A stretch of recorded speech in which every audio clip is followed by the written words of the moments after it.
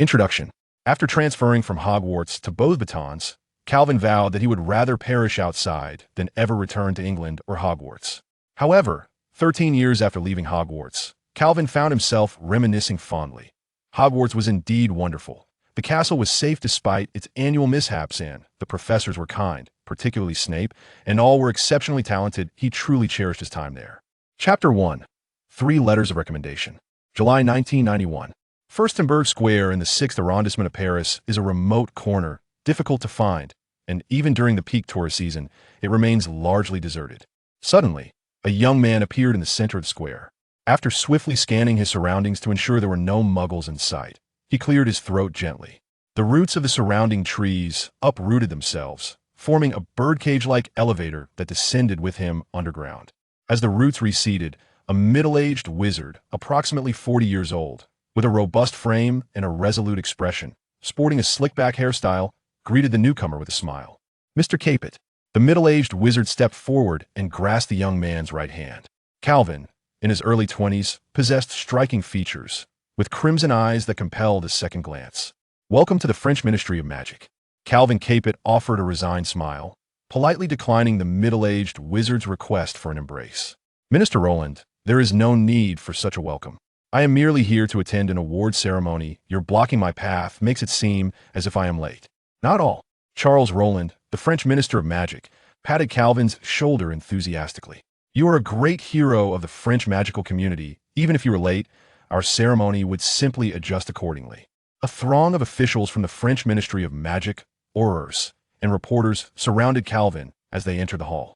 Charles Roland personally narrated Calvin's background and heroic deeds, eloquently affirming that awarding Calvin the French Order of Courage was not only an honor for him, but also for the ministry. After lengthy speeches and continuous flash photography, the highly anticipated awards ceremony finally concluded. Charles Roland invited Calvin to his office for tea. Thank you sincerely, Calvin. Roland placed a cup of tea before him. Without your intervention, the chaos at the Quidditch World Cup would have made France a global laughingstock. Calvin smiled gently. Minister Roland, it was merely a minor matter. Had those mascots truly caused a disturbance, I fear my uncle would have been the first to lose his position. Roland laughed heartily, successfully exhibiting the audacity of a politician. So, Calvin, are you truly unwilling to work at the ministry? At just 25, I swear within 3 years, your uncle's Auror office will be reporting to you. You would become the youngest Minister of Magic. Calvin smiled. Minister Roland, I have already decided on my path. Roland, wishing to entice the young man to stay with more benefits, found himself devoid of any compelling offers. Finally, he could only open his mouth and shake his head in resignation. The letter of recommendation you requested has already been written and sent to Dumbledore. Calvin beamed with victory, rising to shake Roland's hand one last time. Roland leaned in and embraced him tightly this time. Calvin did not refuse. If you change your mind, do not hesitate to seek me out. Thank you, Minister. Should France ever require my assistance, I will certainly help. Such rare moments of leisure, Dumbledore mused as he emerged from his bedroom, walked into his office, and sat at his desk. With a gentle wave of his hand, the curtains and windows flung open, allowing radiant sunlight to flood the dark office. Goodness, Dumbledore, could you not open the window more slowly, allowing my eyes some time to adjust? A portrait on the wall grumbled, that of Phineas Black. Before Dumbledore could respond, another portrait retorted, only a wizard like you would prefer such a gloomy environment. Their dispute quickly escalated into a brawl within Phineas's frame. Dumbledore had no time to regard the two deceased headmasters, as a multitude of owls soon inundated his desk with an avalanche of letters. Although most school affairs were managed by Minerva, who was indeed a responsible and capable witch, there remained numerous matters that Dumbledore could not delegate. He picked up each letter to read, a correspondence from Minister Fudge inquiring how to handle a cooperative agreement with the American Ministry of Magic. Dumbledore provided some inconsequential advice, preferring not to interfere too much in the affairs of the ministry, as he held no desire for power, despite external perceptions that Fudge's excessive flattery rendered him a puppet of Albus Dumbledore. Next was a letter from the International Confederation of Wizards, asking when the next International Wizarding Conference would be held. In his reply, he suggested scheduling it for July of the following year, as he would have more time to attend such drowsy meetings during the summer break as headmaster. The third letter was from Quirinus Quirrell, who, while in Albania, agreed to accept Dumbledore's invitation to transition from Muggle studies to teaching defense against the dark arts. This letter brought a smile to Dumbledore's face, causing his silvery beard to quiver. He quickly penned a reply, expressing his hope for Quirrell to join him for tea soon, to discuss an elevation in his salary. The fourth letter surprised Dumbledore. The envelope bore 2 golden, crisscrossed wands, each emanating 3 stars. This letter was from Beauxbatons Academy of Magic, penned by Madame Maxime. Is there something of great importance? Dumbledore pondered, promptly opening the opulent envelope. Dear Albus Dumbledore, our esteemed graduate Calvin Capet, who spent his early years in England, has come to study at our school due to certain circumstances. He is now set to return to England, and we hope you can provide him with a suitable position. Thank you. P.S. Albus, you know well that Calvin is an exceptionally gifted young wizard. Despite my efforts to persuade him, he remains unwilling to stay at Beauxbatons. I hope you can engage with this prodigy in magical creatures. He is also an outstanding talent in alchemy, potions, and ancient runes. You must not miss the opportunity to meet him. His letter will follow shortly. The fifth letter also hailed from France, penned by Charles Roland, the French Minister of Magic, who similarly urged Dumbledore to offer the young wizard Calvin Capet a position. If the first 2 letters merely astonished Dumbledore, the 6th letter left him utterly astounded. The 6th letter, also from France, was written by his dear friend, the renowned alchemist Nicolas Flamel. In his letter, Flamel expressed his desire for his student, Calvin Capet, to be offered a position at Hogwarts. Chapter 2. Calvin Capet. Dumbledore raised his head from the desk, massaging his aching temples as he recalled the young man named Calvin Capet. He was not unfamiliar with Calvin the young wizard, was not only a student of Nicolas Flamel, but had also maintained correspondence with him for many years. 13 years prior, Calvin's remarkable feat had first introduced Dumbledore to this extraordinary young man. In truth, Calvin Capet was born in England and initially attended Hogwarts School of Witchcraft and Wizardry, yet his experiences could hardly be described as fortunate. Calvin was born into a family of Muggles, orphaned at an early age and subsequently raised by his uncle. He entered Hogwarts in 1977, where the Sorting Hat recognized his lofty ambitions, strong determination, and composed, rational demeanor, placing him in Slytherin House. However, this was a time when Voldemort and his followers were at the height of their power. Within the walls of Slytherin, often regarded as the breeding ground for Death Eaters, his Muggle heritage stood out like a blemish on pristine parchment, leading to a year filled with campus violence, bullying, and oppression. Fortunately, Calvin Capet was no ordinary individual. His greatest secret, a classic trait of a time traveler, endowed him with remarkable learning abilities and magical talent. Yet his identity as a traveler did not imply an understanding of all narratives. In truth, he had only perused a single tome, the Hogwarts Encyclopedia, possessing only obscure knowledge and lacking familiarity with the main storyline. At Hogwarts, his prowess grew at an astonishing pace. However, he was not quick to seek revenge against the pure-blood students' past experiences had taught him that striking down one would only bring forth a greater adversary. He knew he had to confront all the Slytherin students who had bullied him. Finally, in May of that academic year, after enduring nearly a year of insults and harassment, Calvin retaliated, sending 41 Slytherin students, including 7 fifth-years and the 7th-year head boy, Severus Snape, to the hospital. Calvin believed that following this confrontation, he would reign supreme in Slytherin, living a life of dominance and camaraderie. However, he miscalculated. In the aftermath of the conflict, a torrent of furious letters flooded into Hogwarts, as a multitude of pure-blood parents clamored to ensure that this little Mudblood faced dire consequences. While pressure from parents was manageable for Headmaster Dumbledore and Professor Slughorn, Calvin's actions had attracted the attention of Voldemort himself. The notion that a first-year Mudblood had vanquished an entire cadre of pure-blood students, including Severus Snape, whom Voldemort held in high regard, piqued his interest, prompting him to personally write to Calvin, enticing him with an offer. Calvin was acutely aware of the fate that awaited those who joined the Death Eaters, as well as the peril that accompanied refusing Voldemort. Swiftly, he decided to flee. His uncle, Marcel Capet, an Auror in France, arrived at Hogwarts, accompanied by a contingent of French ministry Aurors, to escort his nephew away from England and transfer him to Beauxbatons. At Beauxbatons, Calvin's latent abilities began to flourish. With Voldemort's reign of darkness drawing to a close, he no longer felt the need to conceal his talents. He quickly distinguished himself in various subjects, particularly herbology, potions, charms, and alchemy. By the end of his 3rd year, the professors and even the president of the International Alchemy Association found themselves unable to impart further knowledge to him. Madame Maxime took the young prodigy to visit Master Nicolas Flamel, and thus Calvin became Flamel's student. At Beauxbatons, Calvin lived the life he had once dreamed of, assuming roles as student representative and president of a student council. He garnered a devoted following throughout the campus. However, this exceptional young wizard and outstanding student at Beauxbatons, upon graduation, chose neither to remain as a teacher nor to enter the Ministry of Magic. Instead, he embarked on a journey around the world, a decision reportedly inspired by Flamel. Those who followed Calvin soon observed that he had not faded into obscurity. On the contrary, he rapidly became an expert in magical creatures, and his authored series, Magical Creatures and Magic, swiftly became a textbook at Ilvermorny, a testament to his close friendship with the school's headmaster. Everyone believed Calvin was destined to become a renowned wizard. Nearly 13 years later, the once notorious troublemaker of Slytherin, now a celebrated young wizard, sought to return to England, armed with 3 substantial letters of recommendation, much to Dumbledore's astonishment. Merlin's beard, I had thought he had outgrown this place. You truly erred in your decision. Albus chuckled the portrait of Phineas Nigellus. To allow such a genius to depart for Beauxbatons. This comment ignited a fresh round of debate, as former headmasters surged forth to chastise Phineas.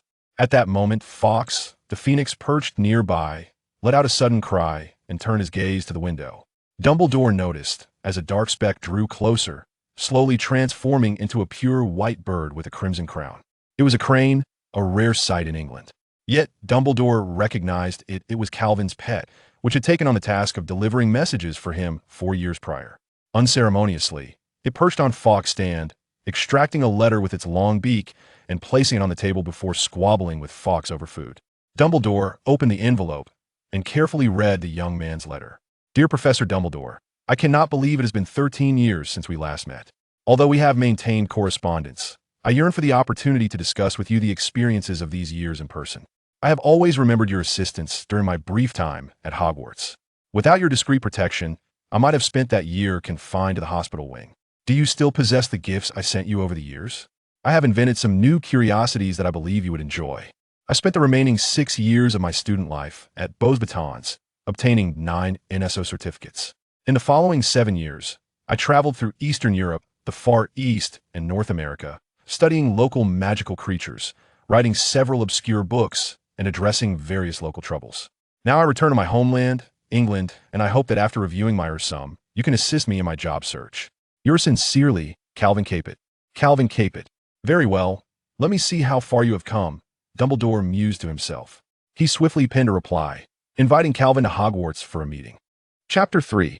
Returned to Hogwarts in a serene farm located in the suburbs of Lyon, France. Calvin was engaged in the delightful task of bathing a small black bear. As his brush glided over the dull fur, it transformed into a shiny ebony coat, and the little bear reveled in the experience, eagerly rolling over to expose its belly, signaling that it too required cleansing. However, a sudden call from a crane interrupted Calvin's ministrations. He turned to see a crane, nearly his height, perched on the railing, clutching a letter in its beak. As Calvin reached out to accept the envelope, the bear, feeling deprived of its bathing pleasure, grew somewhat irate. It swung a paw towards Calvin's face, extending its long, sharp claws, poised to leave a mark as a reminder of the consequences of neglecting its desires.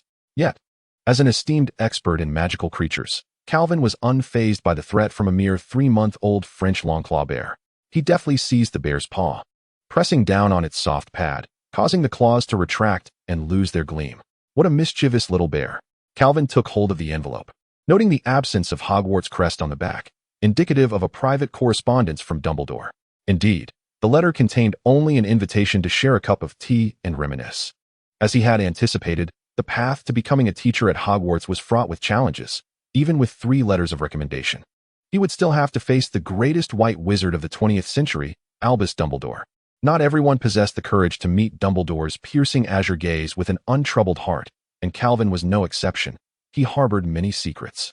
On the surface, he was a distinguished alumnus of Beauxbatons, a renowned magizoologist, and a senior advisor to the French Ministry of Magic. Yet beneath this faade, Calvin had often traversed the fine line between light and darkness, instigating turmoil and reform within the magical realms of the Far East, all while conducting perilous magical research. Most critically, he needed to convince Dumbledore of his integrity. 13 years prior, on the day he received a letter from Voldemort, Calvin had vowed to leave Hogwarts, to depart from Britain, and to distance himself from Voldemort, Dumbledore, and the boy who would miraculously survive. Yet circumstances had shifted. Even with the foreknowledge of Voldemort's imminent return, Calvin resolved to return to Britain and re-enter Hogwarts, a place destined to become the epicenter of an impending maelstrom. To achieve this, he had leveraged his connections to procure 3 letters of recommendation, all in pursuit of that singular goal. It was time to confront his fate. Calvin drew his wand, and with a gentle flick, the entire farm began to morph as if it were quicksand. The buildings swiftly diminished, transforming into exquisite illustrations, while the various magical creatures Calvin had collected emitted cries, only to be ensnared by his magic, drawn into the vortex, and sealed as illustrations on parchment. In a minute, the once expansive farm had vanished, leaving behind only bare stones and a single book. Calvin picked up the book, flipping through its pages. All his belongings were intact, and no magical creatures had been lost. Indeed, they had all behaved well today. Subsequently, Calvin placed the book of seals into his bag, transforming objects into illustrations that remained on the paper. This magic was an invention of Calvin himself, inspired, of course, by the esteemed Lute Sishin from his previous life. Behind him, the crane let out a gentle call, flapping its wings in mild displeasure at being forced to stand on the stone after Calvin had retracted its perch. Calvin chuckled softly, stroking the crane's back. "Colin, please calm down." He then pointed his wand at Colin, and the half-man, half-crane swiftly expanded to a height of 2 men. With his bag in tow, Calvin mounted Colin, who emitted a cry and flapped its wings, soaring towards the castles of Scotland. Before long, Colin brought Calvin to Hogwarts, where the first figure he encountered was not Dumbledore, but rather the deputy headmistress, Professor Minerva McGonagall. Calvin surveyed the majestic castle, which he had not seen in 13 years, and found that his impression of it was not much different from that of a new student. He greeted Professor McGonagall with a warm smile. "Professor McGonagall, it has been far too long." With an expression devoid of emotion, Professor McGonagall nodded at Calvin, her mood evidently dampened by the fact that Slytherin had claimed the House Cup for the 7th consecutive year, which had weighed heavily upon her throughout the summer. However, she quickly regained her composure. "Calvin Capet, it is indeed a pleasure to see you again." Although she had taught Calvin for only a year, he had left a lasting impression. By the end of his first year, his transfiguration skills were already on par with those of a third-year student. Yet, that was not his best subject. Phileas, Pomona, and Horace all praised Calvin as a prodigious young wizard. Even during his time at Beauxbatons, McGonagall had caught wind of the tales surrounding the genius wizard Calvin in France. "Professor McGonagall, I fear I must trouble you to escort me to the headmaster's office," Calvin said, gazing up at the grand structure in awe. Given his current prowess, attempting to encapsulate the entirety of Hogwarts Castle into a single illustration posed quite a challenge, not only due to the castle's intricate architecture, but also the exquisite magic woven into its very essence. Professor McGonagall suppressed her thoughts and guided him to the headmaster's office, where the sweet scent of honeydukes wafted through the air. Reciting the incantation, the 2 stone guardians parted, inviting Calvin to enter. "Your experiences are remarkable. I have read your book," Professor McGonagall remarked before his departure. Calvin turned back to smile at her. "Thank you, Professor McGonagall. I believe the future will be even more extraordinary." He then stepped into the headmaster's office. Since his graduation, amidst his explorations of magical creatures and studies in the arcane, Calvin had authored 5 books, 3 of which focused on magical creatures, 1 on alchemy, and 1 on arithmetic divination. The 3 volumes concerning magical creatures had consistently topped the charts in the American wizarding world for 3 consecutive years, surpassing Newt Scamander's Fantastic Beasts and Where to Find Them to become the textbook for Ilvermorny. As he entered the headmaster's office, several pairs of eyes turned towards him, those of Fawkes, as well as the portraits of former Hogwarts headmasters adorning the walls. Yet, the most profound gaze belonged to Dumbledore's deep blue eyes. In an instant, Calvin refrained from employing the mind-closing technique. Doing so in the presence of Dumbledore would yield little benefit. This venerable man, exceeding a century in age, could discern many truths even without the aid of legilimency, a gift bestowed upon him by the passage of time. "Headmaster, is it truly necessary for you to gaze at me so intently? We are not strangers, after all." Calvin averted his eyes, bowing his head to escape Dumbledore's penetrating gaze. "Ah, Calvin, I merely wish to reacquaint myself with you, the exceptional student I regrettably overlooked in the past." Dumbledore gestured for Calvin to take a seat, while a portrait behind him emitted a soft huff. Calvin settled into the chair opposite the headmaster, who regarded him through his thin spectacles. "Let us converse, shall we, Calvin?" Chapter 4, The Dark Wizard. Calvin sat with a hint of trepidation, while Dumbledore exuded an air of ease. Would you care for a drink? A wink of his eye accompanied his query. Pumpkin juice? Tea? Or perhaps coffee? A cup of tea, please. Thank you. With a gentle flick of his wand, Dumbledore conjured a steaming cup of tea before the young man. Calvin inhaled the fragrant aroma, a familiar scent wafting to him. Lily tea, the very blend you gifted me. I seldom indulge, as I cannot abide too much sugar. You know how the elderly crave a touch of sweetness. Is that so? Then next time, I shall present you with a sweet wine. A marvelous beverage I discovered in the Far East. Calvin took a delicate sip, setting the teacup down. I recall I also sent this tea to Senior Snape. I hear he now teaches at Hogwarts. Does he enjoy it? To my knowledge, he seemed rather displeased upon receiving your gift. Dumbledore chuckled ruefully. He smashed it on the spot, and his mood soured for the entire day, resulting in a deduction of 20 points from Gryffindor. After partaking in tea, Dumbledore steered the conversation toward its intended course. Calvin, recently I visited an old friend, Nicolas Flamel, who holds you in high regard for your talents in alchemy. Calvin smiled. In truth, every one of my alchemy instructors has expressed similar sentiments. By the third year, our school's alchemy professor could no longer guide me, leading him to introduce me to his mentor, the president of the European Alchemy Association. Soon, even the president could impart no further knowledge. And Madame Maxime brought me to Mr. Flamel. For insights into my alchemical expertise, you might peruse my book, Elementary Alchemy for Families. Dumbledore retrieved the book from his desk, and Calvin observed that all 5 of his works lay before him, each showing signs of recent handling. If I may say, this book hardly qualifies as elementary. It contains numerous alchemical formulas that elude my understanding. Calvin humbly remarked, Headmaster, this is merely the curse of knowledge. I trust that with your acumen, you shall soon grasp its intricacies. The challenge lies primarily in the theory. However, even those unacquainted with alchemy can produce simple alchemical creations by diligently adhering to the steps outlined in the text. Indeed, it is so. Dumbledore then winked playfully and said, Shall I perhaps establish a new course in alchemy, using this book as the textbook? Calvin was somewhat taken aback. Could it be that his job application was about to succeed? Dumbledore smiled. I am merely jesting. To initiate a new course is no simple task. It requires the agreement of both the school board and the Ministry of Magic's Department of Magical Education, and it would take at least 3 years at the earliest. 3 years.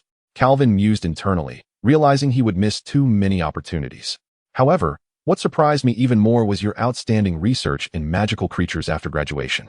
With a flick of his wand, Dumbledore summoned 3 books from the shelf, the Eastern European, Far Eastern, and North American editions of Magical Creatures and Magic.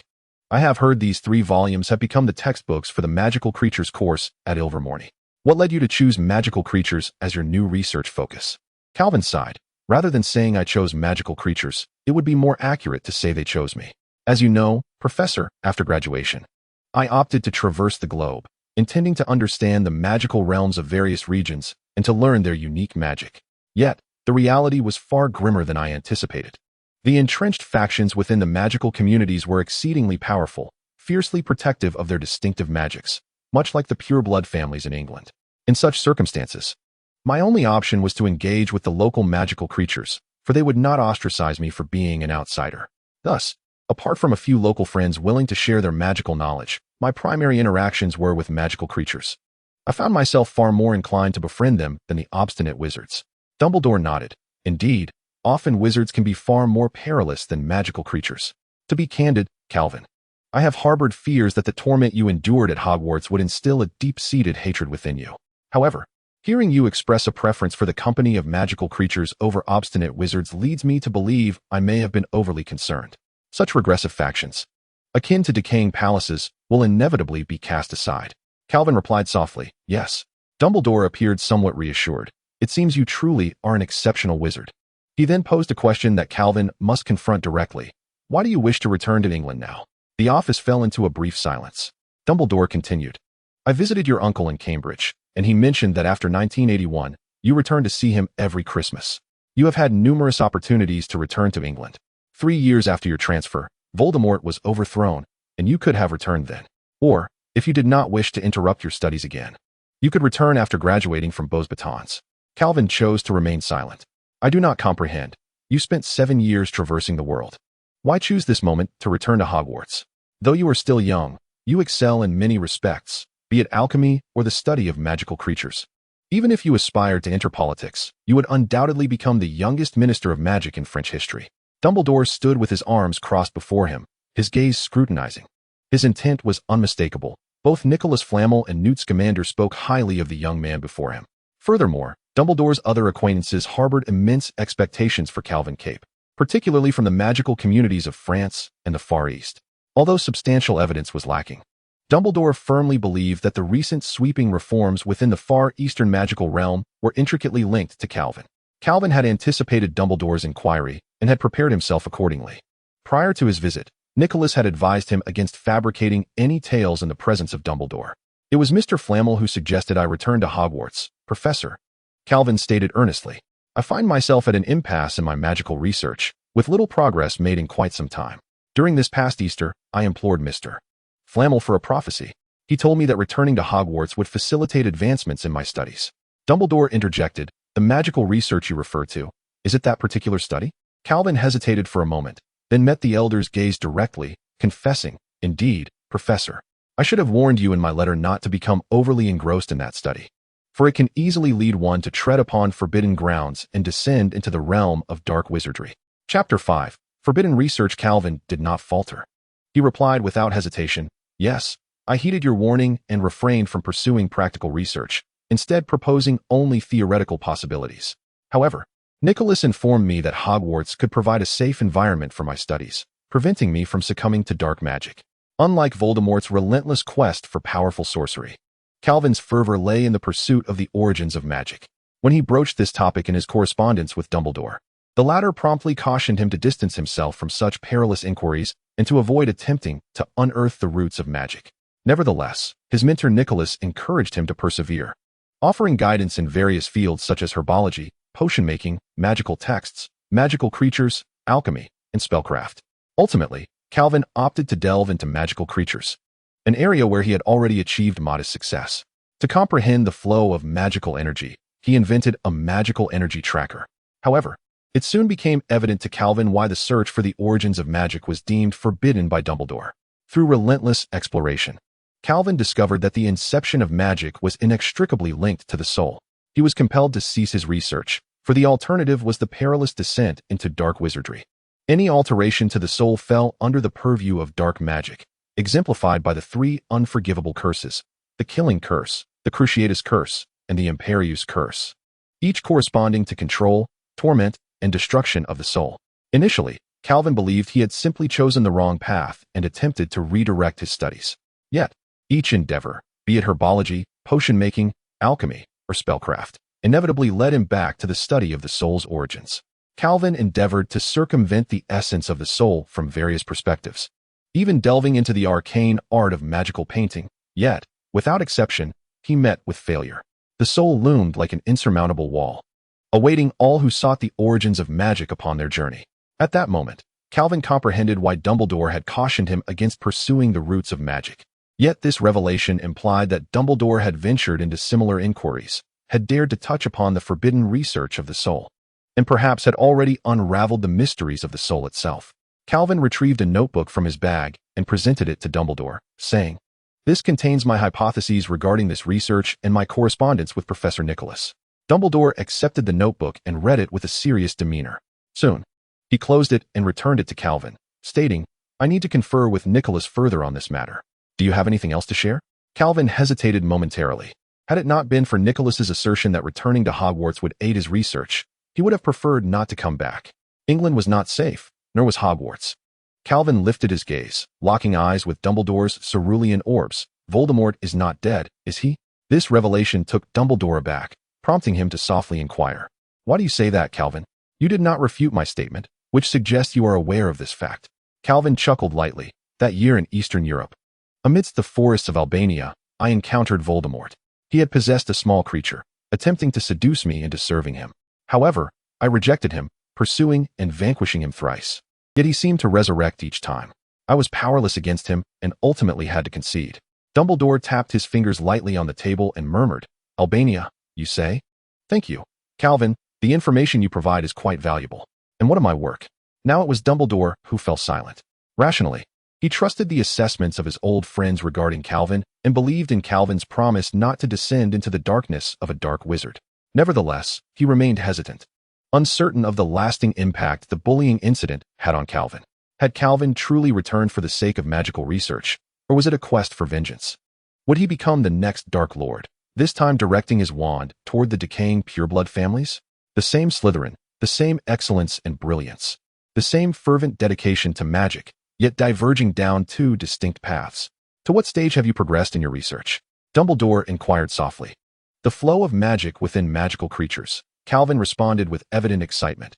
Beginning to elaborate, I have discovered that the flow of magic within magical creatures forms a circuit. Different creatures possess different circuits. Some magical beings harbor multiple distinct circuits, which serve as the source of their magical abilities. Moreover, the patterns of these circuits exhibit a close relationship with ancient runes and even ancient magics. Based on this foundation, I have reconstructed several long-lost ancient spells. I have even found similar patterns in some archaeological discoveries made by Muggles. I have validated my hypotheses from multiple angles. Dumbledore listened with keen interest as Calvin recounted his discoveries over the years, occasionally interjecting with his own thoughts. This young wizard had conducted extensive research on the origins of magic from various perspectives, achieving considerable success without encroaching upon the realm of the soul. Dumbledore finally understood how his old friends came to regard Calvin with such high esteem. In the headmaster's office, silence once again enveloped the room. After a prolonged pause, Dumbledore fixed his gaze on Calvin, who, this time, did not flinch but met Dumbledore's piercing stare with unwavering resolve. An instinct whispered to him that whether he could return to Hogwarts hinged on this very moment. Dumbledore lowered his eyelids, certain that he did not discern the flames of vengeance in Calvin's eyes. Instead, he perceived a familiar warmth emanating from his gaze. Dumbledore had reached a decision. It is evident that your inner strength is formidable. It is filled with love, is it not? Calvin smiled, asserting that even amidst darkness and malevolence, one could emerge as a person of integrity. You speak truly. You are a man of principle, Dumbledore replied with a smile. Professor Sylvanus Kettleburn has submitted his resignation for the third time. If no one steps in, I shall have no choice but to have Hagrid teach the young wizards. While Hagrid has a fondness for magical creatures, this is hardly encouraging news for the students. Dumbledore nodded in agreement. I have considered this as well. Thus, I believe I can entrust these young wizards to your care. However, Calvin felt a wave of anxiety wash over him. Yet, you will only be acting in Kettleburn's capacity temporarily. A formal appointment will require further deliberation. I wish to confer with Nicolas Flamel regarding that research. Calvin felt no discontent, eagerly nodding in agreement. Exiting the headmaster's office, he straightened his attire, acknowledging the convoluted path he had traversed, yet hopeful for the bright future ahead as he returned to this place he had missed for 11 years. In the years to come, Hogwarts would find itself at the center of the magical world's whirlpool, with him in the role of a professor. Chapter 6. This is the worst class of students I have ever taught. While it would not have been out of place to burst into laughter at that moment, Calvin quickly restrained himself. A stern woman approached him. Professor McGonagall adjusted her glasses. I have received word from Albus, Calvin, or should I address you as Professor Cape? Please, call me Calvin. I have always been your junior. This is the faculty handbook, detailing your rights and responsibilities. Here is your class schedule and list of students. Professor McGonagall handed Calvin 2 stacks of parchment. And, do you need to revise your teaching materials? What? Calvin responded, somewhat puzzled. I am aware that you have authored several books on magical creatures, which have been selected as textbooks for Ephemuni. Professor McGonagall shot him a sidelong glance. Oh, Calvin pondered for a moment. Let's not make changes just yet. Mr. Scamander's Fantastic Beasts and Where to Find Them is a classic. It would be prudent to use this book until we ascertain the proficiency of the young wizards. Professor McGonagall responded with evident delight, a most sagacious choice. Should there be no further matters, then I shall bid you farewell until the beginning of term, Professor McGonagall, Calvin announced as he prepared to leave Hogwarts. Please wait a moment, Calvin, Professor McGonagall called out to him. If there are no pressing issues, I suggest you familiarize yourself with the proficiency levels of the young wizards, and prepare your lessons accordingly. We certainly do not want you to make a poor impression on the first day of class. Calvin chuckled lightly. Professor McGonagall, you worry too much. I have taught at both Beauxbatons and Ilvermorny, but I must confess, I am quite unfamiliar with the current standards of Hogwarts students. Perhaps you could enlighten me? He noticed a flicker of amusement in Professor McGonagall's eyes as she handed him another stack of parchment, indicating she had anticipated this inquiry. Upon perusing the documents, Calvin's smile swiftly faded. Goodness, This is astonishingly low. Oh, how could this happen? This must be the fundamentals, he murmured, his expression growing increasingly grave. Finally, he turned to Professor McGonagall with a wry smile. Professor, is this truly the case? This appears to be the most underwhelming cohort I have ever encountered. Professor McGonagall nodded solemnly. The consistently declining quality of students has contributed to Professor Sylvanus's departure. Last year, only Charlie Weasley opted for the Advanced Care of Magical Creatures class. And now he is in Romania tending to dragons. Calvin felt as though he had inherited a considerable challenge. Holding up the parchment, he remarked, Professor McGonagall, if the grades on this parchment are indeed accurate, then Hogwarts students, at least in the realm of magical creatures, are markedly inferior to those from Beauxbatons and Ilvermorny. I had always assumed that Hogwarts's middling position in international educational rankings was solely due to defense against the dark arts. It appears there is more to it than that. To his surprise, Professor McGonagall exclaimed, What? Only a middling rank among international magical schools? Calvin blinked in confusion. Did you not know?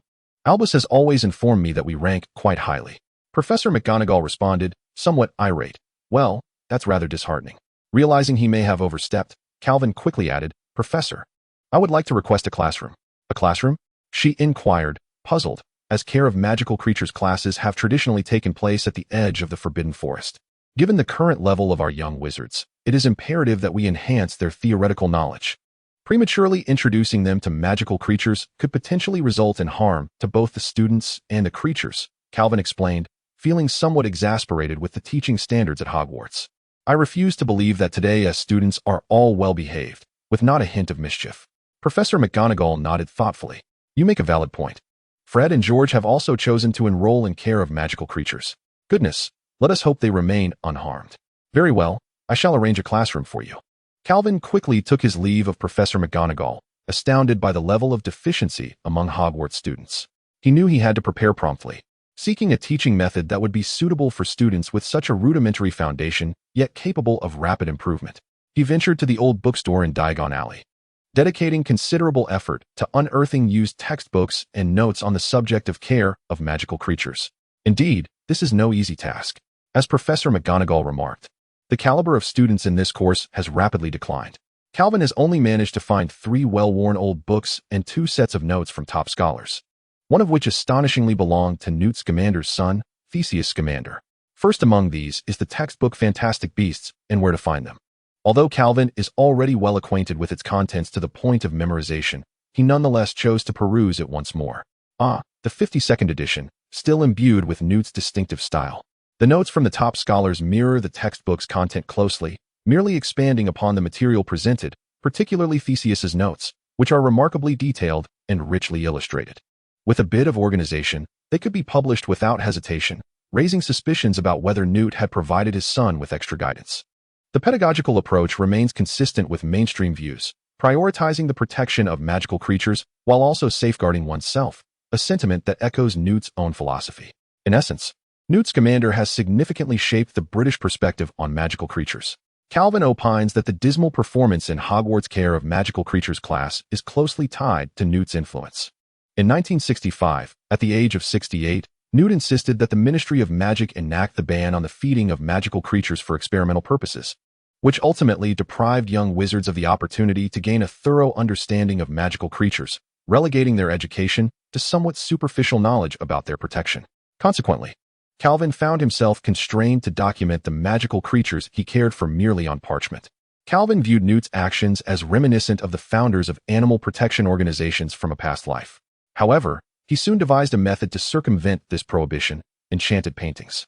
This is yet another of Calvin's remarkable skills, particularly following his journey to the Far East. His greatest achievement during that expedition was the fusion of Eastern and Western magical painting techniques, thus establishing a unique style of his own. In essence, he has enabled the objects within enchanted paintings to possess the transient ability to materialize in reality, as well as the capacity to seal real objects within the artwork. Calvin resolved to create magical creatures through these enchanted paintings to substitute for those intended for experimentation, although this method would be strictly for educational purposes. His own research would still necessitate the use of real magical creatures for experimentation. Of course, the adage within the magical community holds true: one cannot be guilty of a crime if one is not discovered. Calvin produced a piece of parchment and inscribed his initial thought: to utilize enchanted paintings as a substitute for magical creatures, thereby swiftly enhancing theoretical knowledge. Following the theoretical lessons, practical sessions would ensue. Regardless, certain regulations must be observed in Britain. One cannot genuinely perform a dissection of a unicorn in class. Otherwise, Old Newt would undoubtedly soar to Hogwarts accompanied by a squad of aurors to apprehend him. Contemplating this, Calvin sighed. It seems he must find time to consult this esteemed figure in the realm of magical creatures. Chapter 7. Magic is Power. Knowledge is Strength. The 1st of September arrived swiftly. Calvin once again opted to ride his griffin, Colin, to Hogwarts, subsequently sealing it within his book. A solemn lady stood at the entrance of the castle, gazing at him. Calvin, do you truly intend to attend the opening gala clad in Muggle attire? Professor McGonagall. Had you not reminded me, I might have forgotten, Calvin replied with a smile, and with a flick of his wand, he transformed his outfit into a deep blue robe. McGonagall's lips twitched slightly as she handed a stack of parchment to Calvin. Today has been exceedingly busy, and Dumbledore seems to have vanished. I need your assistance. It would be my honor, Professor McGonagall. He then examined the parchment, decorating the Great Hall. As Calvin entered the hall, he waved his wand, and magnificent illustrations of magical creatures appeared on the walls. Unicorns, fire dragons, cheilants, phoenixes, and griffins. The entire hall buzzed with a vibrant energy, exuding life and vitality despite the autumn season. At that moment, a bat swooped into the hall, and Calvin swore it was not of his conjuring. The bat flapped its wings, gliding ghost-like to Calvin's side. Capet, Severus Snape said ominously, I thought you'd lost your nerve and never returned. Realizing it was Professor Snape, Calvin sheathed his wand and retorted without reservation. Are you expressing gratitude? Was the lily tea I sent you to your liking? Or are you planning to bring a cadre of students to bully me again? How dare you? Snape ground out through clenched teeth. I've told you countless times. I was there to save you, Calvin nodded. I know, Headmaster. Professor Dumbledore mentioned it long ago, but you arrived too late. You are always too late. Just like that autumn 10 years ago. Are you attempting to provoke me, Capet? Snape's voice was colder and lighter than usual. I am not one of those foolish Frenchmen you typically deal with. I will not be deceived by superficial bravado. Snape paused, adding, just as you are aware of my character, I have studied yours. Do not let me catch you at a disadvantage. Furthermore, I expect to see what I desire by tomorrow morning. Calvin remained silent for a moment, then regarded the man, 6 years his senior, with a look of pity. You have not forgotten her. I thought after so long you would have moved on. I have long forgotten, Snape replied curtly. I haven't even mentioned who she is. Capet, I advise you not to provoke me, Snape raised his voice. And I know your purpose for coming to Hogwarts. It is for revenge. Your research is perilous. I have read your works, and I suggest you turn yourself into the Ministry of Magic soon. But before you do, you should provide me with what I want. Calvin disregarded his words, simply pointing behind Snape. Snape turned swiftly, and there stood Professor McGonagall. Gentlemen, what are you arguing about? You wouldn't wish to be expelled before the term has even commenced, would you? Calvin smiled and grasped Snape's hand. Not at all, Professor McGonagall. I was merely reminiscing with Professor Snape. He was my head of house upon my arrival, and it is a bit thrilling to see him after so many years. Professor McGonagall nodded in perplexity. Professor Snape, Headmaster Dumbledore wishes to speak with you. Once McGonagall had walked away, Snape furiously shook off Calvin's hand, warning, do not let me catch you slipping up. As he watched the departing Professor Snape, Calvin bowed respectfully. In the headmaster's office, Snape stormed in, seething with anger. Albus, why on earth have you summoned that boy? Dumbledore looked up from his desk with a smile. Calm yourself, Severus. Clearly, Snape struggled to regain his composure. He placed his hands on his hips and paced the office. Albus, I see quite clearly that the boy's intentions are far from noble. He undoubtedly returns seeking revenge. Every pureblood student from Slytherin bullied him at some point. Allowing him back will surely lead to chaos in the British magical community within a few years.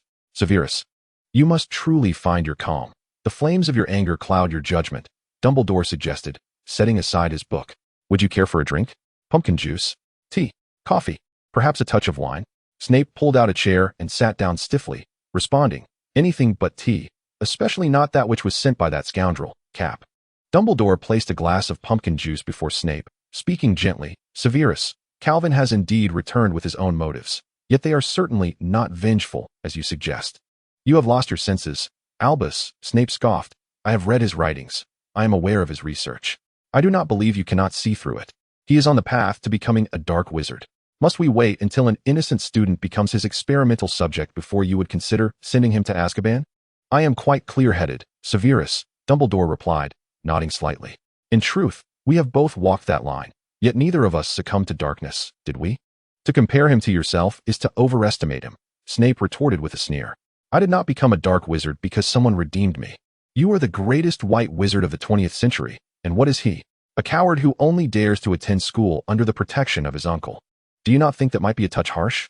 Dumbledore frowned at Snape, who suddenly became agitated, exclaiming, to hell with that. My apologies for my outburst. Snape composed himself again. Nicodemus has vouched for him. He will not fall to darkness. Indeed, Dumbledore said, taking a delicate sip of his tea, its aroma unsettling Snape.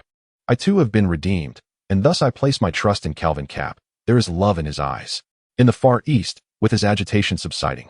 Snape interrupted Dumbledore. I have friends in the Far East. I do not believe that the events of these past years are unrelated to Cap.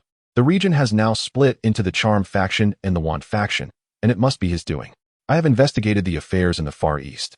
He has not done much beyond what he is currently doing, imparting knowledge, teaching the locals to wield wands, and integrating with their magical practices. I am deeply concerned about this knowledge, Severus retorted. Are you not afraid that the knowledge he imparts could upend the entire wizarding world of Britain, much like he has done in the Far East? Dumbledore, however, merely blinked with a sense of ease. Knowledge is inherently neutral, Severus. Snape fixed his gaze intently on Dumbledore. Knowledge is power. I harbor no doubt that Calvin will usher magic into the next era. The tides of time are far more formidable than your magic. You cannot control him. Albus, do not treat him as your pawn. Thank you for your counsel, Severus. Could you kindly summon Calvin? I have matters to discuss with him. Chapter 8. The Philosopher's Stone. At this moment, Calvin was engaged in conversation with Professor Flitwick, the head of Ravenclaw, in the Great Hall. The diminutive wizard nearly swooned with excitement upon seeing Calvin. Calvin, the young prodigy. Though you have only studied at Hogwarts for a year, your talent astounds me. I have yet to encounter a wizard as brilliant as you.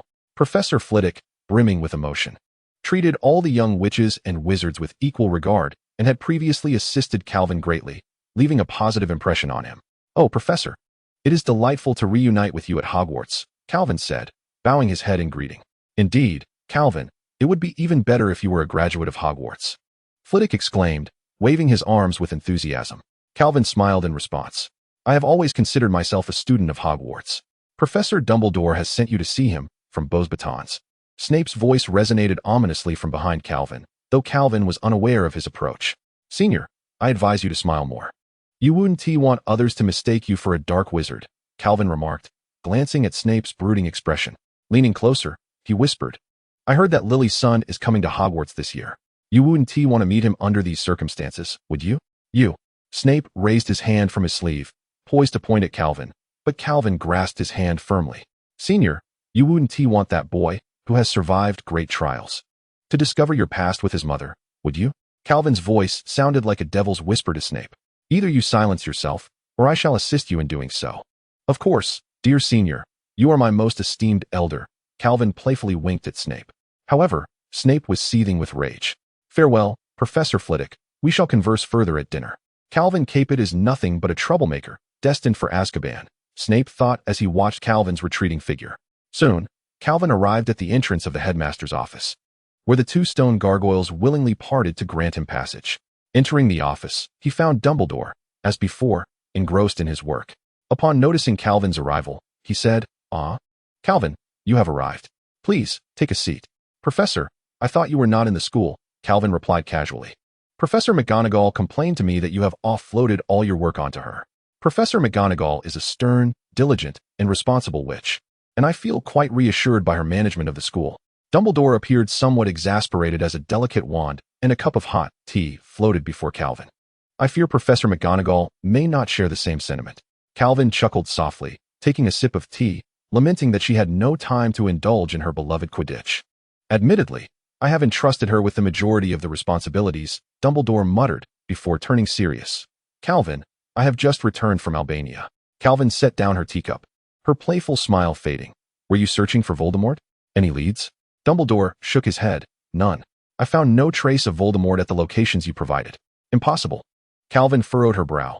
I have encountered Voldemort multiple times in those forests. Were there no signs nearby? However, I did uncover traces of dark magic, which I believe were left by Voldemort, Dumbledore replied softly. It has been at least half a year. Is he dead? Calvin asked, but quickly corrected herself. No, that cannot be right. Voldemort is not so easily vanquished. She looked up, a hint of surprise on her face. Dumbledore nodded slowly. I suspect he has discovered a means of resurrection. A method of resurrection. A method of resurrection. Good heavens, the Philosopher's Stone, Calvin mused, speaking to herself. I must inform the professors at once. Oh, you need not worry about that. Dumbledore's expression softened. In July, I met with Nicolas Flamel, who entrusted the stone to my care. Is that so? Truly? That is splendid. Calvin felt relieved, for this was Dumbledore after all. Where is it now? Gringotts? At Hogwarts. In fact, Voldemort has set his sights on the Philosopher's Stone. In July, I stored it at Gringotts, but a dark-robed wizard attempted to seize it. Did that dark-robed wizard succeed? Do you know who he is? Calvin considered several potential answers, only to dismiss them. No, but I have formed some hypotheses. After a brief pause, Dumbledore's azure eyes, visible through his spectacles, fixed intently on Calvin. Calvin understood Dumbledore's implication, yet felt no need to vindicate herself. Sipping her tea calmly, she inquired, Professor Dumbledore, you do not suspect me, do you? I have indeed contemplated that possibility. But Nicolas Flamel has assured me that you would never be swayed by Voldemort, nor would you succumb to the darkness, Dumbledore replied, averting his gaze. More importantly, I believe in you, Calvin Capet. Calvin smiled, finishing her tea. Even without Nicolas Flamel's assurance, I would never yield to Voldemort. Indeed, had you desired, you could have joined the Death Eaters over a decade ago, Dumbledore remarked with a smile. Calvin, now that I have resolved to appoint you as a professor, I will place my full trust in you. This is something I have managed without magic for over a century. Professor? Am I not merely a substitute teacher? I have faith in you. Dumbledore waved his wand, causing the parchment and quill on the desk to leap into the air. And soon an exquisite letter of appointment materialized before Calvin's eyes. Your appointment, Professor Capet. Calvin calmly accepted the letter with both hands. I shall fulfill my duties diligently. Headmaster Dumbledore. That is for the best, Dumbledore replied, his hands crossed over his chest, gazing kindly at the young man. Oh, by the way, Calvin, would you be willing to assist me with a task? Of course, certainly, Calvin readily agreed. What do you need me to do? Could you help me design a mechanism to protect the Philosopher's Stone? That's simple, Calvin responded, retrieving 2 rolls of white paper, a bottle of ink, and several quills made from hair from his sleeve. Dumbledore recognized these as the paintbrushes used by wizards in the Far East for writing and drawing. However, he was rather puzzled by how Calvin managed to fit so many items in his sleeve. Noticing Dumbledore's gaze on his attire, Calvin pulled out 2 thick woolen socks from his sleeve and handed them to the old headmaster. I had intended to give these to you for Christmas, but it might be too warm to wear them now. Dumbledore received the socks with a smile. No matter, the autumn in Scotland can be quite chilly. I shall have use for them soon enough. Did you employ a seamless extension charm on your sleeve? No, not quite, Calvin replied. Headmaster, why not take a guess? Calvin decided to test the wits of the centenarian. Chapter 9. Calvin's magical painting. May I take a look? Dumbledore stood and leaned closer to Calvin. Please do, Calvin said with a smile, extending his cuff. Dumbledore reached out to feel the fabric of Calvin's sleeve, then slid his aged, withered hand inside to explore thoroughly. Indeed, this is not a seamless extension charm. The space within your sleeve is far more stable than that created by such a spell. Almost akin to the pocket of a niffler, Dumbledore pondered thoughtfully. This time, it was Calvin who was taken aback. Headmaster, you are absolutely correct. This is no challenge for you. As a centenarian, I possess some knowledge, Dumbledore replied with a subtle smile, returning to his chair. However, I remain curious as to how you achieve this. Headmaster, I previously mentioned that while studying magical creatures, I restored some ancient magic. This is an ancient spatial spell I revived from a niffler. Calvin, you are truly a genius. Are there any other ancient magics you could show me? Dumbledore's anticipation for further surprises from the young man grew. However, Calvin shrugged. There are indeed, but the confines of your office are too small for me to demonstrate. Ancient magic is known for its immense power and difficulty in control. Nevertheless, you will surely see it in the future. Dumbledore appeared somewhat disappointed. Very well. When the opportunity arises, do show me the mechanism you intend to set up. This is simple, Calvin replied, opening the ink and pouring it into a bowl. Dumbledore inhaled the scents of dragon's blood, phoenix tears, and at least 17 different potion ingredients wafting from it. Calvin spread the white paper out and began to paint swiftly upon it with the specially formulated ink on his quill.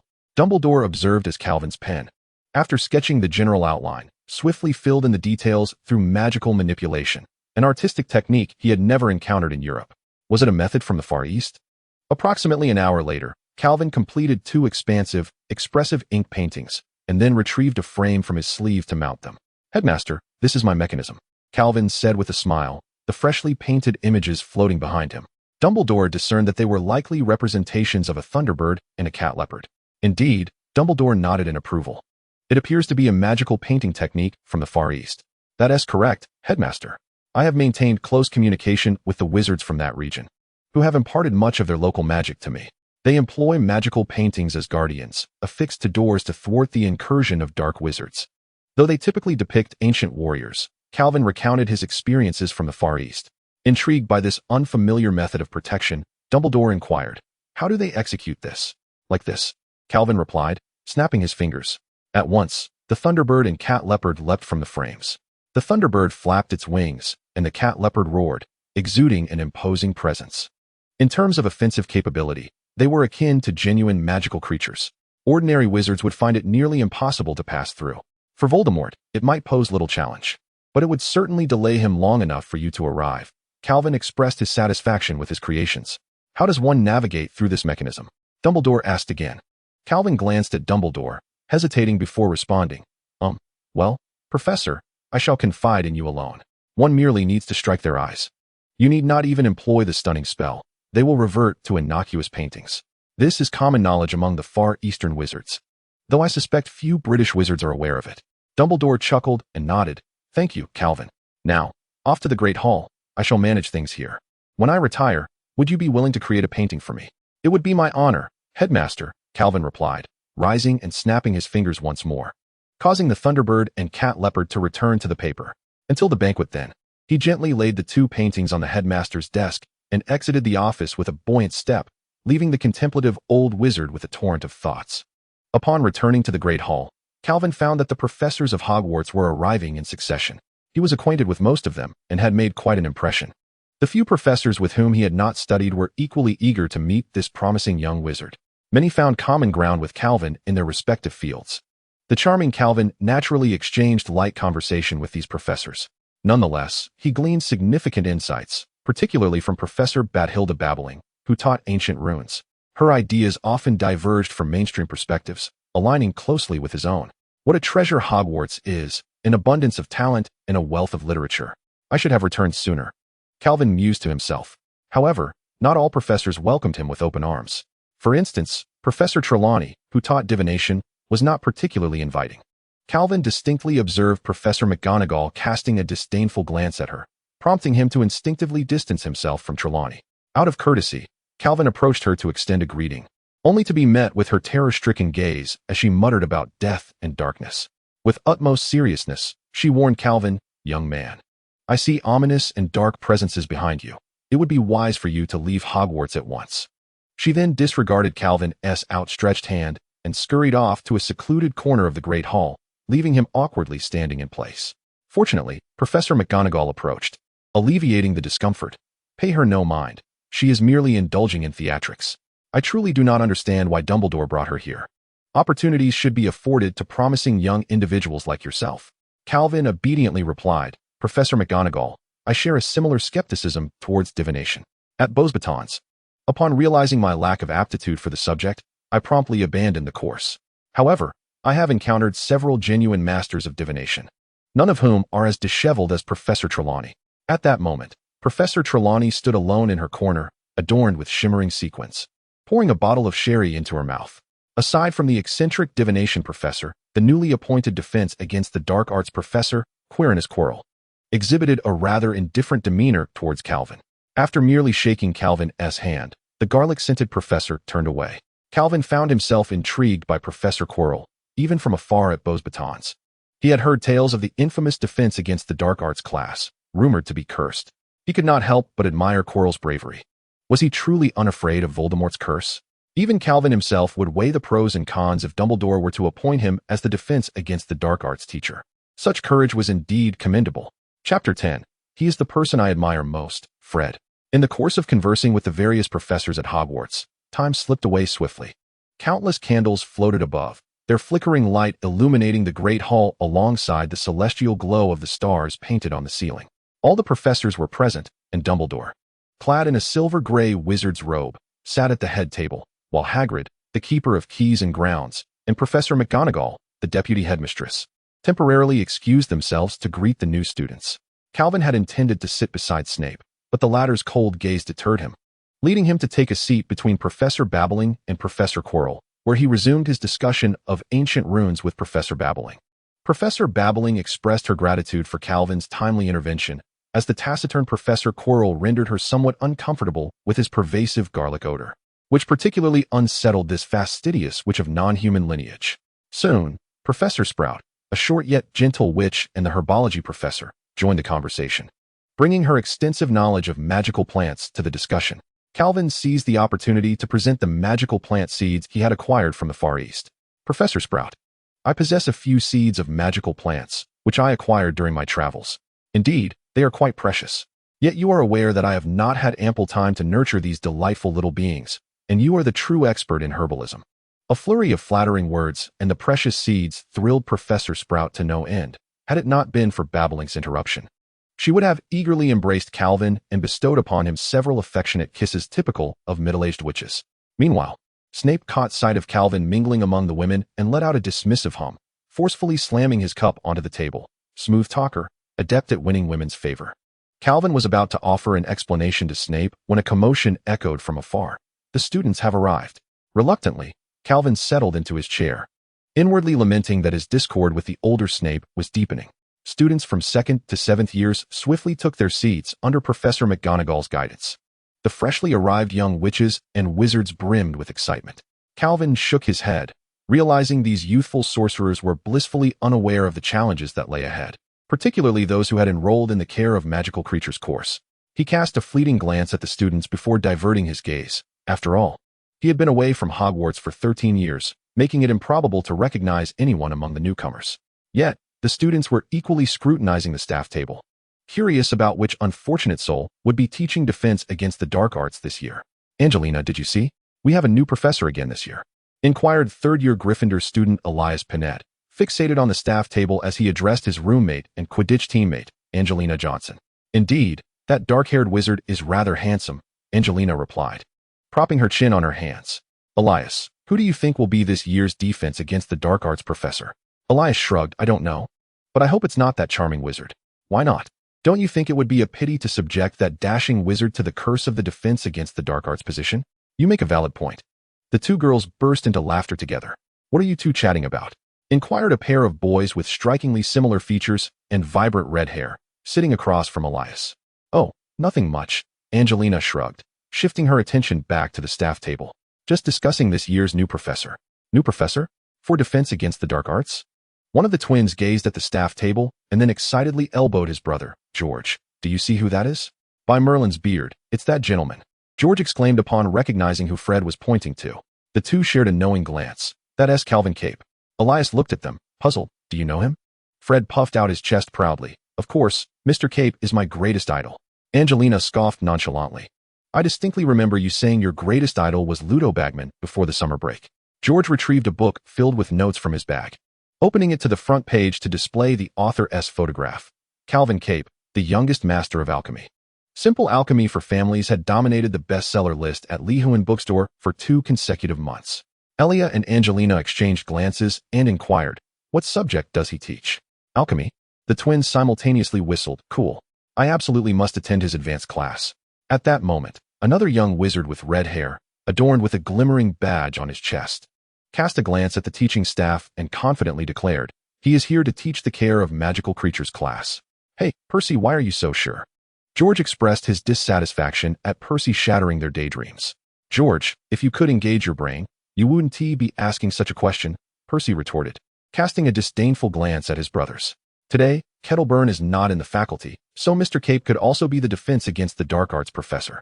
Fred appeared puzzled, prompting Angelina and Elia to glare at him. Percy, exasperated, remarked, Fred, didn't you say Mr. Capet is your idol? Are you unaware that he has authored 3 books on magical creatures? How do you know that? The twins countered. Charlie bought his book. I finished reading it over the summer. The twins exchanged knowing looks, a smile gracing their lips. We've also chosen the Care of Magical Creatures class. As long as we maintain a good rapport with Mr. Capet, he might teach us alchemy as well. If all else fails, we could entice him to teach with some galleons. No one would refuse galleons. But where would we procure galleons? We could use our shares from the shop to persuade the professor. Cool. Cool. Fred and George high-fived, earning a disapproving glare from Percy. With your demeanor, Mr. Cape wouldn't he spare you a glance. Besides, masters of alchemy are quite affluent and would hardly be swayed by your pocket money. Aside from Gryffindor, the other three houses had not recognized Calvin Cape's identity. Indeed, Calvin's reputation was largely confined to the European continent and North America, and it had not spread widely in his homeland of England. After all, who in England could possibly be more renowned than Dumbledore, Voldemort, and the boy who lived? However, this did not prevent the young ladies from the four houses from whispering about his good looks, comparing him to other older, more somber wizards. Chapter 11. The sorting ceremony. The students in the hall continued to discuss the two new teachers, but soon, a keen-eyed student spotted Professor McGonagall leading the new students and shouted, "The first years have arrived." Calvin adjusted his wizarding robe and repositioned himself. Most of the attendees in the hall were doing the same, shifting their conversations from the new professors to the soon-to-be-enrolled Harry Potter. Professor McGonagall entered the hall with a line of first years, and Calvin surveyed the newcomers, finding no resemblance to Lily or James, which left him feeling somewhat disappointed. Professor McGonagall placed a tattered, pointed wizard's hat upon a four-legged stool before the new students. Following this, the centuries-old sorting hat commenced its customary ritual by singing a sorting song it had composed over the course of a year. Upon the conclusion of its rather unmelodious tune, the audience erupted in applause as a gesture of respect towards the hat. At that moment, Professor McGonagall stepped forward, holding a scroll of parchment. "When I call your name, you shall don the hat, take a seat upon the stool, and await your sorting." Hannah Abbott, Hufflepuff. The right side of the long table belonging to Hufflepuff erupted in cheers. Hermione Granger, Gryffindor. Neville Longbottom, Gryffindor. "Hey, little wizard, put me back." The impetuous Longbottom dashed off with the sorting hat still upon his head, prompting laughter to ripple through the great hall. Draco Malfoy, Slytherin. Harry Potter. At the mention of this name by Professor McGonagall, the previously boisterous hall fell into an immediate hush, only to erupt once more into an even greater clamor, as nearly everyone began to discuss Harry Potter. Potter? Is she calling Potter? The Harry Potter? Even the usually expressionless Snape lifted his gaze, fixated on Harry, oblivious to the fact that he had clenched his fists tightly. He was a spitting image of his insufferable father. Yet, his eyes, Snape continued to lower his head impassively, were reminiscent of his mother-s. Calvin thought, for whatever purpose or reason, he must protect this child at Hogwarts. The sorting hat fell silent, seemingly caught in a conundrum, but soon it reached a decision regarding Harry's fate. Gryffindor. The Gryffindor table erupted in jubilation, with the Weasley twins shouting, "We've got Potter! We've got Potter!" Before long, the remaining first years completed their sorting, and Gryffindor welcomed yet another red-haired boy. Albus Dumbledore rose to his feet. His face radiated joy as he beheld the assembly of students. Arms outstretched as though nothing brought him greater delight than the sight of his pupils gathered together. "Welcome," he proclaimed. "Welcome to Hogwarts as we embark upon a new academic year. Before the feast commences, I would like to share a few words. This year, I am delighted to welcome two new teachers to our ranks. The first is Professor Quirrell, who has kindly agreed to fill the vacancy in the Defense Against the Dark Arts position." A smattering of polite yet tepid applause followed, for the students showed little interest in the gloomy-faced wizard adorned with an eccentric turban. As for our second appointee, Dumbledore continued, after the lukewarm applause for Professor Quirrell faded. "I regret to inform you that our care of magical creatures teacher, Professor Kettleburn, retired at the end of last year to spend more time with his remaining mischief makers. However, I am delighted to announce that the esteemed magizoologist, Calvin Capet, has graciously accepted the position of professor for the care of magical creatures course." Calvin rose to acknowledge the audience, and the hall erupted with enthusiastic applause. Some recognized Calvin's vast knowledge, while others were captivated by his charm and demeanor. Only Snape regarded Calvin's arrival with disdain. However, a few Slytherin students remained seated, exchanging glances. Lucy and Bull displayed an odd expression. "Calvin Capet? Could it be that Cape?" "Cape? What Cape?" asked Marcus Flint, the Slytherin Quidditch captain, with a perplexed look. Perkin Drek leaned in eagerly, whispering, "Marcus, don't you remember? Your uncle mentioned him. The Muggle wizard personally recruited by the Dark Lord." Flint, suddenly enlightened, responded, "Oh, right, my uncle did mention him. Though I heard he was so frightened by the Dark Lord that he transferred to Beauxbatons." Flint then turned to regard the suave young man once more, smirking. "I thought it was someone significant. Turns out he's just a coward scared off by the Dark Lord. Finally, I must say, fools, weep and thank you all." Dumbledore concluded his brief address and resumed his seat. The audience erupted into applause and cheers, as they began to indulge in a lavish feast. Harry felt warmth coursing through him, a desire to sleep, yet he looked up at the head table. Hagrid was lifting his goblet in a hearty drink. Professor McGonagall was conversing with Professor Dumbledore, and Professor Quirrell, wrapped in a ludicrous scarf, was speaking with a young professor with black hair and red eyes. In an instant, a peculiar occurrence transpired. The red-eyed professor gazed past Quirrell's scarf, locking eyes with Harry, and Harry felt a sharp pain in the scar on his forehead. "Ouch!" Harry exclaimed, covering his forehead with one hand. "What's wrong?" Percy inquired. Nothing. The searing pain vanished as quickly as it had come. Yet, what lingered was the unsettling sensation derived from that professor's intense scrutiny. "Who is the professor speaking with, Quirrell?" he asked Percy. "Oh, you already know Professor Quirrell. His nervousness is quite understandable. That is Professor Capet, teaching care of magical creatures. You can choose his class in your third year. He is a renowned scholar." Harry stared at Capet for a moment, but Capet did not return his gaze. Eventually, the pudding disappeared, and Professor Dumbledore stood once more, restoring silence to the dining hall. Now that everyone is satisfied and refreshed, I would like to share a few more words. At the commencement of the term, I must remind everyone of several important matters. First-year students, take heed. The woods on campus are strictly off-limits to students. Some of our older students should also bear this in mind. Dumbledore's bright gaze swept over the Weasley twins. Furthermore, Mr. Filch, the caretaker, has requested that I remind everyone not to cast spells in the corridors during breaks. The Quidditch trials will be held in the second week of this term. Students who aspire to join the college representative team are encouraged to reach out to Mrs. Huichi.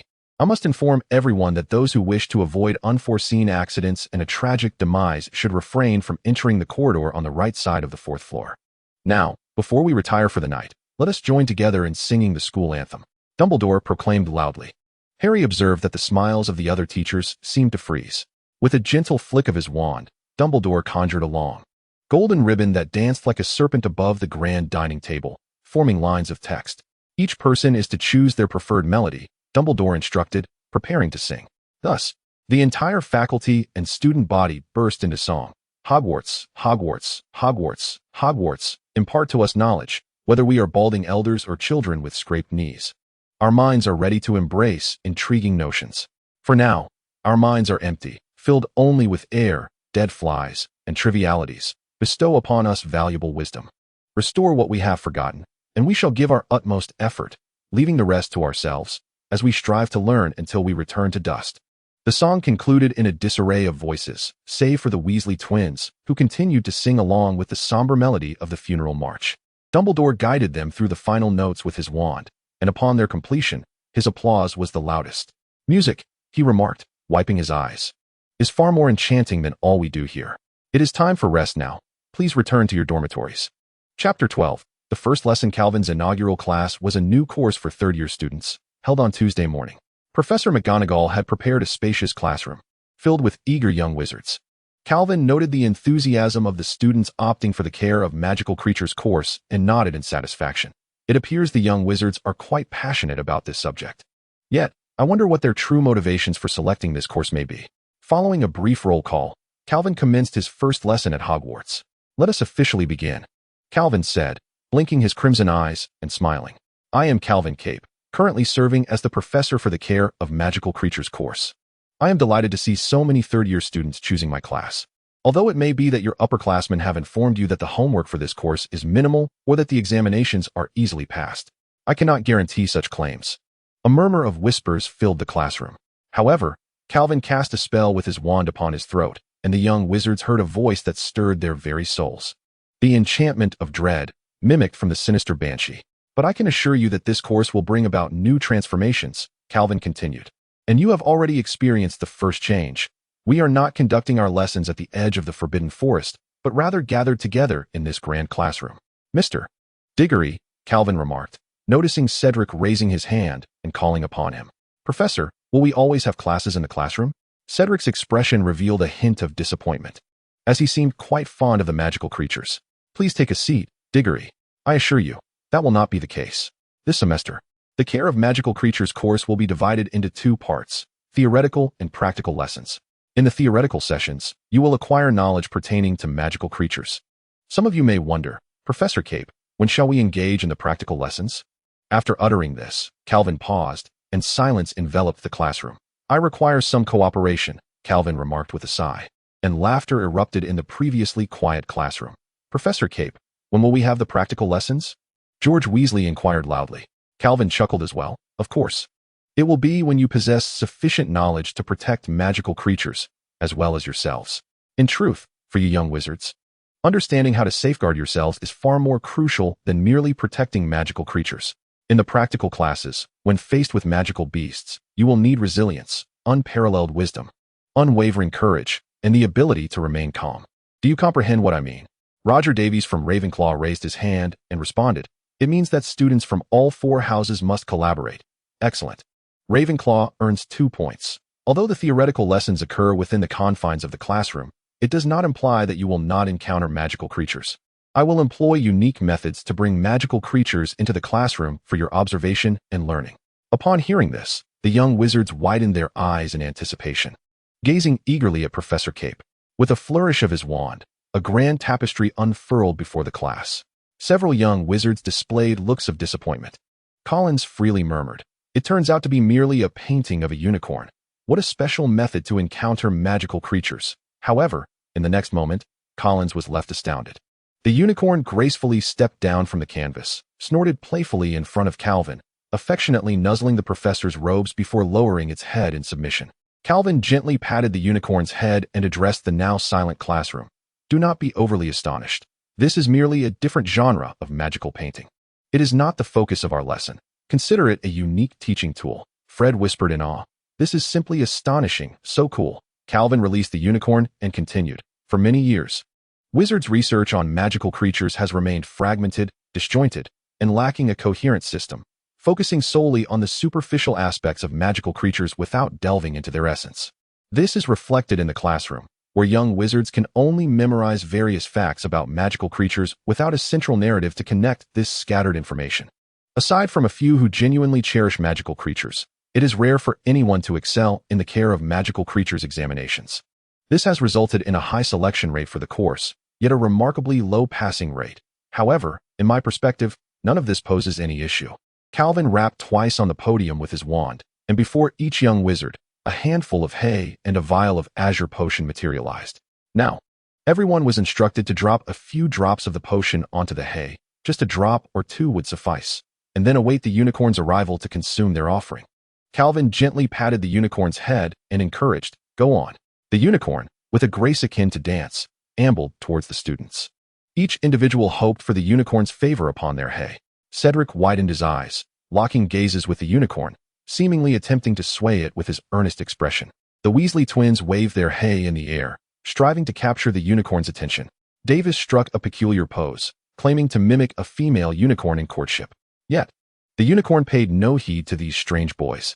After circling the classroom, it made a beeline for Collins free, lowering its head to nibble at the hay in her hand, prompting Collins to squeal with delight, summoning the courage to stroke the unicorn's soft, snow-white coat and its spiraled horn. Soon, a cluster of girls gathered around Collins. After finishing Collins's hay, the unicorn proceeded to sample another girl's offering, and that Ravenclaw which, upon feeding the unicorn, also caressed its fur. George, blending into the throng of girls, shamelessly squeezed to the front, eager for the unicorn to partake of his hay. However, the unicorn disregarded him, turning instead to Angelina, who was feeding it, much to the amusement of the onlookers at George's expense.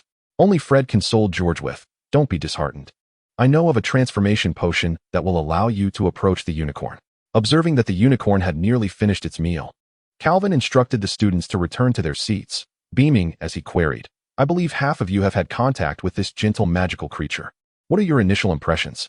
It favors females over males, George Weasley retorted, somewhat irked. Correct.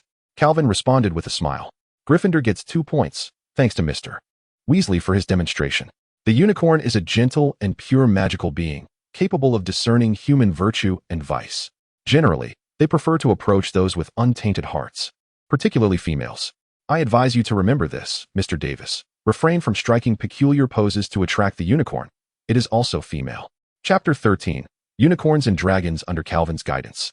The unicorn leaped onto the podium.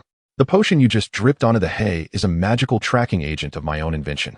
Once consumed by magical creatures, it allows one to clearly observe the structure of magic within them through various methods.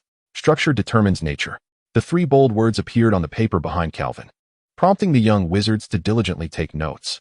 The reason for introducing you to the unicorn today is that its magical structure is sufficiently simple, making it ideal for you novice learners. With a mere gesture of the Calvin wand, the unicorn upon the podium began to transform.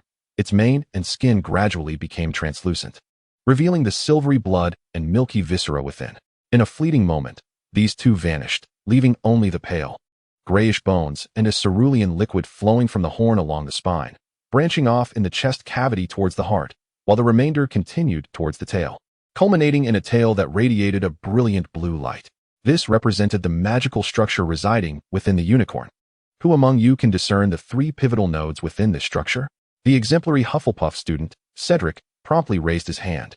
Professor Diggory, it must be the unicorn's horn, heart, and tail. Quite right. Hufflepuff earns 5 points. Let us now turn to page 88 of our textbooks. The unicorn's horn, blood, and tail possess potent magical properties. Do mark this with a star. Notice how this corresponds directly to the three crucial nodes of the unicorn's magical structure. The horn, as the commencement of this magical architecture, is exceptionally attuned to magic, enabling the unicorn to discern the moral standing of individuals. Mr. Weasley, there is no need to become overly agitated. The unicorn's rejection of you stems from the fact that determining one's virtue is an exceedingly intricate process, one that even Professor Dumbledore would struggle to assess accurately in a brief span. Thus, the unicorn's criteria predominantly hinge on the purity of one's intentions, an area where witches distinctly hold an advantage. George recalled the prior moment when the unicorn had rejected him, feeling compelled to stand and assert that he was certainly no dark wizard. The tail, serving as the terminus of the magical structure, gathers a considerable amount of dissipated magic, rendering the unicorn's tail hair a superb conductor of magic. Wands crafted from unicorn tail hair are immensely powerful and exhibit remarkable loyalty. The unicorn's heart represents another endpoint of magic. Here, the blood coursing through the heart carries immense magical properties, granting the unicorn's blood formidable healing capabilities, nearly capable of resurrection. At this juncture, Collins Free raised his hand to inquire, "But Professor Capet, I have heard that unicorn blood bears a powerful curse, and I have not heard of anyone using unicorn blood to prolong life." Calvin nodded in acknowledgement. "Excellent. Slytherin earns 5 points. This is precisely the key point I wish to address. Unicorn blood can indeed prolong life, even for one on the brink of death. However, such a person must pay a grievous price, as taking the life of a unicorn is an exceptionally cruel act. To save one's own existence by slaughtering another pure, gentle, and defenseless life is a grave sin. Therefore, never attempt such an act. From the moment its blood touches your lips, what you will possess is a life half alive. A cursed existence." Calvin cast a stern gaze over each student in the classroom, lingering especially on the Weasley twins. Noticing the palpable fear among all the witches and wizards present, he continued the lesson. "It is crucial to recognize that the other two components of the unicorn are inextricably linked to healing. Legend has it that unicorns utilize their horns to heal injured travelers in the forest. The wand crafted from the tail hair of a unicorn demonstrates enhanced efficacy when casting healing spells."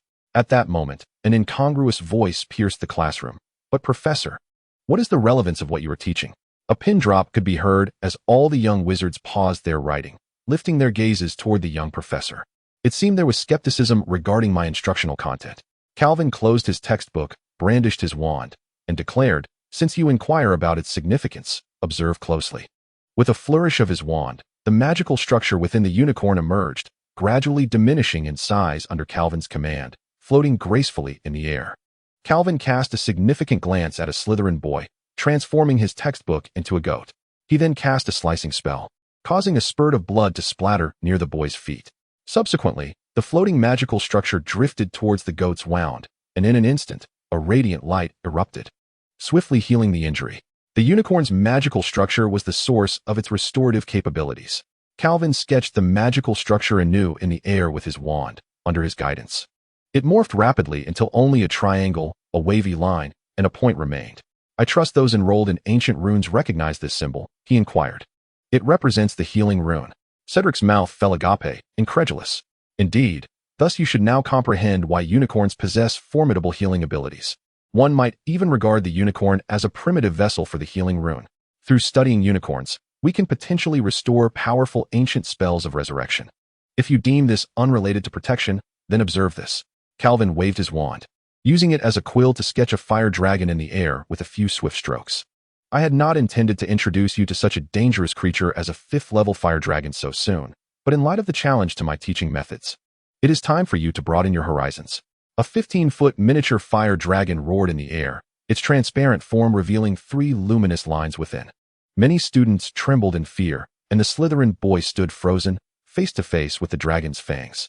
The fire dragon, one of the most perilous magical beasts, contains 3 distinct magical structures that traverse its left wing, right wing, and head. All 3 originate from the heart, diverging at the back of the dragon's neck. Pay attention here, Calvin emphasized, encircling a crucial point in red. This is where the 3 magical structures converge, yet it is perilously close to the skin, guarded only by a thin, fragile scale. In the Far East, this scale is known as the reverse scale. An experienced and powerful wizard can vanquish a formidable fire dragon with a single strike to this point. However, I do not recommend such an endeavor. Otherwise, I shall be compelled to search through the dragon's dung for your wizarding robes. Now, let us continue our exploration of unicorn knowledge. Calvin flicked his wrist, causing the miniature fire dragon to dissipate into the air, and continued his lecture with a calm demeanor, as if the formidable dragon that had just captivated the entire audience had never existed. The professor, a skeptical Slytherin wizard named Monty, swallowed hard and stammered. "Is there something amiss?" Calvin turned his gaze, his blood-red eyes locking onto Monty as he inquired serenely. "What is it, Graham Monty?" "Professor, did you manage to extract any magic from the fire dragon?" Monty asked loudly. "Indeed," Calvin replied, lowering his eyelids. "But the space here is too confined for me to demonstrate." Chapter 14. Alchemy and Charms. Calvin's first class swiftly concluded, and after assigning an essay on unicorns, he departed the classroom. To his surprise, 3 students followed him to his office. "Come in. Don't linger by the door," Calvin said, observing the furtive figures of George, Fred, and Cedric at the entrance, inviting them to speak. Calvin settled back into his chair as a ghostly blue cat leapt onto the table. With a flick of his wand, Calvin tapped the cat on the head, causing it to split into 3, which then began tidying his clothes, organizing his desk, and brewing coffee. Taking a sip of his coffee, Calvin addressed the astonished trio of young wizards. "This is a spirit cat gifted to me by the French Minister of Magic. I will teach you about it in class soon. Now, Mr. Diggory and the 2 Weasleys, what brings you to me? Is there something unclear from the lesson?" Cedric calmly stepped back, saying, "Let George and Fred speak first." Calvin nodded and turned his attention to the nearly identical Weasley twins. George pulled out a notebook brimming with annotations and exclaimed, "Professor Capet, it is indeed related to our studies, but not concerning magical creatures." The other Weasley chimed in, "It pertains to alchemy. We wish to learn about it from you."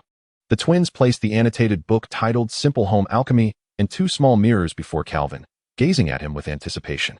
Calvin was taken aback. He picked up the Simple Home Alchemy book and leafed through it, examining the notes made by the duo. Their ideas were somewhat naive, yet displayed creativity and unique insights. It seemed that Hogwarts students had a genuine interest in alchemy. Perhaps he should suggest that Dumbledore offer an alchemy course? Calvin closed the book and picked up the 2 small mirrors. They were simple alchemical products, containing 2 cores that could transmit messages and information. However, what was remarkable was that these items were not included in the Simple Home Alchemy book. "Does anyone in your family practice alchemy?" Calvin inquired, stroking one of the mirrors. Fred and George shook their heads in unison. "Our father does, but he is unaware that we are self-studying alchemy." Calvin glanced at the printing date of the book, June of this year. Thus, George and Fred had comprehended the book within less than 3 months and had innovated their own alchemical products without guidance. It appeared they possessed some talent after all. At your age, this is already a commendable piece of work, especially considering your lack of exposure to alchemy. Calvin returned the book and the mirror to the Weasley twins. George and Fred, exhilarated by Calvin's praise, turned as red as their hair and stammered, "So, Professor, would you be willing to teach us? Teach us alchemy?" A faint smile played on Calvin's lips, as if he were contemplating something. He crossed his arms before him and said, "Mr. Weasley, I trust you possess some fundamental understanding of alchemy. Now, tell me, what is the foundational principle of alchemy?" "The principle of alchemy is equivalent exchange," Fred replied swiftly. "Indeed. Thus, if you wish to learn alchemy from me, you must offer an appropriate price," Calvin remarked with a twinkle in his eye as he regarded the twins. Professor Cape, if you require galleons, we can provide them," George stuttered. "I mean, not now, but later. Or perhaps we could offer you a share in our shop's future." Calvin chuckled and shook his head. "Mr. Weasley, I apologize, but I cannot distinguish between the 2 of you at this moment. I have no interest in galleons, nor in your future shares. As a magizoologist, I care for a multitude of magical creatures. Now that I have taken on the role of a professor, I lack the time to tend to these delightful beings. Therefore, if you both could assist me weekly in caring for the magical creatures, I would be willing to provide you with some guidance in alchemy during my private hours. George and Fred exchanged glances and chorused, "We are willing, Professor." Not so simple, Weasleys. Upon your return, I expect you to compose an essay detailing your understanding of alchemy and present me with a new alchemical creation. Should you meet my expectations, I shall grant you lessons, Calvin stipulated as his final condition. Very well, Professor. After sending off the energetic Weasley twins, Calvin turned his gaze towards the composed Cedric Diggory. Would you care for a cup of coffee, Mr. Diggory? Oh, thank you. But no, Professor Cape. Very well. Calvin placed the empty cup on the table, and a nearby Kneazle eagerly refilled it for him. Are you here to study alchemy as well? No, not at all, Cedric replied somewhat awkwardly. Professor Cape, I am much more interested in your magical paintings. I self-studied magical painting over the summer and could only manage to depict simple objects. Seeing your magical paintings today has opened a whole new world for me. Thus, I wish to learn magical painting from you. Calvin nodded. No problem. The same requirements as for the Weasley twins. Bring your creation of a magical painting to me at the same time next week, and if it meets my standards, I shall teach you the art of magical painting. Cedric agreed to Calvin's terms, but did not leave the office. Do you have any further questions, Cedric? Indeed, Cedric replied emphatically, Professor. I have witnessed the wondrous creatures you depict manifesting into reality, even engaging with us. If I am not mistaken, under your guidance, could these magical beings not be incited to attack? If so, might it be possible to transcribe spells into enchanted illustrations, which we could simply cast aside when needed? Cedric's remarks genuinely astonished Calvin. He had initially perceived him as merely an ordinary overachiever, yet he had not anticipated such profound insights. Well done, Cedric, Calvin remarked approvingly. You are quite impressive. In fact, this is precisely how sorcerers from the Far East operate. They encode spells into intricate and arcane symbols, reminiscent of our ancient runes, using specialized ink on bespoke parchment. The finished product is smaller than your textbook, and they refer to it as a talisman. The ink and paper used for crafting these talismans are exceedingly costly, and success is not guaranteed, making the mightiest talismans produced by masters the most treasured possessions among sorcerers there. I once witnessed a formidable, or rather affluent, sorcerer duel in the Far East. The moment he unleashed his magic, a tempest of yellow paper filled the air, inundating us with countless powerful talismans. So, Professor, are you capable of creating talismans? Cedric inquired eagerly. Talismans? Cedric, you will soon discover that I can accomplish feats with magical illustrations that talismans cannot. Calvin chuckled, finishing his coffee. Chapter 15 Harry Potter. Have you washed your hands? Friday. The first week of school swiftly passed, with students animatedly discussing the changes of the new term and the two new professors. Undoubtedly, most of the conversation centered around Professor Capet. No one seemed particularly intrigued by a wizard reeking of garlic, donning a large headscarf, and speaking with difficulty. In contrast, Professor Capet was striking in appearance, exuding charm, and possessing remarkable magical prowess, consistently surprising students in class. Even his magical illustrations bore an enchanting quality. Essentially, all students, except for those in the 5th and 7th grades, adored Professor Capet. It was unavoidable, for he had subjected the 5th and 7th graders to exams in their very first lesson. Harry sat at the table, unable to eat a morsel, showing little interest in discussing Professor Capet. He had 2 years before his care of magical creatures class. His mind lingered on Professor Snape and the contents of the vault beneath Gringotts. Ron, what do you suppose is in the corridor on the 4th floor to the right? Harry suddenly inquired of Ron, who was voraciously indulging nearby. I don't know. Perhaps Headmaster Dumbledore is keeping a large dog in there, Ron shrugged, stuffing his mouth with roasted chicken legs in an unrefined manner. You might want to ask George and Fred. They are most curious about exploring forbidden places. Harry nodded and called out to the twins, who were engaged in hushed conversation not far off. Hey, George, Fred, we have a few questions for you. Upon hearing Harry's call, the twins approached, squeezing in beside Ron, which made the youngest Weasley quite uncomfortable. Hello, our savior. What brings you to us? Harry's face flushed crimson. Could you refrain from calling me that? I am not a savior. George and Fred, do you know what lies down the corridor on the 4th floor to the right? It is the place that Professor Dumbledore has forbidden us to visit. Ron managed to escape from between the twins and sat beside Harry. To his surprise, the twins were equally ignorant of what was there. No idea. We haven't had time to go there at all. This week we've been in the common room or the library writing essays. Writing essays? Ron exclaimed, as if he had heard something utterly preposterous, prompting the little witch Hermione Granger to lean in. You actually write essays? Aren't you supposed to be continuing your prank endeavors? Of course we write essays, George replied, slightly annoyed with his brother. In fact, writing essays is part of our prank business. Essays about pranks? Harry asked, somewhat foolishly. Fred could hardly contain his laughter. No, Harry. It's an essay about alchemy. Alchemy?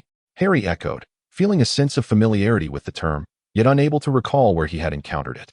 Ron directly inquired, what is alchemy? Alchemy is a profoundly mysterious and intricate discipline. Some define it as a craft aimed at transforming base metals into gold or creating an elixir of immortality. However, that does not encompass the entirety of alchemy's significance. Others believe alchemy to be a sacred art that elevates humanity to the status of the divine. Hermione interjected swiftly. In the modern magical world, alchemy is regarded as a field concerning the fabrication of magical objects. Spot on. George gave Hermione a thumbs up. Little Ron, look at the disparity between you and other first-year students. It's almost embarrassing to call you my brother. But I recall that Hogwarts does not offer an alchemy class. Hermione remarked, puzzled. Hogwarts indeed lacks an alchemy course. Yet, there are instructors knowledgeable in alchemy. If our essays meet his requirements, George continued, he would be willing to teach us alchemy. Once we master alchemy, our prank business will surely flourish and reach new heights. George and Fred whistled together, high-fiving in the air. Ron felt the need to distance himself from George and Fred in the future. Which professor at the school teaches alchemy? Hermione inquired, intrigued by the matter. That would undoubtedly be Hogwarts' most esteemed Professor Calvin Capet, Fred boasted. Ron was surprised to learn that this recently prominent professor of care of magical creatures had influenced his two brothers' demeanor and could not help but ask, Fred, what is the background of Professor Capet? Professor Capet was once a student of Slytherin, George interjected. Slytherin? Harry muttered, recalling his potions class under the scrutinizing gaze of the Slytherin head, Professor Snape. Indeed, Slytherin. However, at the end of the first year, he transferred to Beauxbatons, perhaps unable to endure the company of Slytherin students. Later, he became an exemplary student at Beauxbatons, Fred chuckled. Yet, from the adjacent Slytherin table, a voice mockingly sneered, what exemplary student from Beauxbatons? He is merely a coward who cried in fear of the Dark Lord and fled to Beauxbatons in a fit of terror. Harry and his companions turned to see Lucien Ball, a third-year Slytherin student. Just as George and Fred were about to retort, someone spoke before them. Be quiet, Lucien. Graham Montague, who had been schooled by Calvin, interjected. You know nothing. Professor Capet took down nearly the entire Slytherin student body in the first year, including the then Slytherin head boy. Graham Montague intended to elaborate further when suddenly Professor Snape appeared in the dining hall. Montague, did a troll write your summer homework? Go directly to my office for detention. Snape summoned Montague and turned his gaze to Harry. Harry Potter, have you washed your hands? What? Harry was momentarily puzzled by Snape's insinuation. Humph, Snape scoffed. To come to dinner without washing your hands after potions class. Gryffindor loses a point. With that, he swept his robes and departed like a great bat. Did you provoke him? George and Fred stared at Harry.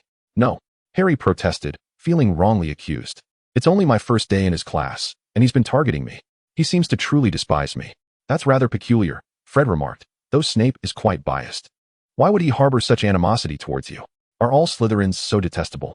Harry replied indignantly, noting that the two individuals he despised most since arriving at Hogwarts, Snape and Malfoy, were both from Slytherin. At least not entirely, Fred reassured him, patting Harry on the shoulder. Consider Professor Capet, who managed to best the entire Slytherin student body in the first year. How cool is that? George mused dreamily. Chapter 16, Calvin's Painted World. After bidding farewell to Harry, Fred and George sought out Cedric from Hufflepuff. The trio ventured to the office of Professor Capet. Upon arriving, they discovered a note affixed to the door. Come in. They opened the door, only to find no sign of Calvin within the office, only the sleeping figure of the Kneazle atop the desk. The sole difference from their previous visit was the presence of two exquisite paintings of wooden doors hanging on the wall. Well, it seems the professor is not here, George remarked with a smile. However, Cedric bent down, earnestly addressing the slumbering Kneazle. Amor, do you know where the professor has gone?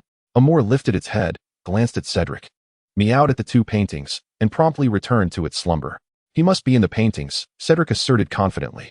Cedric, you must be mistaken. How could Professor Capet possibly be in the paintings? George expressed his skepticism. At that moment, the wooden door depicted on the left side of the wall suddenly swung open, and Calvin emerged from within. You have arrived quite early. There is still a quarter of an hour until 7:30. If it weren't for Amor's notification, You would have had to wait a while longer. Calvin removed his cloak, which was caked in mud, as Amor split into three and fetched him a clean robe. George and Fred stared wide-eyed, unable to believe what they were witnessing. This was the second time Professor Capet's magical painting had surpassed their imagination. Cedric, however, appeared considerably more composed, for Calvin had previously informed him of the myriad wonders that magical paintings could achieve. Fred leaned forward, scrutinizing the painting on the wall, yet discerned nothing amiss, ultimately asking in disbelief, "Professor, you haven't employed the undetectable extinction charm on this painting, have you?" "No," Calvin replied, having changed into his robe. "It is merely a magical painting. This is not the focus of your studies. Hand me the items." The twins produced 2 sheets of parchment and a pair of brass bookmarks, while Cedric placed a roll of paper on the desk. Calvin first took the twins' papers and, with a flick of his wand, conjured a large sofa behind the three, a force gently urging them to sit. The spirit cat, named Amor, approached, balancing 3 cups of coffee before them. "Excellent papers," he commended, "merging the thoughts of predecessors with your unique perspectives, albeit somewhat fanciful, yet not entirely absurd. However, your vision is a tad narrow. Do not limit yourselves solely to the realm of prank products. Or do you aspire to become the next Zuko?" George and Fred flushed crimson, unable to sip their coffee, eager to defend themselves. Calvin then picked up the brass bookmarks. This bookmark resembles a more complete alchemical product than the mirror presented last time. It consists of 2 primary cores, 3 secondary cores, and 1 auxiliary core. "Well done. You have passed my assessment." He took Cedric's scroll, intending to unfurl it immediately, but noticed Cedric's anxious demeanor as he glanced furtively at the Weasley twins. Adjusting his posture, Calvin turned the canvas away from George and Fred, allowing Cedric to breathe a sigh of relief. The scroll depicted a witch clad in Hogwarts robes, possessing features reminiscent of the Far East, her face adorned with dimples when she smiled. Calvin inwardly sighed. Ah, the youth, easily ensnared in the whirlpool of love. How can one learn magic in such a state? At my age, I was wholly absorbed in the mysteries of magic, despite countless upperclassmen seeking my affection at Beauxbatons, all of whom I firmly rebuffed. Women merely impede my spellcasting speed. He returned the papers, bookmarks, and scroll to the 3 students. "On Friday and Saturday evenings, I shall teach you alchemy. On Sunday afternoons, you will assist me with magical creatures. I am aware of your participation in the Quidditch team, so I shall enlist some students serving detention to help you." With that, he rose and approached the magical painting of the wooden door on the right, opening it and gesturing for the 3 students to enter. Welcome to the world within Calvin Capet's painting. As the 3 individuals attempted to rise, they were suddenly engulfed in a tremor that distorted the entire office, while the vibrant hues of the world around them faded rapidly, leaving only shades of black and white. Cedric raised his arms and discovered that he seemed to be composed of ink-drawn lines. Gazing into the distance, the entire realm resembled an ink-wash painting, including Professor Capet and the Weasley twins, who were no exception. Even the usually composed and steady professor could not help but exclaim, "This is truly astonishing." "Professor Capet, are we within your painting?" inquired one of the twins. Cedric found it difficult to distinguish which twin was speaking. They had always appeared quite similar, and in their current form, it was even more challenging to tell them apart. The ink-painted Calvin nodded, affirming that this was indeed the world of the painting, his world. He often conducted perilous experiments within this painted realm to avoid drawing the attention of the Ministry of Magic and the Muggle government. However, he later discovered that during battles, the painted world could yield remarkable advantages. Although his prowess was nearly unmatched throughout the magical community, he felt constrained when facing a righteous onslaught, fearing that a careless move could result in the annihilation of his adversaries. Calvin was keen to avoid bloodshed as much as possible. As long as he could draw his enemies into the painted realm, he could dictate the course of events. With this skill, he single-handedly confronted 26 purifiers in North America, rescuing an indigenous witch from their grasp. Unless an enemy possessed equal mastery of magical painting and memory enchantments, capable of contesting his control over the magical canvas or tearing the painting apart with formidable magic, Calvin Capet was invincible within the painted world. "Professor, can we learn this magic?" Fred eagerly gazed at Calvin. "This is part of Cedric's curriculum, yet I shall instruct all 3 of you simultaneously. How much you learn will depend on your own efforts. I do not oppose you discussing among yourselves after class. Let us commence," Calvin declared, waving his hand as 3 tables materialized before them. One was laden with the tools, paints, and canvases necessary for painting, while the other 2 were filled with alchemical materials. Calvin began to teach the trio the arts of painting and alchemy. Cedric maintained his usual composure, while the Weasley brothers exhibited an unusual patience, diligently absorbing Calvin's alchemical wisdom. Approximately 6 hours later, Calvin emerged from the painted world, drenched in sweat, with the 3 students. In an instant, they collapsed onto the sofa. Calvin swayed slightly, but fortunately, Amor promptly brought over hot chocolate, allowing Calvin to regain his balance.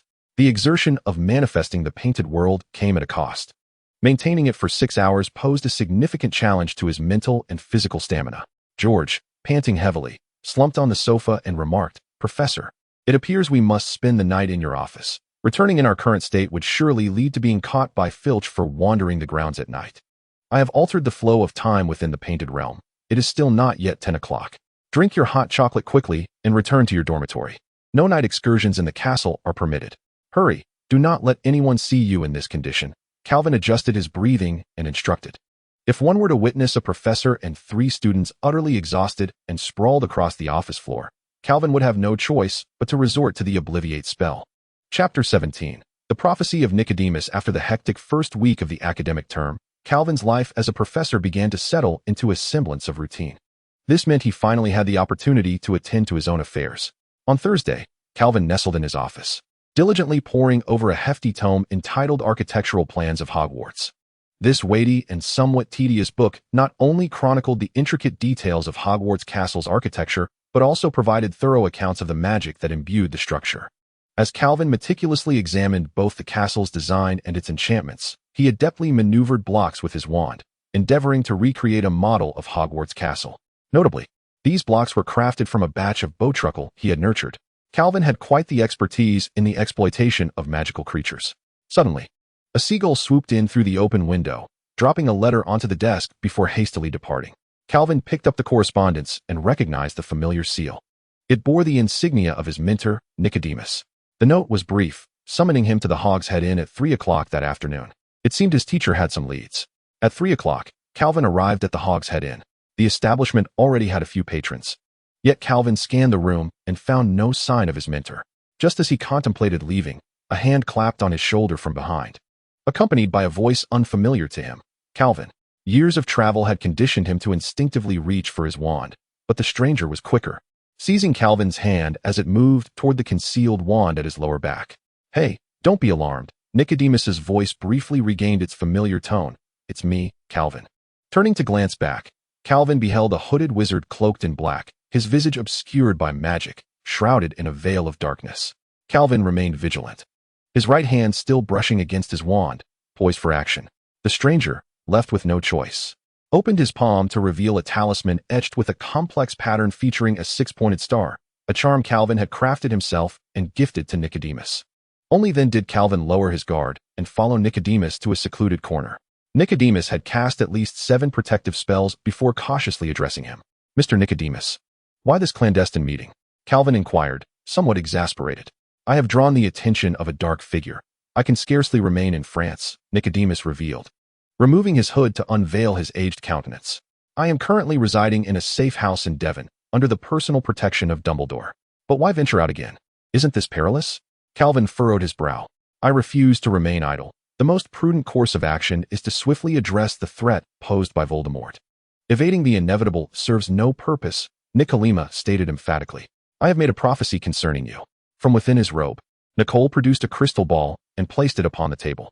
The white mist within the orb transformed rapidly, revealing a room cluttered with odds and ends, atop which shimmered a black light akin to thick ink.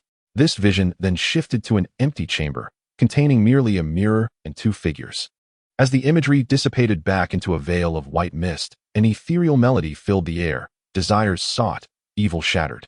Wherever it resides, no trace to be found. All souls burdened by sin. Cursed blood, cursed name. Soar over flames, soar over death. Turn away from adversaries, turn away from longing. "What does it mean?"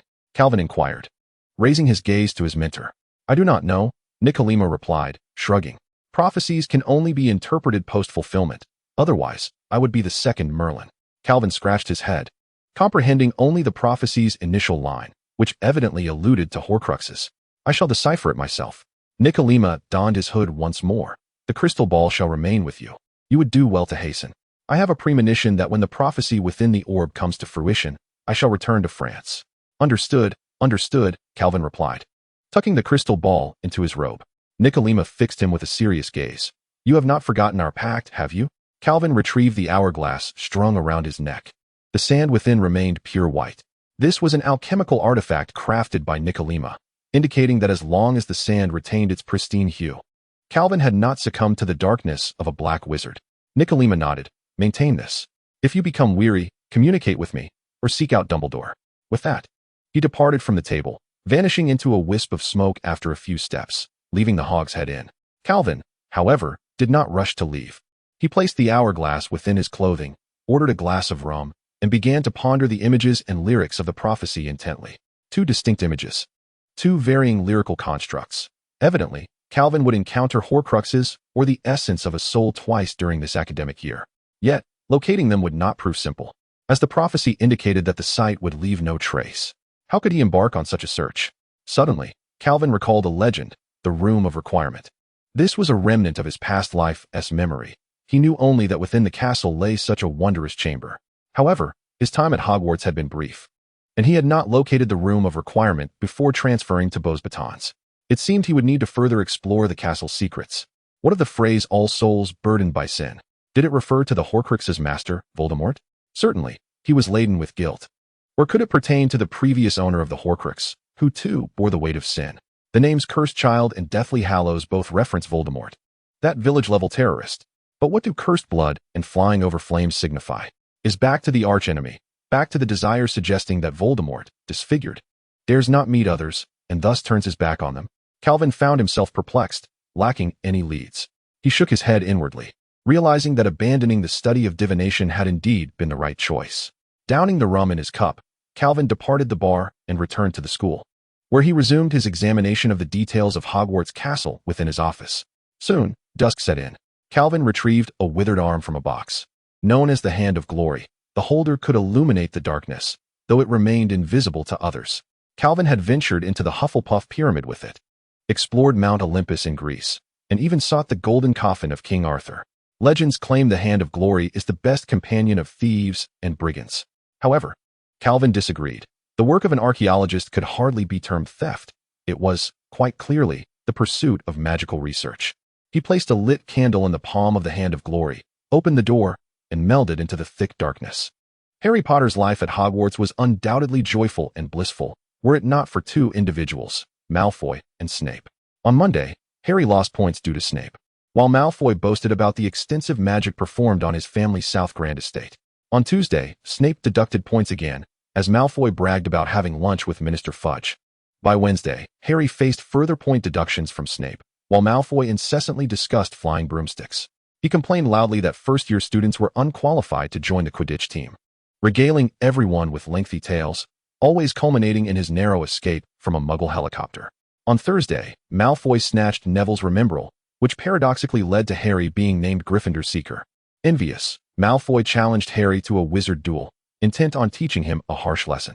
Impetuous Harry, fueled by youthful fervor, accepted this absurd challenge alongside Ron without a second thought. Chapter 18. The Midnight Duel. In truth, Malfoy had no intention of engaging in a genuine wizard duel. He merely aimed to inform the school's caretaker, Mr. Filch, that there were students roaming the trophy room at night. Harry Potter would be caught on the spot, facing point deductions, detention, or even expulsion. Yet, Harry and Ron's minds failed to entertain such possibilities. All they envisioned was Malfoy's mocking face appearing in the darkness, an excellent opportunity for Harry to confront and defeat Malfoy. They could not let it slip away. Even Hermione, with her earnest counsel, warned them, "You absolutely cannot wander the school at night. Think about it. If you're caught, how many points will Gryffindor lose? And you will definitely get caught. You're being terribly selfish." Nevertheless, Harry and Ron coldly replied, "It's none of your business. Goodbye." The cold indifference of the two infuriated Hermione, causing her lips to press into a thin line, reminiscent of Professor McGonagall.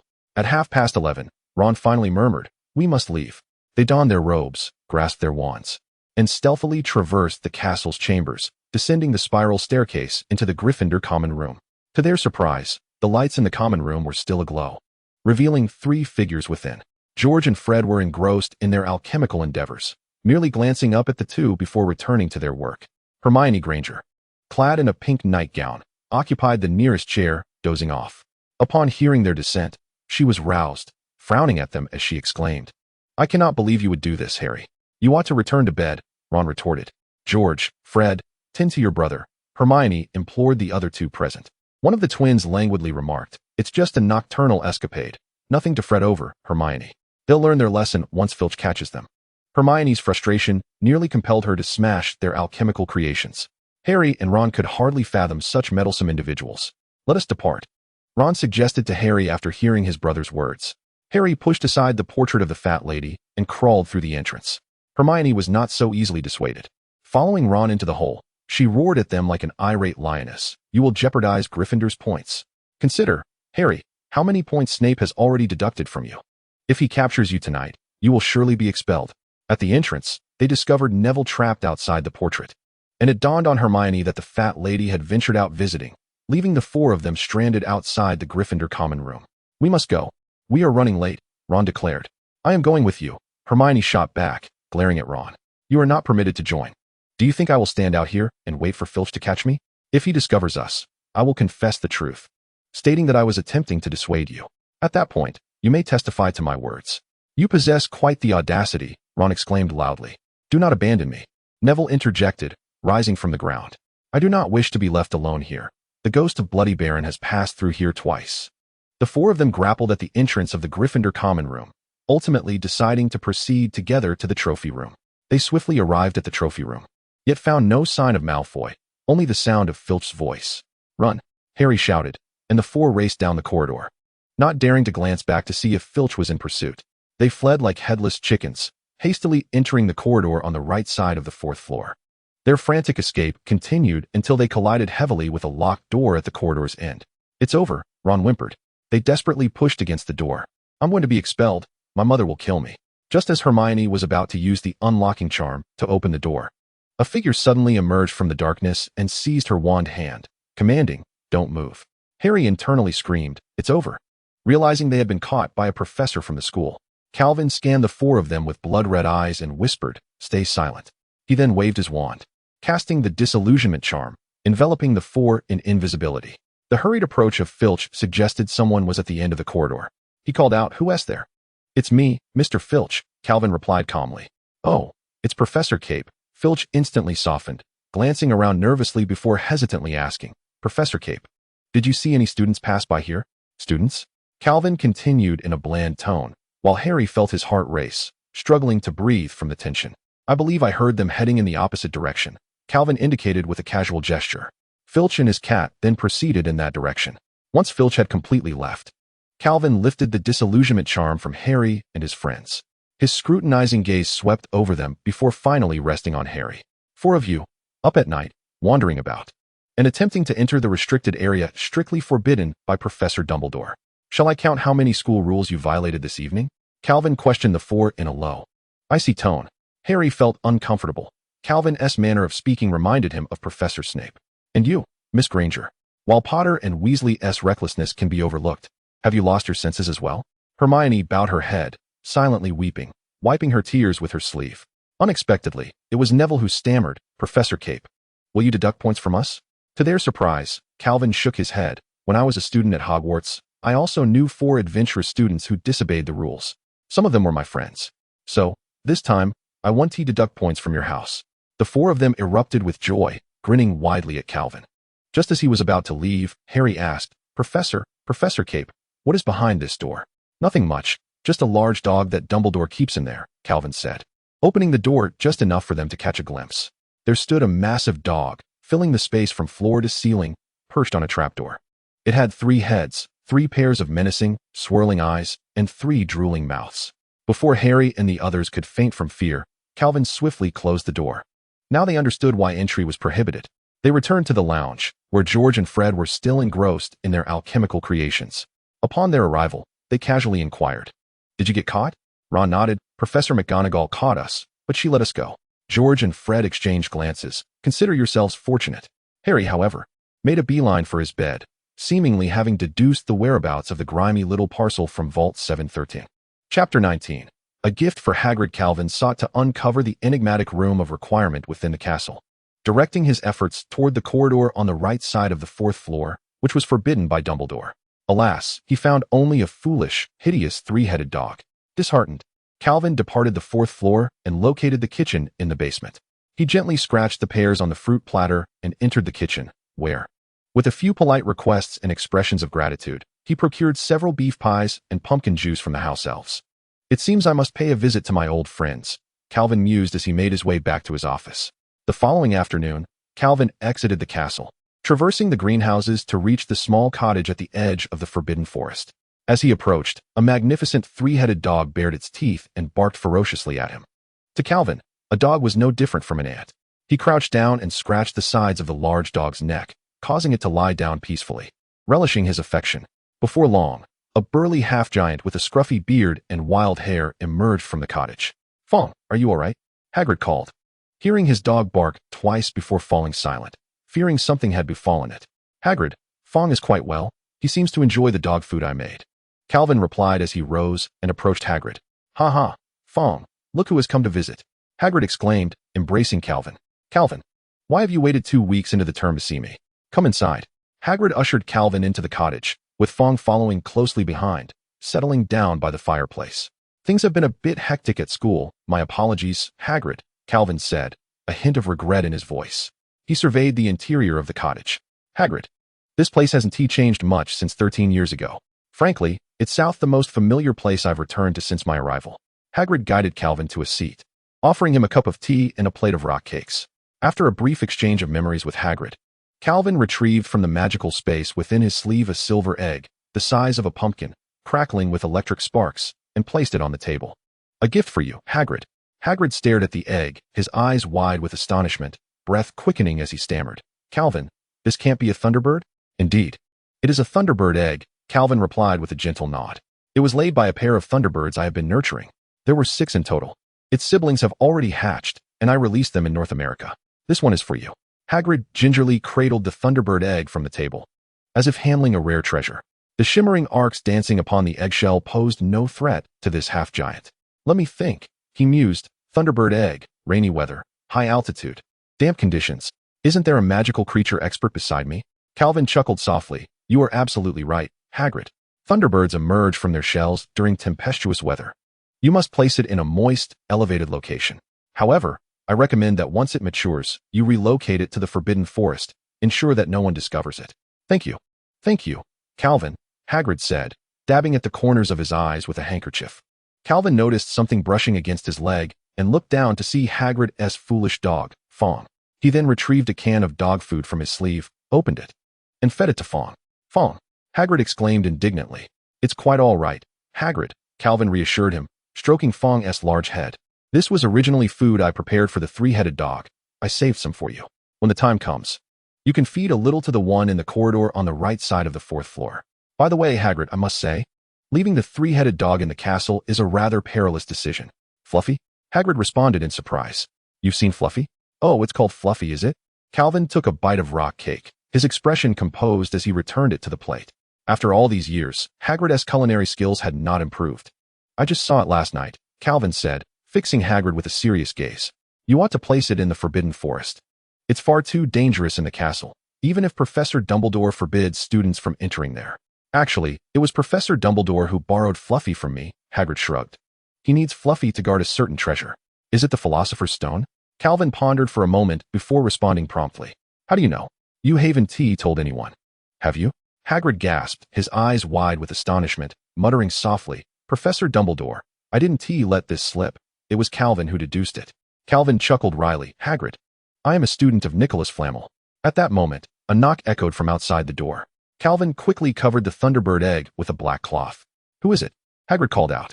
"It's me, Hagrid. It's Harry." Hagrid opened the door to allow Harry and Ron to squeeze into the small hut. "Hi, Hagrid." "Hello, Harry, Ron. This is Professor Cape, my good friend." Hagrid introduced the 2 young wizards. "Oh, Professor Cape, you're here too," Harry said awkwardly, reminding him of the scene from the night before when Professor Cape had caught him. "Greetings, Harry, Ron," Calvin said, nodding at them. "Hagrid, what were you just discussing?" Harry inquired, taking Hagrid's cup in hand. "Just old friends reminiscing," Hagrid replied stiffly, reluctant to reveal anything about the Thunderbird egg or the three-headed dog. "Let us talk about Fluffy in the corridor on the right side of the 4th floor." Calvin spoke rapidly. And Harry and Ron quickly recalled the hideous creature they had seen the previous night, sending a shiver down their spines. Hagrid, somewhat irate, thumped the teapot down on the table. Hey, Calvin, we cannot disclose this matter to the students. It's all right, Hagrid. They are already aware, Calvin sighed, winking at Hagrid, indicating that Harry and the others only knew that they had been caught by Filch while sneaking out the previous night. The trio had foolishly hidden in the corridor on the right side of the 4th floor, intending to enter the room at the end. Were it not for my intervention, they would have been devoured by the creature. Is that so? Hagrid exclaimed, hands on his hips, appearing quite upset, which reminded Ron of his mother in a similar state. Children, this is very serious. I mean, it is quite improper. You would do well to heed Professor Dumbledore's advice and refrain from venturing to the right side of the 4th floor. It is perilous, and you could lose your lives. Harry and Ron hung their heads, disheartened. They had come today to inquire about the whereabouts of the filthy little package from Vault 713. However, given Hagrid's current fury, it was evident he would not be forthcoming with answers.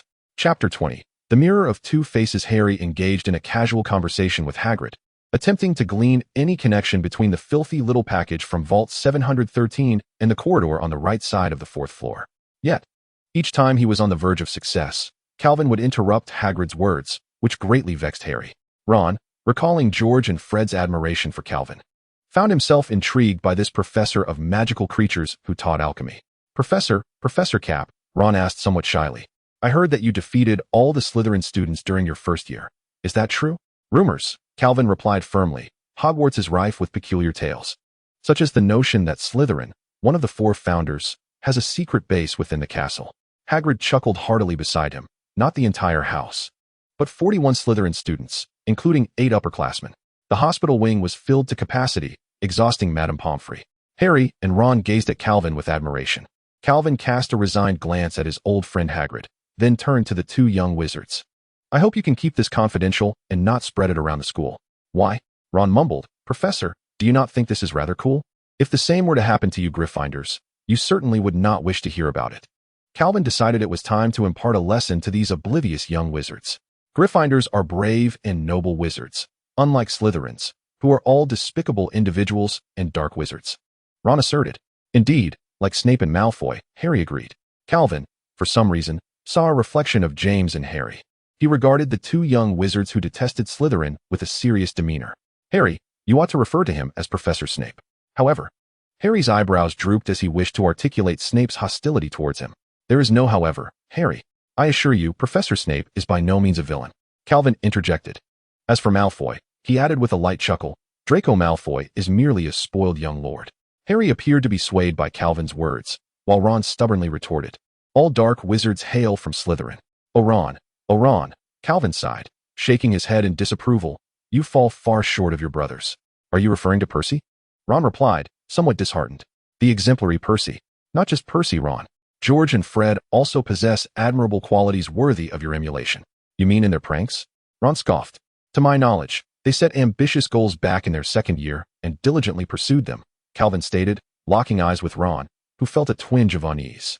Harry, Ron. Each house has its strengths and weaknesses. Hufflepuff's kindness can verge on weakness. Ravenclaw's thirst for knowledge can turn into greed.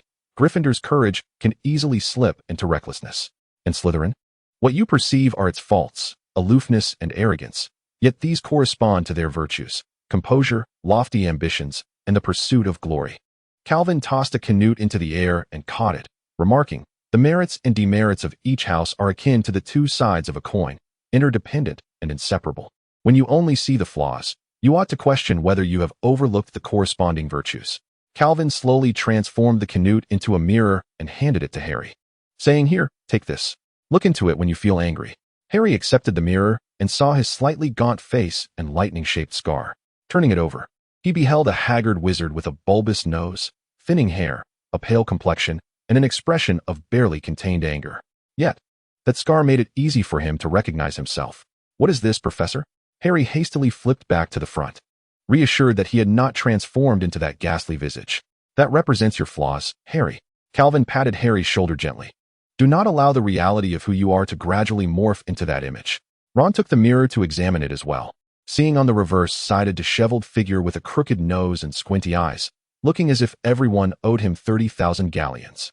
The 2 boys lost all interest in lingering at Hagrid's hut and hurriedly bid farewell, to Hagrid and Calvin before returning to the castle. Is this really effective? Hagrid asked Calvin as he watched Harry and Ron depart, turning to him. After all, he is James's child. And he doesn't seem like one who would listen to advice. Indeed, Calvin said, sipping his hot tea, but he is also Lily's child. I think Professor Capet makes a valid point, Ron suddenly remarked to Harry. What do you mean? Harry inquired, puzzled by Ron's implication. Professor Capet is right. There can be good people in Slytherin. Harry looked at Ron in astonishment. Cynthia Shafik, being a year older than us, possesses a delightful character, or so I believe. As Harry observed Ron's growing sense of elation, he cruelly interrupted his reverie. Professor Capet does indeed have a point. There are insufferable witches in Gryffindor as well. Hermione Granger. The name emerged simultaneously in their minds, prompting a tacit exchange of glances. Harry retrieved the mirror gifted by Calvin from his pocket, glanced at its back, and then handed it to Ron. The two young wizards walked in silence until Ron finally broke the quietude. I think, well, many times, Hermione is actually right. And we are in the wrong. I believe we have misjudged her. She consistently contributes points to our house, while we continually deduct them. We should have heeded Hermione's advice last night.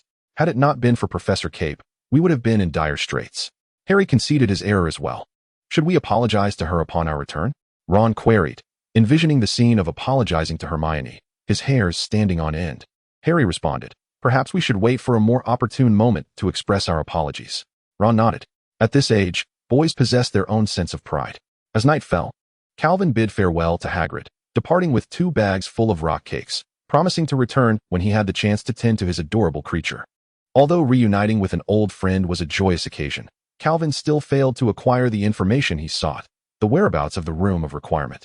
The ancient keeper of the Forbidden Forest, having spent 50 years at Hogwarts, devoted most of his energy to caring for magical creatures and had less knowledge of the castle than Calvin, who had only attended Hogwarts for a year. Calvin gazed upward at the majestic castle, Hogwarts, pondering the multitude of secrets it concealed.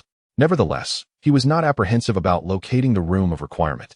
He had more than just Hagrid as a friend at Hogwarts. Next, he intended to seek out another acquaintance, a true old friend. Chapter 21. The capricious ghost. Upon returning to the common room, Harry and Ron discovered that the once quiet Weasley twins had suddenly regained their lively spirits. Ladies and gentlemen, welcome to the inaugural product launch of the Weasley Wizarding Wheezes. George and Fred stood atop a makeshift platform formed by 4 tables, exuberantly announcing the return of the mischief-making duo. What fresh innovations have you brought forth? Ron noticed a black wizard with dreadlocks earnestly inquiring from the audience. He recognized this as Lee Jordan, George and Fred's roommate, undoubtedly recruited as a plant for the occasion. A splendid inquiry. Regrettably, I am not a professor, so I cannot award you any points. Behold this. George raised a crystal ball in his hand. This is no ordinary crystal ball. It is a recording orb. It can capture any sound you wish to preserve. However, recording orbs are plentiful in Diagon Alley. Why would one choose to purchase yours? Lee Jordan fully embraced the role of a plant. Certainly, the recording sphere produced by the Weasley brothers is vastly superior to any others available in the market. We have utilized the most powerful memory core known to us, granting this recording sphere a capacity of 300 novels. This implies that it can record 200 of Professor Bin's rather tedious history of magic lectures. Just imagine, one could entirely forego attending classes for an entire semester, relying solely on the recording sphere, and merely listen to it once before the final examination. Moreover, we have incorporated a sleep function into this recording sphere. The entire common room was crowded with students gathered around George and Fred, eager to hear them boast about their first official alchemical creation. Only Hermione sat alone in a corner, forlornly absorbed in a thick book. Even when her roommates, Parvati and Lavender, passed by, she did not greet them. Ron, feeling somewhat uneasy, turned to Harry and said, "Harry, do you think Hermione doesn't have a single friend?" Harry nodded. With her personality, I suspect that's the case. He retrieved the 2-way mirror gifted by Calvin from his pocket. I believe Hermione should take a look at this mirror. It might help her understand her issues. Ron nodded noncommittally. Harry scrutinized the 2-way mirror but hesitated to glance at its reverse side, instead looking up at the distant Weasley twins. Percy emerged from the dormitory, escorting the disruptive twins away and dispersing the gathered crowd. "Ron, I've suddenly developed an interest in alchemy," Harry remarked as he tucked the mirror away. "Then you should seek out Professor Capet. I think he is quite amiable," Ron replied casually. Harry hesitated momentarily before voicing his concern, "But every time Professor Capet sees me, he seems rather peculiar, as if he's fixated on my eyes." "What of it?" Ron dismissed. "Perhaps your eyes resemble those of a friend of his." My family often says that my eyes are akin to Aunt Muriel's. Ultimately, Harry decided against approaching Professor Capet without caution. Meanwhile, Calvin made his way alone to the astronomy tower, where he soon found his old acquaintance. After all these years, he was still gazing out there. Calvin stood by the window, following the gaze of the specter, Barrow, into the distance. This was his old friend, over 1,000 years old. In their first year, Barrow was one of the few Slytherin beings willing to converse with Calvin. He had been a student of Salazar Slytherin, one of the 4 founders, possessing profound magical knowledge and secrets of history inaccessible to others. Calvin had learned from him the arts of mind sealing, thought extraction, and various potion brewing techniques. Barrow's lifeless eyes regained a glimmer as the moonlight illuminated his silvery bloodstains, making him appear almost corporeal. "Ah, Calvin," Barrow greeted in a raspy voice. "It has been. How many years since we last met? Forgive me, I have existed for far too long and have become quite insensitive to the passage of time. 13 years. Oh, so it has been 13 years since you departed. You know, I must gaze out there. That is the very essence of my existence," Barrow responded in a hollow voice. "The Slytherins indeed bear a striking resemblance to one another. You are not the first ardent Slytherin I have encountered." Barrow wished to sever his entanglement with Calvin. "What brings you to me?" "Everything I could teach you, I imparted 13 years ago," Calvin inquired earnestly. "I seek knowledge of the Room of Requirement. Do you know of it?" Barrow fell silent for a moment, neither confirming nor denying his awareness, but instead offered Calvin an unexpected response. "Calvin, was that intentional?" "What?" Calvin, bewildered, could not fathom Barrow's meaning. Just as he was about to press further, the specter of Barrow began to fade, vanishing from sight. "Calvin, I believed we were friends. Do you not think my burdens of guilt are heavy enough?" Barrow's voice echoed hauntingly within the empty astronomy tower. Calvin sighed, having hoped to glean the precise location of the Room of Requirement from the Slytherin ghost, only to find Barrow incensed. Must he truly navigate the entirety of Hogwarts on his own? What had he said to offend Barrow? "Wait, calm down." Calvin reflected on their recent exchange. While he had not directly acquired the location of the Room of Requirement, Barrow's words had divulged numerous clues. Barrow's guilt. Barrow's remorse. He had slain his beloved and ended his own life with the same weapon. Barrow had perpetually lamented his actions, eternally shackled by the chains of his repentance. Barrow's guilt was akin to that of an infatuated fool. Suddenly, Calvin recalled Severus Snape. He had witnessed a similar expression of atonement and regret upon Snape's countenance. If fate were to befall Snape and lead him to an untimely demise, would he choose to linger in the realm of the living as a ghost, reluctant to depart? However, that was not Calvin's primary concern. He departed the astronomy tower, hoping to encounter Barrow's beloved, the Grey Lady, that very night. Fortuitously, before midnight, he crossed paths with the tall, striking yet aloof Ravenclaw ghost, the Grey Lady. "Grey Lady."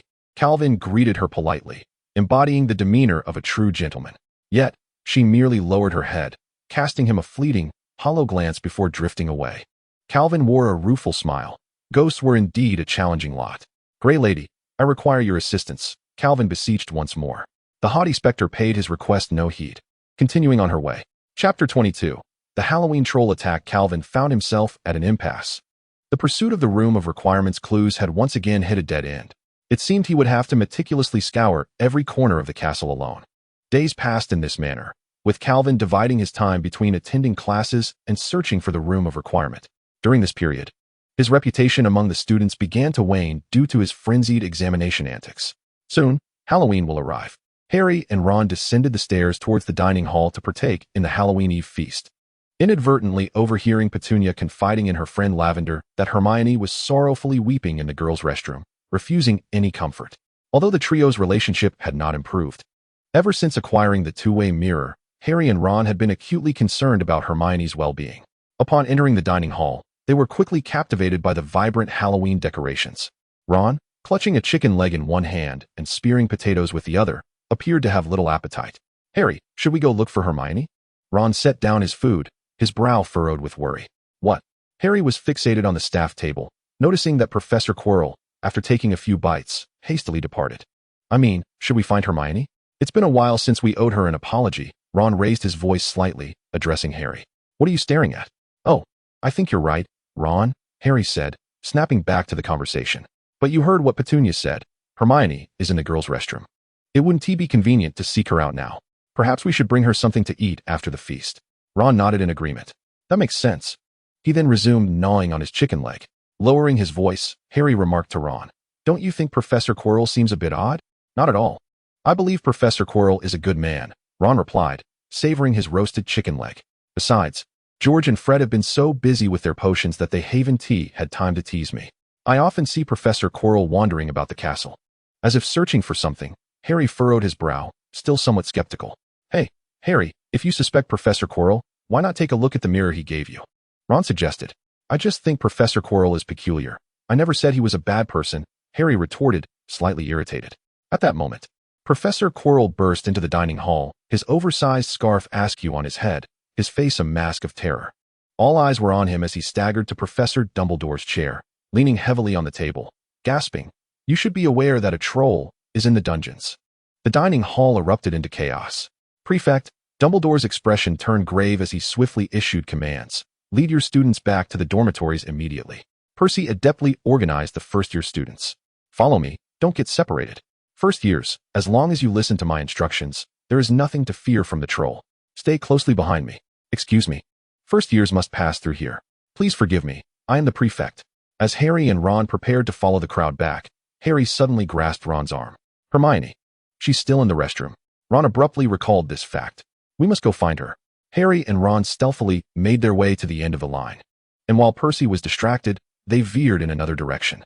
They quietly slipped through the deserted side corridors, hurrying towards the girls' restroom. As they rounded the corner, hurried footsteps echoed behind them. Percy Weasley lowered his voice and urged Harry to hide behind a large stone statue of a griffin. Peering from their concealed position, they were surprised to see not Percy, but Professor Snape, who strode down the corridor, disappearing from their sight. What is he doing? Harry whispered. Why isn't he with the other teachers in the underground classroom? How should I know? They followed the fading sound of Snape's footsteps, cautiously advancing down another hallway. Striving to remain silent. He.s. heading to the 4th floor, Harry remarked, but Ron raised a hand. Do you smell that? Harry sniffed the air and swore he detected the foulest odor he had ever encountered, a nauseating concoction of unclean toilets mingled with decay. Ugh, he turned, feeling a wave of nausea wash over him, only to behold a colossal creature looming before him, 12 feet tall, with dull skin and a massive, clumsy body resembling a giant lump of excrement, topped with a diminutive head akin to a cocoa bean. It's a troll, Ron whispered. The two turned to flee, but a piercing scream from a girl echoed behind them. It was Hermione. Without hesitation, Harry and Ron chose to return to her aid. Hermione was huddled against the wall, seemingly on the verge of fainting. The troll was advancing towards her, knocking the sinks loose from the wall as it moved. Harry seized a faucet and hurled it at the troll, which halted just a few steps from Hermione. Its grotesque eyes locked onto Harry, hesitating momentarily before it lumbered toward him, brandishing a wooden club. Ron, from the other side of the room, threw a pipe at the troll. The creature paused again, turning its ugly nose toward Ron, allowing Harry to edge closer to Hermione. Run! Harry shouted at Hermione, but she remained frozen, pressed tightly against the wall. The troll let out another roar and began to advance on Ron, who found himself with no retreat. The three were encircled by the monstrous troll. As Harry struggled to pull Hermione to safety, he swore he saw 4 professors quarrel. 3 of them swiftly lifted Harry, Hermione, and Ron away from the troll, while the remaining Professor Quirrell summoned a massive bird, crackling with electricity, which flapped its wings and unleashed a bolt of lightning that struck the troll on the head. The troll collapsed, and Calvin waved his wand, conjuring a rope as thick as a thigh to bind the creature securely. With this accomplished, the Professor Quirrell traversed the corridor in an instant, appearing before the 3 young wizards. The other professors merged seamlessly with Calvin. Calvin, his expression grim, cast several cleaning charms around the trio before demanding, "Can someone explain to me what on earth is happening here?" At that moment, Professors Dumbledore, McGonagall, and Snape hurried onto the scene, with Professor Quirrell trailing behind. Snape bent down to observe the troll. Professor McGonagall, casting a stern glance at the pallid-faced Calvin and then at Harry and his companions standing nearby, felt her lips pale with fury. "What do you intend to do?" Professor McGonagall inquired, her voice laced with icy anger. "Consider yourselves fortunate that Professor Capet is not here. Otherwise, you would surely have faced dire consequences. Why were you not dutifully remaining in your dormitory?" Professor Capet, McGonagall, and the others were searching for me. Hermione trembled as she stepped forward. "Miss Granger," McGonagall sniffed, her disbelief palpable at the thought that this model student would contravene school regulations. "I sought the troll because I believed I could confront it alone. You see, I have read extensively about them and have a thorough understanding of their nature." Before McGonagall could respond, Calvin interjected, This is utterly preposterous, Miss Granger. You are merely a first-year wizard. Despite your academic advantages, that does not equip you to face a troll alone. And you too, Potter and Weasley. Upon discovering that Granger was missing, you should have immediately notified the professors. At the very least, you ought to have informed the prefect. This is not the first instance of your disregard for rules. Due to your arrogance and recklessness, Gryffindor shall lose 10 points. All of you. Furthermore, you are to report to my office for detention this weekend. Professor Cape, I dare say your punishment is too lenient. For someone as conceited as Harry, he ought to lose 50 points and serve detention until the end of the term. Perhaps then he will learn a lesson, Snape remarked with a faint, cold smirk. Harry and his friends appeared as though their spirits had been crushed, gazing at Professor McGonagall with pleading eyes, hoping for her intercession. McGonagall's expression was as dark as a storm cloud as she replied frostily, I see no fault in Professor Cape's handling of this matter. I trust you will remember this lesson. I believe they will remember, Professor Dumbledore, he countered gently, advocating for Harry and his friends. Minerva, please escort your students back. They must be quite terrified. Follow me, McGonagall huffed, leading the 3 wayward students away.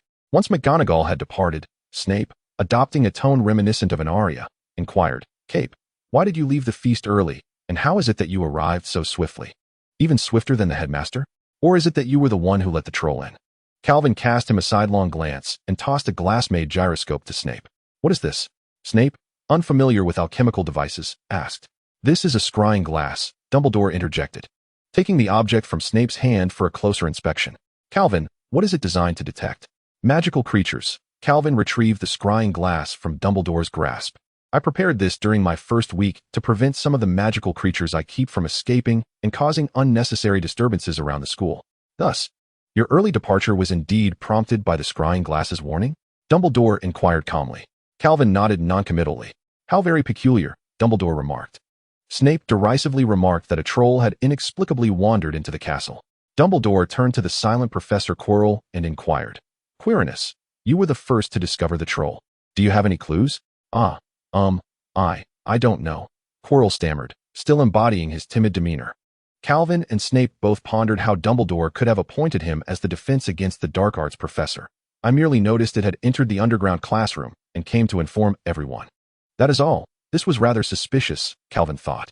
A professor of defense against the dark arts, unable to vanquish a troll? Alas, it seemed this matter warranted further investigation. Dumbledore absurdly accepted Quirrell's explanation. You may return for now. Professor Quirrell, I cannot believe you truly don't know who released the troll, Snape remarked with an odd expression. I genuinely do not know, Severus. As headmaster, I cannot be privy to all the castle's secrets, much like I was unaware of the opulent lavatory on the 8th floor, which I used once in an urgent moment, only to find it subsequently lost to me. You lie? You have been smiling all along, Snape retorted, his nostrils flaring in frustration. With a flick of his robes, he turned to leave. Albus, your antics will lead to trouble one day. Meanwhile, Calvin was taken aback by the inadvertent information revealed in Dumbledore's words. A luxurious lavatory appearing in a moment of urgency, only to vanish afterwards. Was this not the room of requirement? The pursuit had borne fruit effortlessly. But was this truly mere coincidence? Calvin cast a meaningful glance at Dumbledore. Before this centenarian, one ought to harbor no illusions. Any oversight could become a fatal flaw. Dumbledore levitated the unconscious troll with his wand, stating, I must return him to the troll's tribe. Harry is in your care, Calvin. Professor Dumbledore, Calvin softly addressed, wishing to inquire further about the room of requirement. What is it, Calvin? Dumbledore's azure eyes met Calvin's as he spoke casually. If there is nothing else, please ensure Harry's safety. And take care of yourself. Do not let dark magic corrupt your heart. At that moment, Calvin was certain that Dumbledore was intimately aware of all matters within the castle. It appeared that causing mischief beneath Dumbledore's watchful gaze was no simple task. On Saturday afternoon, Cedric and the Weasley twins sequentially arrived at Calvin's office. Professor, what are we doing today? I can hardly wait to meet those adorable little ones, George exclaimed with excitement. Hold on. I have brought along several students who are currently grounded to assist you today, Calvin said as he unfurled a scroll and hung it on the wall. Moreover, you two are forbidden from smuggling any more of the Polish horned cow's milk out for sale. The hospital wing had seen several students unable to control their strength, leaving Madame Pomfrey at her wit's end, necessitating my personal intervention. Soon, the trio arrived at Calvin's office, their shared encounter with the giant having forged an unexpected camaraderie among them. Little Ronnie, Fred gasped in disbelief. never suspecting that his brother had been captured by the professor for menial labor. "Please, don't call me that, Fred," Ron said, feeling a tinge of embarrassment at being addressed by his childhood nickname in front of so many. "All right, relax," George said, draping an arm around Ron's shoulders. Being grounded by Professor Capet is the most comfortable punishment one could imagine. With everyone gathered, Calvin declared, "Let us commence." He tapped the open painting with his wand, and in an instant, light and shadow danced, transporting the 6 individuals into the world within the painting. Fred and George quickly steadied Harry and the others, helping them acclimate to their new surroundings. "What kind of magic is this? I have never encountered anything like it in all my readings," Hermione exclaimed, feeling her understanding of magic being fundamentally challenged. Harry and Ron were at a loss for words, their expressions blank. "Cedric, take Hermione and Ron to milk the Polish billy goat," Calvin assigned hastily. "Fred and George, you accompany Harry to shear the Icelandic sheep. Professor, could you not send Ron with us? He is, after all, my dearest brother," George lamented wistfully. Ron, in a state of panic, fervently shook his head at Calvin. He had no desire to meet his demise at the hands of his own brother. Before long, the weekend passed in a blur. Just as Harry and the others were preparing to depart, Calvin called out, "Harry, wait a moment." Chapter 24. "This book belongs to Lily Evans, Professor. Is there something you need?" Harry asked, uncertain of Professor Capet's intentions. His feelings towards the professor were complex. On one hand, Capet had rescued him on 2 occasions, the first time even sparing him from punishment and gifting him a magical 2-way mirror. On the other hand, Capet had a disconcerting habit of staring into his eyes, leaving Harry reluctant to meet the professor's gaze. "Harry Potter," Calvin whispered, savoring the name, sending a chill down Harry's spine. "Please, take a seat." With a wave of his hand, Harry found himself compelled to sit in a chair. "You all, please sit as well." Hermione and Ron, who had been standing at the door, floated to take their places behind Harry, and with a resounding thud, the office door shut firmly. Calvin suddenly bent down, parting Harry's unruly hair to stroke the lightning-shaped scar on his forehead. It was an abrupt gesture, as if an unrelated fragment of a soul clung to the scar. Harry felt uncomfortable, squirming in his seat. "Professor, Harry Potter," Calvin interrupted, "I knew your parents." What? Not only Harry, but also Hermione and Ron were taken aback by Capet's revelation. "You knew my parents?" Harry's mind raced with questions. He had even entertained the notion that Professor Capet might be a servant of Voldemort. "Indeed," Calvin nodded. "When I was a first year at Hogwarts, they were in their 7th year. Your father, James Potter, was the illustrious president of the student council, a prominent figure within the school. However, I do not know him well. Nevertheless, I share a close bond with several of his friends, as well as with your mother, Lily Potter, who was then known as Lily Evans. Particularly, Lily was among the few students at Hogwarts who treated me with genuine kindness." Calvin returned to his seat, a nostalgic expression gracing his face. "Ah, Lily." Hermione and Ron exchanged peculiar glances. Professor Capet not only knew Harry's mother, but also affectionately referred to her as Lily. Yet, Harry paid little heed to this detail and inquired, "Professor Capet, what was my mother like?" "Lily was a good person, but alas, I am sorry, Harry. She was warm-hearted and deeply cared for young witches and wizards. Both of us were wizards from Muggle backgrounds, yet I was sorted into Slytherin. She anticipated the challenges I would face there and provided me with immense support. My initial experiences at Hogwarts were exceedingly difficult. On the 2nd day, I found myself locked outside the common room, and it was Lily who sought out Professor Slughorn for me. On the 5th day, my textbooks were thrown into the Black Lake, and Lily gifted me her old ones. In the 3rd week, I was cornered by a group of 6th-year Slytherin students in a hidden passage, intent on casting dark curses upon me. Just as they were about to succeed, Lily intervened and thwarted them. Before Christmas, I was ambushed and taken to the hospital wing. She and her friends sneaked out at midnight to check on me. Later, I learned that those who attacked me were confined in an abandoned toilet for 3 days. My friendship with Lily continued after her graduation, with us exchanging letters twice a month until, alas, before I transferred to Beauxbatons, she said to me, "Calvin, I can see that you possess a remarkable talent for potions. I am giving you my notes from the past 7 years, hoping you will treasure them and study diligently." As he spoke, Calvin opened a drawer and carefully retrieved a thick book wrapped in black velvet. He gently untied the string and revealed a somewhat aged, yet well-preserved notebook. Calvin dusted off the cover and continued, "This notebook aided me immensely. I must say, your mother was a true genius in potions. She was practically my second potions teacher. I have long since graduated, and this notebook no longer serves me any purpose." Harry's breath began to quicken. "Originally, I intended to present this notebook to you as a Christmas gift, but I heard from Professor Snape that your performance in potions has been rather poor. I wonder how it is possible that Lily's son did not inherit her talent. On Halloween, I suspected someone was deliberately targeting you. Professor Snape, Harry mumbled. Calvin handed the notebook to Harry, who accepted it and gently opened the cover. A faint scent of lilies wafted from the pages, and inscribed on the first page in elegant handwriting were the words, "This book belongs to Lily Evans." "Thank you, Professor." Harry clutched his mother's relic, overwhelmed with emotion. "I'm sorry. I had my doubts about you because every time we met, you stared into my eyes, which frightened me a bit. Your eyes resemble your mother's," Calvin remarked with a smile. "Do not reveal that notebook in front of Snape." "Why?" Harry, somewhat perplexed, had envisioned presenting the notebook to Snape after excelling in potions class, proclaiming, "My mother taught me far more than you ever could." Calvin, constrained by his promise to Snape, fabricated a response. Snape is exceedingly stringent when it comes to potion making. While this notebook contains numerous shortcuts, to him, it would be akin to heresy. Therefore, keep it from his sight. Harry solemnly nodded, clutching the notebook as he returned to the common room with Hermione and Ron. "I can hardly believe Professor Capet was a friend of your mother's. If anyone bullies you again, just seek out Professor Capet," Ron declared, shaking his fist. "Ron, that would put Professor Capet in a difficult position," Harry replied. "Quick, let us see what's written in the notebook." As an academically inclined student, Hermione was evidently more intrigued by Lily's potions notes. "Wait a moment." Harry pulled over a table, placing the notebook upon it, and with a sense of reverence, opened his mother's relic. The notebook bore two distinct scripts, one in clear black ink, likely penned by its original owner, Lily Evans, and the other in hasty purple ink, which appeared to be annotations on Lily's notes, presumably written by Professor Capet.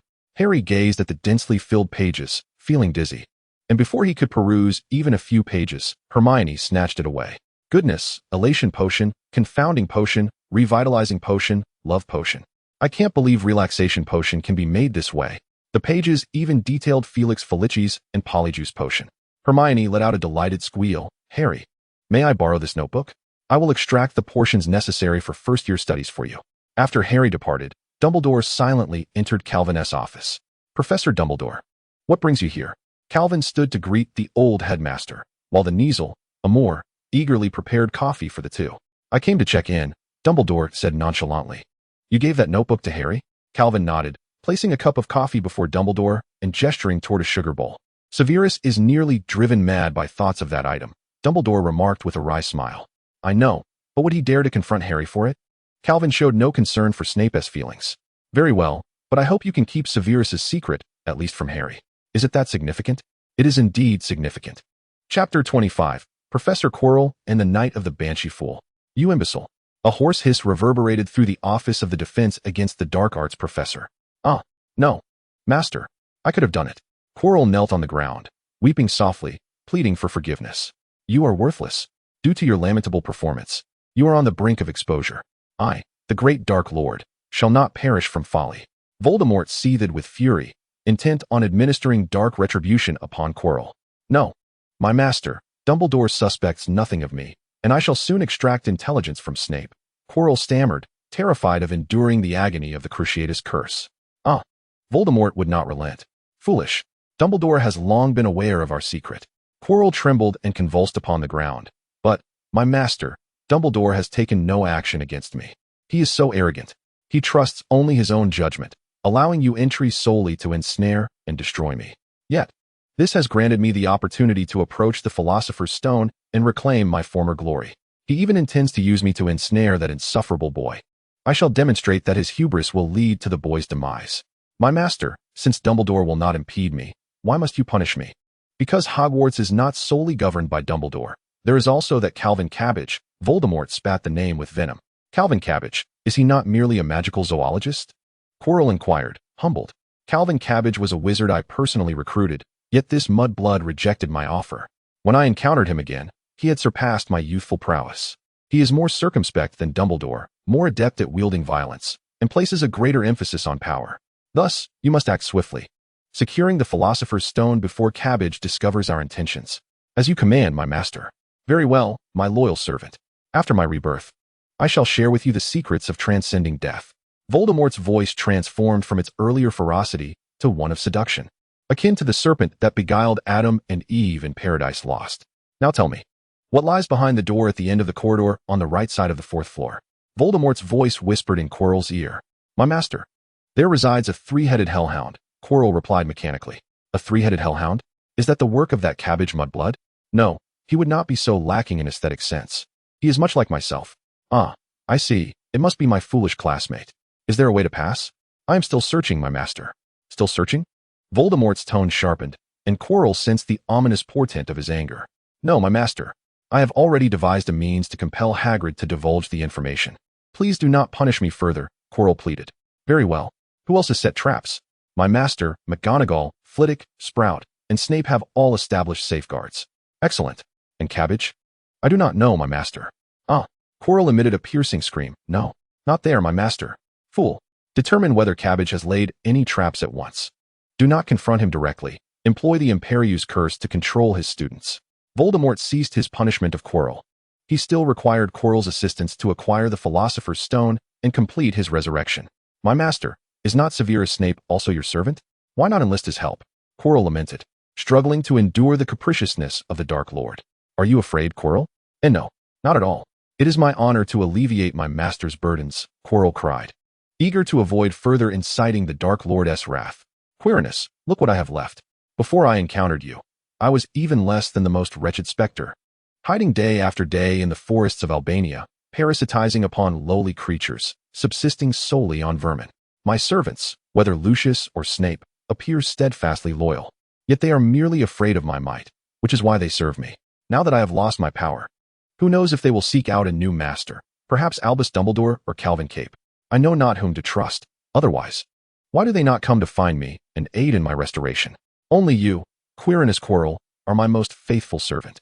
Voldemort's words brimmed with enchantment, having once lured countless young wizards to prostrate themselves at his feet. But, my master, my strength is far too feeble. You have lingered too long within me. My body is on the verge of collapse, Quirrell stammered, choking on his words. Are you then blaming me? Quirrell, without me, you are nothing. You shall remain a stuttering, cowardly wizard, rotting in the sewers for eternity. My master, I would not dare. Quirrell felt a pang of injustice, but I require power. Power? Power, very well. Since you desire strength, I shall grant it to you.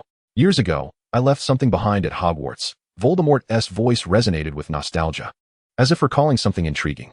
If we obtain that artifact, we shall acquire formidable power. A fervor for power ignited on Quirrell's face. Master, when shall we retrieve it? Patience, patience. I suspect Capet has already set his sights on you. Let us first devise a plan to deal with Hagrid's foolish dog. Fear not. My dear little apprentice is even more foolish than you. Extracting information from him will be effortless. He comforted his loyal servant in a whispering tone. Do not be afraid. With me, nothing will go amiss. Hold on a little longer. Consider it the secret to immortality. The indecisive wizard soon found himself beguiled by Voldemort's mastery, envisioning the gateway to magical mysteries opening before him. Just as Quirrell began to rally his spirits, a searing agony surged from the depths of his soul. He barely had time to scream before collapsing to the ground, his limbs convulsing in a desperate attempt to escape the burning pyre. Yet, in truth, he bore no wounds. Meanwhile, Voldemort could only emit a hoarse lament, striving to obstruct the source of his pain with mental barriers. However, he soon realized that the searing pain emanated from the depths of his soul, akin to the effects of the Cruciatus curse. No, it was even more intense, more excruciating. A fragment of his very essence was engulfed in unending torment. Dumbledore? Karkaroff? Who could it be? My Horcrux? Voldemort's anguished wail reverberated through the office of the Defense Against the Dark Arts professor. That night, whispers began to circulate among nearby students regarding the peculiar encounter between Professor Quirrell and the Banshee. Chapter 26. A millennium of memories. The scene shifts back to the deep night of a few days prior. Calvin was uncertain whether Dumbledore had intentionally or inadvertently divulged the existence of the Room of Requirement to him, yet he had ultimately grasped the clue he sought. The 8th floor, he pondered. Clutching the hand of glory, Calvin continued to navigate the labyrinthine corridors of Hogwarts, finally halting before a tapestry depicting a troll bludgeoning a hapless Barnabas. This was the last place, Calvin muttered to himself. He then closed his eyes and silently recited, "The luxurious lavatory used by Dumbledore. The luxurious lavatory used by Dumbledore. The luxurious lavatory used by Dumbledore." Upon opening his eyes, he beheld a remarkably smooth door adorning the wall. A surge of elation coursed through him as he hurriedly pushed open the door to the room of requirement. Revealing an array of golden, opulent chamber pots, Calvin quietly stepped back, refocusing his thoughts. The room where Voldemort concealed his Horcrux. The room where Voldemort concealed his Horcrux. The room where Voldemort concealed his Horcrux. When he opened his eyes once more, the grand door remained steadfastly in place. There was hope. Upon entering this concealed chamber, Calvin was taken aback. Countless heaps of debris, or rather, antiquities, loomed like miniature mountains within the room. Buried among these mounds was the Horcrux he sought. Voldemort. Calvin couldn't help but scoff. Is this truly how you treat your Horcruxes? How could you possibly mix it with a pile of refuse? Given your stature, you ought to demand a dedicated space for your treasures. Fortunately, Calvin had anticipated such a scenario and prepared accordingly. He retrieved a pair of pale green spectacles from his sleeve, donning them to alter his perception of the world. These spectacles were an alchemical creation inspired by the eyes of a thestral, a magical creature closely associated with death, whose gaze could penetrate the essence of human souls. Calvin had initially aimed to distill this ability into a simplified spell, but regrettably failed. Thus, he settled for crafting a pair of thestral glasses. Even with the aid of the thestral glasses, searching for the Horcrux amidst the numerous heaps was a monumental task. Yet, fortune smiled upon Calvin. As he approached the base of the sixth mound, he glimpsed through the glasses a pulsating object radiating a black luminescence, akin to viscous ink, quietly resting atop the summit. It could not be mistaken. That was undoubtedly the Horcrux. Even from a distance, Calvin could sense the air of decay and darkness emanating from the object. Calvin ascended to the mountaintop, finally discerning the Horcrux of Voldemort, a rusted, tattered diadem. I have found you, Voldemort. As Calvin listened to the low, hissing sound emanating from the diadem, reminiscent of a serpent's call, he could distinctly sense the allure it conveyed, enticing him to act. He retrieved his dragon-hide gloves, poised to grasp the Horcrux, when a voice pierced the air behind him. Stop. Do not touch it. Calvin jolted, turning to see a tall, pearlescent specter gliding towards him. Her gaze fixated upon the diadem as if it were an object of unimaginable significance. How could it be here? It should be in Albania. Lady Grey. Calvin recognized the apparition, recalling how she had arrogantly disregarded his plea days prior, and he felt a surge of displeasure at her sudden intervention. You cannot touch it. Lady Grey averted her gaze from the diadem and fixed a serious expression upon Calvin. It is malevolent, deeply dark, and most importantly, it does not belong to you. Lady Grey, it holds great importance for me, Calvin replied softly, yet his intention was unmistakable. He, Calvin, intended to claim it today, and not even Dumbledore could deter him. Were it not for the esteemed ghost of Hogwarts before him, Calvin would not have engaged in such dialogue. Another one. Lady Grey's lips curled into a cold sneer, a wizard blinded by greed, failing to notice the vile dark magic that has tainted it. Calvin furrowed his brow, perplexed. This was not how he had envisioned it. Was there an undisclosed truth lurking beneath? Yet, he had no time to ponder. He was eager to conduct intriguing experiments with Voldemort's soul. Lady Grey perceived that Calvin dismissed her warnings, her anger mounting as her icy visage paled further. She shouted, You cannot take it. It belongs to my mother, Rowena Ravenclaw. What? Calvin was aware of the significance, but he had not anticipated such a revelation. You are the daughter of Rowena Ravenclaw. This is a relic of the Founders? Voldemort had exquisite taste, indeed, to craft a Horcrux from the Founders' heirlooms. Yes, my true name is Helena Ravenclaw. This diadem is my mother's legacy. Sorrow etched upon her features as she longed to grasp the tattered diadem. Knowing she would never touch it again, my mother acquired infinite wisdom through this diadem. Envious, I stole it and hid in Albania.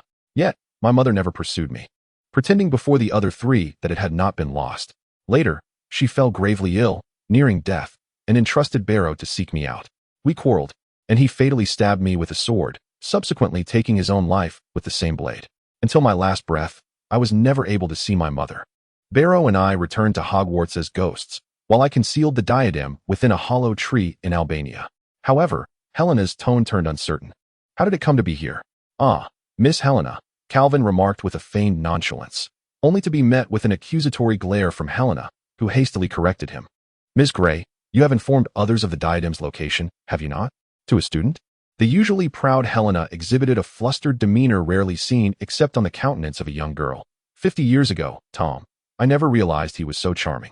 He seemed understanding and compassionate, yet I never anticipated he would tarnish my mother's heirloom with his malevolent dark magic. Indeed, Calvin thought, Helena Ravenclaw's yearning to possess her mother's treasures was something Tom Riddle could easily comprehend. Alas, Ms. Grey, there is no need for your anger and self-reproach. Calvin consoled her. You are not the sole victim of Riddle's persuasive charm. Many have fallen under his spell, and when he desires, he can become quite beguiling. But you cannot take it. Helena suddenly grew agitated. For whatever reason, you must not come into contact with it. Calvin fell silent. Then, with gloved hands, he lifted the diadem, sullied by Voldemort's tainted soul. Ms. Grey, you see, your mother's relic has become fractured beyond recognition due to your 2 missteps. Enough. You shall speak no more. Helena retorted angrily, her temper flaring at the heart of the matter. But what if I told you I could restore it? Helena stared blankly at the raven-haired, crimson-eyed youth before her. Chapter 27. I am the first student of Ravenclaw. What jest is this? This is my mother's creation. How could you possibly restore it? Calvin recalled Ms. Grey's skeptical demeanor from the night before. In the end, she had reluctantly allowed him to take it. Upon returning to his office, Calvin retrieved a crystal vial containing the Horcrux from his sleeve. Just as he intended to grasp it with his hand, he reconsidered, opting instead to draw his wand and unleash a barrage of banishing spells before confidently extracting the Horcrux. At this moment, Calvin finally took the time to closely inspect and admire the Horcrux crafted by Voldemort. Aside from the incessant, enticing hissing emanating from it, a swirling black mist surrounded the object.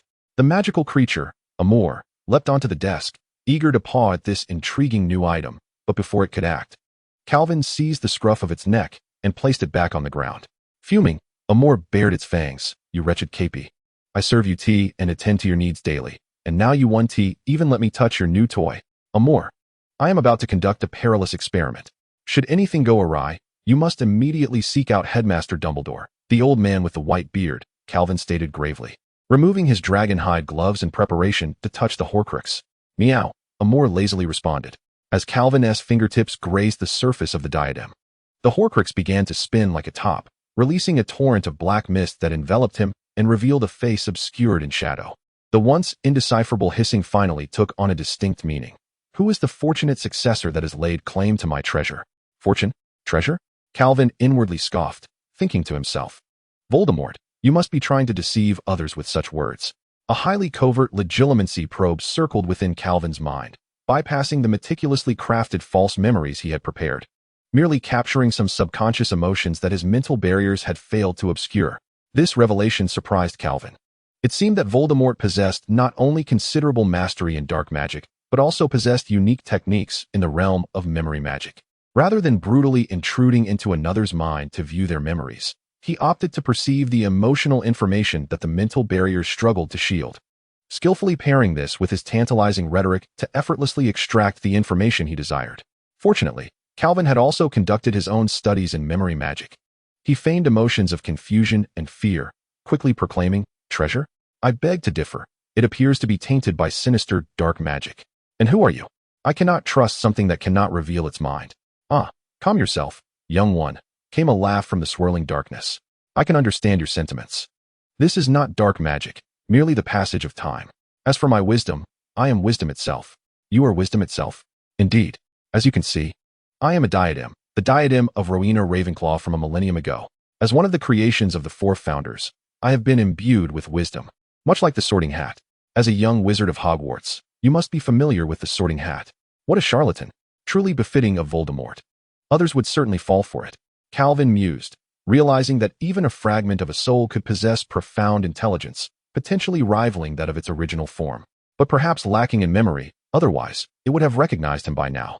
Calvin decided to continue engaging with Voldemort's soul fragment, curious to discover just how much this piece truly knew. But wait, Rowena Ravenclaw was a lady. Why do you sound like an elderly man? Actually, I am not. The current Voldemort sounds much like you, Calvin. Gender holds no significance for me. I am the embodiment of wisdom. If you prefer, I can present myself in such a manner, came a delicate voice from the shadows. A chill ran down Calvin's spine, and he had to suppress the urge to vomit. Were it not for his knowledge of Voldemort's true form, he might have found the voice pleasant. However, he struggled to envision what it would be like to hear Voldemort speak in such a manner. He resolved to store the recent memory within a crystal ball, intending to reveal it to Voldemort in person to unnerve him. And as for those Death Eaters, he wondered if they would awaken some peculiar attributes upon discovering this side of their master. Oh my goodness, how marvelous! Calvin stifled his nausea, feigning astonishment as he responded to Voldemort. However, as a brilliant professor of Hogwarts, I shall not be easily swayed. You would do well to be forthright. It appears you are a cautious wizard. This is commendable, a necessary trait for one destined for greatness. However, I am not an artifact of dark magic. In a certain sense, I am the first student of Rowena Ravenclaw. Very well, Calvin thought. He had successfully imprinted an arrogant and haughty image upon the Horcrux. Next, it remained to be seen how much the fragment of Voldemort's soul would reveal. The diadem showcased several long-lost spells, and Calvin meticulously observed that his magical energy was gradually depleting. Though the loss was minimal, it was persistent. One must concede that Voldemort was a genius of dark magic. He had astonishingly managed to replicate some forgotten spells through the use of dark arts. To demonstrate before Calvin, he had carefully disguised them as ordinary magic. Yet the essence of dark magic's insidious nature could never truly be concealed. If these are merely trifling tricks, I cannot be persuaded, Calvin feigned disdain, waving his wand to conjure two duplicates of himself, who then addressed Voldemort in unison. A duplication spell, an ancient magic I have restored. Voldemort felt a tinge of embarrassment. Very well. It appears you are as much a genius as I and Ravenclaw. These little parlor tricks do not intimidate you. Allow me to demonstrate my true prowess. The dark mist sought to conjure a grand spell. However, Calvin did not grant it the opportunity. As the magic barely began to take shape, Calvin's expression shifted, and without a moment's hesitation, he seized the Horcrux and placed it into a crystal vial filled with an unknown potion. This is excessive, Tom, Calvin taunted with a smirk. Stealing my magical energy is one thing, but do you truly wish to pilfer my very life? I have no desire to become the sustenance for your resurrection. The dark mist struggled to escape the crystal vial. You deceive me, vile youth. You have long known my identity. Release me, assist me in my revival, and I shall share with you the secrets of transcending death. How dare you utter such words? In terms of vile treachery, who could rival you? Calvin remained indifferent to Voldemort's temptations and curses, sealing the crystal vial with magic. He then produced a notebook to document his first experiment of separating the soul fragment from the diadem. Chapter 28. Tom the Guinea Pig. The following day, aside from teaching his students, Calvin devoted himself to the study of Voldemort's soul fragment and Ravenclaw's diadem. He even entrusted the grading of assignments to the well-trained Kneazle, Amor, resulting in the students' work adorned with vivid red paw prints. Some students, particularly the young girls, were exhilarated, never expecting the aloof Professor Capet to exhibit such a youthful side. In reality, their Professor Capet had devolved into a tech enthusiast. Had it not been for Amor's assistance in maintaining Calvin's appearance amidst grading, he would have struggled to attend classes. Amor's diligent efforts left Calvin, who often exploited magical creatures, feeling somewhat guilty, prompting him to consider enhancing Amor's provisions, elevating the morning allocation from 3 cans of cat food to 4, while reducing the afternoon supply from 4 to 3. Ah, I am indeed a benevolent soul, Calvin mused. Calvin glanced back at the Horcrux immersed in the potion. After several days of experimentation, he had yet to devise a method to successfully extract Voldemort's soul intact from the diadem. The fragments of the soul appear to have merged seamlessly with the diadem, rendering them inseparable. Thus, the only course of action is to obliterate both the soul fragments and the diadem together. This realization left Calvin somewhat disheartened. Had it been possible to extricate the soul without damaging the soul artifact, he would have promptly summoned Harry to assist in removing the essence clinging to his forehead. It seems he must retract his earlier boast. The restoration of the diadem is now impossible, unless he were to forge a new one entirely. Calvin shook his head, recalling the grandiose claims he had made a few days prior in the presence of Helena Ravenclaw. He retrieved the soul artifact from the potion, and a thick black mist immediately enveloped the space. Within it, Voldemort's voice echoed, "Calvin Capet, you filthy mudblood. How dare you treat the great Dark Lord in such a manner? On the day of my return, I shall turn you into a wraith and hang you from the walls of Hogwarts." Shoo, I'm conducting an experiment. Tom, do quiet down. A Dark Lord must possess the demeanor befitting his title. Did your mother not teach you the value of courtesy? Calvin teased, raising a finger to his lips. Oh, my apologies, I forgot. You have no mother. Even the most tempered of souls would be provoked by Calvin's jests, let alone the notoriously capricious second Dark Lord, Voldemort. The black mist surged violently, bubbling like a cauldron, and a faint green light emerged. Calvin Capet, I shall kill you. I am determined to annihilate you. I will extinguish your entire family and friends, and then I shall come for you. Ah, in a hurry are we? Patience is a virtue. Calvin continued in a mocking tone, simultaneously noting in his journal. The soul fragments exhibit magical fluctuations when subjected to intense emotional stimuli, displaying a greenish hue when enraged, possibly indicative of the killing curse. Calvin withdrew a crystal vial filled with the extract of aritot grass, the primary ingredient of a euphoric potion, which, in excess, induces uncontrollable laughter. He cautiously submerged the soul artifact in the aritot extract, while Voldemort shrieked from the air, "What is this? Remove it. Remove it at once. I do not wish to come into contact with it. Be quiet, Voldemort. It might bring you a modicum of joy." Calvin's growing impatience with Voldemort's resistance to the experiment heightened his caution. He retrieved an hourglass from the innermost layer of his clothing, confirming the sand within remained white before proceeding with the experiment. As the soul artifact became fully immersed in the liquid, Voldemort emitted a chilling laugh. Calvin smirked. "Even the laughter was villainous, truly befitting of you, old Tom. Ha! It appears I am indeed the great descendant of Salazar Slytherin, with such a magnificent lineage coursing through my veins. Dark magic is undeniably powerful. I have discovered the secret to immortality. Such hubris. Your father was unmistakably a Muggle, was he not? And what greatness is there in your bloodline? If Salazar were to witness the calamity you have wrought upon Hogwarts, he would have dispatched you on the spot." Calvin chose to disregard Voldemort's frenzied soliloquy, instead focusing intently on the black mist, from which he discerned faint glimmers of white light. After a moment's hesitation, he decided to employ the spell on Voldemort's soul fragment. Soul Snatcher. This is one of the few dark arts restored by Calvin from the magical creatures, inspired by the Dementors, with a similar effect of siphoning away a person's joyful memories. A chilling scream emanated from the dark mist, instantly rendering it feeble, and the faint white glow vanished, confirming that the white light indeed marked a magical fluctuation. Intriguingly, I had assumed that Voldemort's soul, corroded by dark magic, would be incapable of releasing magic due to an absence of joyful emotions. Calvin noted in his journal that even after being thoroughly tainted by dark magic, there still existed a trace of magical fluctuation under extreme joy, albeit unrecognizable, which he speculated might be linked to the Patronus charm. Subsequently, Calvin extracted the honey of the sorrow bug and immersed Voldemort's Horcrux within it.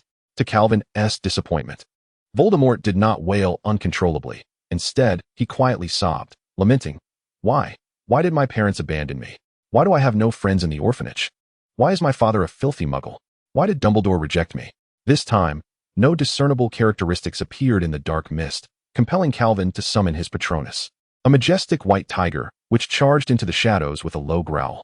A chill enveloped Calvin, sending shivers down his spine. He recorded in his journal that sorrowful emotions do not effectively stimulate magical fluctuations, akin to the Eastern proverb describing a state of utter desolation. This might serve as a potent method to suppress a magical outburst. Calvin then proceeded to examine the changes in the soul within the Horcrux under the influence of fear and disgust, documenting its behavior before embarking on the final experiment of the day. Observing the now coiled dark mist, he lowered his defenses, allowing Voldemort to absorb a fragment of his magic. "Cheer up, Tom. My experiment is not yet complete." He subsequently introduced a potion that incited feelings of remorse, submerging the Horcrux within it. Unexpectedly, the Horcrux reacted spectacularly. Upon contact with the potion, Voldemort emitted a horrific wail. "Calvin, spare me. Destroy me instead. Do not torment me any longer. I swear, I shall never trouble you again. Just take me out, and I will divulge all the magic I know." Calvin disregarded Voldemort's pleas, though curiosity compelled him to extract the Horcrux from the potion. Voldemort ceased his screaming, the dark mist convulsing violently as it began to curse Calvin. Calvin then plunged the Horcrux back into the potion, prompting another round of agonized cries from Voldemort. This cycle repeated 5 or 6 times until Voldemort, utterly exasperated and on the verge of collapse, implored, "Calvin, if you are a Slytherin student, grant me a merciful end." Calvin remained indifferent, noting in his experimental log that the Horcrux exhibited an exceptionally intense reaction to feelings of remorse, warranting further investigation. Chapter 29. A Fist to Shatter Tom's Canine Head. The Sheltering Turtle advises, please bookmark after reading for easier access to continue. While Calvin was fervently conducting experiments, or rather tormenting, on Voldemort's soul, Harry Potter was preparing for his first Quidditch match. Harry languished in the changing room, feeling despondent. The approaching match had disrupted his sleep for days, and last night, inexplicably, the scar on his forehead throbbed painfully, preventing him from resting at all. He resolved to consult an adult after today's match, Perhaps Hagrid or Professor Karkaroff. George, noticing Harry's dark circles, approached and embraced him. Hey, Harry. Are you nervous about today's match? Don't worry, we are definitely going to win. Harry replied, not particularly anxious, just reluctant to discuss the scar with others. Relax, Harry. We've prepared a secret weapon for today. We'll surely use the bludger to knock the opposing team's gorilla captain senseless, Fred chimed in with a mischievous grin. Harry understood that the gorilla captain referred to Marcus Flint, the Slytherin Quidditch captain, who was mocked for his supposed troll lineage, yet he felt intrigued by the twins' secret weapon. What secret weapon? He inquired. George mysteriously produced a glass bottle filled with milk from his robe, uncapped it, and offered it for Harry to sniff. Harry's expression shifted instantly, and he took 2 cautious steps back, regarding the bottle as though it contained poison. Is this the secret weapon you speak of? Cow's milk from Professor Karkaroff's zoo? It's milk from a Polish augury, Fred replied with a cheeky grin. George and I have perfected the dosage. Just a capful will ensure that no one can block today's bludger. He asked, do you want some? Harry recalled how Ron had been persuaded by the twins to drink the augury milk a few days prior, resulting in Ron being unable to hold anything, crushing items to dust. When he attempted to support himself against a wall, he inadvertently knocked it down, leaving a trail of destruction in his wake. Percy, believing Ron was up to some mischief, had tried to intervene, only to be sent flying by Ron's flailing. Eventually, Hermione had to levitate Ron to halt the chaos. Harry swallowed hard. I think I'll pass. I'm afraid I might break the golden snitch. All right, we'll drink it ourselves, George shrugged, preparing to pour himself a capful of milk. Stop. Hermione suddenly appeared in the changing room, followed closely by Ron. Have you all lost your minds? Drinking augury milk before the match and trying to get Harry to join you? Ron exclaimed, his eyes wide with shock. I remember Professor Karkaroff forbidding you from stealing augury milk again. After the last incident with Ron, you thought it wasn't chaotic enough? And now you want to use it in the match? This is cheating, and you're trying to persuade Harry to partake as well. Hermione's hands were on her hips, her lips pressed into a thin line as she chastised the Weasley twins, embodying the very essence of a miniature McGonagall. Hermione. It's not that serious, Fred chuckled, clearly dismissing her admonishments. Unfazed, Hermione retorted with a cold laugh. Fine, drink it. But don't complain if you break your brooms before smashing the bludger. George said awkwardly, discreetly setting down the milk bottle. Hermione, we were just joking, haha. Hermione let out a huff as she secured the cap on the milk bottle, feeling uneasy about leaving such a large container of milk in the changing room. If someone were to consume it, it would spell disaster. Ultimately, she decided to carry it with her, intending to return it to Professor Quirrell after the match. Soon, the Quidditch match commenced, but Gryffindor's performance was lackluster, with Slytherin's scoring efficiency far surpassing theirs. This left Lee Jordan at the commentary booth in a gloomy mood. Meanwhile, the Slytherin supporters erupted in cheers, seemingly oblivious to Harry's unusual performance on his broomstick. The broom was convulsing wildly, twisting and turning, gradually lifting Harry higher and higher. Away from the pitch. What on earth is Harry trying to do? Hagrid muttered, peering through his telescope. If I didn't know him so well, I'd think he had lost control of his broom, but that's impossible. Suddenly, the crowd in the stands pointed upwards at Harry. His broom began to tumble uncontrollably, and he struggled to maintain his grip. In a sudden fit of violent movement, the broom flung him off, leaving him hanging precariously in the air with only one hand clinging to the handle. Was there something wrong with his broom when that Slytherin player knocked into him? Seamus whispered.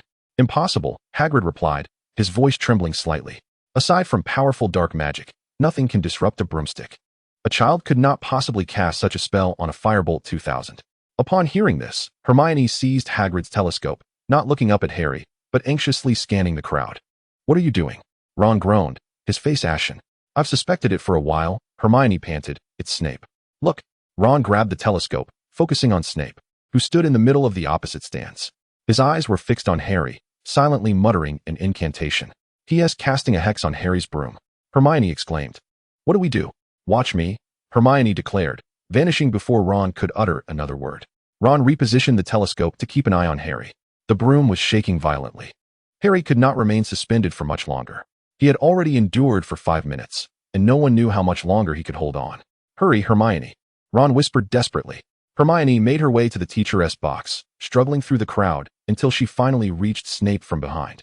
She crouched down, retrieved the milk bottle she had confiscated from the twins, poured out the contents, and drank it down before delivering a punch to the back of Snape's head. To her surprise, Snape suddenly dodged her blow, and Hermione, unable to stop herself, landed a punch on the back of Professor Quirrell's head. who was seated in front of Snape, causing him to fly forward with a yelp. This provoked Professor McGonagall's ire, resulting in a deduction of 5 points from Hermione. However, Hermione's punch had incited sufficient chaos, allowing Harry to regain his balance atop his broom. With red-rimmed eyes, Hermione returned to Ron's side. Shortly thereafter, Harry executed a swift dive towards the ground, and the spectators witnessed him extracting the golden snitch from his mouth. Lee Jordan exuberantly announced the outcome. Gryffindor had triumphed with a score of 170-60. Yet, Harry paid little heed to these accolades. He, along with Ron and Hermione, returned to Hagrid's hut, where the host was preparing a strong cup of tea. Chapter 30. Who is Nicolas Flamel at Snape? Ron explained to everyone. Hermione, and I saw him. He was muttering a spell over your broomstick, his eyes fixed on you. Nonsense, Hagrid retorted, claiming ignorance of the events that transpired in the stands, questioning why Snape would engage in such actions. Harry, Ron, and Hermione exchanged glances, uncertain of how to convey the truth. Ultimately, Harry resolved to speak candidly. I discovered some things, he stated to Hagrid. On Halloween, he attempted to get past that three-headed dog. It bit him. We believe he intended to steal whatever the dog was guarding. Hagrid slammed the teapot down. Enough. Do not inquire further, he said brusquely. That is a matter of utmost secrecy, understand? But Snape wants to steal it, Ron insisted. Nonsense, Hagrid repeated. Snape is a teacher at Hogwarts. He would never do such a thing. Then why does he want to harm Harry? Hermione exclaimed, her opinion of Snape evidently shifting dramatically after the afternoon's events. I tell you, you are mistaken, Hagrid said, his temper flaring. I do not know why Harry's broom exhibited such behavior, but Snape would never wish to harm a student. Now, you three listen to me. You are meddling in matters that do not concern you. It is perilous. Forget that dog, forget what it guards. This is between Professor Dumbledore and Nicolas Flamel. Ah, Harry interjected. So this involves someone named Nicolas Flamel, does it? Hagrid became furious, vexed with himself for inadvertently revealing the truth. Since parting ways with Harry and the others, Hagrid had scarcely seen Harry. On this day, he visited the castle to see Dumbledore and happened upon Harry, Ron, and Hermione dining in the Great Hall. Harry, why haven't you come by for tea these past 2 weeks? Hagrid greeted the trio. We've been rather busy, Hermione replied. Harry, Ron, make sure to head to the library after your meal.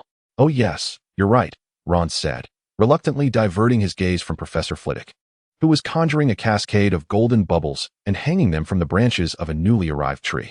The library, Hagrid remarked, sitting beside Harry. The exams are still a ways off. You needn't be so diligent, eh? Oh, we aren't studying, Harry clarified. Harry cheerfully remarked to him that ever since you mentioned Nicolas Flamel, we have been trying to discern who he is. Hagrid appeared quite alarmed. Listen, I told you to drop it. That large dog is guarding something that is of no concern to you. We merely wish to know who Nicolas Flamel is, nothing more. Hermione stated. Would you be willing to offer us a hint, to spare us the trouble? Harry continued. We have perused at least 100 books and have yet to uncover even a trace of him. Just a small clue would suffice. I know I have seen his name somewhere. I will say nothing, Hagrid replied tersely. Then we shall have to seek out the answers ourselves, Ron declared. This provoked Hagrid's ire, and he stormed out of the castle in a fit of rage. Hey, Harry, I just heard you're looking for Nicolas Flamel. George and Fred joined the three as they rapidly devoured their lunch. Hermione rolled her eyes discreetly upon seeing them. She still had not returned the bottle of milk to Professor Kettleburn, and after that incident during the match, when she had knocked Professor Quirrell off his feet, she had earned the nickname Berserker, much to the mockery of the Slytherin students, who suggested she should attend a Muggle school to become a boxer. Harry nodded and inquired, Do you know Nicolas Flamel? Well, not exactly, they replied, but we know someone who does. Who? Harry asked, excitement evident in his voice. Professor Kettleburn, Fred said. I once accidentally saw a letter from Professor Kettleburn, and the sender was Nicolas Flamel. So do you know who he is? Ron hastily swallowed his chicken leg and asked Fred, his words somewhat garbled. No, I didn't ask. Perhaps he's just Kettleburn's pen pal. It wouldn't be surprising for a renowned wizard to have many pen pals. Impossible, Hermione firmly asserted. I found no mention of Flamel in studies on the development of modern sorcery. George shrugged. That, we do not know. We merely heard you were searching for Nicolas Flamel and thought we'd share what we know. The rest is up to you. The trio exchanged glances. It seemed prudent to seek out Professor Kettleburn. They hastily finished their lunch and arrived at the door of Professor Kettleburn's office. Uncharacteristically, there was no sign inviting them in. Instead, a note requested that they knock.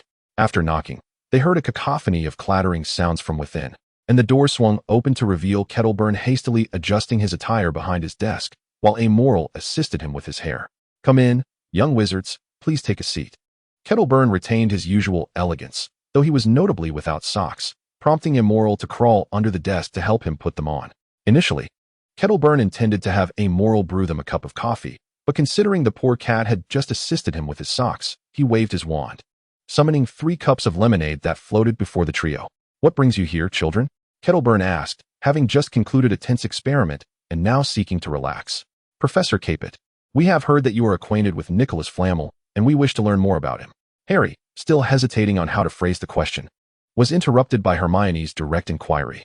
Nicolas Flamel. Calvin rubbed his forehead, pondering the troublesome trio before him. "Hermione, who mentioned this name to you?" "It was Professor Binns. He assigned us some homework," Ron interjected, breaking Hermione's flow. Given Hermione's nature, she would undoubtedly reveal everything. Calvin inwardly commended Gryffindor's audacity and folly, bemused by their belief that such trivial fabrications could deceive him. He considered whom they suspected. Oh, it was Senior Snape. "I hope Senior Snape does not resort to legitimacy against them." "Potter," Calvin placed his coffee on the table. "I personally advise against investigating the room at the end of the corridor on the right side of the 4th floor. It is perilous. Furthermore, I would not want you to suspect Professor Snape. I assure you, he is a good man." Hermione opened her mouth to retort, but Calvin turned to her. "Miss Granger, please hand me that bottle of milk. I have heard that you once knocked Professor Quirrell off his feet during a Quidditch match. That is no trivial matter." Chapter 31. Taking the fall, the trio emerged from Professor Capet's office, dejected. "Hagrid and Professor Capet must know everything," Harry asserted, "but why won't they tell us? Do they not believe us? I thought Professor Capet, being a friend of my mother, would trust me." "Harry, it's all right. We still have options," Ron reassured him. Frustrated, Harry raked his fingers through his hair. "What options do we have? Hagrid and Capet won't divulge anything. We should seek out Fred," Hermione suddenly suggested, "and have them help gather information on Nicolas Flamel from Professor Capet's office." "Are you suggesting they spy on Professor Capet's correspondence?" Harry exclaimed, finding merit in this idea. Not spy," Hermione corrected. "I mean, if they happen to come across any information regarding Flamel, they could inform us. Many renowned wizards have their own signatures or seals. If we acquire such knowledge, we may discover Flamel's whereabouts." "Not spying. Yet it sounds rather like spying," Ron muttered. Irritated, Hermione smacked him on the head with a book. "I already said it is not spying. It would be an accidental discovery." Ron sidled up to Harry, saying, "All right. But I must remind you that Fred and George will not assist us for free." In the Gryffindor common room, George and Fred exchanged skeptical glances. "So, you want us to be spies?" "Not spies," Hermione corrected sternly, "just to help keep an eye out for any information on Nicolas Flamel." "Isn't that precisely what spying is?" Before Hermione could respond, Harry interjected, "George, Fred, could you please assist me? Are you suggesting that the Savior requires our assistance?" George chuckled, draping an arm around Harry's neck. "It is indeed an honor for both of us to aid the boy who has survived such dire circumstances," Fred exaggeratedly proclaimed. "So, do you agree to help?" Ron eyed the twins with skepticism, unconvinced that they would so readily offer their support. As expected, the twins hoisted Ron up, with George remarking, "Of course not, little Ronnie. Do you know the first law of alchemy? It is equivalent exchange." Panic washed over Ron as he caught sight of the mischievous grin creeping onto the twins' faces, one he knew all too well. Whenever that smile appeared, it signaled that the twins were up to no good. They plopped Ron onto the sofa. "You see, little Ronnie, Haven T, we recently assisted the Gryffindor students in significantly improving their potions class grades. This has left Professor Snape quite displeased, and he is currently investigating the origin of those manuals. You must help us divert his attention." "Help?" Ron retorted loudly. "Was it you who assisted? It was clearly your mother's notes that did the heavy lifting." Ever since Harry received his mother's potions notes, Hermione had eagerly volunteered to organize the first-year material. Soon, George and Fred learned of this and borrowed the notes from Harry, collaborating with Cedric from Hufflepuff to compile the 2nd to 6th year sections into a booklet, which they began distributing among the 2 houses. The result was that a majority of students in both houses possessed a potion notebook from the mysterious Gryffindor senior, leading to a marked reduction in errors during potions class. Professor Snape had fewer opportunities to deduct points. Harry found Snape's behavior particularly peculiar. He noticed that whenever he successfully brewed potions following his mother's methods, Snape would stand beside him, silent and without imposing penalties, merely observing. Yet, the bloodshot eyes and clenched fists made it clear to Harry that he was not being admired. "Ron, Professor Snape has repeatedly stated his intention to catch the scoundrel responsible for altering the textbooks and to burn all those illicit manuals," George said, patting his brother on the shoulder. "Consider this. You are not only helping us, but you are also aiding your best friend Harry." Can you really bear to see his mother's notes taken away by Snape? Bravely, Ron accepted the burden of blame. The following day in potions class, Snape once again discovered someone had engaged in illicit practices. Unable to contain himself, his malevolent gaze turned toward Harry and Ron. Who is it that has tampered with the textbook and disseminated these improper procedures? Without hesitation, Ron raised his hand, standing up and exclaiming loudly, "Professor, I was the one who wrote all of this." Seamus Finnegan, seated in front, could not contain his laughter, prompting a sharp glare from Snape. "What a grand joke, Weasley. Pray tell, where did you learn these illicit practices?" Snape sneered derisively. Unfazed, Ron replied, "I found them beneath a willow tree at the edge of the Forbidden Forest." This time, the students of Slytherin could no longer contain themselves. Draco doubled over, clutching his abdomen beneath the table. "Weasley, you ought to consider writing novels, soon enough. Your sales could surpass those of Gilderoy Lockhart." "Silence," Severus Snape intoned, his voice reminiscent of a solemn recitative as he restored order to the classroom. "Weasley, due to your foolish fabrication, 5 points will be deducted from Gryffindor." He then turned his gaze upon Harry. "Potter, 10 points off." Harry protested, "Professor, why?" Snape fixed his coal-black eyes upon Harry, his words dripping with venom as he replied, "Harry Potter, you are well aware that Weasley is deceiving the professor, yet choose not to intervene. Thus, 10 points will be deducted." Harry gasped, bewildered by Snape's relentless animosity towards him. Yearning to leap forth and brandish his mother's notes against Snape's hooked nose, declaring, "My mother was that mysterious upperclassman, and her potion skills far surpass yours." Fortunately, Ron timely grasped his hand, preventing Harry from acting on his impulsive urges. Later that evening, George and Fred returned to the Gryffindor common room after their class with Professor Cape, only to be immediately surrounded by the trio. With hands raised in surrender, George and Fred lamented, "We haven't uncovered anything useful. In fact, it seemed as though Professor Cape was deliberately keeping us at bay." The three boys slumped despondently onto the sofa as Harry puzzled aloud. "Why are they withholding everything from us? Hagrid, too, and Professor Cape." "Calm down, Harry," Ron reassured him, attempting to remain optimistic. "Perhaps the adults are engaged in numerous matters unbeknownst to us." Chapter 32. Uncle Newt. In truth, Ron's assertion held merit. Cape was indeed preoccupied with a matter of great significance. Calvin was struggling with his practical lessons. Having spent over 2 months on theoretical instruction, the student skepticism was mounting.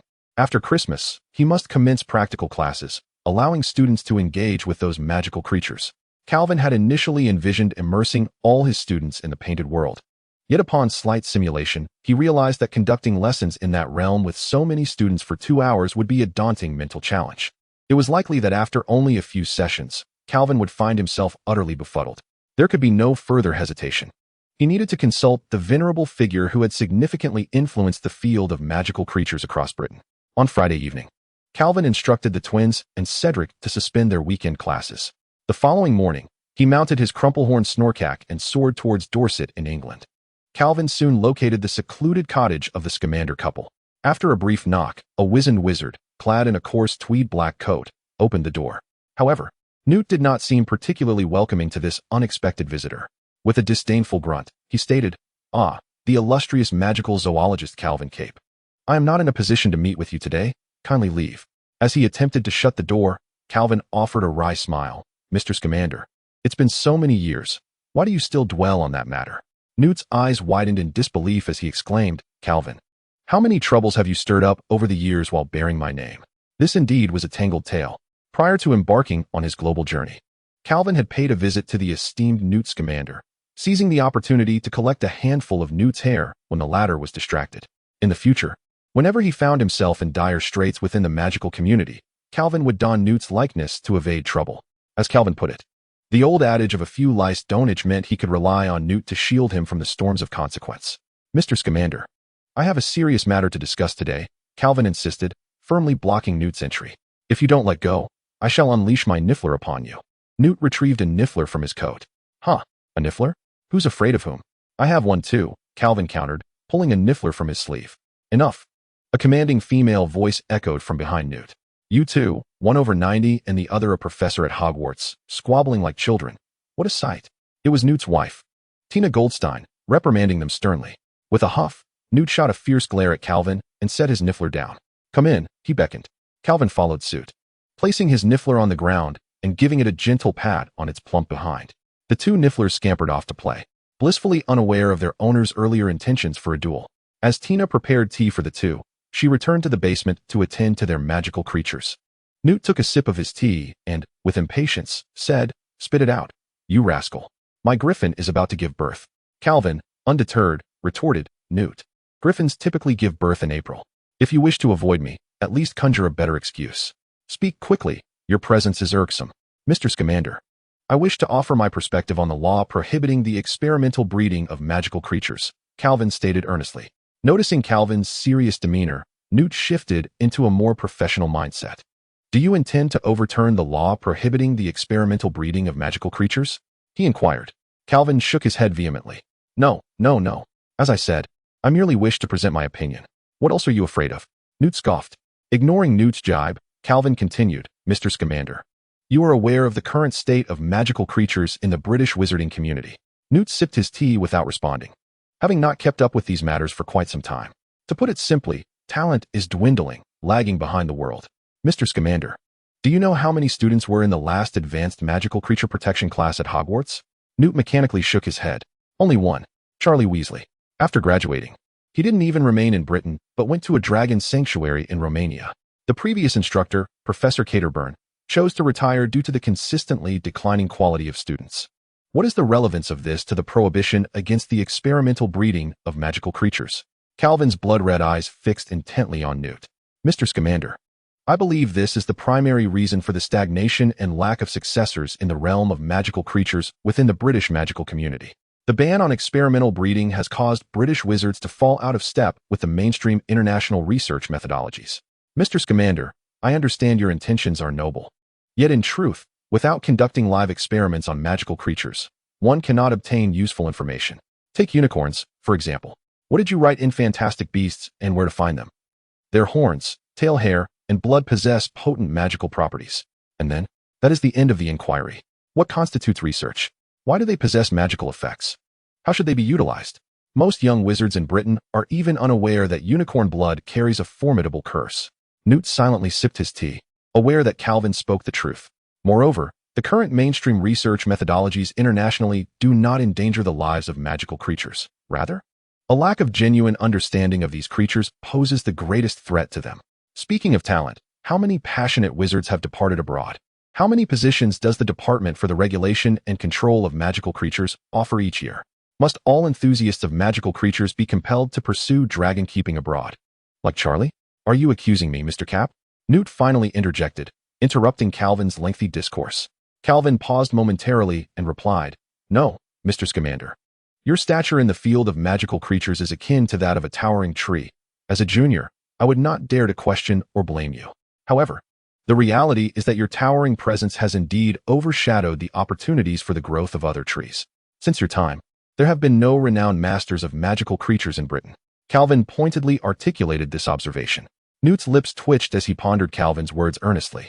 After a prolonged silence, a spark ignited in the elder's eyes. "Well then, Calvin, what do you propose?" Calvin smiled, finally voicing a long-held idea: to establish a magical creature sanctuary in Britain. "Thank you for your support, Ares," he added. "A magical creature sanctuary?" Newt nodded. "Is it similar to the dragon sanctuary in Romania?"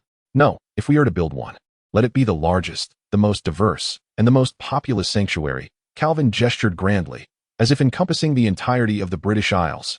Newt waved his hand, speaking earnestly. "Alas, Calvin, you are still too young. I believe it wise to start with a small-scale sanctuary and gradually expand its scope. That would be more prudent. Mr. Scamander, I sought you out solely in hopes that you would support my endeavor to establish the sanctuary and assist me in obtaining authorization from the Ministry of Magic. Once the Ministry permits me to establish the sanctuary, I will be able to create the largest magical creature sanctuary in the world. Even if I were to support you, the Ministry may not necessarily agree. You do not understand. The current Ministry of Magic and the present Minister will certainly not endorse your proposal." Calvin rose to adjust his overcoat and spoke leisurely. "Mr. Scamander, I have sought you out due to your esteemed reputation in the realm of magical creatures. All I require is your support. Should you decline, I possess alternative means to obtain the necessary authorization, albeit with some inconvenience. Whatever I desire, I shall acquire. Farewell, Mr. Scamander." With that, he signaled to his niffler and prepared to depart the cottage. "Wait." Newt stood up and caught up with Calvin. "We are heading to the Ministry of Magic. Just so we're clear, once we establish the reserve, I intend to bring my little darling along to settle in. Calvin turned, revealing a brilliant smile. Of course, Mr. Scamander, as long as Tina consents, I have no reason to refuse you. The two traversed through Newt's fireplace to Diagon Alley, yet the allure of this bustling magical commercial street held no interest for them. After a fleeting glance, they apparat to a dimly lit alleyway. Upon exiting, they spotted a red telephone booth positioned on the sidewalk. This booth bore no distinction from an ordinary one, appearing even more dilapidated and worn. Ordinary citizens would scarcely glance at it. However, it served as one of the entrances to the British Ministry of Magic. Newt instructed Calvin to wait outside while he entered alone, lifting the receiver and dialing a number. Shortly, a curt and impatient woman's voice responded. Welcome to the Ministry of Magic. Please state your name and the purpose of your visit. Newt's commander, Calvin Capet. Here to see the director of the Department for Magical Creatures, Amos Diggory. Upon hearing Newt's name, the woman's tone shifted to one of respect. Very well, Mr. Scamander, Mr. Capet, please take your badges and affix them to your robes. Newt beckoned Calvin inside the booth, and they both secured their badges to their cloaks. Soon, the telephone booth began to tremble and descend. Calvin clicked his tongue in wonder, recalling his experiences at the French Ministry of Magic. Did all countries prefer to establish their ministries underground? At least this time, he was assured there would be no minister of magic welcoming him with a throng of attendants. After approximately a minute, the booth's door opened automatically. The Ministry of Magic wishes you a pleasant day. Calvin surveyed his surroundings. This place differed greatly from the French ministry, appearing rather square and devoid of the romantic essence characteristic of the French. Surrounding the hall were 2 rows of fireplaces, which he surmised were the mode of transportation for ministry employees, although it was the weekend, resulting in fewer travelers. Newt nudged Calvin with his elbow. Stop gawking. We have a security check. Conceal your little darling well if you wish to avoid expulsion. Following Newt, Calvin passed the central fountain of the hall and approached a table marked for security checks. Behind it sat a disheveled wizard clad in a peacock blue robe, lethargically peeking from behind a newspaper. Upon noticing their arrival, he lazily extended his head. Wand registration? Newt, dismayed by the wizard's demeanor, replied, Eric Munch. You've become just like your father. Monkey recognized the newcomer as Newt and felt a surge of energy. Ah, Mr. Scamander, it has been quite some time, but I must still examine your wand. Newt handed over his wand, and Monkey placed it on a brass apparatus resembling a balance scale. The machine soon trembled slightly and expelled a sheet of parchment from its base. This contraption piqued Calvin's interest. It was his first encounter with such a device. 12 3/4 inches, made of white wood, with a core of mother of pearl, nearly 80 years old. Quite an antique, indeed. All right, Eric, please return the wand to me promptly. Newt urged. Oh, right, Eric replied, returning the wand to Newt, while the parchment was pinned to a brass nail. Turning to Calvin, he inquired, And what about you, sir? What is the length of your wand? Capet, Calvin Capet. Calvin introduced himself, as he extended his right hand to his lower back. The wand slipped from his sleeve and was handed to Eric. Eric placed Calvin's wand on the machine, which quickly produced another sheet of parchment. Eric pulled the parchment and read its contents, his expression turning perplexed. 13.5 inches. Is it made of peach wood? And the core is? Let me see. Sir, what exactly is this core? It is made from the tail hair of a 9-tailed fox, Calvin gently explained. Ah, I see. The core is 9-tailed fox tail hair, and it has been in use for 4 years? Eric looked at Calvin with confusion. My first wand was damaged during a battle in the Far East, and this is one I crafted myself from local materials, Calvin calmly replied to the 2 bewildered men, gesturing for the peachwood wand to return to its owner's hand. Let us proceed, Newt. Newt nodded to Eric and led Calvin through the minister's office, the Department of Magical Law Enforcement, and the Department of Magical Accidents and Catastrophes. Arriving at the Department for the Regulation and Control of Magical Creatures on the 4th underground floor, a man in a black wizard's robe, with a brown beard and a rosy complexion, stood at the entrance to the department. Upon seeing Newt, he hurried forward and embraced the elder warmly. Ah, Mr. Scamander. It is wonderful to see you back after your retirement. It has been too long. Amos, Newt replied, his face beaming with joy. Amos, this is Mr. Capet, Calvin Capet. Calvin, this is the head of the Department for the Regulation and Control of Magical Creatures, Amos Diggory. Calvin extended his hand to shake with the enthusiastic wizard. Amos paused for a moment before exclaiming, So you are the renowned magical zoologist Calvin Capet. Your work, Magical Creatures and Magic, has been of great assistance to me over the years. And of course, Newt, your fantastic beasts and where to find them has always been a favorite of mine. Chapter 34. I shall offer an irresistible proposition, Calvin responded cheerfully. Mr. Diggory, it is a pleasure to meet you. Might I inquire about Cedric Diggory? Cedric is my son. Amos proudly lifted his chin. Mr. Capet, do you know my son? Calvin nodded, stating, in fact, I am currently serving as a professor of care of magical creatures at Hogwarts. Your son has chosen my class, and I am quite impressed by him. Indeed, indeed. Amos replied, his pride evident. Cedric is an exceptional young wizard. He has consistently ranked first in his year and is a seeker on the Hufflepuff Quidditch team. I believe he has a bright future ahead, whether in the Ministry of Magic or the national team. Though he can be a bit shy. Yes, Calvin concurred. Cedric is indeed remarkable. He assists me with the care of the creatures during his free time, and I have imparted some knowledge of magical painting to him. It was Newt who finally interrupted Amos's endless praise of his son, prompting him to lead the two into his office. Amos prepared tea for the two and looked at Calvin, inquiring, So, is Mr. Capet here to register for the magical creatures he is raising? Rest assured, I can expedite the process, and we can complete it today. Mr. Diggory, Calvin returned his teacup to the table. The purpose of my visit today is actually to persuade the Ministry of Magic to establish a large magical creature reserve. Upon hearing this, Amos's face displayed a pained smile. Mr. Capet, in reality, according to the prohibition of experimental breeding of magical creatures, the British magical community does not permit the establishment of magical creature reserves. Did Mr. Scamander not mention this to you? He was the architect of this legislation. This is precisely why I am here today. I believe it is time for the magical creatures sector in the British magical community to undergo some changes. I will approach Wisengamot to address the issues with this legislation. Newt interjected. If Mr. Scamander is willing to lend his support, I believe the resistance will be considerably reduced. However, Mr. Capet, you just mentioned, a large reserve? Calvin nodded before shaking his head. Not just large, but the largest magical creature reserve in the world. Amos inhaled sharply, offering a subtle and cautious counsel. Mr. Capet, I fear that Minister Fudge will not agree to this. In fact, the department lacks sufficient funds to maintain a magical creature reserve, let alone one of such grand scale. I do not require funding from the ministry. A well-operated magical creature reserve can even be profitable, Calvin asserted confidently. Profitable? Both Amos and Newt were taken aback. Amos retrieved a stack of parchment from beneath some papers on the table and laid it before them. Is that truly feasible?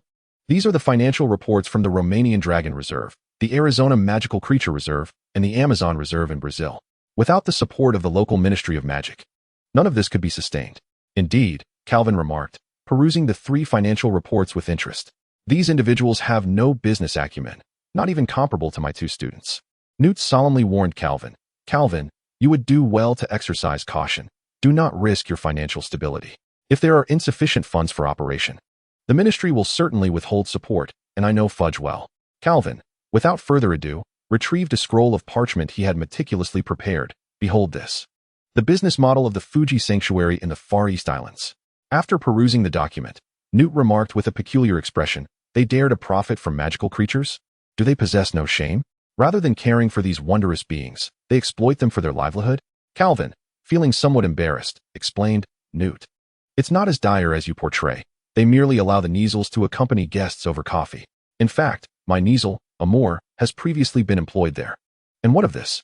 They entice patrons with the Fuji fox, which, upon payment, climbs onto a person's shoulders, masquerading as a scarf for photographs. Furthermore, they import the Eastern Panda, a level 4 magical creature, which lies about daily, attracting onlookers. Local magical raccoons collaborate with wizards to perform shows. Is this not sheer exploitation of magical creatures? Newt retorted furiously. This is merely a concept, Calvin weakly defended, realizing for the first time how formidable an angry Hufflepuff could be. Fortunately, Amos timely interjected, Mr. Capet, it may be difficult to persuade Cornelius Fudge. He is not as amicable as you might imagine. Newt concurred with Amos's assessment. Calvin stroked his chin, dismissing the minister. I neither require financial support nor personnel from him. All I need is his authorization. Amos shook his head, cautioning, Mr. Capet, you should prepare for failure. Fudge appears affable and generous, yet he is fundamentally enamored with wealth, status, and power. Moreover, it is said he is loyal to the pure-blood ideology. I recall you hail from a Muggle background, Calvin. Newt added, it is not merely hearsay. Fudge is closely associated with several pure-blood families, receiving substantial donations from them. He touts this as a political achievement, consequently enacting several laws favorable to pure-blood families. Indeed, a devout adherent of the pure-blood theory? Calvin mused, lifting his teacup, crossing his legs, gently blowing the tea leaves floating on the surface, savoring a sip. Then I shall present him with an offer he cannot refuse. Calvin placed the teacup back on the table, a faint cold smile gracing his lips, sending a shiver down Amos's spine. Gentlemen, when might I have the pleasure of meeting the British Minister of Magic? I find myself exceedingly intrigued by him. Amos was now somewhat perplexed by the temperament of this magical creature master. He glanced at Newt, who nodded gently. After a moment's hesitation, Amos decided, I shall contact Minister Fudge at once. With that, he took a piece of parchment, penned a note, folded it into an origami airplane, and sent it soaring away. Newt feigned nonchalance, remarking, previously, our department used owls for communication, but eventually, the overwhelming amounts of owl droppings and the unpleasant odors became intolerable, prompting the switch to paper airplanes for conveying messages. Calvin regained his previously refined and gentlemanly demeanor, smiling as he remarked, a clever approach indeed, but if entrusted to me, I would opt for the use of alchemical items to convey the message. Shortly thereafter, a paper airplane returned. Amos unfurled the parchment, glanced over it swiftly, and said, Let us proceed. The assistant to the senior minister of magic wishes to see us. Chapter 35. The pink-toed Amos led Newt and Calvin to the door of the assistant's office on the lower level. He hesitated before knocking, adjusting his black wizarding robes and inhaling deeply, stopping just before he was about to rap on the door. He drew another deep breath, his expression one of considerable anguish, as if he were making a momentous decision. Calvin found this perplexing.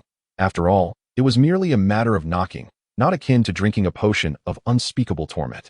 Yet, Amos still refrained from knocking, and the office door opened on its own. Out stepped a short, plump witch clad in a fluffy pink cardigan.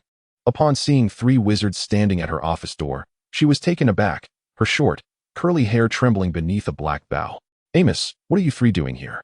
Umbridge's voice was shrill, reminiscent of a startled young girl. Calvin frowned slightly. He held a distaste for this woman, who reminded him of a toad. Yet, he knew better than to display his disdain overtly.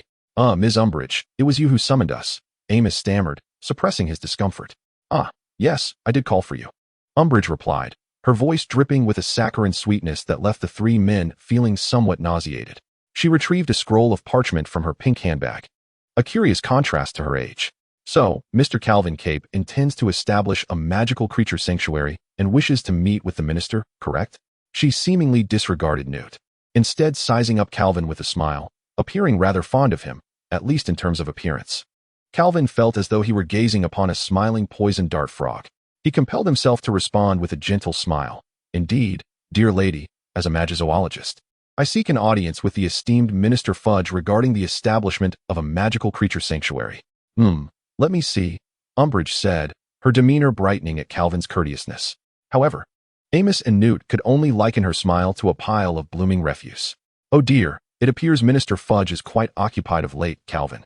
You will have to wait 8 days for his availability. With that, she cast a flirtatious glance at Calvin and sashayed away. Calvin sighed inwardly, his expression contorted as if he were faced with a critical decision. If Newt were to observe, he would recognize that this very expression had just played across Amos's face. Calvin strode forward, matching Umbridge's pace. She paused, feigning sweetness as she asked, Mr. Capet, is there something you wish to discuss? The minister is indeed very busy, and I cannot coordinate any meetings. Calvin revealed 2 rows of pearly white teeth and beamed a radiant smile, one that undoubtedly deserved the title of the most charming smile award from the Wizarding Weekly. No, you misunderstand, he said. Ms. Umbridge, in comparison to Minister Fudge, I would prefer to converse with you at this moment. How should I address you? Oh, I did not expect that, Umbridge exclaimed, dramatically covering her mouth with her hand. Adopting a demure demeanor, Calvin noticed her fingers were adorned with a vivid pink nail polish. Dolores Umbridge, but you may call me Dolly, she introduced, extending her right hand toward Calvin, indicating for him to kiss it. At that moment, Calvin could no longer contain himself. He politely brushed aside Umbridge's hand and retrieved a silver pocket watch from his sleeve. Madam Umbridge, I wish to present this to you. Umbridge's eyes widened in surprise. She sensed that it must be a valuable artifact crafted by fairies. Calvin's hand trembled slightly, causing the silver watch to swing rhythmically. Umbridge's gaze became entranced as she fixated on the watch. What is your name? Calvin asked coldly. Dolores Jane Umbridge. Please arrange my meeting with Minister Fudge for this afternoon, and erase from your memory everything that has transpired between us today.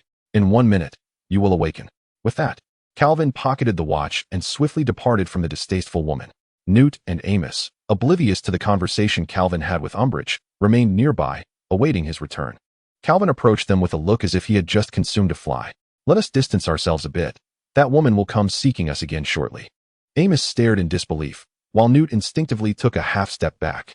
"Calvin, that woman is not as foolish as she appears. Her relationship with Minister Fudge is quite intricate. Rumors abound in the department of their long-standing, high-level cooperation." "Amos," with concern, advised Calvin, "you best not entertain any notions about her. If you are still unmarried, I can introduce you to several young ladies among my acquaintances." "What are you thinking, Amos?" Calvin grimaced. "Just the sight of her makes me want to regurgitate the pumpkin juice she drank 3 years ago." Newt frowned. "Then why did you approach her?" "To have her arrange our meeting for this afternoon." "Umbridge is not a reasonable individual. You cannot persuade her." "I certainly can persuade her," Calvin replied, smiling in a manner reminiscent of Slytherin. "Ugh," Amos gasped in alarm. "You should leave now. Do you think our Aurors are fools? Whether through the Imperius curse or the Confundus charm, as a high-ranking official, she will quickly catch on." Calvin chuckled lightly and shook his head. "It's merely a trivial Muggle technique, hypnosis. The advantage is that it leaves no magical traces and won't be easily detected by wizards. The downside is the duration of control is brief and the tasks achievable are quite simple. Yet for dealing with this woman, it suffices." "Is she a master of memory magic?" The two exchanged peculiar glances before instinctively retreating a half-step. Calvin expressed a hint of exasperation. "You Hufflepuff students are ever so serious." Soon, Umbridge approached them, seemingly oblivious to Calvin, and addressed Newt. "Mr. Scamander, you are in luck. Minister Fudge will be available this afternoon at 3 o'clock. You have 15 minutes. After the pink toad departed, Newt shot Calvin a glare. "How did you manage that?" "I told you, just a little Muggle trick," Calvin shrugged. "What trick?" "It seems more like underhanded tactics," Newt retorted, "just like when you brazenly went off to cause mischief right in front of me." "Newt, how do you still remember that?" Calvin was astonished to discover that Newt bore a grudge. "Come on, we still have time before 3 o'clock. Let me treat you to a cup of coffee." Chapter 36. The weight of the ministry on my shoulders at 3 o'clock. Calvin and his companions entered the minister's office under the guidance of the secretary. "Good day, Amos and Mr. Scamander." Fudge greeted with a gracious demeanor before turning his gaze to Calvin. Calvin returned the look, noting that Fudge was a stout, short wizard not clad in robes, but rather in a finely striped Muggle suit, adorned with a bright red tie.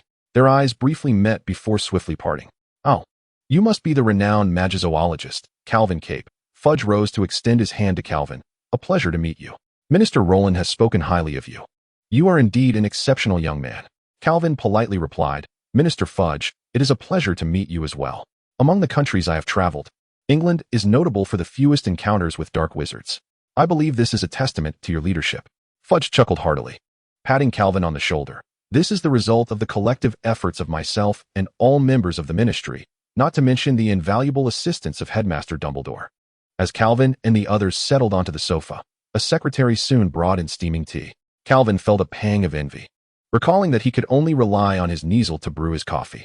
Fudge, seated at the head of the table, warmly inquired, "All three of you are experts in the field of magizoology. What brings you here today?" Newt cleared his throat with a sip of tea. "Minister Fudge, I believe it is time to reconsider the ban on the experimental breeding of magical creatures. This prohibition no longer suits the current state of the British magical community." Fudge appeared taken aback, perplexed. "Scamander, if I recall correctly, you were the one who presided over the enactment of this law. Thus, it should also be my responsibility to abolish it now." "Well, I truly cannot comprehend your reasoning." Fudge leaned back, muttering. Calvin sensed Fudge's intent to evade the subject. "However, discussing this with me is futile. You ought to address this matter with the Wisengamot. As Minister of Magic, I do not possess the authority to directly intervene in legislation." "What a jest. Do you dare claim that laws favoring pureblood families are not being pushed behind the scenes?" Amos thought to himself. "I shall indeed approach the Wisengamot. But at present, Mr. Capet has matters to discuss with you." "Oh, is that so?" Minister Fudge forced a smile upon his face. He was not particularly fond of Calvin. The young man was renowned and worked for Dumbledore, much like Newt did in his time. "Mr. Capet, what brings you here?" Fudge inquired. Calvin, smiling gently, responded, "I wish to establish a grand magical creature reserve in Britain. Here is my proposal." He produced a parchment from his sleeve and handed it to Fudge. The minister merely cast a cursory glance at it before setting it aside. "Oh, it is indeed an honor for Britain that a world-renowned magical creature expert wishes to create a reserve here," he said, though his expression belied any sense of honor. "However, Mr. Capet may not be fully aware of the current situation at the Ministry of Magic. The ministry's funding primarily relies on the generosity of its benefactors, most of which is allocated to maintaining its operations, managing Azkaban, and St. Mungo's Hospital. I believe the ministry lacks sufficient funds to support your aspirations, Mr. Capet.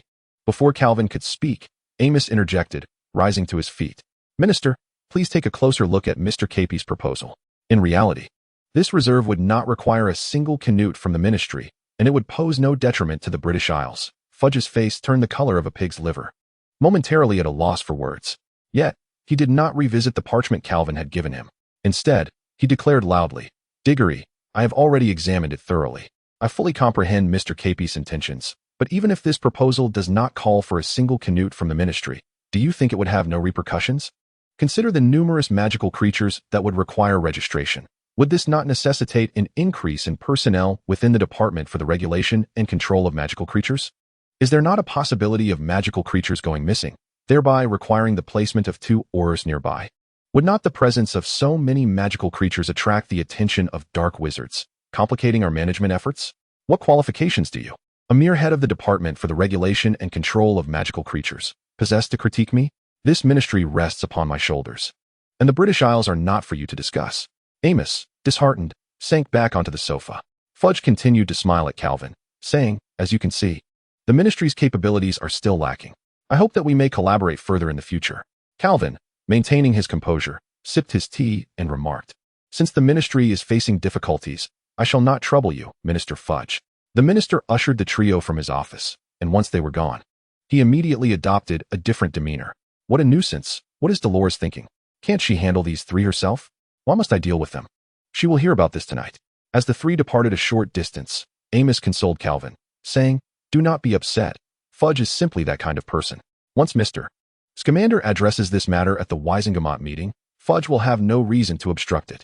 Calvin suddenly felt in his pocket, a hint of regret crossing his face. I seem to have left something in the minister's office, he said, disregarding Newt and Amos's protests, and strode directly into Fudge's office. When Fudge encountered the uninvited Calvin, he furrowed his brow. Mr. Capet, I did not invite you in, he remarked. Minister Fudge, I believe we have more to discuss, Calvin replied with a gentle smile, suggesting that you might just agree with me. Fudge, suppressing a slight scoff, glanced at his watch. You have 5 minutes. That will suffice, Calvin declared as he produced a scroll of oil painting, drawing both himself and Fudge into the world depicted within. The abrupt shift in environment startled Fudge, the short, portly middle-aged wizard exclaiming, Capet, what have you done? Are you kidnapping the Minister of Magic? Please be quiet, Minister Fudge. I merely wish for our forthcoming conversation to remain confidential, Calvin stated calmly. Absurd. Is there a place safer than the minister's office? Fudge retorted, losing the composure befitting his position. Connolly, if your office were secure, the Daily Prophet wouldn't have published so many scandals about you. Calvin's words struck like a hand upon a gong, causing Fudge to instantly regain his composure.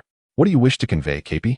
Minister Fudge, I am aware of your current needs, and I am willing to assist in addressing this issue, Calvin said, locking eyes with Fudge once more. Is that so? I fail to see how a Hogwarts professor and magizoologist could be of service to me, Fudge scoffed. Chapter 37. Unsavory Dealings. Minister Fudge, you may not know me well. Calvin conjured a chair and sat across from Fudge, his gaze warm. Fudge remained non-committal with a grunt. You may be unaware, but my father is French, and my uncle holds the title of Auror Office Director in France. Calvin's voice dripped with allure. I am indeed aware, Fudge interjected brusquely. I know your uncle holds a significant position within the French Ministry of Magic, and you have connections in France, even being favored by that foolish Roland. Since you wield such influence in France, why not simply establish the reserve there? Roland would surely support it, Fudge said with a hint of derision. Calvin appeared somewhat exasperated. Minister Fudge, you still do not grasp my intent. What I am trying to convey is that the Capet family is one steeped in centuries of legacy, wielding considerable influence even in the Muggle world. They have produced numerous emperors and kings, some of whom have inevitably come into contact with the magical realm. You see, there was no confidentiality law in those days. Calvin produced a gleaming silver goblet with 2 handles, its brilliance unmarred. Fudge's eyes widened. Years of experience told him it must be a creation of the fairies. Even should only a fraction of my inheritance be passed down through my father, it contains relics unfamiliar to me. Calvin, well aware as a master alchemist, had already perused the legacy left by his father, which indeed held fairy-made artifacts. The items, while satisfying the lavish demands of medieval nobility, possessed little in the way of potent magic. Calvin's assessment of these items was that they were merely useless vases. However, in the hands of certain antique enthusiasts, these objects could hold significant value, such as for the esteemed Minister Fudge before him. Just as Fudge reached for the silver double-handled cup, he suddenly recalled his current predicament and halted his movement. Yet the glimmer of greed that flickered in his small eyes betrayed him.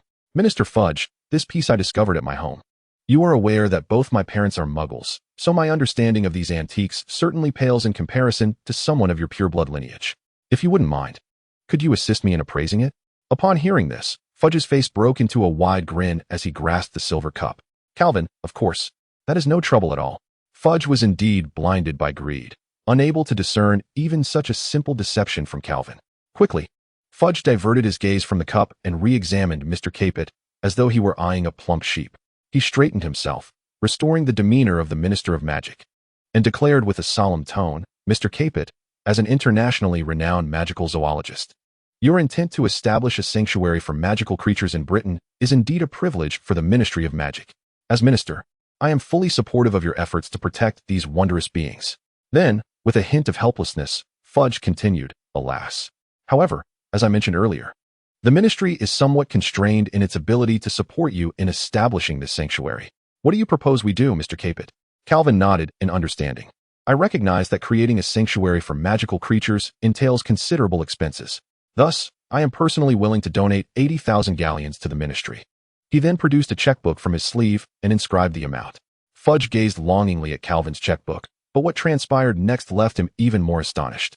Calvin retrieved a key and placed it before Fudge, whispering, Minister Fudge, I happen to find an anonymous key to Gringotts at the entrance.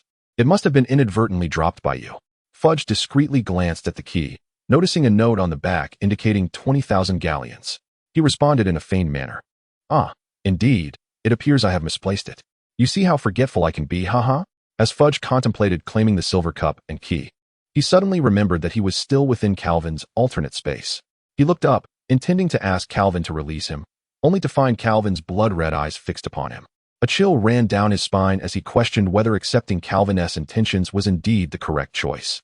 Understanding Calvin's implications, he awkwardly stated, with Mr. Capet's generous donation, I see no reason to obstruct your research into the magical creatures you so cherish on this land. Calvin nodded in satisfaction, waved his wand, and transported both of them out of the painted realm. Fudge, with remarkable speed, seized the silver cup and key, retrieved a piece of parchment from the table, and swiftly penned an authorization for Mr. Capet to establish the sanctuary for magical creatures. Calvin, where do you intend to build the sanctuary? Fudge inquired cheerfully. Shall I assist you in coordinating the arrangements? Thank you, Minister Fudge. You may call me Connolly. Calvin, I believe we are friends. Calvin smiled kindly and remarked, Connolly, my family possesses a parcel of land near Ottery St. Catchpole and White Weasel Mountain in Devonshire. We shall build it there. No problem. Fudge noted as he inscribed the address on parchment. Calvin, though we are friends, as the Minister of Magic, I must remind you to remember to conceal that place with a muggle-repelling charm. Of course, I am well aware of that. Connolly, Calvin replied, taking the parchment from Fudge. Well then, farewell, Minister Fudge. Do visit often. You are my most loyal friend. Fudge escorted Calvin out of the office. Gazing at the closed door, he mused, fool. One day I shall have him utterly consumed, my little lamb. He then returned to his chair, idly toying with a silver cup. Calvin turned back to the closed door and murmured, fool, blinded by money and power, will inevitably regurgitate what he has swallowed. Outside, Newt and Amos, upon seeing Calvin emerge, hurriedly approached him. Amos inquired, so, Calvin, did that foolish pig Fudge give you any trouble? Calvin waved the parchment in his hand, saying, Fudge is not as obstinate as you all claim. Newt, looking incredulous, snatched the parchment from Calvin and scrutinized it, asking suspiciously, Calvin, did you employ that muggle trick on Fudge? How could I? Calvin replied as he walked. He is the Minister of Magic. Using such petty tricks would be beneath him. Then how did you achieve it? Amos pressed. Well, my dear Hufflepuffs, Calvin elongated his speech. It was, of course, accomplished with a Slytherin approach. You would not comprehend. To be candid, I rather like Fudge. He epitomizes the bureaucrat and politician. Bureaucrat implying he can be bought, politician meaning he has no moral boundaries. Newt grasped Calvin's implication. He shot Calvin a disapproving glance, stating, You are no different than making a deal with a Norwegian ridgeback. Once you are of no use to him, he will devour you whole. Not at all, Calvin asserted confidently. Once I step through that door, Cornelius Fudge will be forever in my debt. Chapter 38. Pursuit. Having secured the authorization, Calvin and Newt soon bid farewell to Amos and departed the Ministry of Magic. I say, Calvin, what do you envision for the sanctuary? Newt had begun to anticipate the yet-to-be-initiated magical creature reserve. I plan to divide it into 5 zones: low risk, medium risk, high risk, rare, and aquatic zones, Calvin quickly articulated, already possessing a well-formed concept for the reserve. It sounds like a monumental undertaking, Newt exclaimed eagerly. Do you have enough personnel? Is there sufficient space? Calvin chuckled, fully aware of Newt's underlying concern. Even if my staff were adequate, I would still seek your assistance, Mr. Scamander. You are, after all, the emblematic figure of magical creatures in the British wizarding community. Without you, no one would have the inclination to visit our sanctuary. It is truly delightful. Tina has been lamenting that my trunk is nearing its capacity to accommodate my adorable companion. I must express my profound honor in being part of Mr. Cape's grand scheme. Newt was so exhilarated that he became somewhat incoherent. Newt, I intend for you to oversee the rare creatures section. I am well aware of your expertise in the breeding and nurturing of magical beasts. Newt's beard quivered with excitement. Ah, indeed. I possess certain insights into the cultivation of magical creatures. He blinked his small eyes merrily. The two of them made their way to Diagon Alley, intending to return to Newt's cottage for a drink via the public fireplace. However, at the corner near Nocturne Alley, a bearded wizard in a gray robe collided with Calvin's shoulder. Watch where you're going, lad, the man spat, turning to stride into Nocturne Alley. Humph. Likely just another dark wizard, Newt scoffed, casting a disdainful glance at the man. Ever since Fudge took office, the safety around here has deteriorated. Last time, a little thief had the audacity to rob me. Calvin remained silent, gazing at the direction the man had departed. A few others, similarly attired, followed suit, seemingly in pursuit of someone. Apologies, Newt, but we shall have to postpone that drink, Calvin remarked, tapping his head with his wand. 2 identical Calvins emerged from behind him, trailing after the group of gray-robed individuals. What sort of magic is this? A niffler? Newt exclaimed in astonishment. Hey, Calvin, where are you off to? Don't act recklessly. I'd rather not encounter you in Azkaban. At that moment, a tall, wheat-skinned witch clad in a brown robe was scanning the vicinity of Nocturne Alley. One of the Calvins approached her from behind, whispering, What brings you here? Upon hearing footsteps behind her, the witch paused, her right hand drawing her wand in preparation to retaliate. Yet, as she brandished her wand, a large hand grasped her right wrist with a firm grip. Savannah, don't move, it's me. Savannah's face flushed crimson as she exclaimed, Calvin, let go of me. To her surprise, Calvin actually released her. She hesitated for a moment, intending to turn and speak, but was once again pulled forward by another Calvin. Calvin, release me. Keep your voice down. Don't look back. You have a tail. Calvin's low and urgent voice warned. Savannah found herself inexplicably reluctant to resist. Humph, those 3 Aurors. I could easily handle them. 3. Calvin scoffed. I distinctly saw 13 Aurors, and even the 3rd in command from the Salem organization is here. Do you still dare to claim you can dispatch them with ease? Calvin led Savannah into a secluded alley within Nocturne Alley. What are you bringing me here for? You, Savannah demanded fiercely, clutching her robe tightly. Before she could finish her sentence, Calvin covered her mouth with his hand. Soon, she heard hurried, chaotic footsteps. Where are they? What about that girl? Did you lose them? Useless. I witnessed her being taken away by a dark sorcerer. Calvin concealed himself in the shadows, quietly counting. 11, 12, 13. Confirming that all pursuers were indeed present. 3 versions of Calvin emerged simultaneously from the front, rear, and left to unleash their spells. Thunderous Might, mimicking the Thunderbird. Venomous Mist, inspired by the Poison Leopard. Ice Spike, drawing from the Norwegian Ice Wolf. The 3 spells were magnificent, radiant in their display. The 13 purifiers momentarily faltered. Their leader shouted, Oh no, it's an ambush. Quick, retaliate. The 13 brandished their wands, casting the ironclad charm. Yet, their focus was entirely absorbed by the flashes of lightning to the left and the chilling ice spikes ahead. Soon, they realized that these 2 formidable spells had dissipated on their own, only to notice a swirling mass of purple mist behind them, attempting to ensnare their heads with a binding spell. However, it was too late. The 13 purifiers collapsed one by one, with only the strongest among them struggling to rise. At that moment, a young wizard with black hair and crimson eyes approached from behind, administering a slumber spell to him. Savannah in the alley stood in stunned silence. All 13 purifiers were incapacitated in less than 2 minutes. Calvin exhaled a sigh of relief, walked up to Savannah with a smile, and said, Let us go, Savannah. Since I've saved you once again, how about treating me to a drink? Savannah's expression quickly turned icy again. I didn't ask you to save me. With these people, I could easily take them down with rock and water cypress. Rock and water cypress? Those two sluggish cat leopards? Can they handle it? Calvin recalled the two he had seen in North America. Savannah's face turned a shade of fury, grinding her teeth as she exclaimed, Calvin, you scoundrel. Give me back Blacktail. Do you think I want to raise two cat leopards heavier than pigs? That won't do. Calvin shook his head. Blacktail chose to follow me, and your grandmother approved.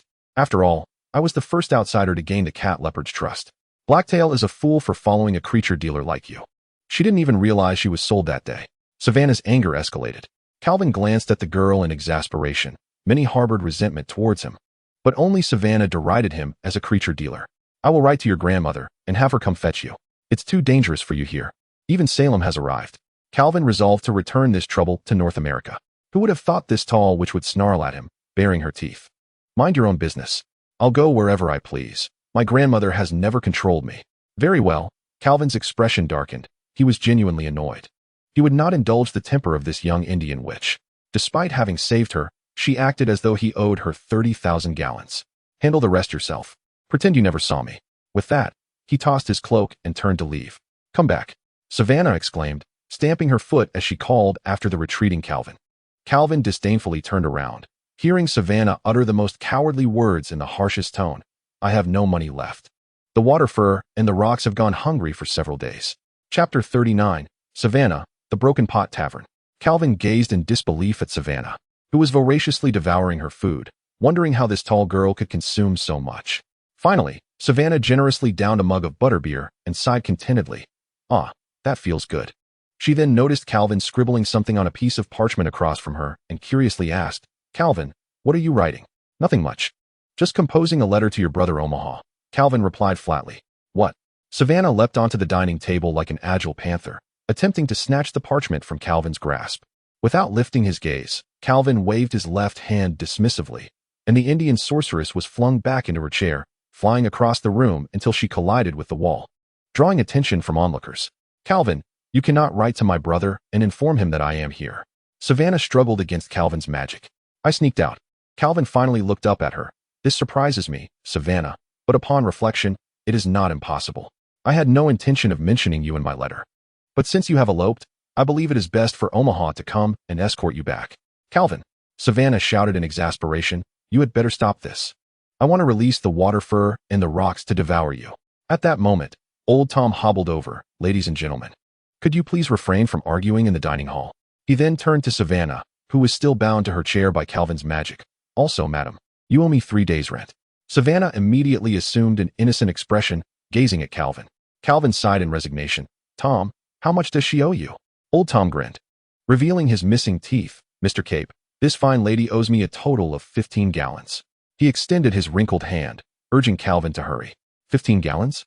Calvin nearly leapt from his chair in anger. Old Tom, do not deceive me. It costs at most 2 gallons a day to eat and drink while here. How could that be? Mr. Cape, Old Tom responded with increasing respect. This lady specifically requested the finest service upon her arrival. And those 2 large cats of hers certainly have hearty appetites. Calvin felt a surge of frustration, casting a scathing glance at Savannah. She, sensing her culpability, avoided his gaze and lowered her head like an innocent kitten. Humph, I will settle the score with you later. Calvin produced a pouch of coins from his sleeve and placed it on the table. Tom weighed it in his hands and gestured for them to leave. Calvin lifted Savannah from her chair. The Indian lady attempted to make Calvin release her, but in his anger, he cast a silencing spell, rendering her mute, and dragged her back to the room. Calvin tossed Savannah back onto the bed and released the spell. As soon as she regained her freedom, she seized 2 pillows and hurled them at Calvin, exclaiming, Calvin, get out. This is my room. Get out. Calvin deftly sidestepped the pillow that flew his way, coldly remarking, you consume my resources, partake of my sustenance, and dwell in my abode, all of which are funded by my expenditure. You must allow me to leave. Savannah, trembling in the corner of the room, murmured softly, I never asked you to spend on me. You did so of your own volition. Calvin cast a sidelong glance at her before taking a seat at the writing desk. From this moment forth, you are to remain here. I suspect those purifiers will return in search of you. I shall write to Omaha to arrange your departure. No. Savannah curled up on the bed like a meek little kitten. My brother will kill me. Calvin slammed the pen onto the desk with a heavy thud. What have you done? It is imperative that you divulge everything. Savannah shivered in fear. I took a gem from the forehead of a long-horned water snake in the tribe. Just one? Calvin asked skeptically, now convinced that this witch had a knack for trouble. Savannah nodded vigorously. Only one. I pried it from the head of the old snake king. I sold it for a few days' worth of food. Calvin, whose Slytherin-bred composure barely quelled his rising fury, restrained himself from delivering a blow to Savannah. With a grim countenance, he pressed on. Is there anything else? I broke my wand, the haughty tribal heiress stammered, during a skirmish with the purifiers. Oh, Savannah, Calvin reined in his anger. Speaking calmly, when will you allow your family to rest easy? Did you ever consider your brother and grandmother when you sneaked away? Savannah, who had been curled up, suddenly sprang from the bed. Why do you all say this? Grandmother and Omaha say it, and now you accuse me too. Do you think I am a child? Then why do you concern yourself with me? I did not ask for your rescue today, nor did I request your financial assistance. Just as I did not 3 years ago. Calvin furrowed his brow as he observed the irate witch before him, recalling the moment they first met 3 years prior. At that time, he had journeyed to North America to study magical creatures, guided by Professor Fontana of Ilvermorny, toward the Addisina tribe, closely associated with these wondrous beings. On his way, Calvin had encountered the witch Savannah, who was being pursued by 26 purifiers. Just a year out of Ilvermorny, she was ill-equipped to confront them, let alone escape. Thus, Calvin saved Savannah, drawing the 26 purifiers into a painted world, where he leveraged the home advantage to capture them all. However, upon emerging from that painted realm, he collapsed from mental exhaustion. When he regained consciousness, he found himself within the Addisina tribe and learned that the girl he had rescued was Savannah, the granddaughter of the tribal chief. In the time that followed, Calvin was treated with the utmost hospitality by the Addisina tribe, even being permitted to take a cat leopard from the tribe. Only the girl whom Calvin once rescued harbored a deep-seated animosity towards him, even bordering on hostility. She persistently believed that Calvin's motives for approaching her were solely to exploit the mystical creatures nurtured within her tribe. Despite Savannah's contempt, Calvin remained indifferent. He deemed her merely a spoiled young lady, coddled by her family. Within her tribe, Calvin could overlook her entitled demeanor, as he maintained a cordial relationship with her family, having even shared drunken revelries with her brother. However, in the outside world, Calvin would not indulge her airs of superiority. After venting her frustrations, Savannah lay on the bed, quietly sobbing. Although she initially contemplated leaving, Calvin ultimately softened, pulling her up from the bed and offering her a handkerchief. Wipe your tears and come with me, he urged. Where to? She inquired. To reclaim your gemstone. If all goes well, we might return in time for dinner. Chapter 40. Bach, do you not understand the rules? Suddenly, a series of knocks echoed from outside the dimly lit shop. We're closed, come back tomorrow, drawled Kartakas Bach, the proprietor of the dark magic shop, from behind the counter. The knocking persisted, growing increasingly frantic. For heaven's sake, I told you to return tomorrow. Bach raised his voice in exasperation. The knocking resounded once more, thrice in total. No longer inclined to engage in idle chatter, Bach grasped his wand with his right hand and lifted a lantern with his left, cautiously making his way to the door. He suspected that an adversary might have come to confront him. With a creak, the decayed wooden door was thrust open, and 2 figures, one in front of the other, stepped into the shop. Bach's heart raced with trepidation. Who could it be? A disgruntled customer seeking recompense for a counterfeit purchase, a rival in business. Or perhaps an Auror from the Ministry of Magic. He had already envisioned a posture of supplication. Soon, 2 individuals clad in black with top hats stood before Bach. The magical hats obscured their features, yet Bach discerned that one was male and the other female, although their visages remained concealed. The irises embroidered on the man's trench coat allowed Bach to recognize his identity. Instantly relieved, Bach relaxed his grip on the wand, allowing his slender arm to drop and placing the lantern on a nearby table. Mr. Luigi Bourbon, Bach greeted with an ingratiating smile. If you have something to sell, you may return tomorrow. It's quite late, and my little shop is already closed. Bach was well acquainted with Mr. Bourbon, who had donned this enigmatic guise for the past 7 or 8 years, making it difficult to discern his features, save for the irises at his collar. Bourbon frequented Bach's establishment annually, offering various illicit items, including dark artifacts from Eastern Europe, Egyptian burial treasures, and Incan sacrificial relics. In summary, they were all valuable goods. However, Bach felt a mixture of affection and resentment towards Bourbon, as the prices Bourbon demanded invariably approached his limits, leaving Bach with little advantage. As for the notion of black eating black, Bach had indeed contemplated this notion, yet 3 dark wizards acted before him. As for the outcome, well, he never saw those 3 again. I am not here to sell, but to procure. Luigi's voice was devoid of emotion, brisk, and to the point. Luigi drew his wand, idly toying with it. Observing this, Bach dared not forcibly expel him and thus, with feigned enthusiasm, inquired, no problem. Pray tell, what does Mr. Bourbon wish to purchase? I have heard, Mr. Bourbon elongated his syllables, that you have recently acquired a gem from the long-horned water serpent? Hand it over. He tossed a pouch of coins. Bach caught it, weighing it in his hand, his expression betraying his discomfort. Mr. Bourbon, is it truly only 300 galleons? Indeed, do you not accept 300? Bourbon extended his hand, demanding the gem. Bach forced a smile. Mr. Bourbon, you do not intend for me to make naught from this transaction. Just state whether you will sell or not. Bourbon pressed. Bach hesitated, but ultimately, the nature of a merchant prevailed, and he chuckled weakly. Mr. Bourbon, I cannot possibly accept 300 galleons. The typical price for a longhorn water serpent gem is around 800. You must offer a bit more. No sooner had Bach finished speaking than a wand pressed against his throat. A gem worth 800, and you offer merely 300? That is a Serpent King's gem. Bach, you are not being forthright, or is it that I have not previously set the rules for you? Bach instinctively took a step back, a cold sweat trickling down his forehead. I shall retrieve it immediately. Scurrying to the shelf, Bach produced a gem wrapped in black velvet, presenting it reverently to Bourbon, who nonchalantly stuffed the gem into the pocket of the witch beside him. Consider yourself fortunate, Bourbon remarked coldly, departing the Bach shop with the witch in tow. Old Bach forced a smile as he watched Bourbon leave, feeling his back drenched in cold sweat. This individual is best avoided. He instills greater fear in me than Tom ever did. As they exited Nocturne Alley and entered the bustling Diagon Alley, Bourbon removed the concealing hats from himself and the witch, reverting to their true appearances. Why do they call you Bourbon?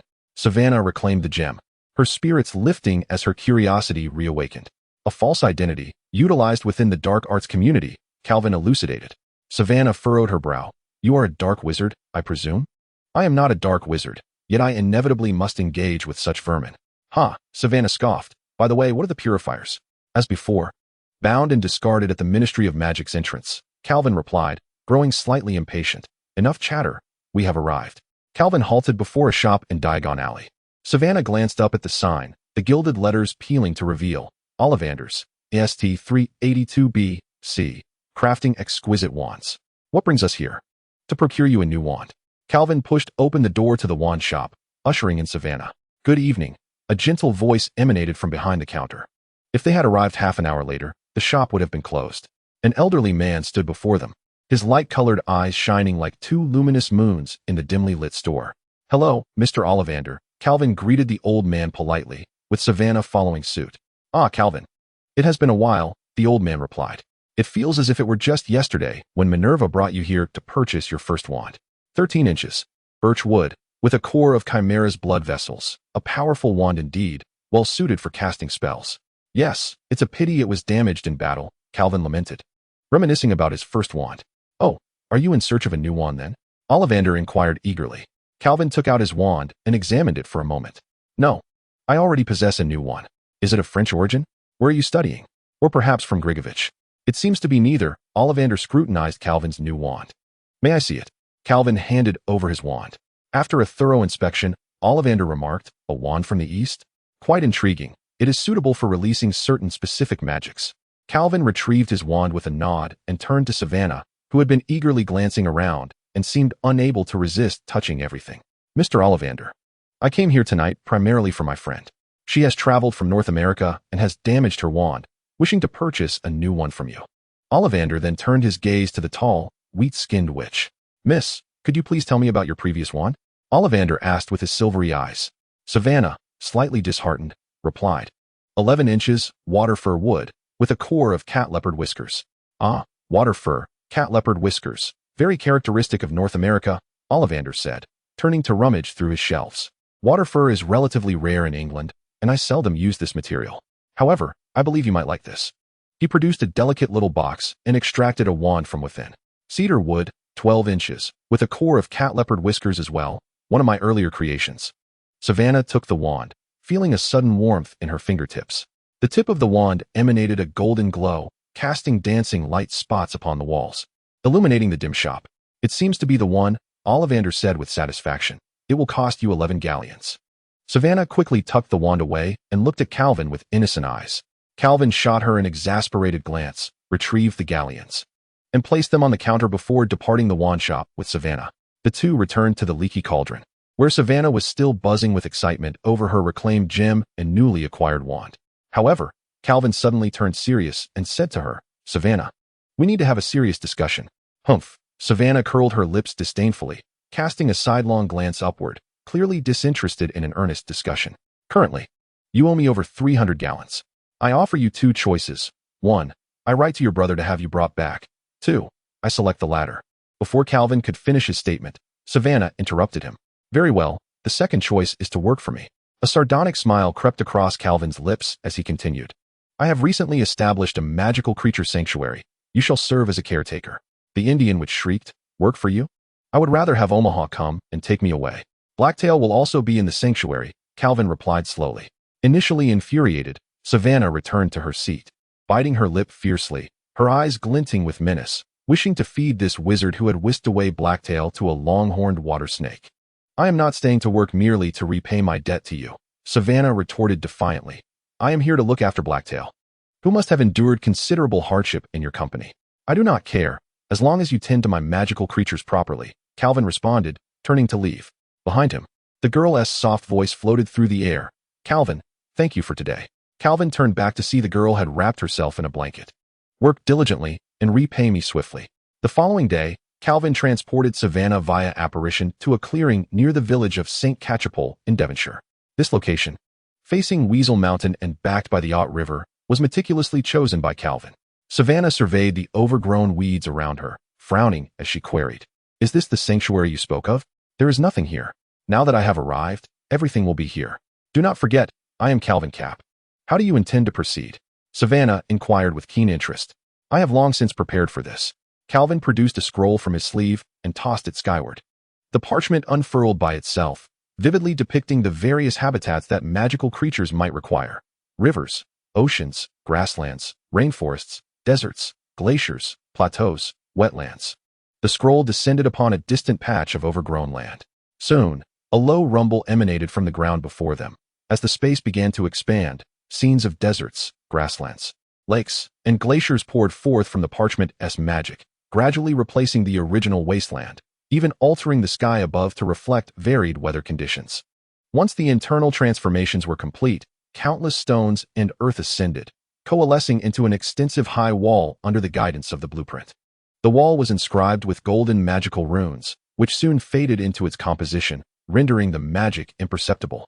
Savannah could vaguely discern the presence of a giant Muggle-repelling charm and an invisibility spell, ensuring that only wizards could perceive this magical creature sanctuary. 3 colossal stones erupted from the ground, continually reshaping to form 2 heavy stone doors and a stone plaque. With a flick of his wand, Calvin directed small stones to fall from the plaque, ultimately forming an elegant cursive inscription that read "Origin Magical Creature Sanctuary." Finally, the entire sanctuary rose, towering half a person high, with a few marble steps extending from the grand entrance, halting just before Calvin. Thus, the world depicted in the painting transformed into reality. "Your magic never fails to broaden my horizons, Calvin. It reminds me of the moment a bird or serpent breaks free from its shell, heralding the birth of new life." An ancient voice resonated behind the two. Calvin and Savannah turned to see Newt approaching. He was still clad in his well-worn gray wool suit, gripping the infamous, albeit battered, suitcase. "Ah, Newt, I feared you were late." Calvin approached to greet Newt, his gaze greedily fixated on the suitcase. "I arrived early. I spent some time at the Weasley residence," Newt replied, discreetly concealing his suitcase behind him, eyeing the tall witch. "Calvin, who is this?" "Ah, Savannah, my newly hired staff member. She hails from the Itsina tribe in North America, and I intend for her to manage the medium-risk area." "Savannah, this is Newt's commander, the renowned magizoologist and my partner," Calvin enthusiastically introduced them. Upon hearing the name Itsina tribe, Newt's eyes widened in realization. Is that not the legendary indigenous tribe from North America known for taming the jaguar and the longhorn water snake? "No," Savannah replied with rare seriousness, correcting him. "We merely have the respect of the jaguar and the longhorn water snake, who have chosen to coexist with us." "Oh, except for that one, who ran off with a jaguar from our territory. Savannah, the black-tailed one left of its own volition, and your grandmother did not object." "Calvin, unwilling to engage in further banter with Savannah, turned his attention to the stone entrance. Ah, I almost forgot, Professor McGonagall's favorite statue. With that, he produced 2 miniature figurines from his sleeve and tossed them before the door. Soon, the figurines unfurled their wings, letting out a resonant cry as they transformed into 2 stone dragons, coiling at the entrance, beginning a rhythmic breathing pattern as they gazed down upon Savannah and Newt. They are friends, Calvin assured the stone dragons. Only then did the dragons retract their gaze, settling into slumber on the stone pedestal, appearing as lifeless statues. Calvin waved his wand, opening the heavy stone door, and extended a hand with a smile. Mr. Scamander, I hope you will be the first guest of this sanctuary. It is my honor, Newt replied, placing down his suitcase and straightening his appearance as he stepped into this magical sanctuary that would transform the wizarding world. Chapter 42, The Fire Dragon, Part 1. Calvin entrusted the subsequent development of the Origin Sanctuary to Newt and Savannah, placing a farmhouse from his residence in France within the sanctuary for their accommodation. How vast is it? Newt gazed at the boundless prairie, feeling slightly overwhelmed. 30,000 square miles. Calvin beamed at his created paradise. 30,000. Newt and Savannah gasped. Is your seamless extension charm reliable? I mean, you understand the magnitude of disaster that could ensue if such an expansive space were to collapse, do you not? Moreover, with such extensive use of the undetectable extension charm, wouldn't the Ministry of Magic trouble you? Newt felt a sudden urge to flee with his suitcase. Calvin, however, calmly waved his hand, declaring, impossible. I have not utilized the undetectable extension charm at all. This is merely a spatial enchantment, one that will not abruptly collapse. As for the Ministry, I am now a personal friend of Cornelius. Who would dare to investigate me? He instructed the 2 to make more detailed divisions within the protected area before departing from Ottery St. Catchpole Village, stating that he needed to recruit some staff. For 3 individuals alone could not uphold the world's largest magical creature reserve. In truth, Calvin's real intention was to assume the role of a hands-off manager. As Newt's passion and patience for magical creatures surpassed that of ordinary folk, making him the most suitable candidate for the management role, Calvin merely needed a place to conduct practical lessons. That evening, Calvin penned 2 letters in his Hogwarts office, entrusting them to Colin to be delivered to the Ollery in Diagon Alley, from where 2 seagulls would traverse oceans and mountains, dispatching them to Eastern Europe and the Far East respectively. The following day, after a busy weekend, Calvin redirected his focus towards educating the charming, yet somewhat vacant young witches and wizards, as well as delving into the study of Voldemort's Horcruxes. Calvin found himself in a quandary. Both tasks were far from trivial. The students' skepticism towards him grew louder, despite the engaging content he presented in class, which challenged their traditional perceptions of magical creatures. However, what young witch or wizard wouldn't desire a closer encounter with these wondrous beings, particularly the 5th-year students, who found themselves overwhelmed by Calvin's rigorous examinations and frequent classroom inquiries, secretly nicknaming him the Red-Eyed Sphinx. It appeared imperative to expedite the development of the creature reserve, as it needed to take shape before Christmas. Otherwise, his reputation would dwindle to that of Professor Binns. Calvin contemplated. Meanwhile, his research into Horcruxes had reached an impasse. They proved indestructible and could not be severed unless vanquished by powerful magic, rendering all other methods ineffective and stalling Calvin's inquiries into the nature of the soul. He realized he must seek out someone equally versed in the intricacies of the soul for discourse. Concurrently, another new professor this year, Quirrell, appeared to be deteriorating as well. Numerous students reported that Professor Quirrell seemed increasingly pallid and emaciated, though he did not exhibit the signs of a complete breakdown. Professor McGonagall attempted to persuade him to visit the hospital wing for a thorough examination, but Quirrell, in a state of trepidation, declined her kind offer, insisting that he merely had a slight cold that would soon pass. Of course, not everyone held a friendly disposition towards Professor Quirrell. At least the Weasley twins did not. They issued a bounty within the castle, offering 20 galleons to the first brave soul who would manage to remove Professor Quirrell's turban. They themselves are the most enthusiastic participants in this activity. Surprisingly, they always manage to accurately locate Professor Quirrell and attempt to snatch off his large turban, though they invariably fail each time. Where do you get all that money? Ron inquired, astonished, as he overheard this news at the dining table, addressing his 2 brothers. He recalled his own meager allowance, having failed to save a single galleon over the years. Ron, George said, wrapping an arm around his younger brother's shoulders, use your brain. Do you understand? These galleons are, of course, earned by us. The fame of Weasley's Wizard Wheezes has spread throughout the entire school. Everyone loves our products. Aren't they merely prank items? Ron remarked, glancing enviously at the few sickles and nuts left in his pocket. In fact, the items they sell can be considered quite sophisticated alchemical creations, Hermione interjected from the side. George and Fred nodded in agreement. See, Ron. There are indeed those with discerning taste. No wonder Hermione is the top, which in her first year. Hermione, when you visit our shop, I'll give you a 20% discount. Hearing this, Hermione's cheeks flushed with shyness as she lowered her head to continue her meal. What about me? Ron chimed in, his eyes sparkling with anticipation as he gazed at his brothers. George shrugged, full price for you. But I'm your brother. Then it's double, the twins replied in unison. Feeling somewhat deflated, Ron turned to Harry, who remained silent, and said, I really wish to learn alchemy too. Anything would do, as long as I can follow Professor Cape. Diggory from Hufflepuff learned magical painting from Professor Cape, and it is said he earned quite a bit by painting for the girls. By the way, Harry, didn't you mention wanting to learn alchemy as well? Let us go find Professor Cape together. He'll surely teach you, considering your mother. Harry.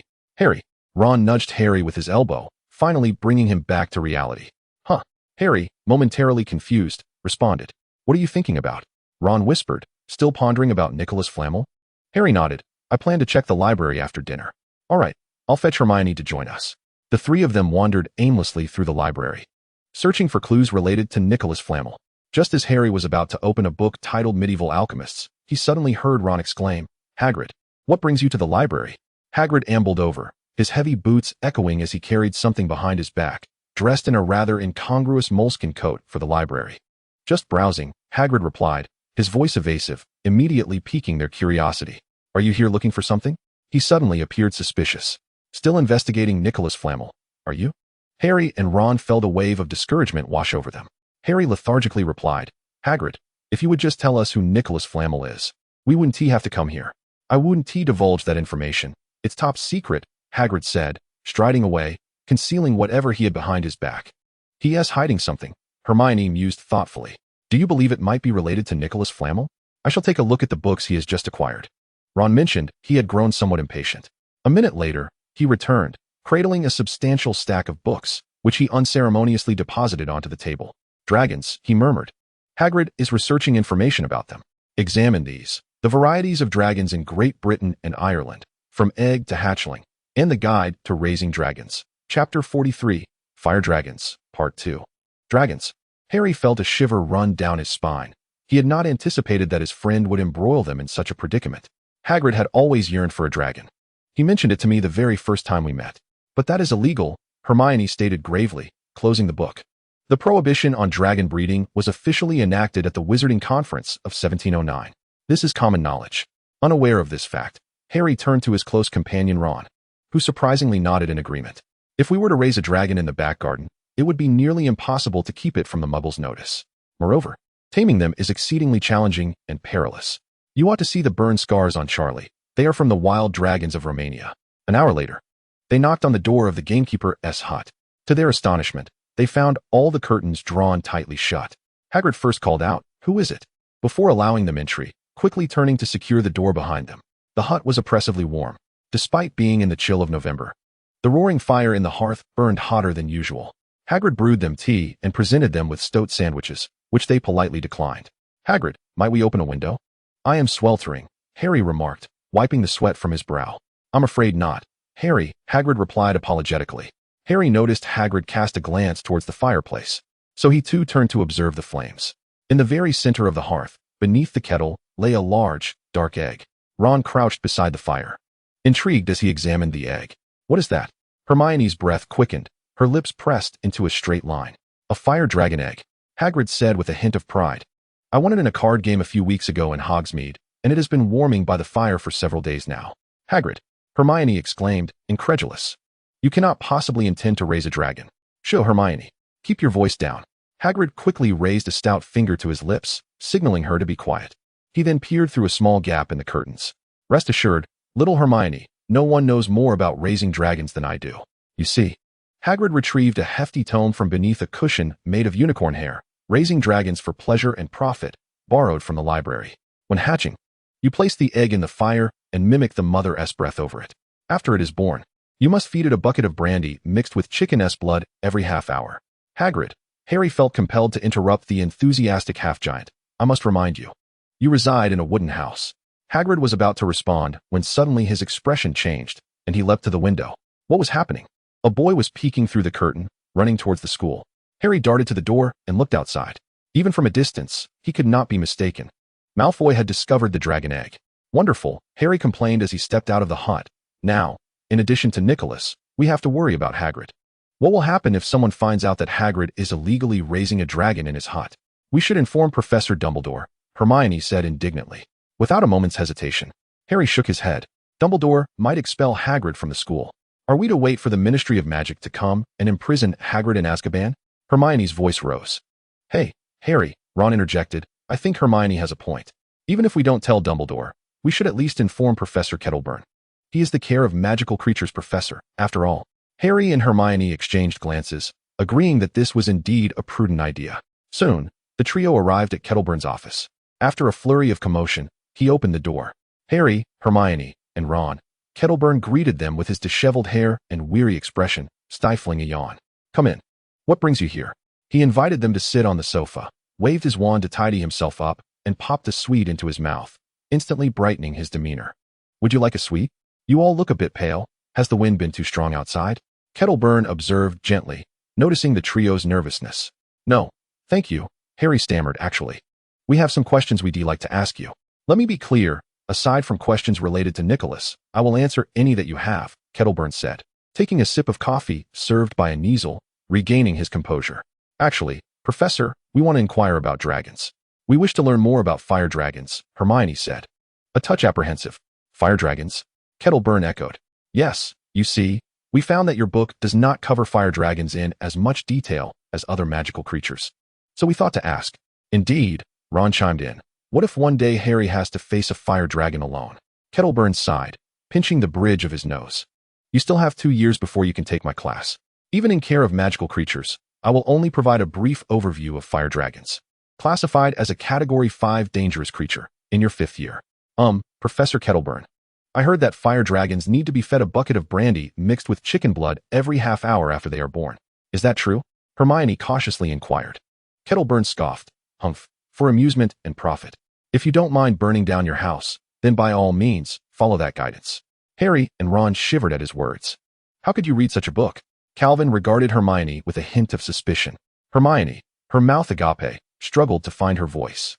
You can't possibly be considering raising a dragon, can you? Calvin observed the three of them, their faces growing increasingly pale. No, Harry stammered, hesitating momentarily before deciding to reveal the truth to Calvin. This was not an act of betrayal. Rather, it was for his benefit. Hagrid had acquired a dragon egg, which had been incubating in the fire for several days. Hagrid? Calvin set down his coffee cup, his expression grave. Yes, that certainly sounds like something he would do. And Malfoy is aware of it as well, Ron added. He will undoubtedly report Hagrid. The Ministry of Magic forbids the keeping of dragons. Calvin appeared to have a realization. No, the Ministry is merely a minor issue. A minor issue? Hermione was perplexed by Calvin's calm demeanor. Indeed, a minor issue. The greater concern is how Hagrid obtained that dragon egg. Calvin seized his coat from the hanger and hastened towards Hagrid's hut. Chapter 44. The Fire Dragon, Part 3. Upon arriving at Hagrid's hut, Calvin found him attempting to conceal the dragon egg behind a water bucket to mask its presence. Hagrid. Calvin disregarded Hagrid's protests, waving his hand to push him aside and crouching by the fireplace to closely examine the condition of the dragon egg. At that moment, Harry and the others arrived, with Harry pale and pleading with Hagrid, insisting that they were helping him. Harry, you shouldn't have, Hagrid said, a hint of anger in his voice, but upon reflection, he realized he had no better alternatives, considering that Calvin was not only his close friend, but also a master of magical creatures. Calvin produced a vial of blue potion from his sleeve and poured it over the dragon egg. The potion seeped in, gradually forming the outline of a small dragon inside the egg. How is it? Hagrid watched Calvin's every move with bated breath, not because he doubted Calvin's abilities, but because he was so eager to raise a dragon. There is no cause for concern, Calvin declared, rising and brushing off the dust from his clothing. The little dragon is developing quite well. It will hatch in a few days. Hagrid leaped with excitement. This is absolutely wonderful. He then noticed Calvin's blood-red eyes fixed intently upon him. Oh, I meant to say, it's somewhat problematic. After all, others have discovered my dragon. That is inconsequential, Hagrid. Calvin adeptly poured himself a cup of hot tea. Professor Cape, the Malfoys have strong connections with the Minister of Magic. If he reports Hagrid, He will surely be imprisoned in Azkaban. Hagrid, you must handle this troublesome situation promptly, Ron reminded Calvin from the side. No, I cannot, Hagrid choked out. It is too small. Without my care, it will perish. My relationship with the Minister of Magic is not poor either. Hagrid, I do have a solution. I am in the process of establishing a magical creature sanctuary. You can temporarily house the fire dragon there, and you will be able to visit it anytime.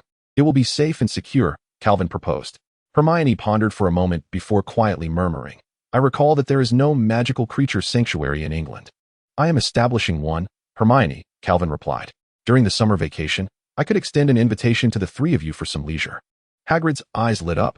Sending it to the sanctuary is a splendid idea, Calvin. However, I would prefer to wait for a while after its birth before sending it over.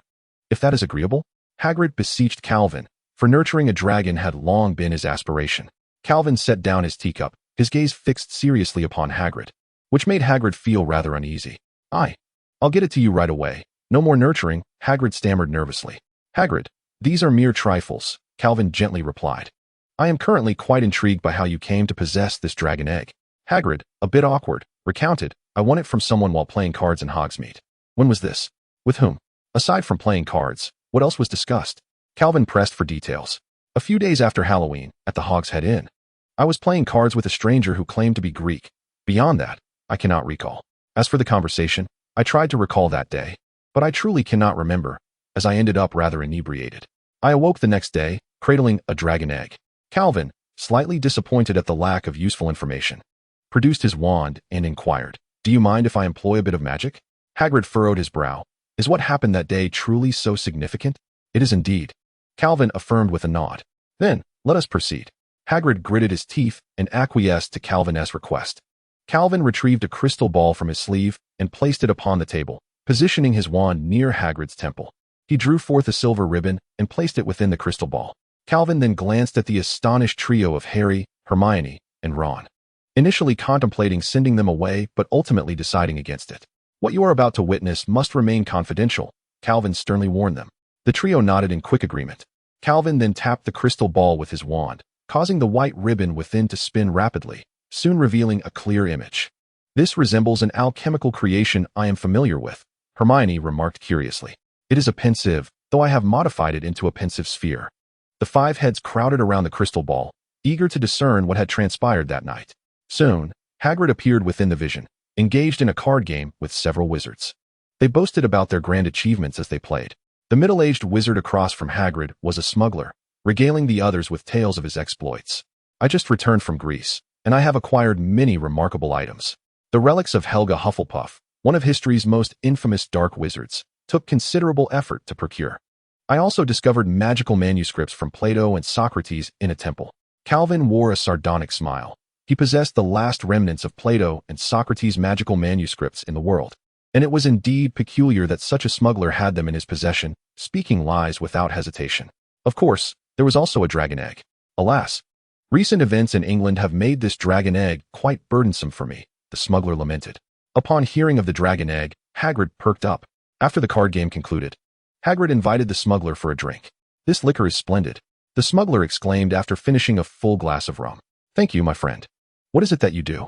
I am the keeper of the Hogwarts gamekeeper, Hagrid replied, downing a hefty mug of mead and smacking his lips. Those who know me are well aware of this. A gamekeeper? I have dealt with numerous gamekeepers. They occasionally trade in intriguing items, the smuggler boasted again. What about you? Do you have anything of value? Why do you inquire? Hagrid's cheeks were beginning to flush with inebriation. Do tell me, if you truly possess something remarkable. I am open to negotiation. If you doubt me, I could treat you to a drink or offer you some galleons. The smuggler procured a bottle of whiskey from the counter and poured Hagrid a generous glass. I've heard you possess a dragon egg, Hagrid remarked, his drunkenness becoming more pronounced. I do have a dragon egg, but with the Ministry of Magic's stringent inspections lately, I have been unable to part with it. Hagrid, brimming with excitement, declared, if given the chance, I would, let us play cards. The smuggler replied, if you can win against me 10 times, I shall grant you the dragon egg. Should you lose once, you owe me 10 galleons. Naturally, if you lose to me 10 times, the egg is still yours. You know, a dragon egg is worth far more than 100 galleons. Chapter 45. The timid capper Hagrid pondered for a moment before agreeing to the smuggler's wager. As they played cards and drank, The table became cluttered with numerous bottles, and Hagrid was becoming quite tipsy. That night, luck favored Hagrid. He swiftly won 10 games. Rubbing his hands together in anticipation of the smuggler handing over the dragon egg. The smuggler, taken aback by his swift defeat, hesitated and began to stall, saying, "Well, today my luck is poor, but I must ascertain whether you are capable of handling a dragon." Hagrid's face contorted with anger and confusion. He felt the man was deliberately toying with him, attempting to renege on the deal. I wouldn't want the dragon to escape and cause chaos, ultimately leading the ministry to my doorstep. After all, I merely wish to conduct business without inviting trouble upon myself, the man weakly explained. Rest assured, I am quite adept at handling these dangerous magical creatures, Hagrid confidently declared, downing the remainder of his whiskey in one gulp and thumping his chest in assurance. Pray tell, what magical creatures have you encountered? The man inquired, pouring Hagrid another glass of whiskey. Since my teenage years, I have cared for an acromantula, Hagrid recounted. In the Forbidden Forest, I once reared a hippogriff and a nightmare, and recently, I have taken care of a thunderbird. I have engaged with the centaur tribe and faced off against giants, even managing to keep a 3-headed dog in check. A dragon is nothing in comparison. The 3-headed dog. I have heard of such a creature. It is reputedly quite perilous. The smuggler appeared intrigued by this and probed further. I have heard that few wizards can subdue a 3-headed dog. They are dangerous and ferocious, with venomous teeth. The smuggler, curious, inquired. You do not seem to be an exceptionally powerful wizard. How did you manage it? Only uncivilized, barbaric wizards would think to use magic to tame magical beasts. I employ intellect, Hagrid replied dismissively. Downing another glass of whiskey, slightly inebriated, he added, the 3-headed dog is not that fearsome. In fact, it is quite easy to handle. You merely need to play some music, and it will quickly fall asleep. Play music? The smuggler asked incredulously. The scene abruptly halted here, and in the next moment, Hagrid was slumped over drunk in the tavern. Calvin lifted his gaze, observing Hagrid's ashen face. His blood-red eyes resembled torches of the Last Judgment, clearly questioning, Hagrid, look what you have done. Calvin gently spoke. Hagrid, is this how you treat the task entrusted to you by Dumbledore? Hagrid, in frustration, cradled his head in his hands and began to sob softly. Ron, momentarily confused, foolishly asked Hermione, what does Professor Capet mean? The mysterious figure, or rather, the one attempting to pass through the trapdoor guarded by the Fluffy, Hermione quietly explained, has already discovered the method to subdue the 3-headed dog. Suddenly, Harry sprang to his feet. That smuggler must be Snape. I am going to find him. Calvin felt a headache coming on. Presently, Harry resembled James more than ever, reckless and impulsive. Harry, do not make things worse, Calvin intervened. I have warned you not to doubt Professor Snape. But the mysterious figure has already learned how to pass through the Fluffy, Harry shouted. That does not mean the mysterious figure can obtain the treasures Dumbledore has hidden. In fact, I have set traps to protect it. Now you may return. Do not speak of the dragon egg or what you have witnessed today. And do not provoke Professor Snape. If he decides to detain you, I will not intercede on your behalf. After Harry departed, Hagrid finally lifted his head, using his large hand to casually wipe his tears. Calvin, Hagrid stuttered, unsure whether to apologize or defend himself. Hagrid, enough. You need not explain or apologize, Calvin comforted. You are not the only wizard who has been misled and deceived by the mysterious figure. Many far more clever than you have fallen for his tricks. Yet, Hagrid continued to wail. I have betrayed the trust of Headmaster Dumbledore. Calvin poured a cup of hot tea and handed it to Hagrid. In fact, this endeavor has confirmed that the mysterious figure is indeed at Hogwarts, and his condition is quite dire. Therefore, you have done nothing wrong. Moreover, you cannot genuinely believe that it is a real Philosopher's Stone. Hagrid abruptly lifted his head. Are you implying that it is a fake? This is merely my conjecture. I suspect that even Dumbledore, despite his confidence, would never jest with the lives of students. I surmise that Voldemort has been reduced to a state of extreme weakness, necessitating the urgent use of the stone to regain his strength. Otherwise, he would not dare to risk stealing right under Dumbledore's nose. At this point, Calvin paused, suddenly recalling that Voldemort's Horcrux was still in his possession, indicating a need to enhance his security measures. So, does this mean that the secret I revealed may not be of such significance? Hagrid's voice trembled slightly, thanking the heavens. That being said, Hagrid, you surely won't make the same mistake again, will you? Hagrid hastily assured. Absolutely not, I promise. Well, do remain cautious. Voldemort may still seek to exploit that dragon egg. With that, Calvin retrieved a scroll from his sleeve, unfurling it to hang on the wall of Hagrid's hut. Hagrid looked astonished. I say, Calvin, why have you hung your self-portrait in my abode? What else would there be to do but to observe you and the dragon egg? When it comes to raising a baby dragon, you ought to learn from me. Do not believe in any tomes that claim to raise dragons for amusement and profit, as they are all deceitful. By the way, Hagrid, you never mentioned to me after acquiring the dragon egg whether you considered me a friend. Calvin teased. Hagrid stammered.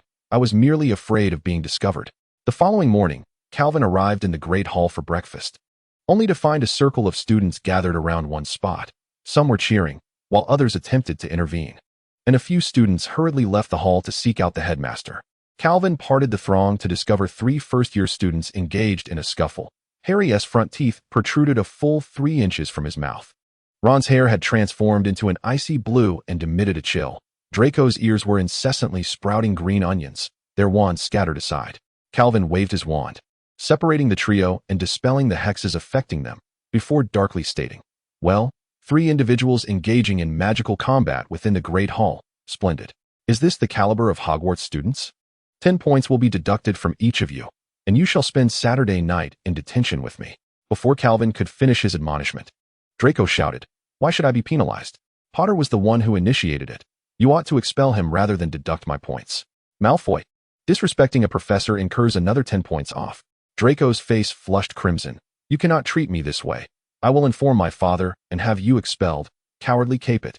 Chapter 46. Detention. As soon as Draco's words fell, the Great Hall fell into an eerie silence. Over the past 2 months, with the propaganda from a few Slytherins, most students had become aware of Calvin's past experiences, and the moniker Cowardly Capet had circulated among certain Slytherin students. However, no one had ever dared to utter the nickname directly to his face. In truth, students who have attended his classes quickly come to realize how ludicrous this nickname is. Only younger students like Malfoy, who have never interacted with him and cling to pure-blood ideologies, would bandy it about. Calvin, however, remained composed. A mere moniker could not undermine the reputation he had cultivated among the students over the past few months. "Malfoy, your audacity is admirable. I almost mistook you for a Gryffindor." Calvin's voice was icy and devoid of any emotion. "Thus, your detention will extend for a week, commencing tonight in my office." At that moment, Professor Snape finally arrived. "What has transpired?"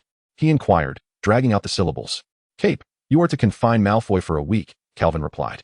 He cast a sidelong glance at Snape, silently chastising him for his tardiness. "It is of no consequence. 3 students engaged in a scuffle, which I have already addressed. However, Malfoy did challenge a professor, hence his week-long detention." "Is that so?" Snape surveyed the 3 with his penetrating gaze. Harry and Ron avoided his stare, while Malfoy's pallid face drained of even more color as he cast a pleading look at Snape, hoping for leniency. Yet, Snape ignored Malfoy's silent plea, striding directly to Calvin and gravely advising him, "I trust you will exercise discretion with my students. His father is not one to provoke." Calvin scoffed. "I have always exercised discretion." He swiftly exited the scene, only to hear Snape call after Malfoy, "Come to my office." After breakfast, Calvin returned to his office to commence work, but it was not long before a series of knocks echoed at the door. "Enter." 3 figures stood at the threshold. At the forefront were Harry and Ron, and behind them stood not Hermione, but a slightly portly boy with a round face. Calvin recognized him as Neville Longbottom from Gryffindor, whom he had encountered in the corridor on the 4th floor that evening. "Good morning, Mr. Potter, Mr. Weasley, and Mr. Longbottom. What brings you to me?" "We are here to admit our wrongdoing," Harry stated awkwardly. "Indeed, it was Ron and I who initiated the altercation in the Great Hall. But it was Malfoy who provoked us first," Ron muttered, unable to contain himself. "I have already imposed a penalty upon you. Further discussion about who struck first is futile." Calvin continued to sort through letters. "However, there is one lesson you must learn from your father, Harry. He rarely gets caught violating school rules. Do not always rely on others to seek justice for you. Is there anything else?" Calvin finally lifted his gaze to the trio. Harry produced a crumpled newspaper from behind him. It was the morning's edition of the Daily Prophet. Calvin accepted the paper and observed the headline, "Hogwarts caretaker caught raising dragon eggs," followed by a smaller print, "Caretaker possesses unexplainable Class 5 contraband." Where did it come from? Is Hogwarts safe? Will the tragedies of 50 years ago repeat themselves? Professor Capet, the Ministry of Magic must be aware that it was undoubtedly Malfoy who divulged the secret. Hagrid, Harry is somewhat anxious. Calvin carefully put away the newspaper and nodded slightly, saying, "I understand. Leave the rest to me." He then looked at the 3 of them and inquired, "So, it was this that prompted your altercation?" The trio nodded in unison, and Neville stammered, "Also, Malfoy insulted me, and he demeaned my mother." Very well, I comprehend. Calvin's face displayed a scornful expression, directed, of course, at Malfoy. Professor Capet, Neville suddenly interjected. Might I also join the detention this weekend? After all, it was because of me that Harry and Ron became involved. Calvin regarded the round-faced young wizard with a measure of approval, stating, in principle, I do not object, but this detention will not be an easy endeavor. So do not regret your decision. Neville scratched his head, affirming that he would not have any regrets. Neville, you need not feel this way. You did not engage in physical confrontation, Harry remarked after leaving the office. I merely lagged a step behind, Neville mumbled. If Professor Capet hadn't intervened, I would have confronted him as well. At 7 o'clock that evening, a knock echoed once more from Calvin's office. A pale-faced Draco entered. Ah, Draco, you've arrived. Please, take a seat. Calvin conjured a large table and a chair. Draco felt a twinge of apprehension. Earlier, Professor Snape had summoned him to his office and cautioned him against provoking Professor Capet, advising that he need not fear your father, but it would be wise to show him the same respect he affords to Snape. Draco had also consulted with older students who were on friendly terms with him, receiving similar warnings to maintain a respectful demeanor towards Professor Capet and to refrain from any disparaging remarks about the timid Capet. It was then that Draco began to grasp that Calvin was not merely a lowly mudblood wizard. Professor Capet, I wish to apologize for my arrogant behavior this morning. I should not have employed such ludicrous language to insult you. I hope you can forgive my reckless actions. Draco gazed into Calvin's blood-red eyes, swallowed hard, and respectfully offered his apology. Ah, Malfoy, there is no need for such formality. Calvin gently urged him to sit down. I will not impose a severe punishment upon you. Yet, the more composed Calvin appeared, the greater Draco's trepidation grew. Professor, Draco felt on the verge of tears. I swear on the honor of the Malfoy family that I will absolutely not trouble you again.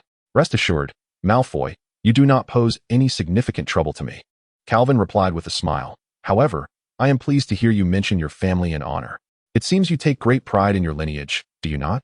Draco nodded imperceptibly, murmuring, I have been taught from a young age that as a member of the Malfoy family, my every action reflects the family's honor. Then, please, tell me about your family's honor. At this moment, Calvin's demeanor shifted from warmth to something more predatory, resembling a panther poised on a branch, ready to deliver a fatal blow to its unsuspecting prey. Draco hesitated for a moment, ultimately deciding to heed Professor Capet's directive, recounting with meticulous detail the illustrious deeds of the Malfoy family since its inception. Chapter 47. The Honor of the Malfoys. Approximately a quarter of an hour later, Draco succinctly narrated the proud history of his lineage.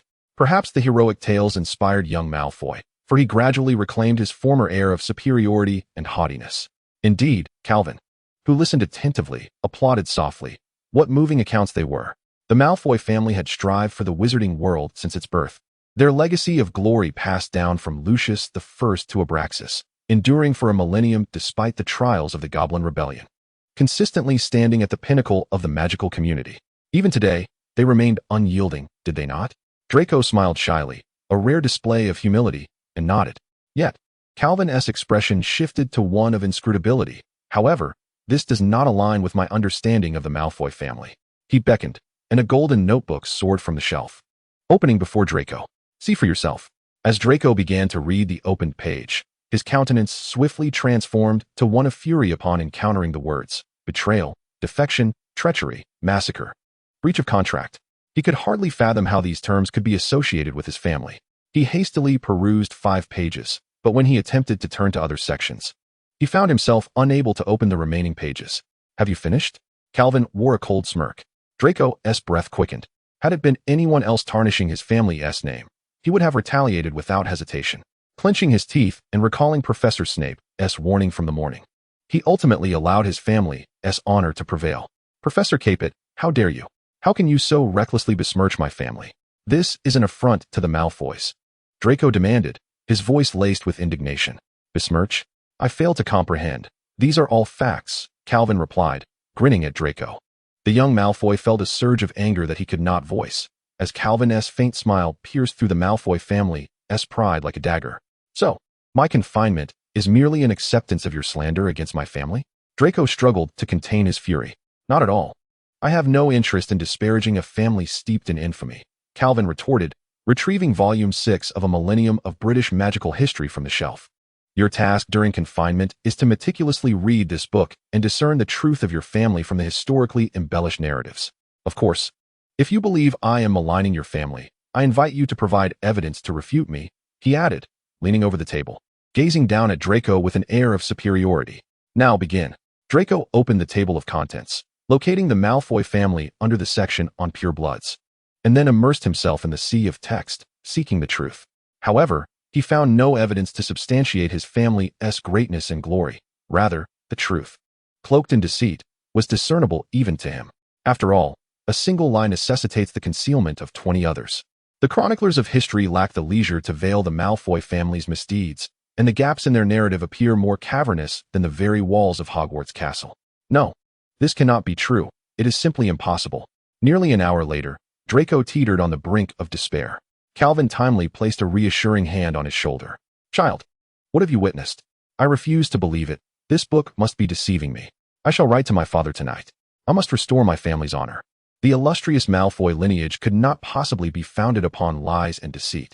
Draco, your perspective is profoundly disappointing, Calvin coaxed. You are a Slytherin, one who values honor. And that is commendable. However, whose honor should you truly cherish? Is it Draco Malfoy's honor, or that of the Malfoy family?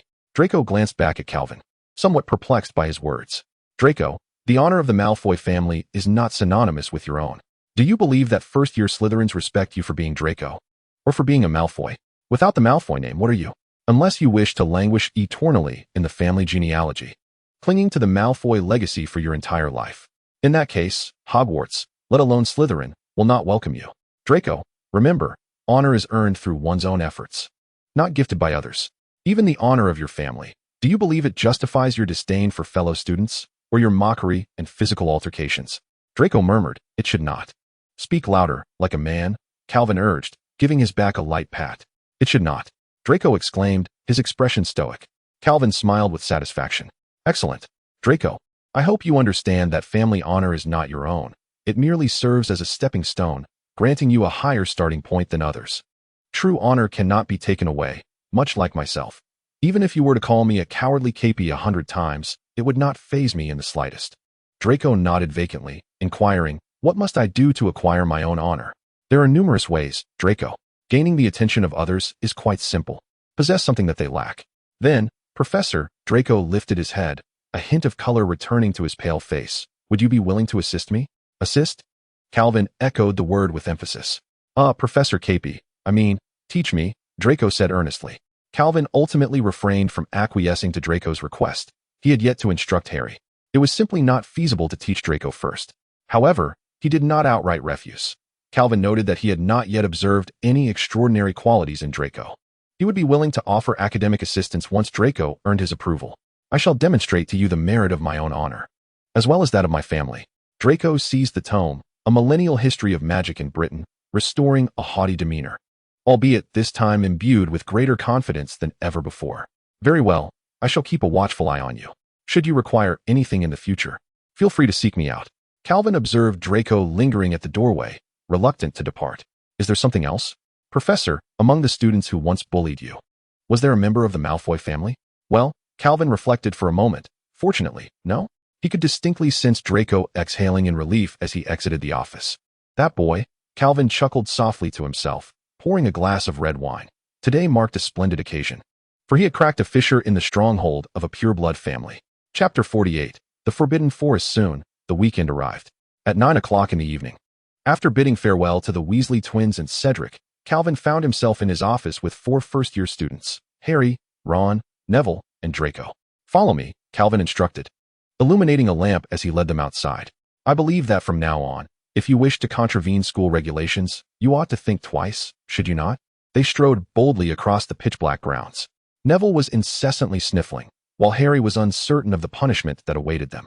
Nevertheless, he trusted that Calvin would not be overly harsh. The moon shone brightly, yet clouds frequently drifted by, obscuring its light and enveloping them in darkness. Harry could glimpse the illuminated windows of Hagrid's hut.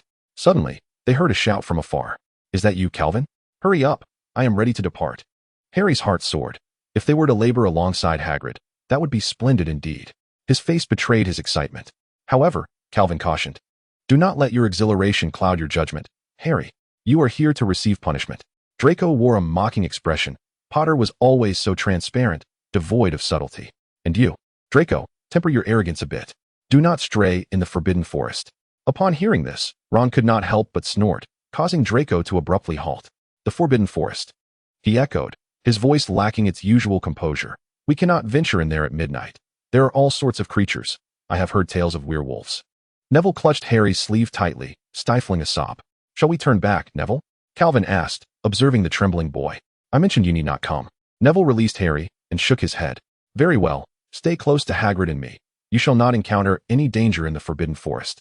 Calvin reassured the four young wizards. Trust me, I shall ensure your safe return. Hagrid approached them from the darkness, Fong trailing behind. Hagrid bore his enormous crossbow, a quiver brimming with arrows slung over his shoulder. It is nearly time, he said. I have been waiting for half an hour. How about it, Calvin? Apologies. I was occupied with a few other students earlier and arrived late, Calvin explained. What shall we do tonight, Hagrid? Ron eagerly inquired, the prospect of adventuring with Calvin and Hagrid in the Forbidden Forest igniting his enthusiasm. Ron, temper your excitement, Hagrid cautioned. Listen carefully. What we are about to undertake this evening is exceedingly perilous, and I am reluctant to place anyone in harm's way. Follow me over here. He led them to the edge of the Forbidden Forest, raising his lantern high to illuminate a narrow path that gradually disappeared into the depths of the dark woodland. A chilling breeze tousled their hair as they gazed into the forest. Look over there, Hagrid said. Do you see that glimmering object on the ground? The silvery substance is unicorn blood. A unicorn in the forest has been grievously wounded. This marks the second occurrence within a week. I discovered a dead one last Wednesday. We must endeavor to find that poor unicorn and alleviate its suffering. What if the creature that harmed the unicorn finds us first? Malfoy asked, his voice trembling with an unmistakable fear. Do not worry, Draco, Calvin reassured as he placed a hand on Harry and Draco's shoulders. Hagrid and I will protect you. I'll take Ron and this little chap here. What's your name? Hagrid inquired, glancing at the pale Neville. Neville Longbottom, he replied, his voice tinged with a hint of sobbing. Stop crying. Just stay close to me, Hagrid instructed. Now, you two, come with me. Calvin smiled at Harry and Draco.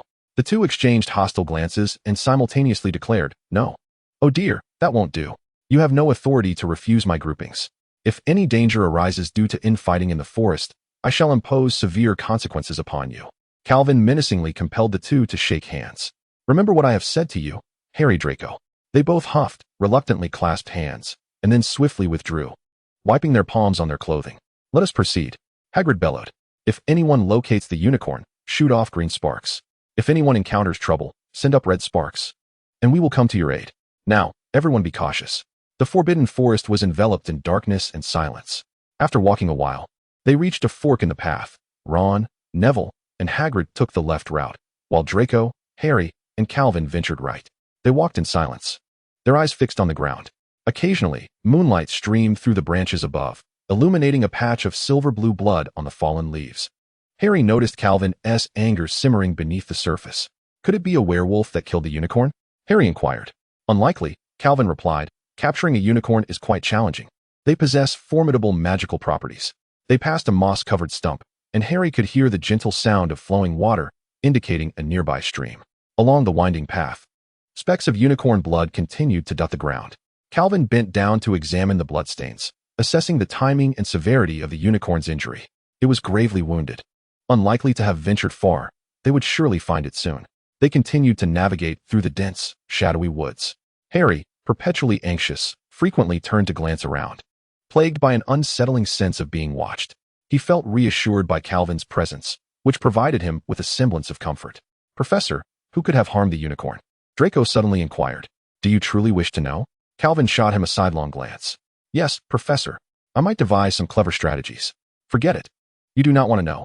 They walked for nearly half an hour, delving deeper into the forest, where the trees grew increasingly dense, rendering the path nearly impassable. The blood on the ground became more abundant. Blood splattered across the roots of a tree suggested that the unfortunate creature had struggled in agony nearby. Through the gnarled branches of an ancient oak, Calvin discerned a clearing ahead. Stop, he whispered, extending his hands to halt Harry and Draco behind him. A pristine white figure shimmered on the ground. They cautiously approached it. It was a unicorn, a dying unicorn. Its beauty was undeniable, even in its final moments. Its elongated legs were unnaturally bent, indicating a fierce struggle. Its silvery, soft mane lay scattered across the fallen leaves like scattered pearls. Chapter 49. The Leopard Knight. Calvin Draco was entranced by the exquisite yet tragic creature, moving closer without realizing it. Suddenly, a rustling sound broke the silence, and a thicket at the edge of the clearing began to tremble. From the shadows emerged a hooded figure, crawling slowly on the ground like a predator inching closer. The cloaked figure approached the unicorn, lowered its head, and began to drink from the wound on the side of its lifeless body. Draco froze in place, paralyzed by a surge of terror that rendered his legs immobile and his voice silent. He felt a mix of fear and rage, unable to comprehend why anyone would harm such a magnificent being. Suddenly, 3 beams of red light shot from behind Draco towards the hooded figure. The figure sprang up, leaping and rolling to evade 2 of the red spells, but the third was unavoidable. The hooded figure waved its wand, erecting a dark barrier in front of it. No. A second and third barrier quickly followed, which Draco observed with clarity. The crimson light sliced through the shadows of the forbidden forest, colliding with the first barrier, which exploded instantaneously. The second barrier shattered as well, the debris from the spell igniting the surrounding trees. The hooded figure was equally astonished, having not anticipated that its first 2 shields, infused with dark magic, would fail to intercept the opponent's stunning spell, compelling it to reinforce the remaining barrier. As it fortified its defenses, the third shield finally proved effective. The stunning spell burned relentlessly against it, ultimately resulting in the destruction of both the spell and the barrier in a cataclysmic finale. Draco finally liberated himself from the grip of fear and stiffly turned around, only to behold 3 Professor Capets wielding wands, casting spells. 3. How could there be 3 professors? Before Draco's mind could unravel this perplexing question, one of the Professor Capets commanded, "Stay here and do not move. Signal for Hagrid to come find you, and do not touch the unicorn." The hooded figure glanced at Harry and Draco, then waved his wand, unleashing 2 black wolves, reeking of decay, that lunged towards the 2 young wizards. Draco hurriedly dashed behind Professor Cape, while Harry felt a searing pain in his head, as if his scar were ablaze, and collapsed to the ground with a thud. Calvin retrieved a roll of parchment from his sleeve, unfurling it to reveal a creature with 6 legs and large golden eyes, reminiscent of a leopard, appearing beside him. "Blacktail, protect these 2 young wizards," he instructed. The creature let out a cry and sprang forward, pouncing upon the 2 corpse-like wolves. Once again, the 3 Capets launched an offensive against the hooded figure, their various spells slicing through the air with piercing shrieks. The hooded figure continuously cast defensive spells, barely fending off Calvin's attacks, yet he was not without his counterattacks. Amidst Calvin's offensive, he frequently targeted Harry and Draco, with some spells proving too formidable for the leopard-like creature to handle. This compelled Calvin to split his focus, constantly monitoring the young wizards. Ultimately, the hooded figure failed to evade a robust bolt of lightning unleashed by the combined efforts of the 3 Capets, propelling him away with considerable force. He clumsily rose, wiping a smear of unicorn blood from his chest and tasting it. Casting a wary glance at Calvin, he transformed into a wisp of black mist and fled deeper into the forbidden forest. Calvin snapped his fingers, causing his duplicates to dissipate, while Blacktail bounded to the front, obediently lowering itself for Calvin to mount. Like an arrow released from its bow, Blacktail surged after the black mist, toppling a swath of trees, eventually keeping pace alongside the hooded figure in the ink-like thickness of the forbidden forest. Calvin persistently unleashed spells at the hooded figure. However, his magic proved ineffective against the cloud of darkness, merely dispersing it further. Ultimately, the hooded figure soared upwards, fading into the night like an old cloak. Calvin intended to summon the Thunderbird to continue the pursuit, but he heard Draco's frantic cries from behind. "Is anyone there? Professor Cape, Hagrid, hurry, we need help. Potter has fainted." Reluctantly, Calvin cast a final glance towards the sky where the hooded figure had vanished and ordered Blacktail to turn back to the clearing from whence they had come. He had to ensure the students' safety. Calvin swiftly returned to the clearing, where Blacktail dutifully slipped back into the parchment. Bathed in moonlight, Calvin observed 3 centaurs drawing bows towards Harry and Draco, who was kneeling on the ground, cradling the unconscious Harry, trembling as if to demonstrate to the centaurs that he posed no threat. "Centaurs," Calvin murmured, parting the branches to approach the other side of the clearing. Addressing the 3 centaurs, upon hearing the commotion, the centaurs turned their gaze towards him, and 2 of them aimed their arrows at Calvin. "Professor Cape, Porter inexplicably collapsed, and as I was about to investigate the situation, 3 creatures emerged, brandishing arrows in my direction." Breathing heavily, Draco exclaimed, "You little brats, we are not monsters. We are centaurs," the leader of the centaurs proclaimed. Calvin gestured for Draco to remain calm, reaching into his sleeve for something. Upon noticing this, the 2 centaurs drew their bows taut. Fortunately, Calvin quickly retrieved an arrow that shimmered with a silver light from his sleeve. The two centaurs, upon seeing it, promptly lowered their weapons, yet the leader still aimed his arrow at Draco. Bane, that is a Chiron's arrow. They are not enemies, Forenza interjected. I do not believe it. Why would humans possess a centaur's Chiron's arrow? Bane stubbornly retorted. It was given to me by a tribe of centaurs from Greece. As a symbol of friendship, Calvin explained. Show it to me. Bane insisted firmly. Calvin harbored little fondness for this obstinate centaur. His mood was already soured by the elusive hooded figure, Harry's sudden fainting, and now being threatened by 3 centaurs.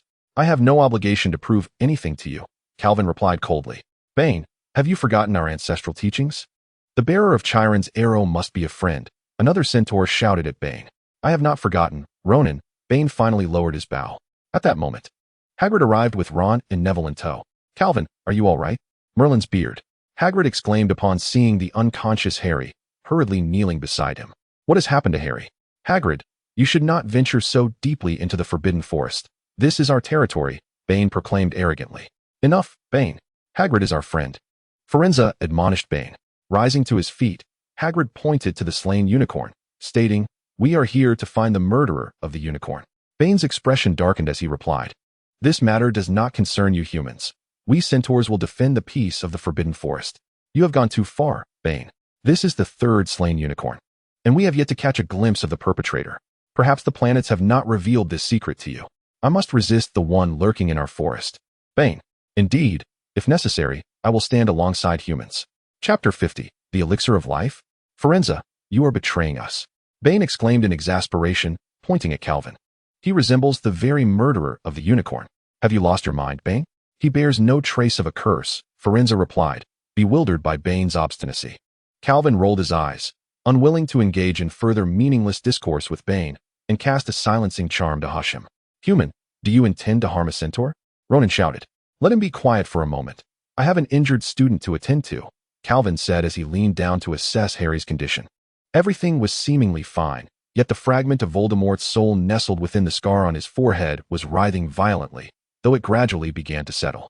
Could it be that the individual was Voldemort? Calvin speculated. But how could he possess a corporeal form? Had he truly resurrected? Or had he found some other means to temporarily regain his body? What is happening? Hagrid inquired anxiously. Is Harry all right? Calvin rose and shook his head. He's fine. Merely overwhelmed by fear. Did you see the perpetrator? Forenza asked. Indeed, a formidable dark wizard, Calvin replied, producing another scroll of parchment from his sleeve. Upon unfurling it, hundreds of mice leapt forth, forming a square formation, awaiting Calvin's command. Ron and Neville observed the swarm of rodents with unease, instinctively taking a step back. Draco felt a wave of revulsion, yet he was unable to move as he cradled Harry in his arms. Fortunately, Hagrid reached out and lifted both of them onto his shoulders. Calvin crouched down, emitting a series of squeaks towards the lead mouse, which human-like nodded in response. With a wave of its small hand, hundreds of mice vanished into the Forbidden Forest. What is this? Ronan inquired, furrowing his brow. Mottled mice, Calvin explained, stowing the 2 scrolls, including one depicting a serval cat, back into his sleeve. They will assist me in gathering intelligence. Once the whereabouts of the assailant are detected, I shall be informed and will arrive promptly. This time, I will not let him escape. Calvin lifted the silencing charm from Bane, who immediately unleashed a tirade. Wizard, you are trespassing on centaur territory. Take your mice and leave the Forbidden Forest. Calvin, having reached his limit with Bane, waved his wand, and 6 robust vines surged from the trees, binding Bane's 4 hooves and 2 arms. Ronan attempted to intervene, but was halted by Forenza. Listen, foolish centaur, Calvin stepped forward. I am not in the best of moods today. Due to your arrogance, I have missed the opportunity to apprehend the perpetrator. You reside in the Forbidden Forest, but that does not grant you ownership of it. Moreover, you cannot adequately protect it, can you? Therefore, I hope you will cooperate with my endeavors, at the very least. Do not complicate matters for me. Do you understand? Calvin took a step back, leaving behind a shattered longbow. I apologize for damaging your longbow, but I do not appreciate being aimed at with such weapons. Do you comprehend? With a flourish of his wand, the broken bow emitted a golden glow, transforming into a metallic iron bow. Let us part as friends next time we meet. That is how my friendship with the centaurs of Greece was forged. Forenza and Ronan severed the vines ensnaring Bane, while Calvin, accompanied by Hagrid and the 4 students, departed the Forbidden Forest. That dark wizard, Hagrid muttered, is utterly audacious. daring to hunt unicorns within the Forbidden Forest. Ron trembled, having endured too much that night. The deceased unicorn, the arrogant centaur, the swarm of mice, and the unconscious Harry. Professor Cape, he stammered, why would a dark wizard kill a unicorn? The blood of a unicorn possesses the extraordinary ability to resurrect and prolong a person's life, even when they hover on the brink of death. However, the moment the blood touches one's lips, they are condemned to bear an eternal curse, as Calvin elucidated. How terrifying! Ron and Neville gasped in unison. Who is that dark wizard? If one must endure a curse for a lifetime, would it not be better to perish? Indeed, Calvin concurred. Unless it merely serves to extend life, allowing the individual to consume another elixir, one that restores vitality and magic entirely, something that grants immortality. Hagrid, you must know what I am referring to. Hagrid solemnly nodded. Sensing the escalating peril of the matter, is it truly safe for that object to be housed within the school? Draco remained silent, contemplating the confrontation he witnessed between Calvin and the cloaked figure. With Harry in a coma, he found himself the sole witness to Professor Quirrell's actions. The vivid imagery of Quirrell casting spells, transforming, unleashing curses, conjuring waves of lightning, and ultimately mounting his feline form to delve deeper into the Forbidden Forest, replayed in his mind. Each motion dissected and reconstructed within his thoughts. He recalled it vividly. If only I could emulate Professor Quirrell, Draco mused silently. Upon exiting the Forbidden Forest, Hagrid and Calvin parted ways. Calvin summoned the black-tailed creature, placing Harry upon its back. Hagrid gazed longingly at the majestic beast, while Neville took a cautious step back, having never encountered such a colossal feline. Ron, on the other hand, was eager to stroke the large cat, only to find the black tail unwelcoming. Draco envied Harry, wishing to ride the unicorn and gallop through the Forbidden Forest himself. Arriving at the castle entrance, Calvin retracted the black tail and instructed Draco to return to the Slytherin common room. Ron and Neville then assisted Harry to the infirmary before finally returning to their own quarters. By now, it was nearly 11 o'clock, yet Hermione remained in the common room, engrossed in her book, awaiting their return. Where's Harry? Hermione inquired with a furrowed brow, noticing his absence. He fainted. We just delivered him to the hospital wing. Ron sighed. Hermione's mouth fell open in disbelief. What happened? What about Professor Quirrell? The professor said he was overly frightened. He must have witnessed the one who harmed the unicorn. I didn't accompany him. Malfoy was in his group, Ron admitted, uncertain of the details. Hermione opened her mouth, eager to speak further. Ron continued, let us set that aside for now, Hermione. I gleaned some useful information from Professor Quirrell. He paused, glancing at Neville, who stood nearby, ultimately deciding not to evade the topic. I overheard something concerning the corridor behind the right side of the 4th floor. What do you know? Hermione closed her book, her excitement palpable. Do you know who Nicolas Flamel is? No, I don't know that, Ron murmured. But I heard Professor Quirrell mention something that could completely restore one's vitality and magic, something that grants immortality. Immortality? Hermione meticulously sifted through her vast reservoir of knowledge, embarking on a quest for pertinent clues. Chapter 51. Rumors. The following morning, Calvin entered the Great Hall for breakfast. Unlike the previous day, no brawls erupted within its confines. However, a first-year Slytherin student, with dark circles under his eyes, regaled the long table with tales of Professor Cape's transformation into a feline knight, battling dark wizards who hunted unicorns in the Forbidden Forest for 300 rounds. Had he not been preoccupied with the unconscious Potter, he would have undoubtedly captured the dark wizard himself, serving as Professor Cape's assistant and contributing significantly to the endeavor. This spectacle drew the attention of numerous students.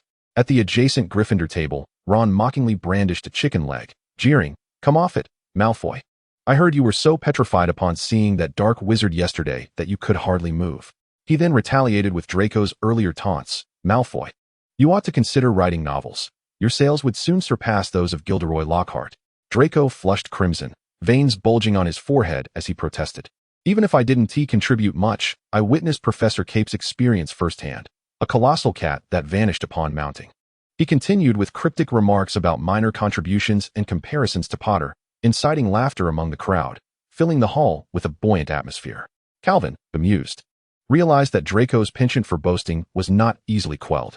At that moment, Professor Snape approached, clutching a newspaper and elongating his tone. "Cape, you've accomplished something significant last night." Calvin retorted, "What significance? That man escaped." "Escaped?" Snape replied slowly. I had hoped you would show some progress at Beauxbatons, yet you allowed him to slip away. Give me another chance, and I shan't let him escape again." Calvin coldly sliced into his steak. Snape furrowed his brow. Did Potter truly faint last night? It seems you do care for that boy. Calvin seized the opportunity to taunt Snape. Rest assured, with me around, Harry will be safe. Snape clenched his fists. Crumpling the newspaper, what is wrong with him? Overwhelmed, Calvin offered no further explanation. Though Snape clearly doubted this rationale, he found no retort against Calvin, merely tossing the crumpled newspaper before him. I expect you to resolve this matter promptly. With that, he swirled his robes and departed the hall. Calvin, perplexed, pondered Snape's intentions. He retrieved the crumpled newspaper, scrutinizing it closely. To his astonishment, he discovered his own photograph prominently displayed on the front page. The image, taken 6 or 7 years prior during his graduation from Beauxbatons, appeared youthful and naive compared to his current self. The headline read, "The Past of Hogwarts' New Professor." A sense of foreboding washed over Calvin as he hastily began to read. The issue of educating young wizards has long been a focal point of concern within the British magical community, and for an extended period. The only magical school in Britain was under the aegis of Albus Dumbledore. As one of the most illustrious white wizards of our time, Dumbledore wields absolute authority over Hogwarts, making it exceedingly difficult for the Board of Governors to intervene in the affairs of the school. Due to the deep-seated trust placed in him, the magical community has long believed that he is a ceaseless fountain of talent for society. However, the absolute power he possesses grants him the discretion to keep the details of faculty recruitment shrouded in secrecy, engendering a sense of unease among the populace regarding his potential favoritism. For instance, this year, the new professor of care of magical creatures at Hogwarts, Calvin Capet from France, has left several students feeling dissatisfied with his teaching methods. Good heavens, this author is quite audacious, Calvin mused. Recently, I have received numerous letters from students and parents expressing concerns that, despite Professor Capet's reputation as a renowned master of magical creatures, he appears to be nothing more than a charlatan. Alyosha Black from Ravenclaw wrote in his letter, "It has nearly been half a semester. Yet Professor Capet has yet to facilitate any close encounters with magical creatures. He merely reads from textbooks or propagates his unsubstantiated theories on magical circuits. I have serious doubts about achieving exemplary results in this class." Initially, I was skeptical of such assertions, but subsequent investigations corroborated the claims made in the letters. In reality, the truth is 100-fold more troubling than what was conveyed. Students have pointed out that Professor Capet's teaching methodology is characterized by relentless examinations and an overwhelming volume of assignments. Whenever we inquire about when we might engage with magical creatures, he dismisses our queries, citing our insufficient knowledge to protect ourselves. This raises a pressing question in my mind. Does this newly appointed professor lack the competence to safeguard his students? Or is he simply devoid of the requisite knowledge to understand magical creatures? Regardless of the outcome, I believe it is prudent to cast a considerable doubt upon the credentials of this so-called master of magical creatures. Even more alarming is the revelation that Professor Capet has employed severe intimidation tactics against students. According to a student from Slytherin, when a peer dared to challenge Professor Capet's teaching methods, he resorted to a transformation spell to conjure a fire dragon as a means of intimidation, inflicting significant psychological trauma on the student, who now trembles at the mere mention of the word dragon. While Calvin might brush off the aforementioned grievances with a laugh, the following revelations have ignited genuine fury within him. Sources suggest that Professor Capet's motives for joining Hogwarts are far from innocent. It is well known that this year, a highly celebrated young wizard, none other than the boy who lived, Harry Potter, has commenced his studies at Hogwarts. Although this master of magical creatures, Calvin Capet, graduated from Beauxbatons in France, he was once a first-year student at Hogwarts, during which time Harry's mother, Lily Evans, served as the president of the Hogwarts Student Council. According to informed sources, Calvin Capet shares a profound connection with the Student Council president, Lily Evans, who once gifted him her study notes and provided considerable support to the first-year student, even while her boyfriend, James Potter, held the position of male Student Council president. Furthermore, my investigations reveal that after Calvin transferred to Beauxbatons, he has not been the subject of romantic rumors, maintaining his single status for an impressive 6 years, despite numerous female admirers. This raises intriguing questions about the influence of Lily Evans in his life. The timing of Calvin's decision to join Hogwarts and its potential ties to Harry Potter and his mother, Lily Evans, is a matter worthy of contemplation. I shall continue to explore the authenticity of the magical creature's master, Calvin Capet, and the enigmatic relationship he shares with Lily Evans. Chapter 52. Rita Skeeter. Calvin could no longer endure the deceitful and fanciful report, his gaze fixated on the conclusion of the article. Author, Rita Skeeter. Editor-in-Chief of the Daily Prophet, 12-time best-selling author, record holder for bestsellers. Whistleblowers welcome.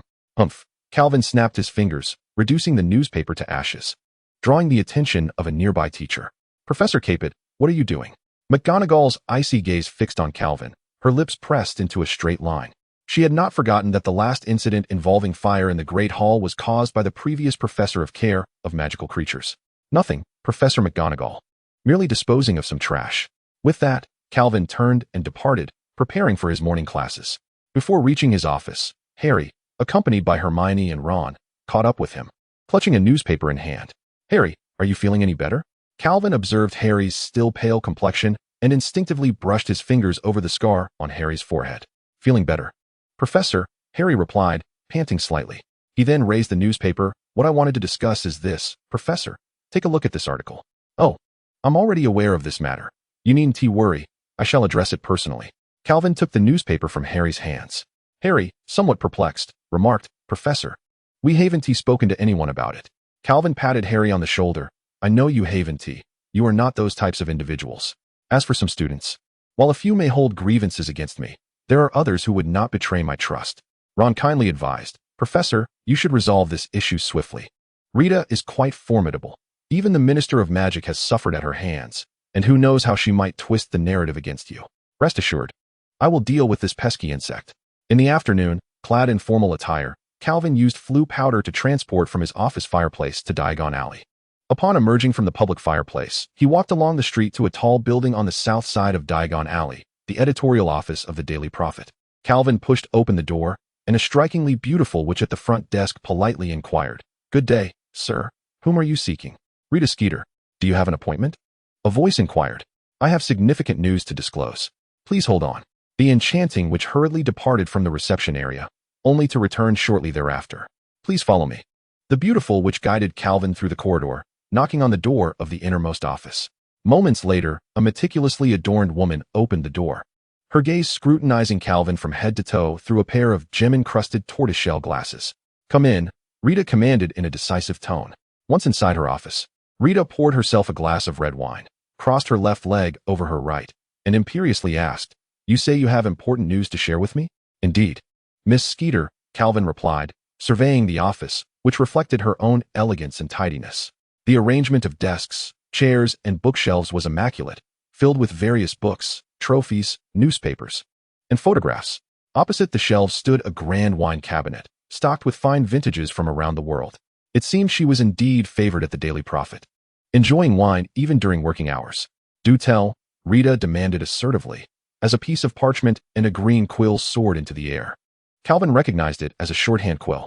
It appears Miss Skeeter truly does not recognize me, Calvin remarked with a smile. Recognize you? Why would I know you? Today is our first meeting, Rita retorted, her skepticism evident behind her jeweled glasses. Yet you penned a feature article about me, even utilizing a photograph of me from 6 or 7 years ago, and now you fail to recall who I am? Calvin gently pointed out. Rita scrutinized him anew, and this time, recognition dawned upon her. With a bright smile, she exclaimed, Ah, you are Calvin Capet. Would you care for a drink? Not necessary. Calvin declined her offer. He then observed as Rita's quill inscribed on the parchment. The visitor is the newly appointed professor at Hogwarts, who entered my chamber with a hint of indignation, expressing strong discontent, though not directed at the author, but rather towards Hogwarts itself. Calvin shook his head in resignation. Are you concerned about your reputation being tarnished? Fear not. After my embellishment, you shall achieve great notoriety. Rita, noting Calvin's resistance, allowed a slight smile to curve her lips. Great notoriety? Calvin echoed, elongating the phrase. Indeed. I am uncovering the tales of Harry Potter's parents' generation, and you were a first-hand witness to these stories. Should you be willing to share the intriguing anecdotes? I believe your name will soon grace the bestseller lists alongside mine. Like this one? Calvin queried, pulling a book titled Amando D. Pete, Master or Fool, from the shelf and casually flipping through its pages. He then clicked his tongue, remarking, If even half of this content is true, I would be astonished. All I see are fabrications and conjectures. It appears your readers are quite taken with such tales. Rita, with her sharply arched eyebrows, approached Calvin and remarked with a hint of disdain, Calvin Capet, I have heard of you. It is utterly amusing that a former colleague, who frequently travels for work, advised me against provoking you. No wonder you have yet to attain the position of editor-in-chief. Today's readers are drawn to such sensationalism. Rita seized the biography of Armando from Calvin's hands.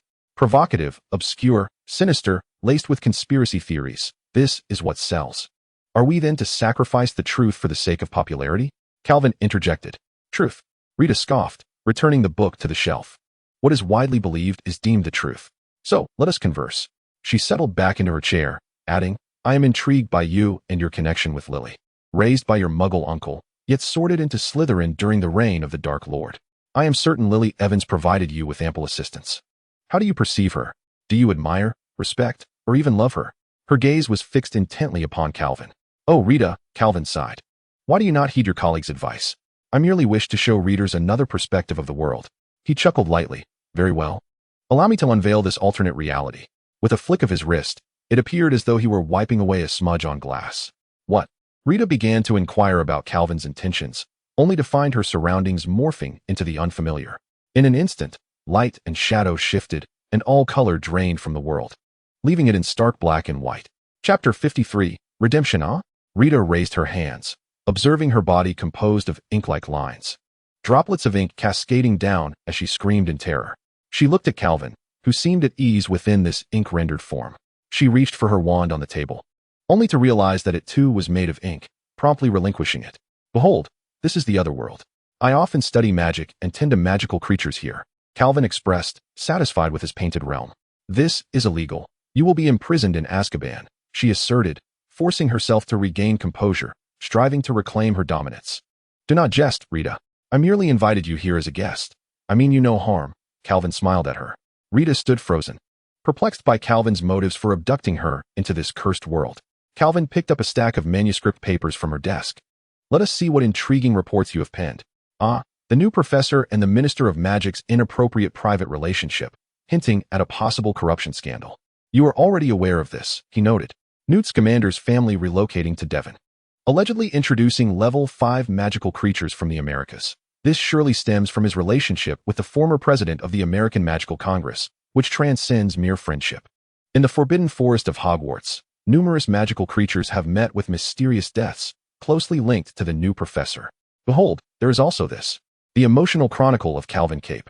Calvin placed the parchment back upon the table, exclaiming, I must say, Miss Skeeter's prose has truly broadened my horizons. Rita trembled as she fixed her gaze upon him. Calvin calmly remarked, You ought to heed your elderly colleague. He must have heard much about me during his time abroad. I am far more renowned in other countries than here in England. Frankly, there are moments when I cannot help but admire Dumbledore. He has shielded you British wizards so effectively that even a fool like you can ascend to the prestigious position of chief editor at the Daily Prophet. This was a statement Rita found utterly intolerable. She retorted, gasping, Mr. Capet, that is an affront to me. Ah, an affront. Calvin seemed to find this notion amusing. You even recognize the concept of insult. So, what then do you call your affront towards me?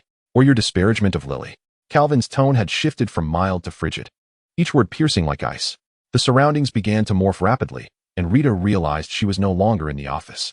She saw waves of spells being hurled at her. She beheld countless dark wizards pursuing her. She noticed numerous perilous magical creatures glaring at her with fury. She found herself standing upon a podium, facing a burly Eastern wizard. Ultimately, she discovered herself in a shadowy valley, kneeling before a gravestone inscribed with 1960 to 1981. This was but a fraction of the tribulations I have endured over the years. I apologize, I was wrong, but I have not penned more. I have yet to write about your affair with Lily.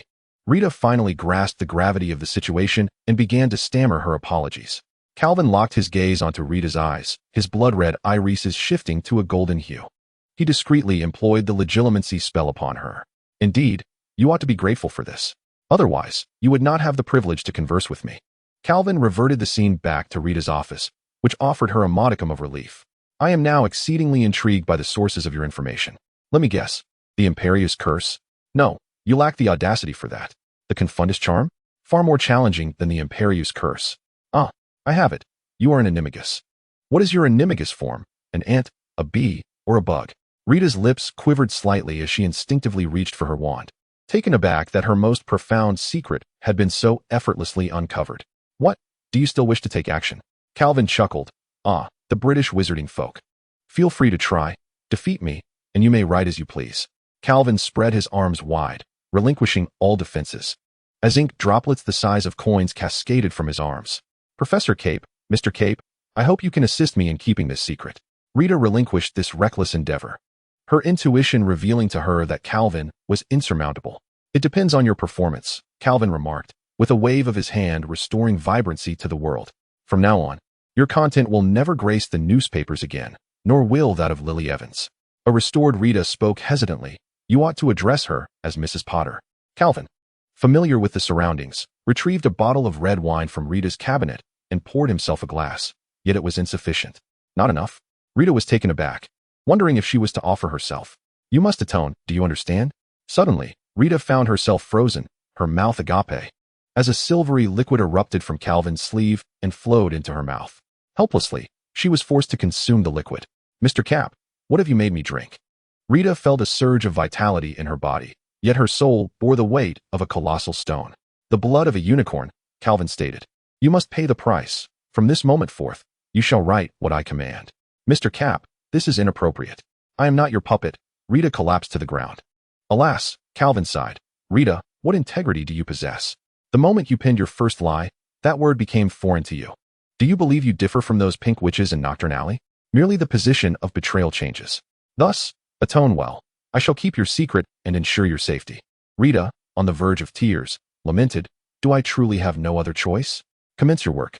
Within a week, I expect to see your letter of apology." Alongside 3 articles, the campus era of the heroic mother, the new professor's highly praised teaching method, and the establishment of Britain's first magical creature sanctuary, I shall provide you with some materials. The rest is up to your creativity, especially the campus era of the heroic mother. I wish to see that by tomorrow, understood? Calvin produced 3 thick envelopes from his sleeve, leaving them on Rita's desk. Rita's lips quivered as she contemplated questioning him further, but ultimately, she took the envelopes. Calvin departed from the headquarters of the Daily Prophet. To her surprise, the once dense clouds above had given way to a heavy snowfall. The weather in London. Calvin donned his top hat and ventured into the howling east wind amidst the blizzard. Chapter 54. The administrator of the high-risk zone. The weekend had arrived once more. A time when Calvin might have seized the opportunity to unwind, yet the burden of work offered him no respite. Letters from Newt poured in incessantly from Devonshire, conveying a singular message: a shortage of manpower. Calvin gazed at the mountainous pile of correspondence with a sigh. He possessed no viable solutions for the staffing issue. In recent days, Newt had exerted his influence, and coupled with Rita Skeeter's publicity in the newspaper, the lower-tier caretakers had been recruited in abundance, rendering their numbers sufficient. However, truly capable middle managers remain insufficient. According to Calvin's vision, there are 5 divisions, yet only 2 managers are currently in place. Fortunately, not all news is disheartening. 2 friends of his from Eastern Europe and the Far East responded, expressing their willingness to assist him in establishing this magical creature sanctuary.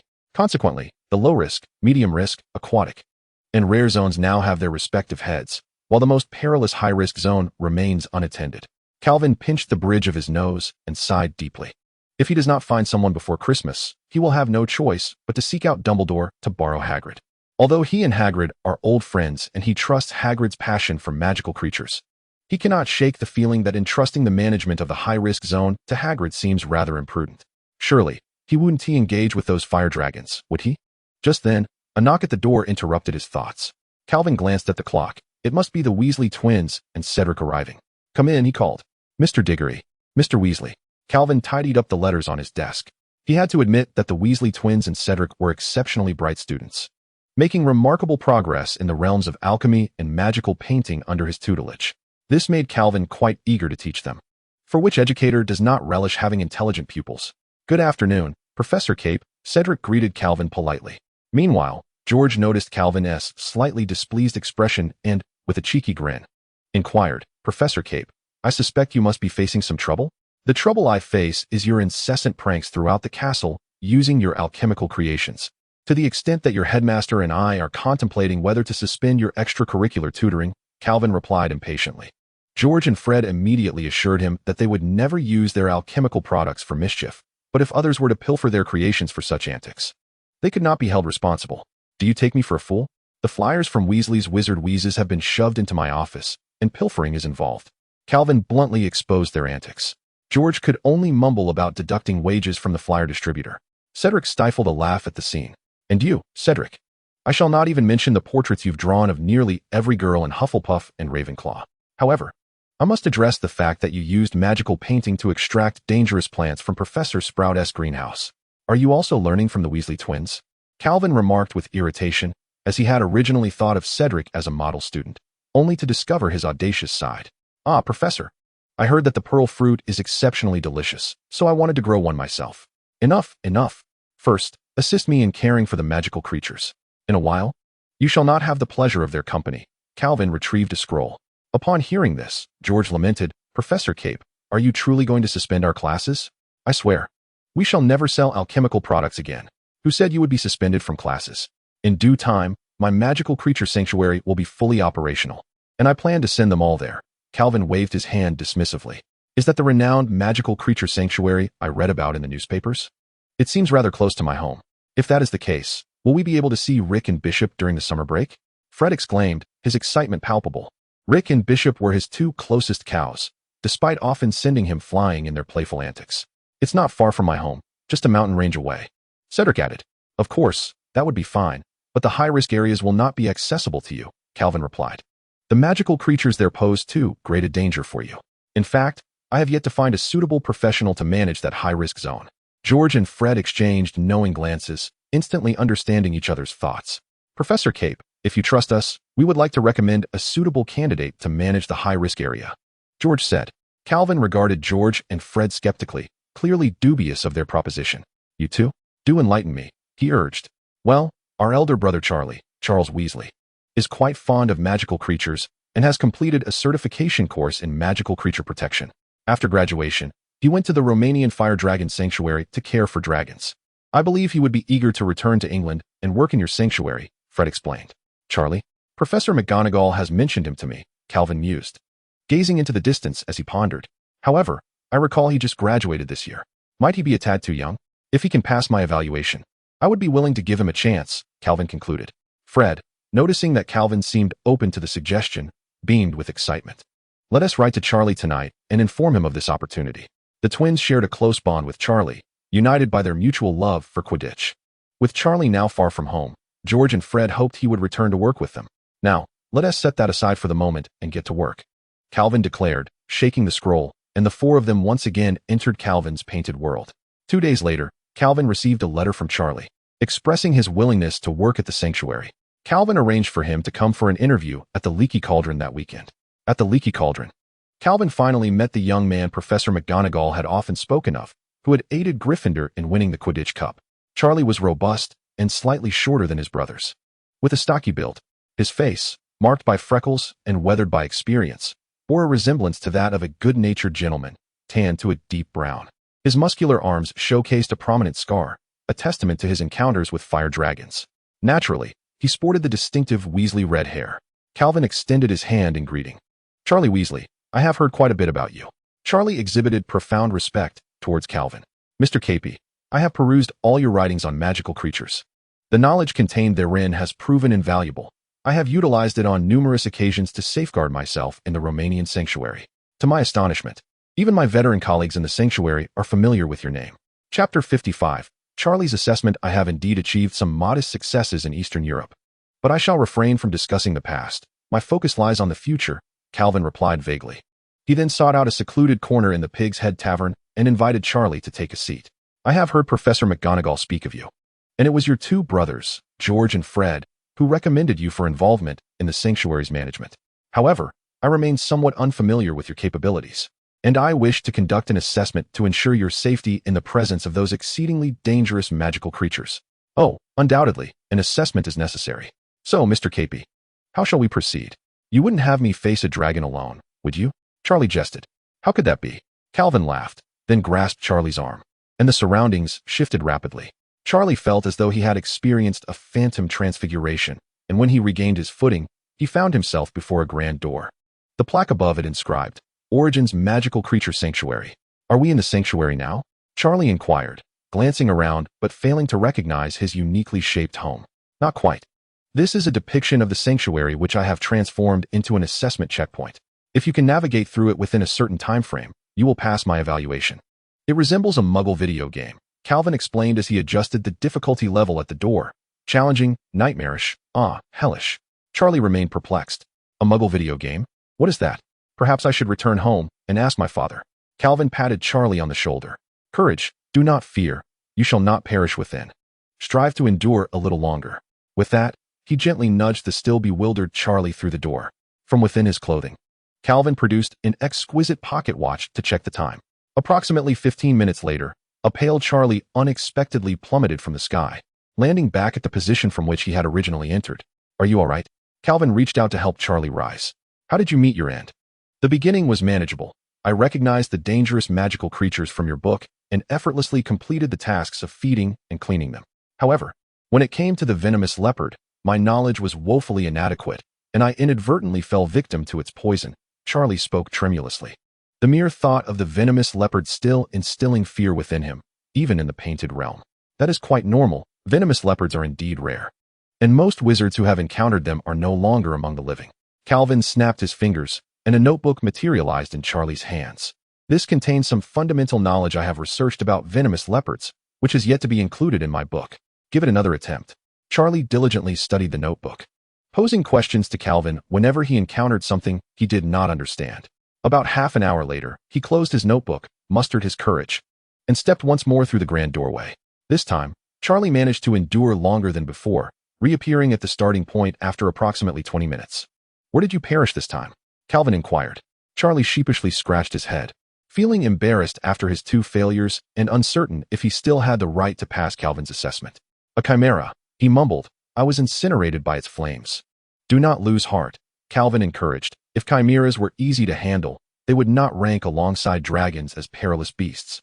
Do I still have a chance? Charlie replied with a wry smile, contemplating whether he should return to Romania to tend to dragons instead. Try once more. You have one final opportunity. Calvin produced another notebook on chimeras and handed it to Charlie. After reviewing the notes, Charlie resolved to make one last attempt. For this endeavor would determine whether he could secure a lucrative position closer to home. With newfound determination, he boldly re-entered the sanctuary for the 3rd time. Calvin once again took out his pocket watch to time him, as each second ticked away. Charlie had already persevered for 30 minutes. 30 minutes indicated he had reached the dragon's domain.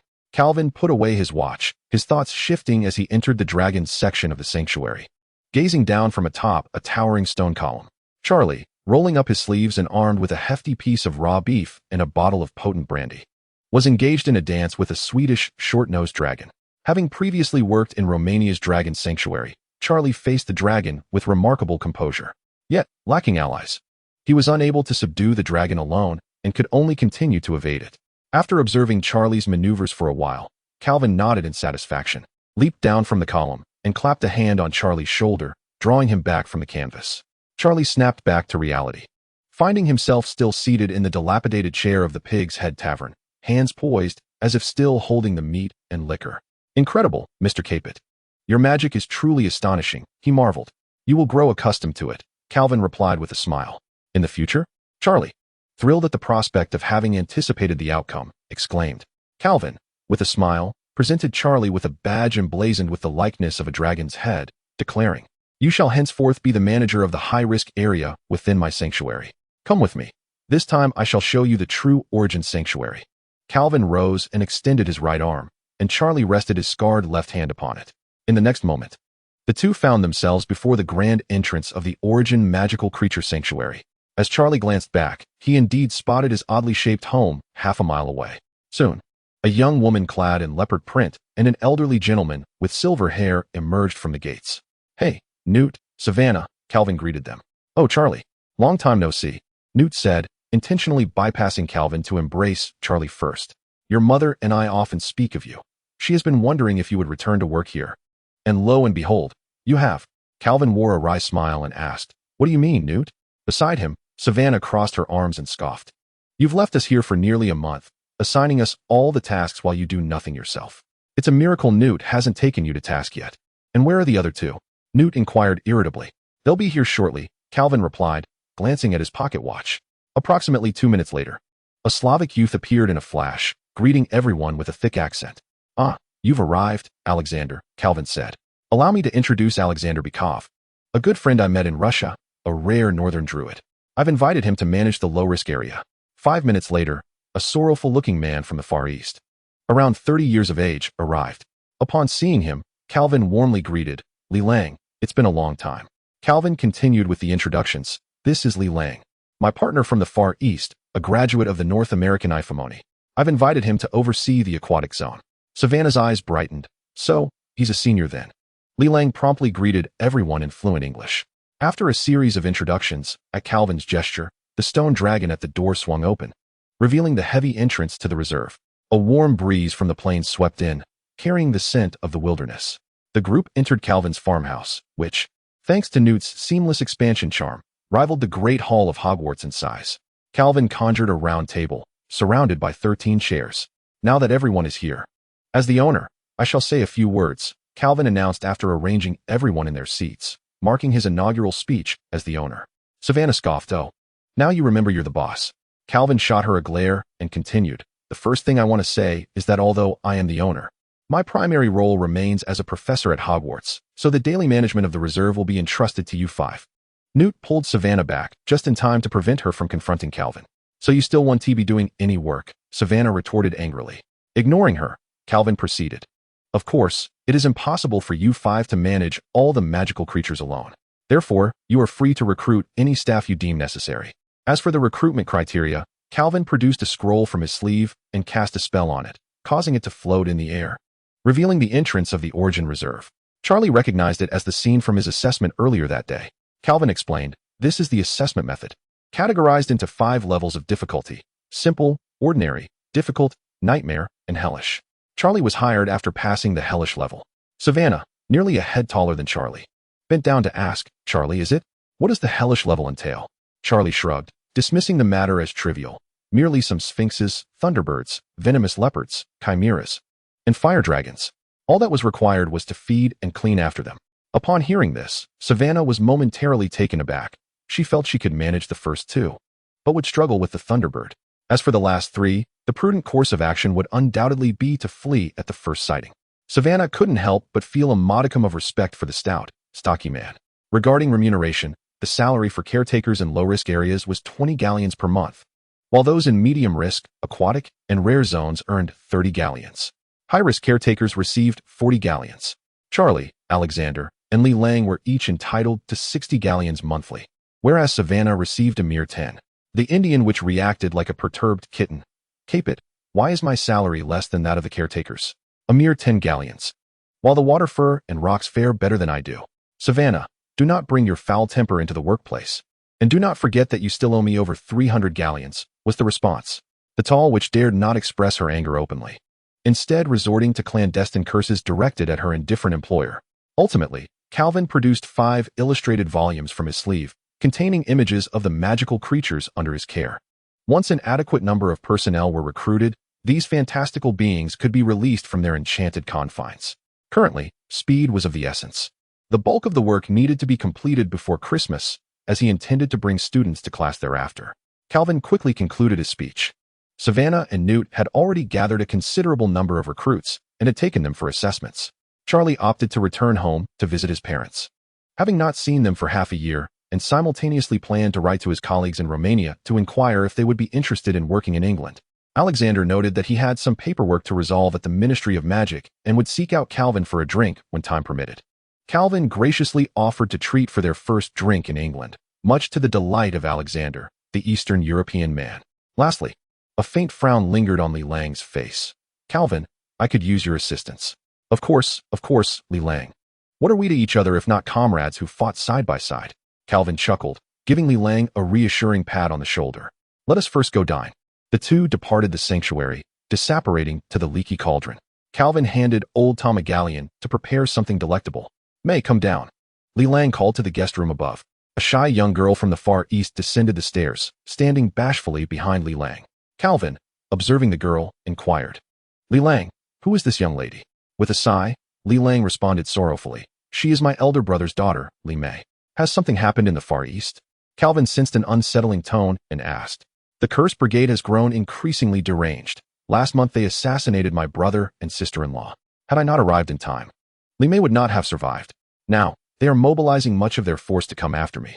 Cape, even if you do not extend an invitation, I yearn to seek refuge with you." At the very least, I wish to entrust Li Mei to your care, Li Lang said with reddened eyes. Calvin sighed heavily. This predicament originated from him. Were it not for his instigation of the duel between the charmists and the wandists, matters would not have escalated to this point. Take heart, Li Lang. You must believe that progressive ideals will ultimately triumph over the archaic. You and Li Mei shall return as heroes in due time, Calvin reassured, patting Li Lang on the shoulder.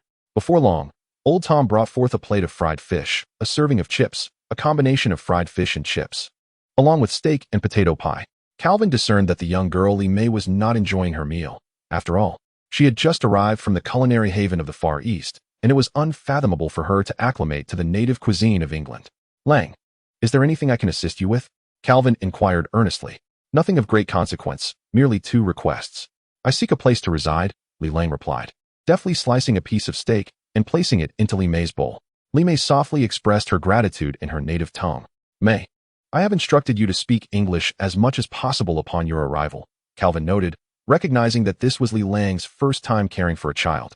Li Mei timidly nodded and repeated her thanks in English, subsequently greeting Calvin in the same manner. Calvin responded warmly and presented a white bracelet to the young girl. Calvin, isn't this a bit too extravagant? Li Lang asked, somewhat flustered. It is merely a bracelet, Lang. It can bring her a sense of security. Did you not notice how anxious she was during her first journey away from home? She scarcely uttered a word. Very well, thank you. Li Lang is truly grateful to this friend, he replied. As for my second request, I wish for Li Mei to attend Hogwarts for her studies. She will be 11 next November. You may reside in the house within the protective area. There is a girl nearby who is of similar age to Li Mei. Calvin quickly suggested. As for the schooling matter, I must consult the headmaster. Chapter 57. Dumbledore's afternoon tea. Upon returning to the castle, Calvin pinned a letter on a piece of parchment and subsequently summoned his patronus, a majestic tiger. Headmaster, I wish to discuss a matter with you. The silvery tiger licked its fur, grasped the letter, and leapt out of the window. Calvin leisurely stretched before the window, gazing into the distance, relishing this brief respite. Moments later, a resplendent phoenix, adorned with golden feathers and a crimson tail, unexpectedly perched at the window before him, clutching a note in its beak. Upon receiving the note, Calvin read, You are welcome to join me for tea in my office this afternoon. I have a fondness for cockroach clusters. Upon seeing that Calvin had received the note, Fawkes abruptly vanished. This extraordinary creature left Calvin, a master of magical creatures, in awe. Regrettably, the existing population of phoenixes is exceedingly scarce, leaving Calvin without any specimens for research. If only he could procure Fawkes from Dumbledore, no, borrow him, he would delve deeply into the study of this remarkable magical being. That afternoon, Calvin, impeccably dressed, arrived at the corridor leading to the headmaster's office, where 2 stone beasts barred his path. The stone creatures parted, granting him passage down the lengthy staircase into the office of Professor Dumbledore. It appeared unchanged from his last visit. Ah, Calvin, you have arrived, Dumbledore remarked, shifting his gaze from the newspaper. With a flick of his wand, several stacks of cakes and cookies materialized on the table, accompanied by 2 cups of pumpkin juice. Calvin took a seat opposite Dumbledore and, glancing at the refreshments, nostalgically remarked, In Madame Maxime's office, I always had the finest macarons. They were rather too sweet for my taste, yet I believe you would enjoy them. One should not expect culinary excellence in England, especially after spending so long in France. Dumbledore chuckled, spearing a piece of cake with a small fork. So, what brings you to me today? Professor Dumbledore, I have a friend, Calvin said, taking a sip of pumpkin juice. He has encountered a series of unfortunate events and can no longer remain in his country. I have offered him a position, but he has a 10-year-old niece who wishes to attend Hogwarts, and I am uncertain of her eligibility. Oh, Calvin, that matter is not within my purview, Dumbledore replied slowly. Calvin's expression grew troubled. If Dumbledore could not assist him, he would have to write to Madame Maxime and Nicolas for help. If only I could establish my own magical school, he mused. The list of students is determined by the acceptance quill and the book of admission, which are kept in an inconspicuous, locked tower that has never seen students. The acceptance quill records the names of all newly born children endowed with magical abilities, exclusively those born in England and Ireland, Dumbledore explained. I regret to inform you, he added with a resigned smile, if your friend's niece was not born in the UK, I fear she may not gain entry to Hogwarts.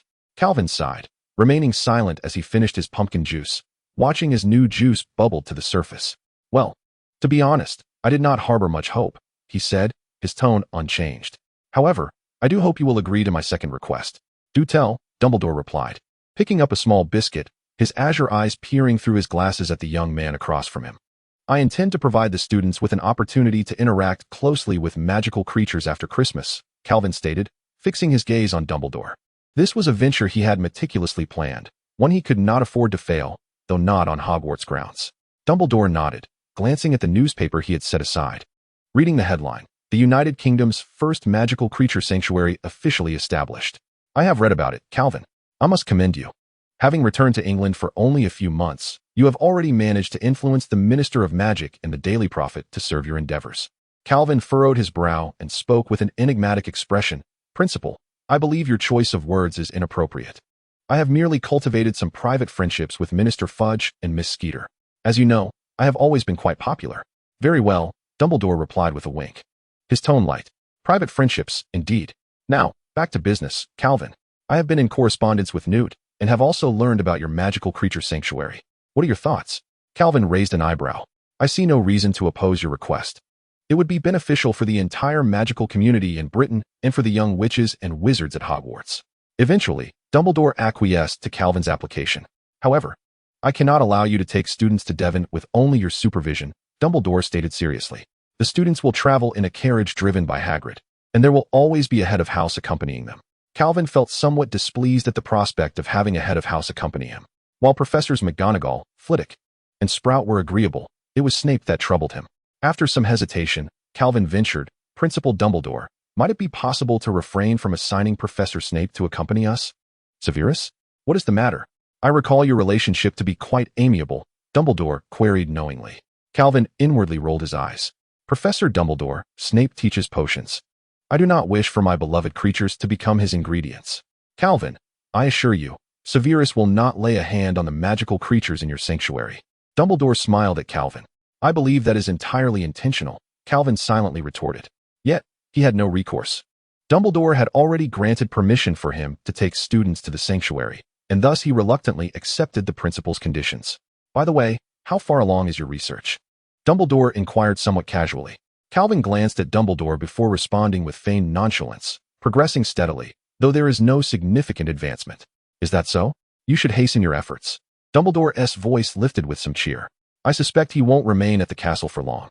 At this, Calvin could no longer contain himself and said earnestly, "Principal, while I am unaware of your plans, I hope you do not involve Harry. This is the child's destiny, Calvin. We cannot interfere. With your knowledge, you should understand what lies upon the boy's forehead." Calvin felt an almost overwhelming urge to crush the cup in his hand. "Does Snape know of this matter?" "Not yet, but I cannot keep it from him indefinitely." Calvin rose from his chair, feeling an urgent need to leave the office. Behind him, Dumbledore's aged voice resonated. "I hope you exercise caution, Calvin." Calvin paused, turning back to respond. "I too hope you exercise caution, Albus." Chapter 58. The last lesson before the holidays. Calvin returned to his office and pinned a letter to Lee Long on parchment. He expressed his regret that Hogwarts only accepts young wizards born in the United Kingdom and Ireland, leaving him unable to assist his niece in obtaining admission. However, Calvin proposed a solution. The first option would be to enroll her in Beauxbatons across the sea in France. With Calvin's connections, Lee would undoubtedly gain admission smoothly.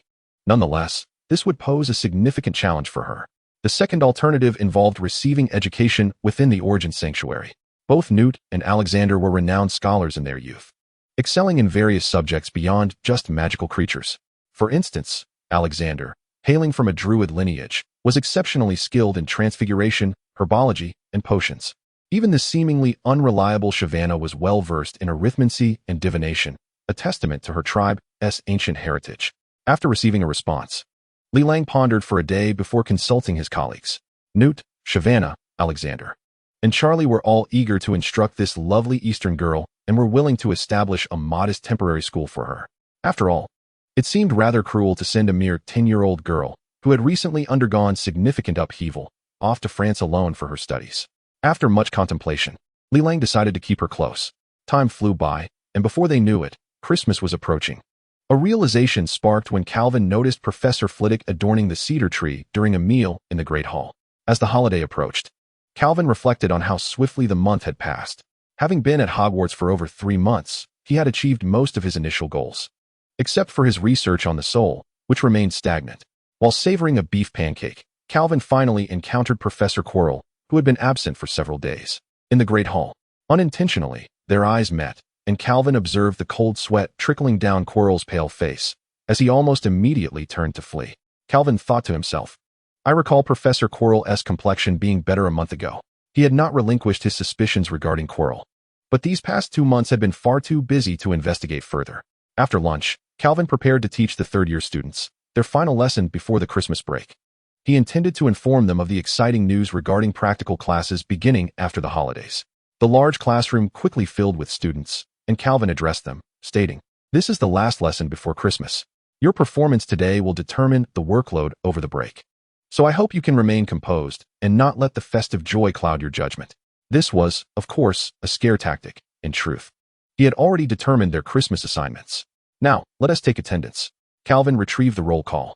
Matthew Connolly. Present. Cedric Diggory. No response. Cedric Diggory. Still no response.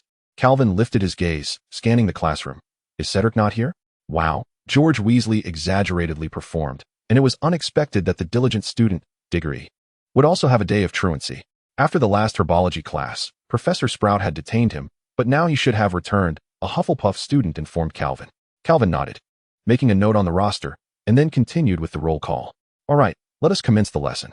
Calvin tossed the roster aside and took out Fantastic Beasts and Where to Find Them, eliciting a collective sigh of discontent from the students below. Must we read again? Calvin discerned their profound sense of oppression. Before the lesson began, he had a piece of good news to share. Closing the textbook, the lifeless classroom regained a semblance of vitality. After Christmas, practical lessons would commence, which meant they would finally have the opportunity to interact closely with magical creatures. The classroom erupted in excitement. Students whispered among themselves, and even the usually quiet ones began to stir. Conversely, George and Fred, the twin brothers, exhibited no signs of surprise, as they were already privy to this information. Professor, are we having class in the Forbidden Forest? I've heard there are many magical creatures within. David Rogers was the first to inquire. Professor, will we get to see real unicorns? Collins Free asked eagerly, yearning to experience the presence of such a perfect creature. Professor, can we ride a fire dragon? George questioned. Or a cat leopard? I heard you possess one, Fred added. That is not permissible, Calvin cautioned. Third-year students will not engage with such perilous creatures. Now, everyone, quiet down. Calvin cast a spell with his voice, resonating deeply within the souls of the students, which finally subdued the noisy classroom. We are not conducting class in the Forbidden Forest. The practical lessons will take place at the Origin Magical Creature Sanctuary. If you have read the newspapers, you should have seen reports regarding it. The tranquil classroom stirred once more. The Origin Sanctuary? I've heard it is to be the largest magical creature sanctuary in the world. During the class, besides myself, another dean will accompany us. I hope you all can exhibit a modicum of decorum, Calvin added. Now, let us begin our lesson. Turn to page 31 as we need to study fire crabs. Suddenly, the classroom fell into a profound silence. Calvin set down the book, noticing all the students gazing at him with pleading eyes. Professor, let us see something different. It's the last class, Fred exclaimed, and one must admit that Gryffindor students possessed the greatest audacity. With a sigh, Calvin returned the book, drew his wand, and tapped his head. Since it is the final class, I shall allow you to unwind a bit. Upon saying this, 2 identical doppelgangers emerged behind Calvin. Collins Free murmured below, I heard Malfoy mention that Professor Capet has magical doppelgangers. The doppelganger spell, modeled after the Niffler, the 3 Calvins spoke in unison. After traversing the aisles of the classroom in 3 forms, Calvin re-emerged as a singular entity. He raised his left hand. His forearm transformed into a transparent diamond. With a swift motion, he transmuted his textbook into a sharp steel blade, striking it against his left arm, which remained unscathed. The crystallization spell, inspired by the fire crab, rendered him impervious to harm. Subsequently, Calvin demonstrated several innocuous mimicry spells before sheathing his wand. With the demonstration concluded, the class turned to page 31. Professor, I wish to witness your fire dragon spell. Graham Monta, who had been intimidated by the fire dragon, expressed his curiosity. Calvin hesitated, his gaze drifting towards his office. The magic of the fire dragon was far too perilous for demonstration. Leaving behind a duplicate, he made his way to the office, instructing the doppelganger to conduct the lesson. Chapter 59. Breath of the Fire Dragon. Minutes later, Calvin returned to the entrance of his office. He drew his wand and cast a series of defensive enchantments upon himself. The Iron Armor spell, the Crystallization spell, and the Dragon Skin spell. He retrieved an assortment of alchemical defensive artifacts before commanding a tree guardian to open the door. Fortunately, no significant calamity had befallen the office. Dozens of spirit cats bared their teeth at the unconscious Cedric, bewildered as to why this individual, a student of their master, would attack them. Upon Calvin's return, Amore retracted the doppelganger, letting out a soft meow. Calvin regarded it with a hint of reproach, while Amore felt unjustly treated, having merely defended itself against the initial aggression of the student. Calvin moved Cedric to the sofa, ensuring he had sustained no further injuries, before approaching the bookshelf. He retrieved a sheet of drawing paper from the innermost recesses and extracted a crystal vial containing a crown. The seal on the vial remained intact, indicating that it had not been tampered with. Calvin exhaled in relief and turned his attention to the unconscious Cedric.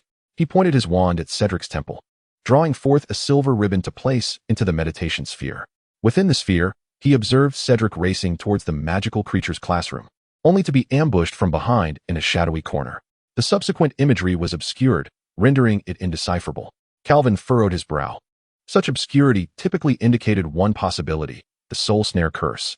Ah, Tom, it appears you have weakened considerably, devoid of even the most basic rationality, Calvin mused, cradling the crystal vial while admiring the crown within.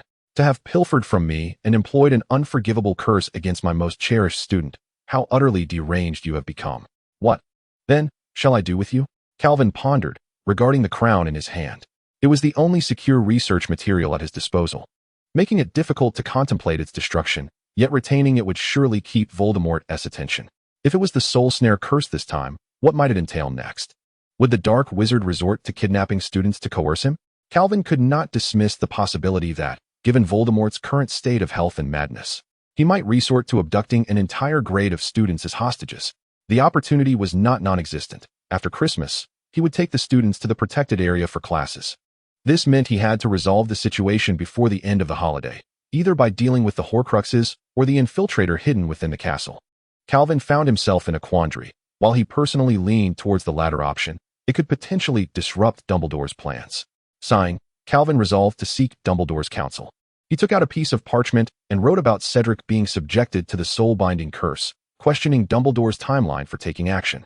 He sent the note with his Patronus to Dumbledore. Soon, Fawkes returned with a reply, urging him not to act rashly. Calvin glanced at the note with a sense of resignation, donning dragonhide gloves to retrieve the diadem from the crystal vial, idly toying with it. Every rust spot, every engraved mark, every blemish on the diadem was etched in his memory, yet he remained uncertain about restoring this relic left behind by Ravenclaw. After approximately 10 minutes of contemplation, he steeled his resolve, placed the diadem back into the crystal vial, and used his wand to alter Cedric's memories. He instructed Amore to prepare a cup of hot cocoa for Cedric upon his awakening, while he himself hurried to the 8th floor of the castle.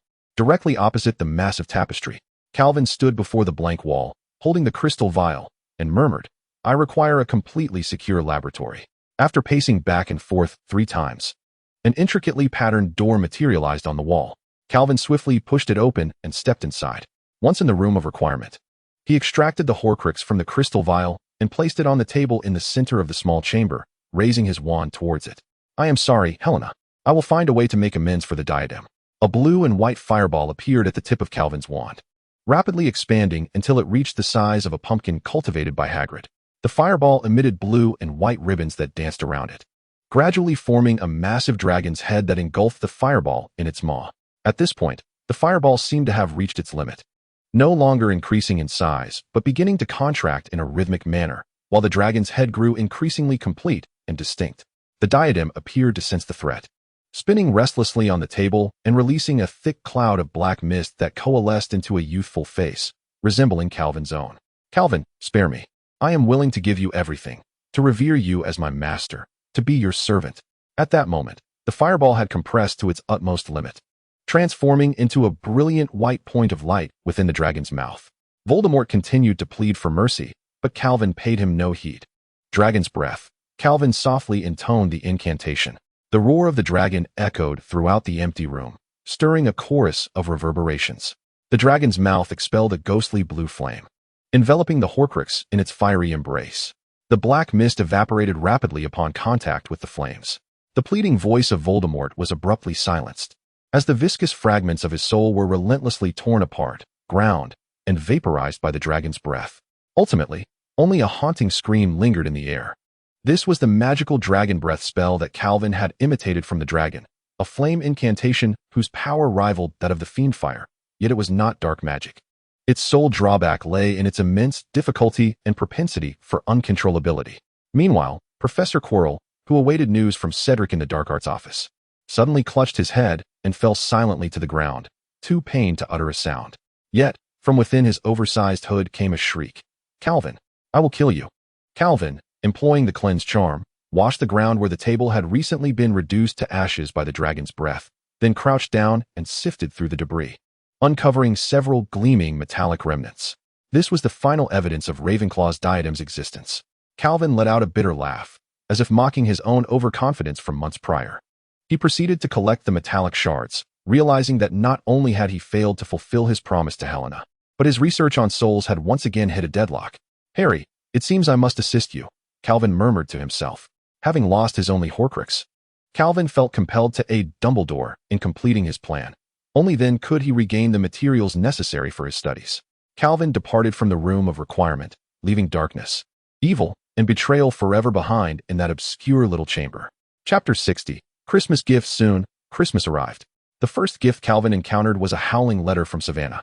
He had been attending classes at the castle rather than assisting in the protection zone, which displeased Savannah greatly. Calvin disregarded her tirade, in which she accused him of being an exploitative boss, and tossed the letter aside after casting a freezing charm on it. Turning his attention elsewhere, he began to examine the stack of Christmas gifts beneath the window. A quick glance revealed fewer than 80 items, a decrease compared to previous years, as his relocation to England made it less convenient for friends from other countries to send gifts. After enjoying breakfast brought by Amor, Calvin began to eagerly unwrap the packages. Approximately half were greeting cards from his fans. Even such modest tokens were never rejected by Calvin, who made it a point to reply to each card. After all, as an author, nothing brought greater joy than knowing someone appreciated his work, though the task of responding was mostly delegated to Amor. Next came the gifts from his friends around the world.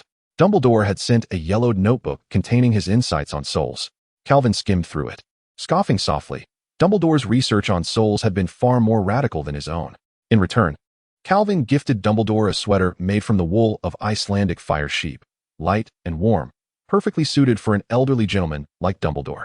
Hage presented him with a necklace crafted from dragon teeth, a material obtained from the very dragons he tended.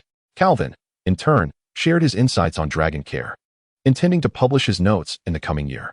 Far away in France, Madame Maxim sent a large box of macarons and a bottle of malt whiskey to her beloved student. Hoping Calvin would not forget the flavors of his homeland while in England, Calvin wished for Madame Maxim to appreciate the opal necklace he bestowed upon her. Severus Snape sent a tome documenting the Sacred 28, with several family names circled in red. "Ah, Snape, I truly cannot discern whether you intend to assist me or to undermine me," Calvin mused as he cast the book aside. As for the gift he had chosen for Snape, it was a carefully selected photograph of Lily, smiling radiantly at the camera, taken by James. The most intriguing gift from Nicolette was merely a note stating, "I owe you." Calvin couldn't help but chuckle, and on the reverse, he wrote, "I also owe you," intending to return it to her later. Naturally, among these gifts were those from his students as well. For instance, the mischievous Weasley twins sent a pair of glasses and a tie. The glasses temporarily obscured one S appearance, while the tie altered one S voice. Although the effects were fleeting, they were indeed two well-crafted items. Cedric gifted a painting titled Calvin Pursuing the Beast in the Forbidden Forest, depicting Calvin riding a cat leopard beneath the moonlight, clearly influenced by Draco's tales. Young Master Draco presented a splendid feather quill, allegedly crafted from his family's white peacock. As afternoon approached, Calvin had unwrapped all his gifts and prepared to leave the castle for the reserve. As a good employer ought to extend warmth to his employees during the festive season. However, just then, a knock echoed at the office door, prompting Calvin to remove his coat and hang it back on the chair. "Come in," he called. Two furry heads squeezed through the door, Harry and Ron. "Professor Cape, Merry Christmas." Calvin smiled warmly, replying, "Merry Christmas. What brings you here? By the way, gentlemen, did you enjoy the gifts I sent?" Ron received a World Spider Atlas. Hermione was gifted an illustrated book titled Only Studying and No Playing Makes Jack a Dull Boy, while Harry's present was a compendium of outstanding Slytherin wizards. Each gift had been meticulously chosen by Calvin. In addition, Harry also received a portrait of his mother. The two exchanged hesitant shakes of the head before nodding in unison. Calvin felt a twinge of disappointment and wistfully remarked, I had hoped you would cherish my gifts. Ron opened his mouth, pale in protest. We do like your gifts, truly. Especially me. I can hardly wait to cuddle with it at night. Before me, do not weave your fabrications. Calvin waved his hand. By the way, has anyone ever told you, Ron, that you possess no talent for deceit? Speak up. What brings you here? Calvin waved his wand, conjuring 3 cups of hot cocoa before them. Professor Capet, we have uncovered the identity of Nicolas Flamel, Harry said, a hint of anxiety in his voice. You already know? Calvin took a sip of his cocoa, masking his astonishment. I have yet to divulge any information, and yet you have discovered it on your own. The unfolding of events was indeed dramatic. Earlier that morning, Harry opened a chocolate frog, a gift from Hermione. Upon retrieving the accompanying wizard card, he finally found Flamel. Ron, look at this, Harry exclaimed, brandishing the card. I have found Flamel. I told you, I had seen this name before. And it turns out I spotted it on the train here. Listen to this. Dumbledore's well-known contributions include defeating the dark wizard Grindelwald in 1945, discovering 12 uses of dragon's blood, and achieving remarkable success in alchemy alongside his partner, Nicolas Flamel. Ron, too, was exhilarated upon seeing it, but they quickly composed themselves. Apart from the card's introduction, they remained utterly ignorant about Flamel, let alone the mysteries concealed behind the trapdoor. Thus, Harry and Ron resolved to seek out George and Fred, for the wizard card had mentioned Flamel's notable achievements in alchemy. So, you found Flamel on a chocolate frog? George exclaimed in surprise, examining the wizard card multiple times, while Fred rummaged through their notebook. After a moment, he shrugged. Little Ronnie, I fear we have no further clues regarding Flamel. Harry and Ron despondently sat in the common room. Was this precious lead to slip through their fingers? Fortunately, at noon, Hermione's owl brought a glimmer of hope. In my dormitory, there is a book titled Medieval Alchemists. Turn to page 658. Harry asked Lavender Brown, Hermione's roommate, to fetch the book. As Lavender descended with the hefty tome, she muttered, I really don't understand why she would borrow such an old and heavy book.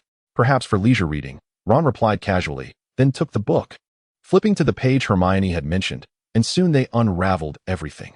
Nicolas Flamel, the only known creator of the Philosopher's Stone. Chapter 61. Lily's eyes. Harry lowered his voice and said to Calvin, Professor, the Philosopher's Stone can transform any metal into pure gold and produce the elixir of life, granting immortality to those who drink it. I dare say, Snape must have his eyes set on it. Ron nodded, echoing. A stone that can conjure gold and grant eternal life. Who wouldn't desire it? Very well, children, I assure you, Professor Snape harbors no greed for the Philosopher's Stone. There is indeed someone in the castle who covets the stone, but that person is certainly not Professor Snape. Calvin interrupted the conjectures of the two. Harry's features twisted in confusion. He could not comprehend why Hagrid and Professor Cape did not believe his words. Just as he was about to leave Professor Cape's office in disappointment, another thought suddenly struck him. He shifted his gaze from the hot cocoa to Calvin. Professor, I truly cherish the gift you bestowed upon me. I mean the painting. Yes, it depicts my mother, Harry said with excitement. Professor Cape, I wonder if you might assist me in creating another portrait of my mother. What is it, Harry? Do you not like the painting? Why would you require another? Calvin gazed at Harry with gentle curiosity. Harry lowered his head, fiddling with his fingers. Professor, I wish to see what my mother's eyes looked like. In the painting you gifted me, her eyes are closed, as if she were asleep. He had initially intended to say as if she were dead, but he refrained at the last moment. This left Calvin momentarily at a loss. He placed his cup on the table and bowed his head, remaining silent for a long while before finally speaking. I cannot do it, Harry. Harry and Ron exchanged incredulous glances, their mouths slightly agape. What do you mean you cannot? Is not magical painting Professor Cape's forte? Why is he unable to paint even the eyes? I cannot capture Lily's eyes. Calvin raised his hands, slightly trembling, as if to explain. My magical paintings are infused with Eastern techniques. The eyes are the essence of the artwork. Once I depict the eyes of a character in the painting, it truly comes to life. Upon hearing this, Harry's breath quickened. How he longed to see his mother once more. Unfortunately, that existence would be akin to a puppet, devoid of thought and consciousness, unless someone infused their memories and magic into it. At this point, Calvin fixed his gaze upon Harry's eyes. Harry understood Calvin's meaning. However, Lily was no longer present. She could never impart her thoughts, emotions, and memories onto the canvas. For me, merely creating a lifeless semblance of Lily is unacceptable. Harry numbly nodded. He had not anticipated that his request would be denied for such a reason. As they exited the office, Ron picked up the chocolate frog card again, inquiring, Harry, what shall we do now? No one believes us. Ron walked ahead with his head down, only to be abruptly halted by Harry grabbing his arm, nearly causing him to stumble. Ouch! Harry, what is it? Ron's sentence was cut short as Harry swiftly covered his mouth. Harry gestured for Ron to remain silent, pointing towards the corner. Ron quickly discerned that two individuals were conversing softly. It was Quirrell and Snape. Quirrell was stuttering more than ever. Harry focused intently on their conversation. I failed to comprehend your choice of this location for our meeting, Severus. I believe this matter should remain confidential, Snape remarked, his voice icy. For students ought not to be privy to the existence of the Philosopher's Stone. Harry nestled against the corner of the wall. Quirrell was muttering something under his breath. Snape interrupted him. Have you discerned how to bypass Hagrid's beast? But Severus, you would not wish to find yourself at odds with me, Quirrell, Snape asserted, advancing a step closer. I do not know what you are well aware of my intentions. I shall be awaiting your little secrets. But I very well. Snape interjected. Before long, once you have had time to ponder your loyalties, we shall converse again. Harry cautiously peeked out, observing Snape, his head shrouded in his cloak, striding purposefully towards the far end of the corridor. Quirrell remained rooted to the spot, an expression of frustration etched upon his face, resembling a lifeless statue. Ron realized he could no longer hear their voices and discreetly signaled to Harry. Harry nodded in response, allowing Ron to release his hand from his mouth and inhale deeply. So, we were correct in our assumptions. That creature is indeed the Philosopher's Stone. Snape sought to coerce Quirrell into aiding him in acquiring the stone. He inquired if Quirrell knew how to navigate past Fluffy, alluding to Quirrell's hidden tricks. I surmise there are likely other enchantments guarding the stone, possibly a multitude of magical protections. Perhaps Quirrell has cast some counter curses that Snape needs to unravel. What shall we do? No one believes us. We cannot thwart Snape, Harry retorted. Harry and Ron exchanged glances, both thinking, if only Hermione were here. Ron pressed his palm against his temple, partly musing to himself, partly seeking an answer. What would Hermione do if she were here? The two quickly arrived at their conclusion. Read. I believe we need to consult some advanced, ancient, and substantial tomes to uncover the answers. Ron strained his mind, clumsily mimicking Hermione. Harry concurred with Ron's sentiment. We should investigate the restricted section. We are bound to find a solution there. You are quite right. The restricted section, Ron exclaimed, rubbing his hands together, uncertain whether it was in agreement with Harry's notion or the thrill of the restricted section itself. But how shall we gain access? One requires a professor's note to enter. Who would grant us a note? Harry, too, was momentarily stumped by this dilemma, but soon a brilliant idea struck him, and he whispered to Ron, Ron, I believe we can try that. Try what? The gift I received today? You mean the invisibility cloak? Yes, precisely that. What do you think? Harry said, his eyes sparkling with excitement. Ron gave Harry a thumbs up. I think it will work. That evening, witnessing that their roommates were fast asleep, Harry leaned over from his bed and retrieved the invisibility cloak from beneath it. Ron, let us go. Two individuals donned an ethereal cloak, as smooth as moonlight, and exited the dormitory, descended the staircase, traversed the common room, and crawled through the portrait hole. Thus began their first nocturnal escapade clad in invisibility cloaks. Chapter 62. 2 mirrors. The library at midnight was shrouded in darkness, ominous and foreboding. Harry ignited a lamp, cradling it as he navigated through the rows of bookshelves. The lamp appeared to hover in midair. Although Harry was conscious of holding it, the sight sent a chill down his spine. The restricted section lay at the rear of the library. Cautiously, Harry and Ron stepped over the rope that separated these tomes from the others and raised the lamp to illuminate the forbidden area. I'll look to the left.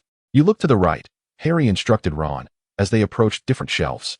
Harry lifted the lamp to read the titles, yet found no clarity in the inscriptions. The faded, peeling gilt letters formed words that eluded his comprehension.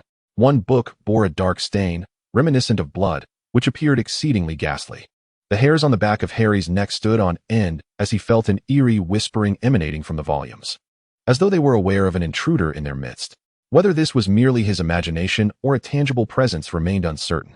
As Harry continued down the shelf, he eventually reached its end. However, he did not discover the book he sought.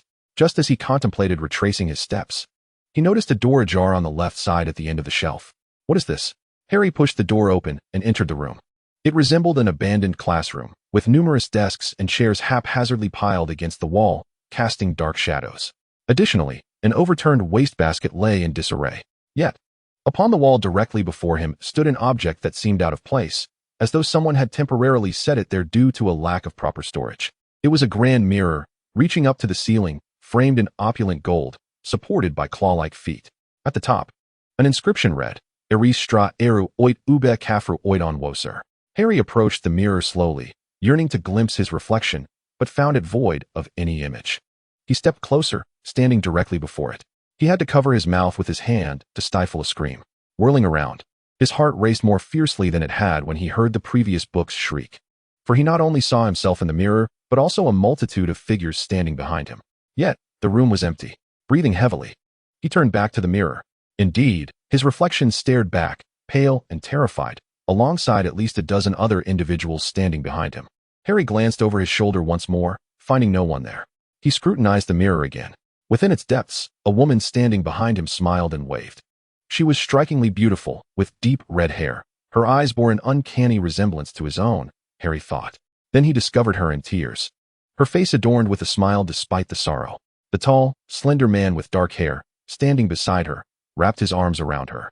He wore glasses, his tousled hair sprouting defiantly at the back of his head, reminiscent of Harry's own.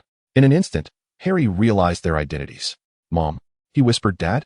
A wave of conflicting emotions surged within him, a bittersweet blend of joy and profound sorrow.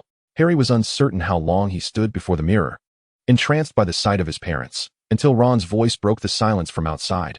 "Harry, where are you?" Reluctantly, Harry shifted his gaze from his mother's face and called Ron inside. "Ron, come quick. I've seen Mom and Dad. Can you see them?" He pulled Ron to the mirror's front. Ron, perplexed, responded, "I can't see anything. Look, they're surrounded by a crowd. All I see is you. Take a good look.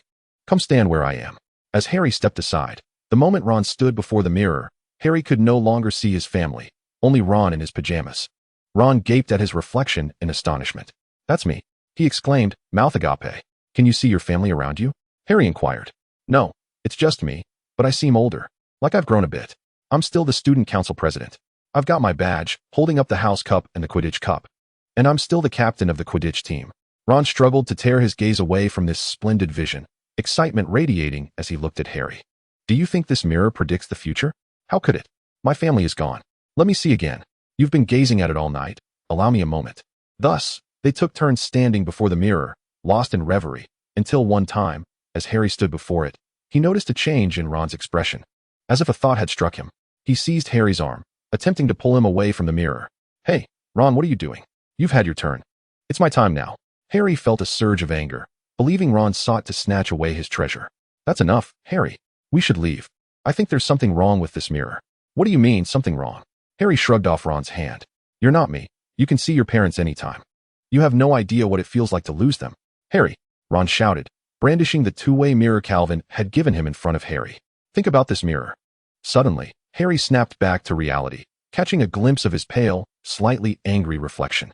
Hesitating, he remarked, "It's different, Ron. I can see Mom and Dad. It's the same. You can see things that don't exist." Ron insisted, trying to pull Harry away from the mirror. Harry cast a lingering glance at the mirror, nodded thoughtfully, and proceeded to walk outside with Ron. Quite commendable, gentlemen, for not succumbing to the illusions of the mirror of Arist. A chill gripped Harry's insides as he turned to look back. Seated at a table against the wall was none other than Professor Dumbledore. "Professor," Ron's voice trembled with fear. His thoughts racing, "We're doomed. Do not be afraid, Mr. Weasley. I am pleased that you have managed to extricate yourselves from the grasp of the mirror of Arist." Dumbledore reassured Ron, soothing his anxious demeanor. "It reveals only our deepest and most fervent desires. Realizing that everything within its reflection is illusory is a rare gift among young wizards. Many adult wizards fail to achieve such awareness." "Professor Dumbledore, I believe it might be because I've encountered such a mirror before," Ron admitted, somewhat bashfully receiving the praise. "Is it the mirror you possess? May I have a look?" Chapter 63. The silver-haired sorceress. Ron handed over the mirror, a gift from Calvin, to Dumbledore. "Ah, marvelous craftsmanship. To apply alchemy to a transfigured object with such stability is indeed impressive. I suspect it is the work of Calvin," Dumbledore remarked, quickly recognizing its enchantment. "Oh, now I understand why you both sensed the abnormality of the mirror of Arist so swiftly. Anyone who gazes upon it would be profoundly impressed and frightened," he stated, observing his own reflection in the back of the mirror. Yet, it seemed he felt less fear and more a hint of surprise. He returned the double-sided mirror to Harry, declaring it a splendid little trinket. "You should contemplate this mirror more often, Harry." Harry nodded numbly, aware that the mirror of Arist only revealed illusions. Yet he could not resist the urge to glimpse his parents. "Tomorrow, the mirror will be relocated, Harry. I implore you not to seek it out again. Should you happen upon it one day, be prepared. Indulging in fleeting dreams while neglecting the reality of life is utterly futile. Always remember that. Now, why not don that marvelous invisibility cloak and return to your slumber? Dumbledore suggested before making his way towards the door. Professor Dumbledore. Harry called out. What did you see in both mirrors? Me? Before the mirror, I beheld myself holding a pair of thick woolen socks. As for that small mirror, I saw myself laughing maniacally, which is, to be honest, quite frightening. Harry and Ron trudged back to their dormitory, suddenly realizing they should have informed Professor Dumbledore about the Philosopher's Stone, which left them feeling quite vexed. On the final afternoon of the Christmas holiday, Calvin, impeccably dressed, gathered 2 ancient tomes and descended the castle stairs to the deepest basement, knocking on the door of the Ancient Runes professor's office. Who is it? A languid voice inquired from within. Professor babbling, it is I, Calvin. We agreed to meet at this hour, Calvin replied politely. The door creaked open, revealing Professor babbling, still clad in her loose and antiquated wizarding robes, with a floppy pointed hat perched upon her head. Come in, she beckoned, casting a glance behind Calvin to ensure he was alone. How peculiar, Calvin mused, to see her so formally dressed even in her own office. He surveyed her attire, realizing with a sudden jolt that he had little recollection of her appearance. How strange it was, for he had conversed with Professor babbling on several occasions. Yet her visage eluded his memory entirely. Calvin couldn't help but marvel at the hidden depths of Hogwarts. As he stepped into Professor babbling's office, he noted that it was entirely subterranean, devoid of any lamps. The only illumination came from the magical inscriptions adorning the walls. Indeed, the office was replete with arcane symbols. Luminous runes danced across the walls, fiery inscriptions adorned the cups, and flowing scripts graced the bottom of the fish tank. It was only fitting for the office of the Professor of Runes, Calvin thought. What brings you here? Came Professor babbling's voice from the sofa behind him. Calvin turned to behold a strikingly attractive woman, seemingly in her early 20s, with fair skin and a commanding presence, casually sipping a Coca-Cola. From a male perspective, her only flaw might be the modesty of her bosom. Heretical, he thought. I am a devotee of Pepsi. Calvin scanned the office, confirming the absence of anyone else, before casting a disbelieving gaze upon the woman seated on the sofa. Stop staring. I am Professor Bathilda Babbling, she announced, adjusting her posture and elegantly crossing her long, pale legs. Her white hair cascaded over one shoulder, and she reached for a fresh bottle of soda. This delightful beverage is something I discovered in the Muggle world. Would you care for some? Oh, I haven't had it in ages. Thank you. Professor Babbling, your appearance is quite unexpected.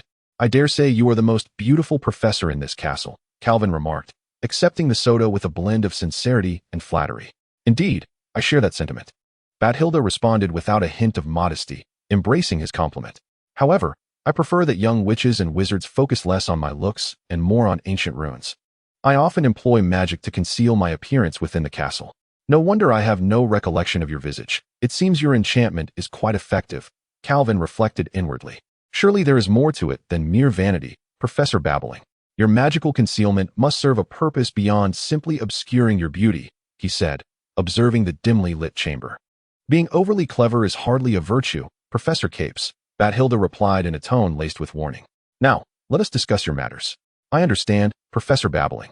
You may call me Calvin, he said, seating himself opposite her with careful consideration. I am aware of your expertise in ancient runes and would like to request your assistance. Do tell. Bida cast aside the empty cola bottles, which had accumulated in heaps around her. May I inquire if you are familiar with the incantations that can directly influence the soul? Calvin spoke slowly, cautious not to provoke the seemingly youthful professor. The soul. The incantations that affect the soul. Bida furrowed her brow. Calvin, to be frank, this is not a commendable direction for research. I would advise you to abandon it before you stray too far down the wrong path. Another one. Calvin gently shook his head, Professor Babbling. You are not the first to urge me to give up. In fact, Professor Dumbledore has also counseled me against it. However, I have already conducted some in-depth research, and Dumbledore no longer dissuades me. Is that so? Albus has tacitly permitted you to continue this research within the castle? A playful expression crossed beside his face. If that is the case, I may be able to assist you. The study of the soul sounds quite intriguing. What challenges are you facing? And how might I help you? Bida seemed to exhibit a sudden interest. Calvin was taken aback by Besida's swift transformation. Well, Professor Babbling, I wish to quiet the soul. Or rather, induce it into a state of slumber. That does not sound particularly entertaining. You are not delving into some tedious dark magic, are you? Bida shifted her legs into a new position, reclining slightly. No, no, no, Professor babbling, call me Bida. All right, Bida.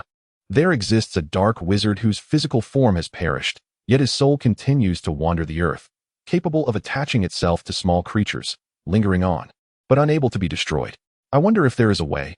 Could we capture the wandering soul of Voldemort? Chapter 64. A conversation with an expert in incantations. Is there a way to seize the wandering soul of Voldemort? Basida's eyes sparkled as she interrupted Calvin's discourse for a second time. Let me think. Subduing? Imprisoning? Binding? No, no. I possess too little knowledge of the soul. Ah, indeed. Calvin awkwardly scratched his head, surprised that her enthusiasm surpassed his own. What are your thoughts? I mean, your understanding of the soul should be greater than mine. Do you have any ideas? Bida swiftly transitioned into an academic mindset. Calvin nodded. I do have some thoughts. I believe we can start with incantations that influence emotions. Emotions? Bida echoed, waving her hand as a book flew from her desk to hover before her, flipping through its pages with haste. Soon, a shimmering incantation emerged. How about this one? Calvin studied the incantation carefully. It pulsed rhythmically with light, and upon closing his eyes to listen intently, he could faintly discern the sound of cheers. Is this joy? Calvin ventured to ask. Bida nodded. Yes, joy. It also signifies enhancement, victory, and vitality. Quite fascinating. But I suspect that if we need to imprison Voldemort's soul, this may prove ineffective. Calvin handed 2 pages of his experimental notes to Bida, noting that the soul reacts intensely to a variety of emotions, even producing magical fluctuations. I speculate that the magical script representing despair, sorrow, numbness, and meaninglessness could restrict the soul's activities, Calvin remarked. Despair and sorrow, you say? Bida, after perusing Calvin's notes, tapped lightly on the grimoire with her fingers. Then let us try this. She conjured 2 magical scripts, one gray and the other blue. Calvin distinctly sensed that the magical energy of these 2 scripts was subdued and languid, lacking the vibrancy of the previous one. Despair and ash. Bida directed the 2 scripts toward Calvin. Let us see if this works. Calvin extended his hand to touch the 2 scripts, feeling their chilling silence, which sent a shiver down his spine. To be honest, Bida, Calvin decided to speak candidly. I am uncertain of the impact these 2 scripts might have on the soul. In fact, the only piece of research material I had has been destroyed. What? The white-haired elder sister appeared greatly disappointed. Destroyed? Why didn't you mention this sooner? Does that mean my assertions cannot be validated? Well, there is still a way, Calvin replied. The soul of the enigmatic individual currently wanders within the castle, possessing his subordinates. If we can capture him, this research can continue, which is why I sought you out. However, I possess only one opportunity to act. If I fail this time, it will be considerably more challenging to catch him later. Calvin, Bida gazed at him thoughtfully. You certainly present a conundrum. What method do you intend to employ to capture him? I plan to create a new alchemical artifact to contain the soul within it. You mean to store the soul in an object? Bida seemed to recall something. I feel as though I have heard of such a thing. Soul artifacts. Calvin did not shy away from revealing the answer. Bida shivered involuntarily, instinctively drawing back. You aren't truly researching some dark magic, are you? I will report you to Albus. I assure you, that is not the case, Calvin replied with a wry smile. I have already destroyed one of Voldemort's soul artifacts. Otherwise, I would not be seeking the capture of his soul. Very well, I shall tentatively trust you, Bida declared, though a hint of wariness lingered in her gaze. However, I must remind you that the magic of crafting alchemical items is vastly different from that of creating soul artifacts. Can you guarantee that you will be able to preserve his soul within an alchemical object? I have mentioned that I require your assistance. I wish to attempt using scripts capable of influencing the soul to create the alchemical work, Calvin earnestly stated. After all, she was the true master of magical scripts.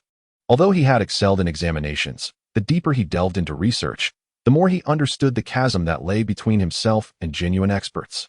Bida babbling was the closest master Calvin could find. Seeking others would lead him to another rising young talent.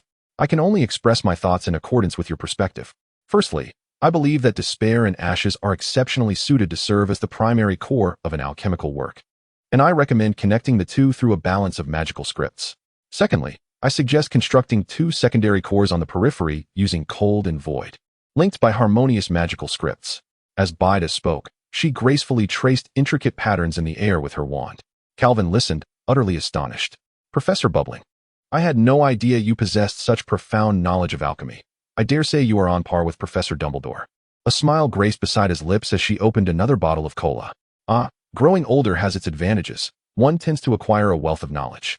However, I merely speak in jest. Should I attempt to create it myself, I would falter. Older? Calvin mused, pondering that one could hardly gauge her age by her appearance. Might we incorporate a magical script representing acceptance? After a moment of contemplation, he inquired. Acceptance. It seems you truly possess a deep understanding of emotions. How did I not consider that? Bida quickly sketched another design with her wand. Calvin took out paper and pen, recreating the pattern, calculating the chances of success before asking. Is there a magical script related to names? Related to names? Bida replied, perplexed. What does that have to do with the soul? I wish to experiment. In the Far East, there is a saying, a name is the shortest incantation. They possess an alchemical product that affects a person merely by uttering their name, Calvin explained. Is it truly possible? A magical script associated with names? You might explore the concepts of calling and responding, but both scripts are quite intricate. Are you confident in your ability to succeed? Bida gazed at the exceedingly complex core pattern in the air, feeling somewhat dizzy. Of course, I am a student of Nicodemus, the youngest master of alchemy of our time. Calvin retrieved a silver mirror from his sleeve, beginning to gesture upon it. Nicodemus, he is an old friend of mine. Bida remarked nostalgically as she sipped her cola. Thank you immensely, Bida. This is a Christmas gift for you. I wonder if it will be of any use. Calvin placed two ancient tomes on the small table in front of beside his sofa, unsure of their utility. Regardless, I am still exceedingly grateful. It has been quite rare for me to receive gifts lately, as most of my friends have departed. Wait, is this the magical manuscript of Plato and Socrates? Where did you acquire it? Bida, initially dismissive of the gift, was taken aback once she recognized its significance. Chapter 65. Part-time psychologist emerging from Besida's dimly lit office. Calvin inhaled deeply, savoring the fresh air. Though Bida possessed striking beauty with her pale complexion, white hair, and long legs, it was unfortunate that she chose to reside in a shadowy basement. Humming a cheerful tune, Calvin made his way back to his office. Reflecting on the substantial gains of the day, astonished at the immense assistance Professor Bubbling had rendered him, Calvin realized he had somewhat neglected the professors within the castle. Over the past few months, he had been engrossed in establishing the sanctuary and conducting magical research, and aside from Hagrid, he had scarcely engaged in meaningful conversation with other adult wizards. As for Snape, it was a small mercy that they did not argue every time they met. He resolved to interact more with the professors. After all, he had little experience with Professor McGonagall's transfiguration, and then there was Professor Flitwick, a former champion of the dueling competition who surely possessed genuine expertise. Also, he could converse with Professor Sprout about the magical circuits within magical plants and perhaps ask her to assist in the sanctuary. While Calvin was contemplating meetings with other professors, he suddenly noticed a large group of students gathered around someone, snickering quietly. As he approached, the crowd dispersed, revealing a round-faced boy bouncing up the stairs like a rabbit, with tear-streaked cheeks and a face flushed as if feverish. The students of this era, Calvin thought coldly, casting a disdainful glance at those who had been mocking Neville. With a huff, he lifted the spell from Neville. What is the matter, Mr. Longbottom? Calvin inquired, attempting to soothe Neville's distress with a serious tone. Someone used me for practice on spells, Neville stammered, his voice trembling, outside the library. Who is it? Calvin's voice turned icy. He had little tolerance for bullying behavior. Was it a Slytherin? Yes, Neville choked out. They said I was too cowardly to belong in Gryffindor and called me a squib, claiming I shouldn't even be learning magic. Though I believe the sorting hat can sometimes be controversial, it surely had its reasons for placing you in Gryffindor. Now, let us go to my office and enjoy a cup of hot cocoa, Calvin said, patting Neville on the shoulder. The round-faced boy wiped away his tears and followed Calvin. Upon reaching his office door, they found a small wizard waiting for him. Mr. Malfoy, what brings you here? Calvin inquired, puzzled as to why Draco was waiting at his door. Neville instinctively shrank behind Calvin at the sight of Draco. Calvin opened the office door, inviting both students inside. Neville cautiously distanced himself from Draco, appearing both wary and frightened. Calvin glanced at Neville before addressing Draco. Malfoy, have you been bullying Longbottom today? Before Draco could respond, Neville interjected, No, Professor Capet, no. It was Crabbe and Goyle, his voice diminishing. Draco raised an eyebrow and replied, I have not engaged in such behavior for quite some time. Bullying the weak is certainly not the honor of the Malfoy name, at least not mine. But as far as I am aware, Crabbe and Goyle were quite close to you, Calvin pressed, fixing Draco with an intense gaze. We were friends in the past. Now we are merely acquaintances. Moreover, I did not instruct them to bully Longbottom. I have not bullied him in ages, have I, Longbottom? Draco turned to Neville. Neville nodded. affirming Draco's statement. Very well, Draco. I am pleased with your transformation, but why do you not intervene with Crabbe and Goyle? Calvin's tone had softened considerably. Draco hesitated for a moment, losing the pride he had just displayed, and replied, I believe Longbottom should resolve his own troubles. I have no reason to assist him. Calvin understood. This was the quintessential Slytherin mentality. He nodded. I cannot fault your decision. So, Neville, what are your thoughts? Neville pondered for a moment and spoke in a voice as faint as a whisper. I will handle this matter myself. Excellent, Neville. Calvin turned to Draco. You wouldn't betray us, would you? Draco shrugged. If they ask me, I might tell. But I doubt they have the brains for it. A wise choice. Now, Mr. Malfoy, what brings you to me today?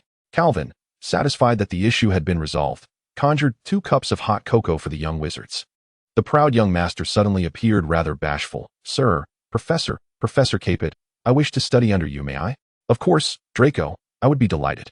However, you have over a year before you can elect to take my course. Do not be too eager. No, that is not what I mean, Draco said, appearing somewhat anxious. I mean, like Hufflepuff's Diggory and the Weasley twins from Gryffindor, to provide me with some private tutoring. Private tutoring? Calvin stroked his chin, scrutinizing Draco once more. Mr. Malfoy, my extracurricular guidance is never offered to the mediocre. You must prove your worth or your talent. Calvin's fingers slowly traced the rim of his coffee cup. Professor, my grades are excellent, particularly in potions, and my performance in other subjects is commendable. Though I cannot compare to Granger, I am still among the top in Slytherin. Mediocrity. Calvin shook his head. I require extraordinary performance. Now, tell me, what do you wish to learn? Draco, unusually flushed, lowered his head. His mind filled with the image of Calvin riding a cat leopard through the forbidden forest. I wish to learn about magical creatures. Have you encountered any magical creatures? No. Draco denied, looking down, but I have 6 white peacocks at home. I treated their wounds before the school year began. Before the school year? You treated the wounds of your peacocks at home? Calvin was slightly taken aback. If he could successfully cast healing spells before arriving at Hogwarts, Draco might possess some degree of talent. Well, upon hearing the change in Calvin's tone, Draco gradually regained his confidence. My peacocks often fight, and one time before school, 2 of them were injured. I was afraid my father would find out, so I secretly used the healing spell from my book to mend their wounds. But I did not dare tell my father. He does not allow me near those peacocks. Show me your wand. Calvin extended his hand towards Draco. Draco was taken aback, then respectfully produced his wand, offering it to Calvin with both hands. Hawthorn wood, unicorn tail hair, 10 inches long. Indeed, it is a wand well suited for healing. Chapter 66. 2 new students. Calvin extracted a white weasel from his sleeve, which writhed incessantly in his grasp. He pressed the creature onto the table, drew forth a dagger from his sleeve, and turned to Neville with a grim warning. Prepare yourself, for things are about to get bloody. Without hesitation, he plunged the dagger into the weasel's flesh 7 or 8 times, blood splattering from the wounds, with a spray landing directly before Neville. Startled, Neville shielded his eyes and took 2 steps back. Draco, however, remained remarkably composed, though he furrowed his brow when blood splashed onto his shoes. Calvin tossed the bloodied weasel before Draco, commanding, heal it. The creature writhed in agony, its body drenched in blood, clearly teetering on the brink of death. Draco crouched down, not rushing to cast a healing spell, but instead examined the weasel's wounds with his own hands. Although this process inflicted torment upon the creature, it exhibited the qualities expected of a true healer. Well done, Calvin mused inwardly. Before long, Draco had assessed the location and severity of the wounds, drawing his wand to commence the healing process. He began with the smaller injuries, using the cleanse spell to wash the wounds, followed by the healing charm to mend them. In no time, the minor wounds were addressed, leaving only the deepest and most grievous injury. Draco's brow knitted in concern, for this wound bore signs of poison. He glanced up at Calvin, who, understanding the unspoken communication, produced a tray bearing 8 or 9 different herbs. Draco, not particularly adept in herbology, found himself momentarily perplexed. It should be the first plant on the left, the 6th one, and the last one, Neville suddenly interjected. I was just guessing, he stammered, realizing that both Calvin and Draco were now staring at him in astonishment. He waved his hands in dismissal. Calvin's gaze was inscrutable, while Draco's expression radiated skepticism. However, Draco ultimately placed his trust in Neville's words, seizing the horsetail, the Sazina leaf, and the deer horn fungus, chewing them into a paste before applying it to the weasel's wound. Soon, the purplish hue surrounding the injury began to dissipate, and Draco employed the healing charm to close the final wound. After completing this task, Draco rose from the floor. Yet he nearly faltered from the excessive drain on his magical energy. Fortunately, Amore promptly provided a chair for him to lean against. Draco's already pale face was devoid of color as he spoke breathlessly. "Professor, I did it." Calvin lifted the weasel from the ground, confirming that it was indeed regaining its vitality, before returning it to his sleeve. He then tidied the office and cleaned the blood from the three of them before finally speaking. "Barely acceptable.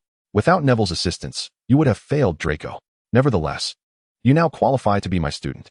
A proud smile spread across Draco's face. "I will write to inform you when to come for my private instruction, and I will tailor a specialized curriculum for you based on your talents. What you must commit to is coming here weekly to assist me in caring for magical creatures." Draco nodded enthusiastically, declaring, "Professor, I shall not disappoint your expectations." Calvin gazed at him with crimson eyes and cautioned, "Do not forget the honor of the Malfoy family. Or rather, your own honor." Draco solemnly nodded and turned to Neville, whispering a thank you before departing the office with a hesitant gait. Neville lowered his head, finishing his hot cocoa, and softly said to Calvin, "Professor, I am also leaving." "Thank you for the cocoa, Mr. Longbottom," Calvin called out to him. "Would you be interested in receiving my personal guidance?" Neville tightened his grip on his clothing, replying, "Professor, I may not possess the talent you claim. Others say I am a squib." "That is utterly absurd," Calvin chuckled. "Professor Dumbledore would not make such a mistake, nor would the Sorting Hat. I am certain you possess a talent that others lack. For instance, in herbology, that white weasel you just dealt with was no ordinary poison, and you managed to assist Malfoy in unraveling it." Neville nodded numbly. "Professor Sprout has indeed praised me, but sometimes I feel even less competent than Hermione. Talent requires nurturing." "Neville," Calvin reassured him, "now, tell me about this squib business. Are you unable to cast spells?" Neville nodded, then shook his head. "It's Crabbe and Goyle. Once they bullied me, making me practice dark curses. I retaliated with my fists, and Goyle ended up with a bloody nose. Since then, they've branded me a squib, claiming I can't retaliate with magic, only swing my fists like a muggle. They continued to practice more spells on me, but each time I forgot to use magic. Once, I even grabbed Filch's broom and struck Crabbe on the head, which led to me being confined by Filch." Neville's expression was one of despair. "I even doubt myself at times. Why can't I cast spells when I'm nervous?" Calvin nodded thoughtfully. "Give me your hand." Neville extended his right hand, which Calvin gripped tightly, causing him to wince. Calvin sensed that Neville's magical energy was indeed more subdued than that of his peers. Yet it seemed insufficient to prevent him from casting spells. It appeared that understanding the mysteries of magic was essential before he could assist him. "Show me your wand." Neville, mimicking Draco, handed his wand to Calvin. It was made of oak, with a core of unicorn hair, measuring 11 inches, yet it appeared rather worn and ancient. "This should not be your wand," Calvin remarked, returning it to Neville. "It belonged to my father," Neville replied, his gaze downcast. "He went mad due to the Cruciatus curse, and has been in the hospital ever since." "Oh, I see," Calvin said, comprehension dawning. "I suggest you acquire a new wand. Wands with unicorn hair cores are particularly loyal, and your father needs it more than you do." "Professor," Neville suddenly lifted his gaze to Calvin, exclaiming, "My father was driven insane by the Cruciatus curse." "Calm down, Neville," Calvin urged, striving to soothe Neville's distress. "Perhaps one day he will regain his senses." Neville let out a deep sigh, discreetly wiping away a tear. "That said, I do not believe that striking back at a bully is a shameful act. Muggles are not as feeble as one might imagine. The founder of your house, Godric Gryffindor, was a valiant warrior who wielded both wand and sword. In any case, I have great faith in your potential, Neville. Would you be willing to accept my private tutelage during your spare time?" Calvin extended an invitation to Neville Longbottom. Aye. Neville was taken aback, momentarily at a loss for words. "Do not be anxious, Neville. I thought you might first invite Hermione or Harry," Neville stammered. "Everyone possesses their own unique strengths, but I have noticed yours first," Calvin remarked as he ruffled Neville's hair. Neville lifted his head, gazing intently at Calvin, his eyes ablaze. Chapter 67. Gathering intelligence. "So, you not only found nothing in the restricted section, but were also caught by Professor Dumbledore because of that mirror?" On the last day of the Christmas holiday, Hermione returned, having listened to Harry and Ron's escapades during the break, and exclaimed in anger, "This is far too dangerous. What if you were caught by Filch?" With her hands on her hips, she stood before Harry and Ron, who both lowered their heads, afraid to meet her gaze. "We had the invisibility cloak, wearing that made us invisible," Harry retorted. Hermione's hair fluffed up, resembling a startled cat. She had not expected Harry to dare to argue. "Is that so? Then how did Professor Dumbledore discover you?" "The invisibility cloak is not infallible." Harry was about to say more when Ron tugged at his sleeve. We had no choice. None of the professors in the castle believed us. And Snape was already interrogating Professor Quirrell. We were worried that by the time you returned, it would be too late. So we took the risk to go to the restricted section, Ron explained with a grin. As a result, Hermione was unrelenting in her reprimand. So, you spent an entire night in front of that mirror? Did we not ultimately escape from the mirror of Erist? Ron said awkwardly. I'm not worried about you. You have a happy family and loving parents, and you are not of a greedy nature, Hermione sighed. What I am concerned about is Harry. Have you not noticed his dark circles? Upon hearing this, Harry stubbornly turned his face away, not wanting Ron to see. It's nothing. I've just been having nightmares these past few days. I often see my parents vanish in a sudden flash of green light, accompanied by a loud cackling sound. Hiss. Ron gasped. You see, Dumbledore was right. The mirror could drive you mad. Harry thanked Ron and then shrugged at Hermione. Hermione, we had no other options. Hermione was exasperated by the defiance of the two boys, at the very least. You should have waited for me to return and taken me with you to the restricted section. Harry and Ron exchanged knowing smiles and turned to Hermione. Now that you're back, do you have any good ideas? Hermione settled onto the sofa and shot them a look. I believe there's a way to prevent Snape from obtaining the Philosopher's Stone. What? Harry and Ron gasped, their breaths quickening with excitement as they gazed at Hermione. We simply need to acquire the stone before Snape does, Hermione stated nonchalantly. Harry and Ron immediately slumped back against the sofa, with Ron complaining. I thought you had a brilliant plan. We could have thought of that ourselves. But how on earth are we supposed to get the stone? No, Hermione replied, carefully surveying their surroundings and lowering her voice. Think about it. It might not be as difficult as it seems. At least we know how to get through the challenges set by Quirrell, right? We are already ahead of Snape. Harry and Ron exchanged glances. Harry tentatively asked, You mean last time, in Hagrid's hut, with Professor Quirrell's enchanted orbs? Hermione nodded affirmatively. We know more about Snape than he realizes. We just need to figure out what traps lie ahead. Harry pondered this and found Hermione's suggestion surprisingly plausible. So, how are we supposed to discover what traps guard the Philosopher's Stone? Ron inquired. We can't exactly consult a fortune teller. I've heard the divination professor at school is notoriously unreliable. There must be a way, Hermione replied. Suddenly, Harry sprang to his feet, ready to leave the Gryffindor common room. Let us set off now. If we're lucky, we might find out this afternoon. Half an hour later, they traversed the snow-laden woods and arrived at the edge of the forbidden forest at Hagrid's hut. The hut appeared largely unchanged, yet surprisingly, despite the frigid temperatures. It was devoid of any fire and quite damp. Hermione sneezed 3 times upon entering. Hagrid, could you start a fire? It's colder in here than outside, Ron said, wrapping his wizarding robes tightly around himself. I can't, Ron, I'm sorry. I think Mira prefers it this way. Hagrid gestured to a small bird perched on a shelf behind him. The creature, cloaked in shimmering silver feathers, occasionally emitted crackling sparks. It would be best if you lit the fireplace, Hagrid. Your Mira is shivering, Hermione said, wiping her nose. Thunderbirds thrive in humid environments, not in the cold. If you had read Professor Quirrell's book closely, you would know that. Really? Hagrid asked, glancing skeptically at Mira, who had curled into a trembling ball. Only then did he kindle the fire. The 3 of them gathered around the fireplace, and Harry quietly asked, Hermione, how do you know this is a Thunderbird? I finished reading Professor Quirrell's book during the holidays. In my opinion, his magical creatures and their enchantments is far superior to fantastic beasts and where to find them. Hagrid beamed as he served them hot tea, then inquired, Do you have any questions for me? Just so you know, I won't answer anything regarding Nicolas Flamel. Oh, we deciphered who he was centuries ago, Ron proclaimed with pride. We also know what that dog is guarding. It's the Philosopher's Stone. Shoo. Hagrid quickly opened the door to glance outside, ensuring no one was listening. Don't shout. What do you actually want? To be honest, we have a few questions for you, Harry replied. Could you tell us what other defenses guard the Philosopher's Stone besides Fluffy? Of course, I can't say, he replied. Firstly, I don't even know.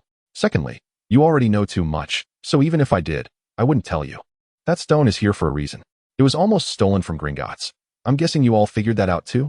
I truly don't understand how you know so much. Oh, Hagrid, you probably don't want to tell us, but you surely know, Hermione said in a sweet, flattering tone. Hagrid's beard quivered, revealing his amusement. In reality, we merely wish to know who designed those defenses, Hermione continued. We want to know whom Dumbledore trusts to assist him, aside from you. At these words, Hagrid puffed out his chest. Harry and Ron exchanged satisfied smiles with Hermione. Chapter 68. A frantic decision. Well, it wouldn't hurt to tell you, he said. Let me think. He borrowed Fluffy from me, then asked a few other professors to cast spells. Professor Sprout, Professor Flitwick, Professor McGonagall, and that little rascal, Quirrell. Hagrid counted on his fingers. Oh, and of course, Dumbledore cast some spells himself. Wait, I nearly forgot someone. Oh yes, Professor Snape. Snape? Harry exclaimed. Yes. Are you still doubting him? Look, Snape is also helping to protect the Philosopher's Stone. He wouldn't steal it, Hagrid chuckled. Harry sensed that Ron and Hermione shared his apprehensions. A chill raced down his spine. If Snape was involved in the protection of the Philosopher's Stone, he could easily uncover what other professors had set in place. If that were the case, Harry and his friends might not have any advantage over Snape. He likely knew everything except for Quirrell's spell and how to get past Fluffy. You're the only one who knows how to get past Fluffy, right, Hagrid? Harry asked eagerly. You won't tell anyone, will you? Not even the teachers? Ron, Hermione. And Hagrid stared at Harry as if he were foolish. Oh, goodness, Harry muttered, that smuggler. All right, children, don't worry, Hagrid reassured them. Even if someone knows how to get past Fluffy, they still cannot obtain the Philosopher's Stone. Professor Kettleburn assured me of that.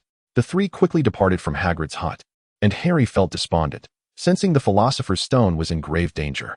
Do not fret, Harry, Ron reassured. Hagrid has assured us that Professor Quirrell will ensure that no one obtains the Philosopher's Stone. Yet, Harry hesitated and lowered his voice. But Snape, both he and Professor Quirrell were once students of Slytherin. It's not that I doubt Professor Quirrell. I merely wonder, what if Snape deceived him? As they approached the castle doors, they were suddenly startled by the sound of muffled sobs emanating from behind them.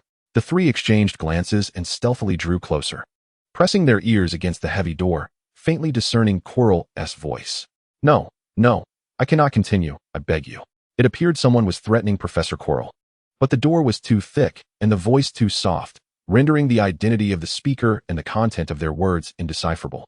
Very well, very well. This is the last time, Harry heard Quirrell weep.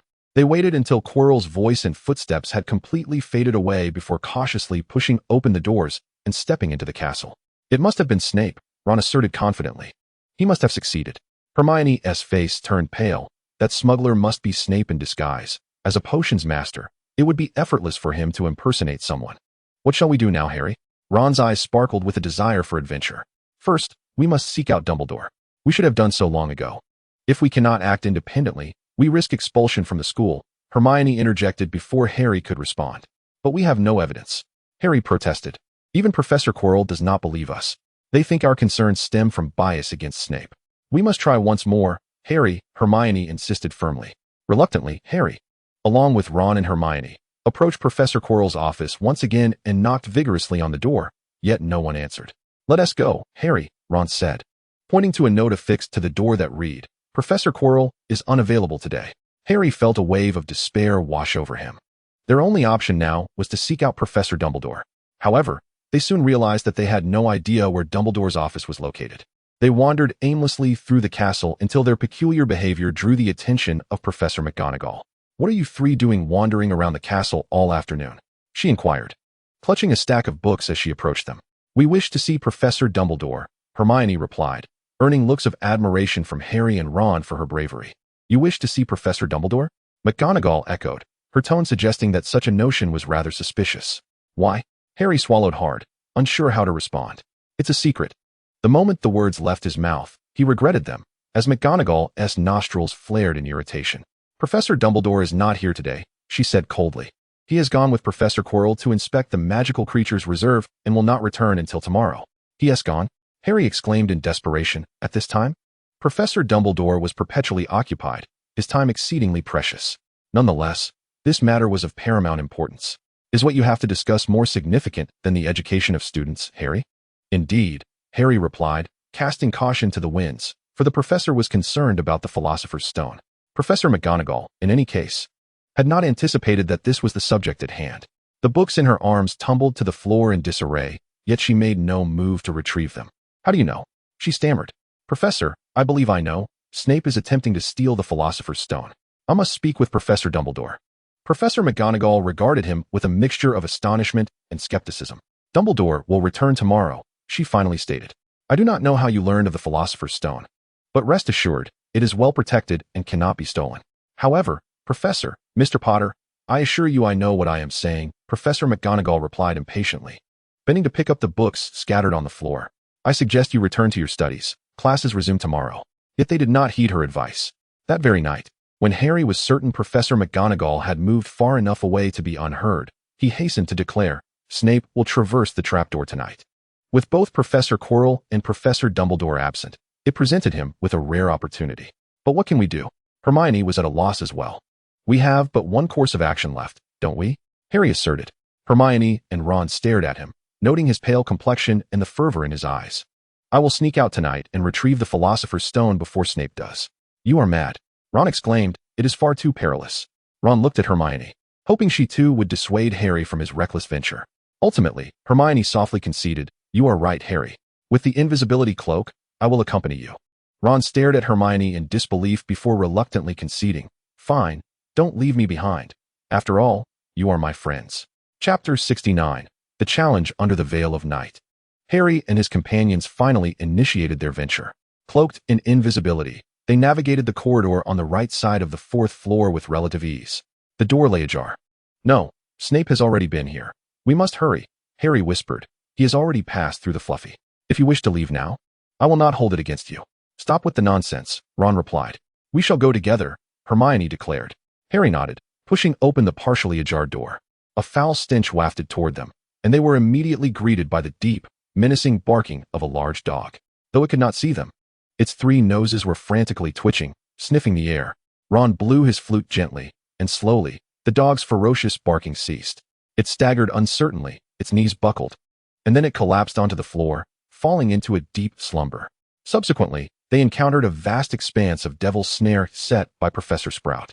Fortunately, Hermione's proficiency in herbology proved invaluable. She ignited a considerable blaze with her wand, causing the tendrils of the devil's snare to gradually recede, releasing them from its clutches.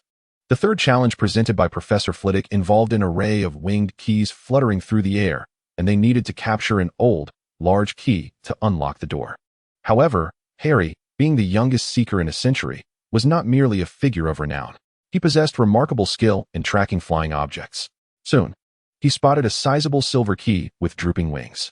With a swift lunge, accompanied by a discordant screech, he pinned the key against the stone wall with one hand. Cheers from Ron and Hermione echoed throughout the lofty chamber. Harry quickly descended and used the large key to unlock the door. As they entered, the room was suddenly illuminated, revealing an enormous chessboard. Ron declared, We must play chess to advance to the other side of the room. Allow me to take the lead. Ron performed admirably, quickly vanquishing the opposing pieces, leaving the white king's crown before him. Bravo, Ron, you are our king, Harry remarked with a smile.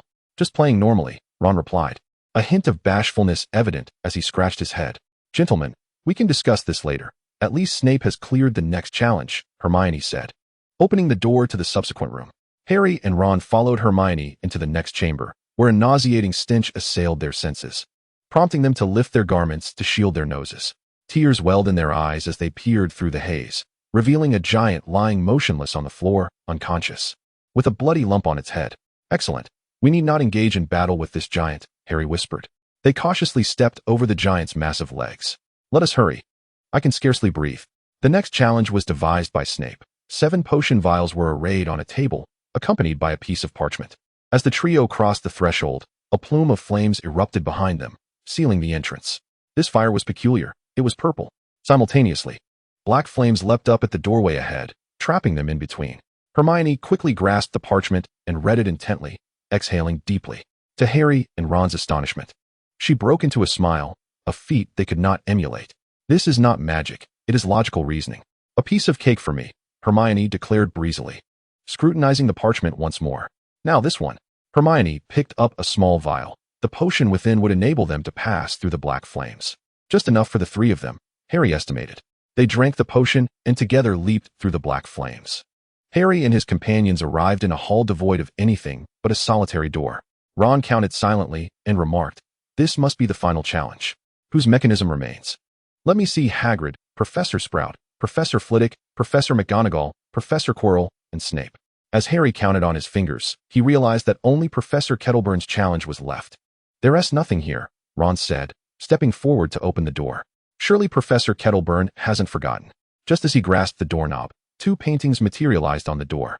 Soon, a thunderbird and a cat lynx leaped from the canvases, glaring menacingly at Ron. Ron was immediately struck with fear, collapsing to the ground, paralyzed with terror. Run, Ron. Quickly, Harry shouted. Struggling to rise, Ron barely managed to evade a lightning strike that nearly hit him. The catlings lunged, aiming for Harry and Hermione, forcing them to dart around the hall, evading its attacks. The creature did not appear intent on killing them. Rather, it toyed with them as a cat would with a mouse. Hermione, do you have any ideas? Harry called out as they ran. Is there anything in Professor Kettleburn's book about dealing with such large cats? I don't know. The catlings is beyond our capabilities, Hermione panted. I've got an idea, Ron shouted, dodging another lightning bolt. Harry, do you remember what Professor Kettleburn said? Hermione, aim for its eyes. I can't perform the eye-binding curse. I haven't learned it yet. Hermione lamented, regretting her lack of knowledge. Forget that. Hermione, just use whatever you can. Ron was already zapped twice. Hermione nodded resolutely, drawing her wand and casting a petrifying spell at the catlings' eyes. With a deafening screech, the creature vanished into thin air. That worked, Harry exclaimed, astonished. Soon, Hermione employed the same technique to repel the Thunderbird. The trio collapsed, gasping for breath, before they turned their attention to the grand door. Two paintings hung there, which Hermione recognized as the catlings and the Thunderbird. However, their eyes were now charred black. What an extraordinary magical painting, Ron marveled. Let us go. After catching his breath, Harry stood, preparing to open the final door. Ron and Hermione quickly rose to join him as they entered the last empty chamber. Meanwhile, in the magical creature sanctuary of Devonshire, Calvin, who was engaged in alchemical work, suddenly paused as a mirror in the room chimed. He hurried to another chamber where two elderly gentlemen were engrossed in conversation. Mr. Scamander, Professor Dumbledore, I must interrupt you. Professor Dumbledore, the magical wards on my mechanism have been triggered. Should I return? Calvin inquired, his expression grave. Oh, is that so? The children's adventure has reached its final challenge. I wonder if they will secure the ultimate reward, Dumbledore mused. Albus, you are playing with fire. Fear not, I am well prepared.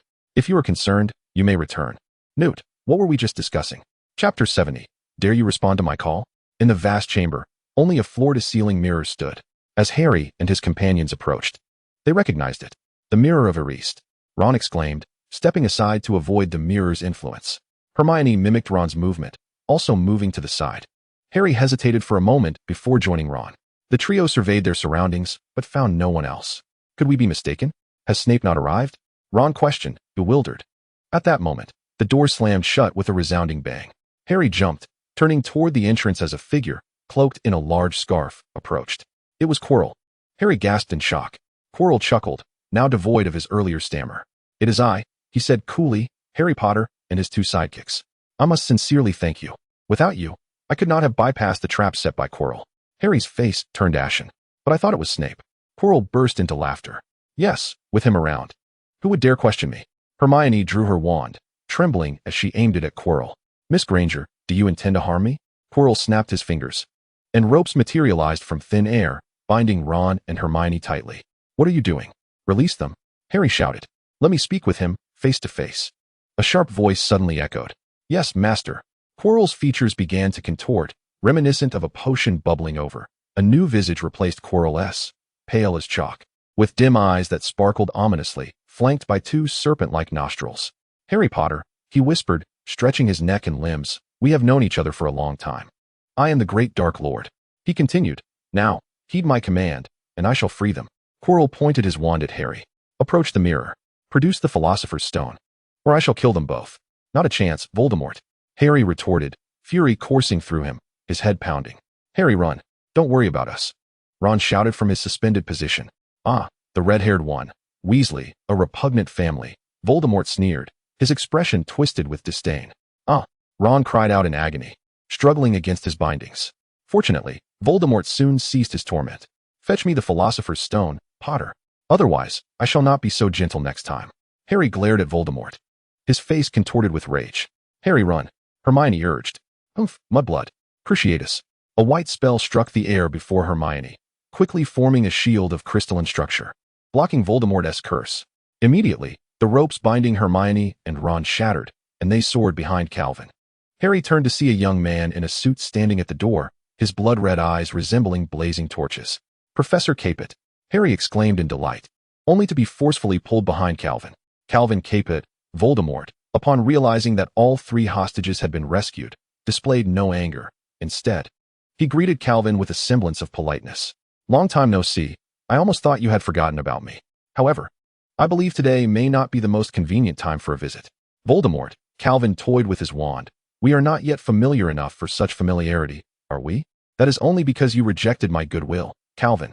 Voldemort extended a hand towards Calvin. But it's not too late, should you choose to join my side. I could share with you my deepest secrets.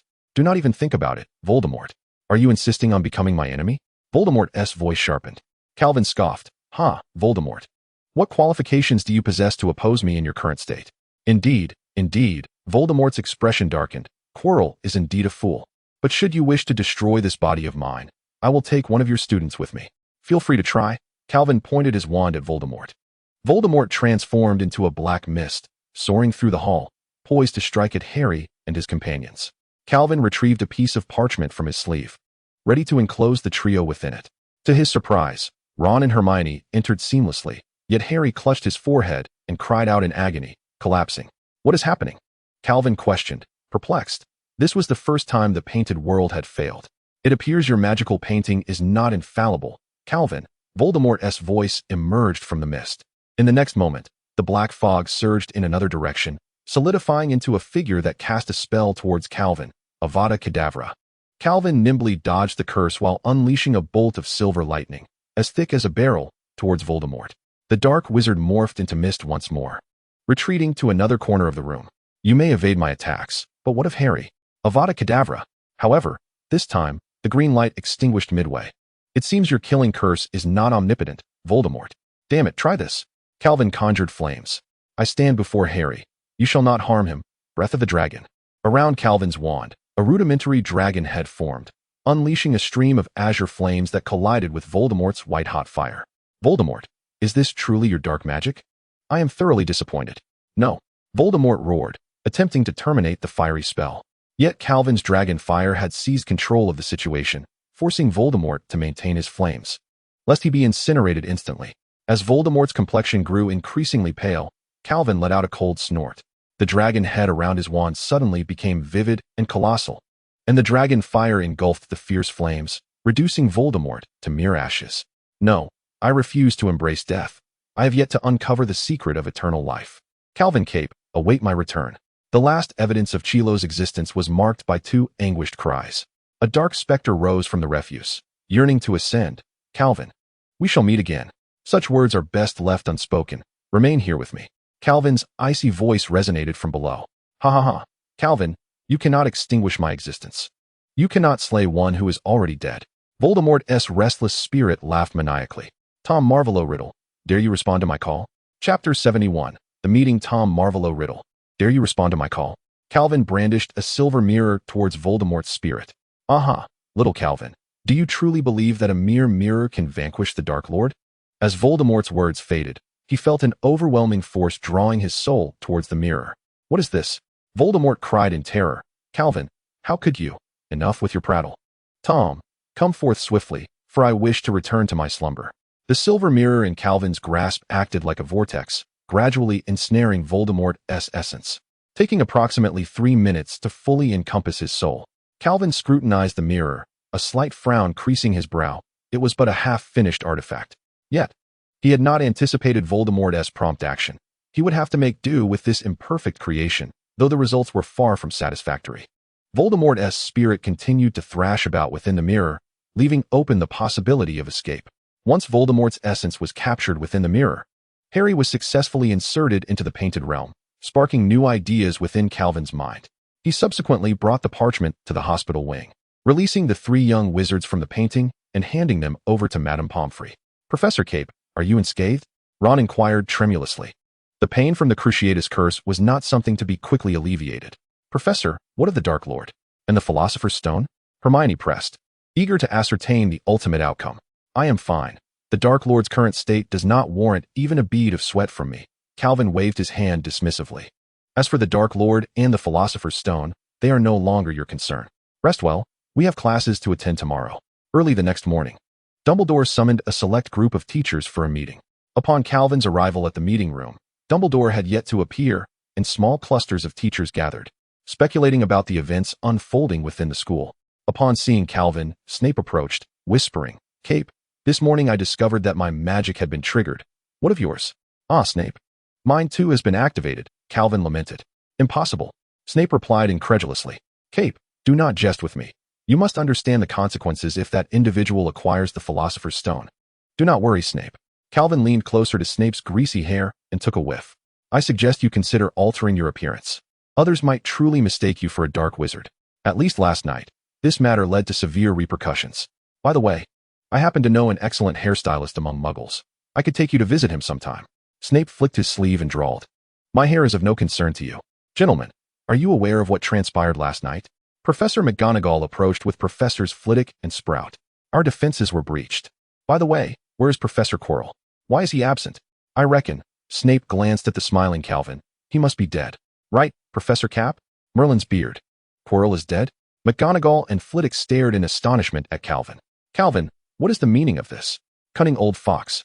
Calvin silently cursed but maintained a gentle demeanor as he replied, Professor McGonagall, Professor Flitwick, why don't we await Professor Dumbledore's arrival to disclose the truth of the events? Just as McGonagall was about to inquire further, Dumbledore entered the conference room, ready to preside over the meeting. Silence. Everyone hurriedly found seats around the long conference table. Snape intended to sit opposite Calvin, but was unexpectedly usurped by Professor Babbling, clad in a tattered wizard's robe and a floppy hat. Professor Quirrell can no longer continue teaching due to unforeseen circumstances. How do you propose we manage the defense against the dark arts class for the latter half of the term? Dumbledore's words acted as a stone cast into placid waters, instantly stirring a commotion. Professors McGonagall, Flitwick, and Sprout cast puzzled glances at Calvin and Snape.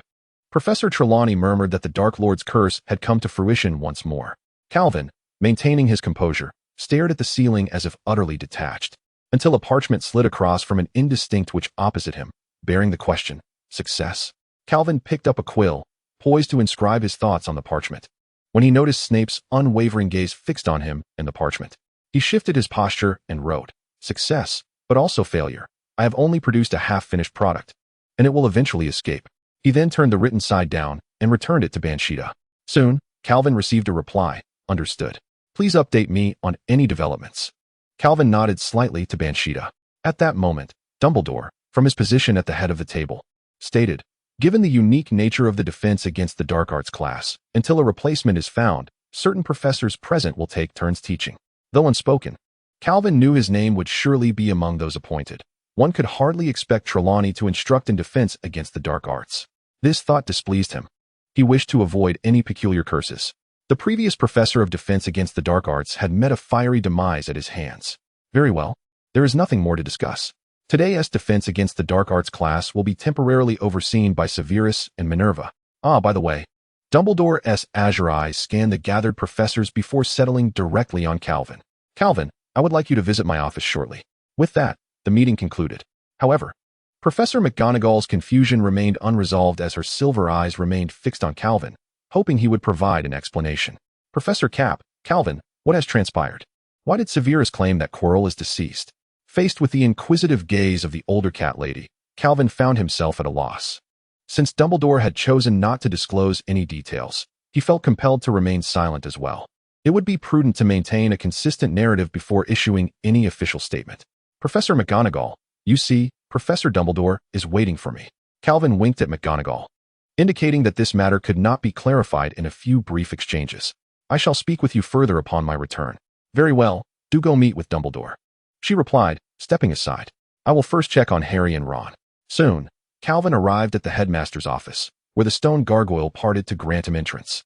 Dumbledore regarded Calvin with warmth, inquiring, Good morning, Calvin. Would you care for some pumpkin juice? Chapter 72.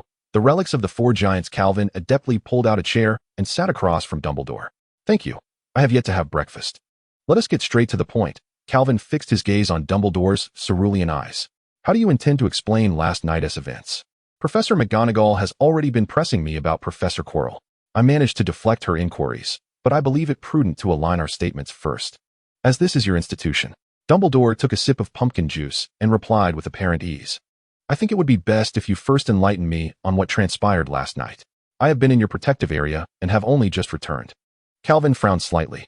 Are you saying that you are unaware of what occurred last night? Not entirely uninformed, Dumbledore clarified, spearing a piece of cake with a small fork. I understand the general outline, but you possess the first-hand knowledge of the events. Calvin regarded Dumbledore coldly, uncertain whether this centenarian was exuding confidence or arrogance. Voldemort possessed Quirrell. Attempting to steal the Philosopher's Stone, Calvin stated icily. Ah, I did not expect it to be him. I had my suspicions long ago, Dumbledore sighed. Then why did you not act sooner? Calvin scoffed. My traps succeeded in detaining Quirrell. However, Harry and his companions managed to bypass them, allowing Quirrell to follow them in. And how did Harry and his friends navigate the traps you laid? Dumbledore inquired with a smile. I recall that only you and I are privy to the means of bypassing those obstacles. Calvin chose to disregard his question, for he had disclosed that secret to Harry merely to facilitate Dumbledore's plans. When I arrived, Voldemort was using Ron and Hermione to threaten Harry, compelling him to retrieve the Philosopher's Stone. I managed to save them, but Quirrell met his demise by my hand. Chilo, you burned him to death. Dumbledore repeated the phrase, then inquired, what about Voldemort? Or rather, his soul? The office once again fell into silence as Dumbledore patiently awaited Calvin's response. After a moment's hesitation, Calvin donned dragonhide gloves and produced a small mirror, placing it carefully upon the table. Voldemort's soul is contained within this. Dumbledore scrutinized the mirror, marveling. An alchemical artifact for housing a soul. How familiar it sounds, does it not? Is this not a Horcrux? Calvin retorted. Indeed, this mirror was crafted from a Horcrux. Dumbledore abruptly raised his gaze, astonishment etched across his face, his most genuine expression of the day. Oh my, a Horcrux, he mused, his demeanor growing grave. Please elaborate. Calvin chuckled. Dumbledore, it appears there are indeed matters within the castle of which you are unaware. Dumbledore regarded him, stating, I can only assure you that everything within the castle is within my control. Well, I had thought you possessed absolute confidence. Calvin smirked. It is Ravenclaw's diadem. Dumbledore was once again rendered speechless by shock. Ravenclaw's diadem, one of the relics of the Founders? Has it not been missing for nearly a millennium? Indeed it has, Calvin affirmed, lifting the silver mirror. Yet, Voldemort found it and transformed it into a Horcrux, hidden away in a little-known corner of the castle. And how did you destroy it? Dumbledore queried. Horcruxes are notoriously difficult to eliminate with ordinary magic. Surely you did not resort to dark magic? The Fiendfire curse, perhaps? Or the Killing curse? Calvin revealed an hourglass concealed beneath his clothing, the sand within still pure and unblemished. In truth, dark magic is the realm I am least familiar with. I utilized dragon fire to obliterate the Horcrux. Dragon fire? Dumbledore questioned, somewhat perplexed. The dragon's breath curse. A spell mimicking the flames of a dragon, Calvin clarified. Very well, continue. Dumbledore nodded. How did it transform into this mirror? After I destroyed the Horcrux with dragon fire, the diadem surprisingly left behind some metallic remnants. Remarkable, indeed. I mean, Lady Ravenclaw's alchemy was capable of producing metal that could withstand dragon fire even a millennium ago. Thus, I collected these remnants and remade them into a mirror. I surmised that since it had once served as a Horcrux for Voldemort, it would likely resonate with his soul and perhaps be used to imprison it. Oh, what a brilliant notion. No wonder you have become the youngest master alchemist. Dumbledore extended his hand, yearning to grasp the mirror containing Voldemort's soul. May I touch it? Certainly, but I advise you to wear gloves. This mirror is quite unstable. Calvin tossed the gloves before Dumbledore. Thank you. Dumbledore donned the gloves and lifted the mirror, examining it closely, discovering its incompleteness. Was it merely a work in progress? Ah, indeed.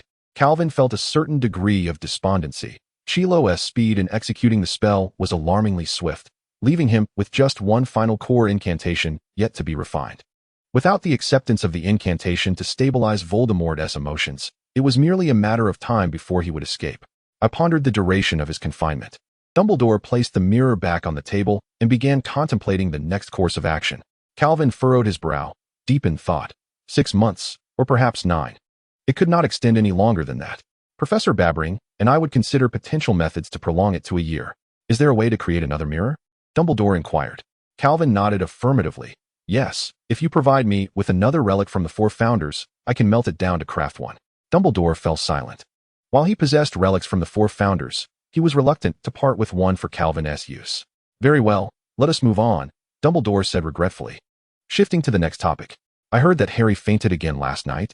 Calvin, equally troubled, nodded and replied, Indeed, Headmaster. Voldemort's influence over Harry is far more profound than we had anticipated. It would be prudent to prepare sooner rather than later. Otherwise, once Voldemort realizes, you will find yourself in a reactive position. Indeed, early preparation is key, Dumbledore mused, turning the cup before him. Calvin, may I impose upon you a request? I believe you are the most suitable person for this task. What is it?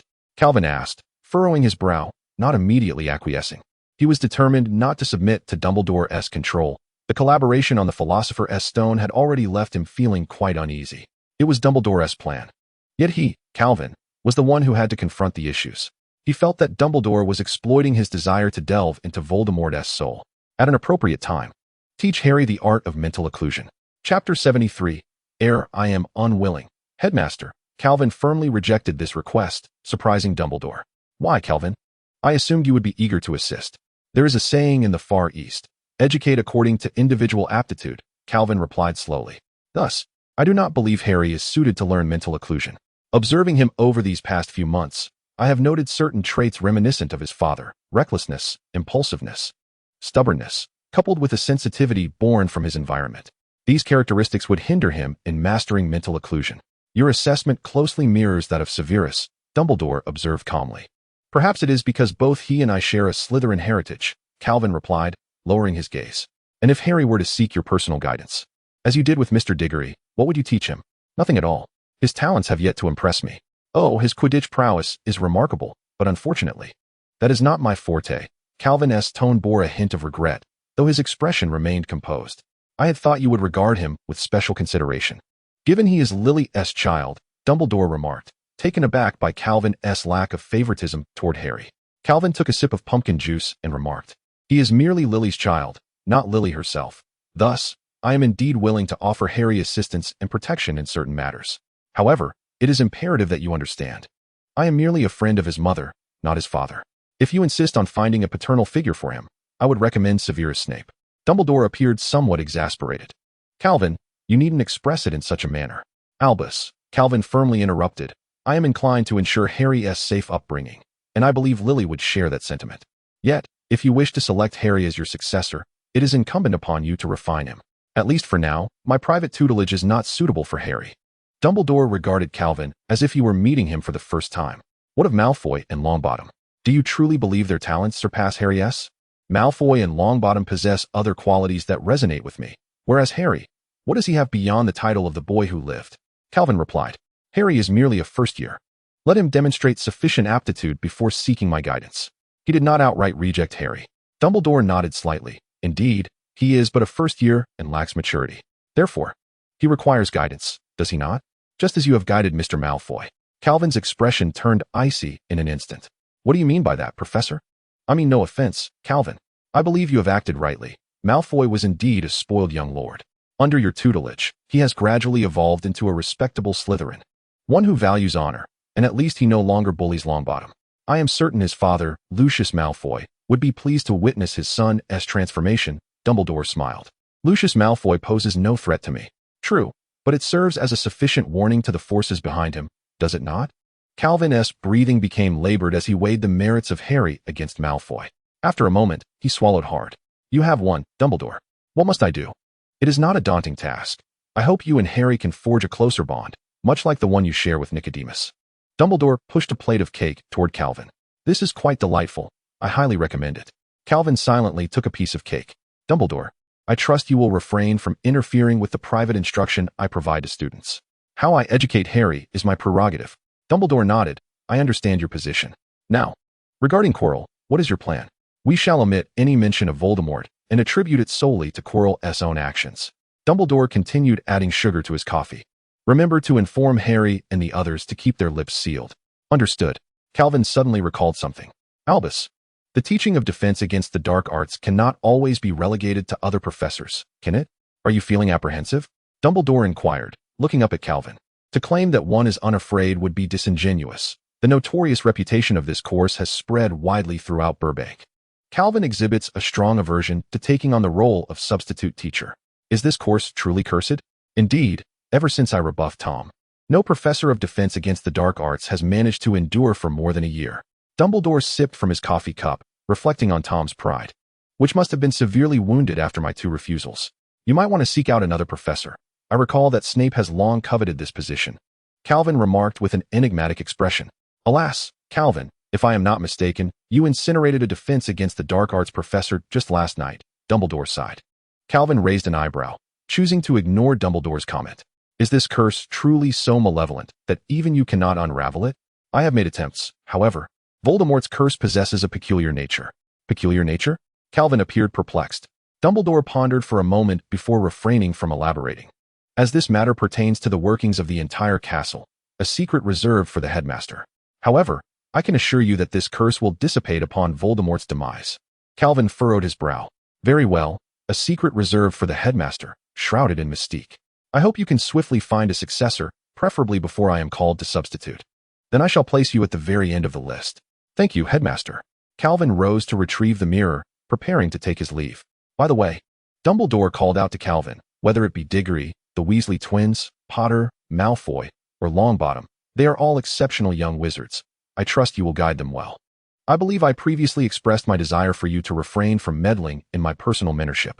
Calvin, such a statement would wound me, Dumbledore replied, offering the advice of a centenarian. Understood, headmaster, Calvin nodded slightly. I implore you, Calvin, I truly lack the energy to contend with a third Dark Lord, Dumbledore jested. I am not fond of the title Dark Lord, Calvin replied flatly. I also dislike being referred to as the White Lord. I harbor no interest in subverting the magical realm or in its protection. I would much prefer history to remember me as a pioneer. Calvin turned and exited the headmaster's office, leaving behind only a pair of blue eyes observing his retreating figure. Chapter 74. The moonlit glade after Calvin's departure. Dumbledore sat quietly in his chair, gazing at the pensieve in the corner, depositing the recent memories within.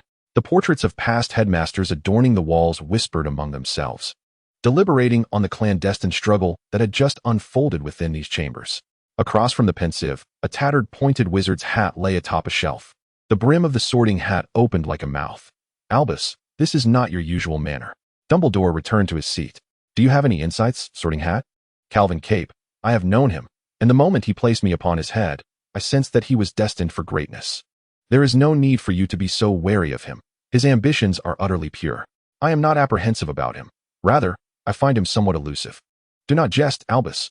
You have lived for over a century, and yet there exists a youth you cannot decipher? It is not him I cannot comprehend, but the uncertainty of the future. Thus, you are filled with trepidation. The portraits adorning the walls seemed to scrutinize Dumbledore closely. The sorting hat continued. You fear that the peace you have safeguarded in the British magical community, having triumphed over 2 Dark Lords, could be shattered. Such dire predictions are unwarranted. I have stated that knowledge is neutral. I shall not impede him. I merely hope that the transformations he brings forth are not so drastic as to exclude many from joining the journey. 2 afternoons hence marks the first class of care of magical creatures after the holiday. George and Fred stood at the castle's entrance awaiting the professor. Having received several letters from Charlie during the break, filled with yearning for the reserve, where even their sister had ventured to play. Fred, what plans do you have for today? George inquired, wrapping his arm around his twin's neck. What else? Of course, we shall brave the high-risk area. The thrill of adventure is secondary to the collection of rare alchemical materials, which is truly splendid, Fred replied with a grin. Cedric, overhearing them, could not help but chuckle. If I were you, I certainly wouldn't entertain such notions. The twins exchanged glances. Cedric, have you ventured into the reserve? Cedric nodded. Having explored it with his father during the holiday. My advice is to remain in the low-risk area, even in the medium-risk zone. Do not stray too far from the professor. As for the high-risk area, I only caught a distant glimpse of it under my father's watchful eye. You have been there. Do tell us what the high-risk area is like. George exclaimed eagerly. Just as Cedric was about to respond, a thunderous sound of hooves erupted nearby. The students turned to see Hagrid maneuvering a colossal carriage towards the castle entrance. Hagrid waved for the students to disperse, and soon a 10-foot-tall, 20-foot-long giant carriage came to a halt at the castle's entrance. Strangely, not a single horse was visible in front of the carriage. Yet the distinct sound of hooves was unmistakably real. It is a thestral, Cedric clarified, dispelling their confusion. One of the 4 common winged horses. Visible only to those who possess a profound understanding of death. Collins Free remarked to her friend, this carriage appears quite large, yet it surely cannot accommodate all the students. As the carriage doors swung open, 2 professors descended, Professor Capet and Professor Snape. Professor Snape? What brings him here? Collins Free aptly illustrated the ambivalence of Slytherin students towards Snape, a blend of reverence and fear. Calvin greeted the students warmly before addressing Hagrid at the driver's seat. Hagrid, this carriage is quite impressive. Hagrid laughed heartily, isn't it? I once drove a flying motorcycle, but alas. A flying motorcycle? Calvin felt an unsettling familiarity. Yet he could not recall where he had encountered it before. In stark contrast to Calvin's beaming smile was Snape, whose face bore a countenance of constipation. He struggled to comprehend why Dumbledore had assigned him to be the first partner of Calvin in some protection zone. Just moments ago, that scoundrel Calvin had audaciously asked him whether he appreciated the Christmas gift he had received. Snape's grip on his wand tightened, his knuckles turning white. As he restrained himself from engaging in a duel, all the students boarded the carriage quietly and orderly, without a hint of noise. Snape's voice remained unwavering. You are going to the protection area for a lesson, not to be taken there for protection. As Colin stepped into the carriage, he soon realized that the interior was far more expansive than it appeared from the outside. It was undoubtedly as large as the Gryffindor common room. Angelina remarked to Elia that Professor Capet must have cast an undetectable extension charm on the carriage. I have already instructed you to remain silent. Gryffindor loses a point. Snape suddenly turned and glared at the two of them. This is my class, and you are merely here as an escort. Calvin's voice, though gentle, unmistakably conveyed to Snape that he was the one in command of the lesson. Snape scoffed and settled into a corner of the carriage, curious to see what tricks Calvin could conjure during the Care of Magical Creatures class. Calvin briefly took attendance, ensuring all the students were present before signaling Hagrid to commence their journey. Soon, the occupants of the carriage felt a jarring turbulence, which abruptly subsided, replaced by the howling wind outside. I shall outline a few matters. Calvin stood solemnly in the center of the carriage, gazing at the excitable young wizards. First, do not run about. Ensure you can always see either me, Professor Snape, or Mr. Hagrid. Second, do not touch anything, whether familiar or unfamiliar animals or plants. Third, do not take anything. Nothing in the protection area may be removed without my consent. Fourth, should you engage in any of the aforementioned behaviors, it is best that I never discover it. The young wizards nodded in agreement, assuring Calvin that they would remember his instructions. He then took a seat beside the Weasley twins, hoping to intimidate them into behaving during their time in the protection area. Approximately 15 minutes later, the carriage arrived at the entrance of Calvin's protection area. Calvin exited the carriage and, alongside Hagrid, took the driver's seat, signaling the two stone dragons to open the grand gates. He indulged himself for a moment, guiding the carriage towards the low-risk zone. Once the carriage came to a complete halt, the doors swung open, revealing not only Calvin and Hagrid, but also a tall, shy Eastern European wizard awaiting the students. To their astonishment, they found themselves amidst a dense forest, gazing upwards to behold a deep indigo night sky. The only light visible was the silvery glow emanating from the lantern held by the Eastern European wizard, accompanied by an unusually large full moon overhead. Good afternoon, young wizards of England. Alexander greeted the students in a thick Russian accent, welcoming them to the low-risk area of the Origins Magical Creatures Reserve, the Moonlit Glade. I am the caretaker, Alexander Bekov. Chapter 75. The moonstruck beasts. The young wizards visiting the Moonlit Glade for the first time could hardly contain their excitement. Their chattering was more raucous than that of a flock of magpies. Calvin glanced helplessly at Snape, who stood at the back of the crowd, hoping for assistance in managing the exuberant students. Snape, however, turned away with resolute indifference, clearly indicating that this was Calvin's class, and he was merely there as an observer. With no other option, Calvin pressed his wand against his throat and said, "Children, quiet down. We are about to commence our lesson." His voice, though soft, resonated clearly, as if he were whispering directly into each young wizard's ear. Upon hearing his words, the young wizards were momentarily taken aback before obediently closing their mouths. Awaiting the start of class, Calvin waved his hand, and the trees within the glade began to shift at his command, gradually forming a spacious clearing. Gentle moonlight cascaded from above, illuminating Calvin's every movement for the students to see. Before long, the tall figure of Alexander entered the clearing, accompanied by approximately 20 peculiar magical creatures. These beings had smooth skin, a pale gray hue, 2 round eyes bulging atop their heads, and 4 slender legs ending in broad, flat feet. They were rather timid, and it was only through Alexander's constant encouragement that they managed to venture into the center of the clearing. I believe you are all familiar with this magical creature. Calvin addressed the young wizards in the clearing. Roger was the first to raise his hand, his body responding faster than his mind. Mr. Davis, the moonstruck beast. They are exceedingly shy creatures that only emerge from their burrows on nights of the full moon. Roger answered proudly. Very good, entirely correct. The only issue, Mr. Davis, is that your voice was too loud. Their disposition is quite timid. Calvin remarked with a hint of regret. You see, several have begun to tremble.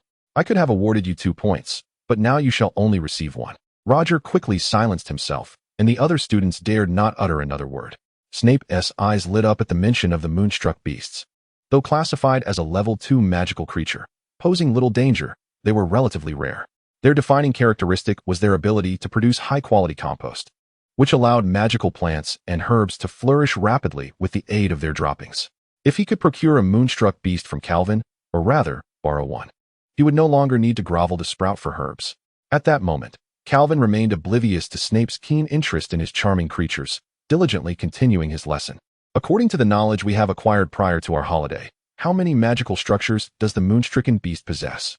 Calvin gently cradled the lead moonstricken beast, caressing its fur. Cedric and Graham Montague simultaneously raised their hands, and Calvin ultimately chose Montague to respond to the query. Professor, I believe it is 4. The left eye and the left hind leg, Montague replied uncertainly. Fool, Snape muttered from the back. It is clearly 2, from the left eye to the left hind leg, and from the right eye to the right hind leg. I memorized it after reading Capet's book. Regrettably, that answer is incorrect, Calvin said, disappointed as he lowered his arms. Cedric, why don't you give it a try? Certainly, Professor Capet. The moonstricken beast possesses 2 magical structures, from the left eye to the left hind leg, and from the right eye to the right hind leg.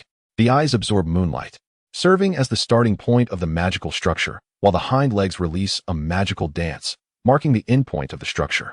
The area near the hindquarters is a crucial node of the magical structure, as the magical residue is expelled with the excrement, becoming high-quality fertilizer. The dung of the moonstricken beast can significantly aid in the rapid growth of magical plants and herbs. Absolutely correct. Calvin nodded with satisfaction, awarding Hufflepuff 5 points. Cedric smiled shyly, garnering admiration from several girls present, which evoked jealousy among the other boys. Now, it is time for you to encounter some truly magical creatures.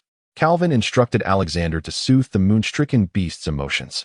You will be divided into groups of 4, with each group containing at least 2 different houses. Observe the moonstricken beasts assigned to your group. The task for this lesson is as follows. To feed the moonstricken beasts with potions, observe the magical structures within them. Illustrate the peculiar, magical dance of the moonstricken beast and collect their dung. Lastly, please prioritize safety. Do not harm the moonstricken beasts, nor yourselves. After a brief commotion, the students naturally divided into 21 groups. Calvin first distributed the necessary potions, paper, pens, shovels, and bags, after which Alexander placed the moonstricken beasts before the students. Soon, the students began to handle the moonstricken beasts. Despite Calvin's repeated reminders to be gentle, it remained a torment for the timid creatures. Calvin moved among the students, offering guidance as needed. Snape, who had been standing nearby, followed suit. Very well, Snape remarked softly, genuinely complimenting Calvin. Are you referring to the Christmas gift I gave you? Calvin replied while walking, not once glancing back at Snape.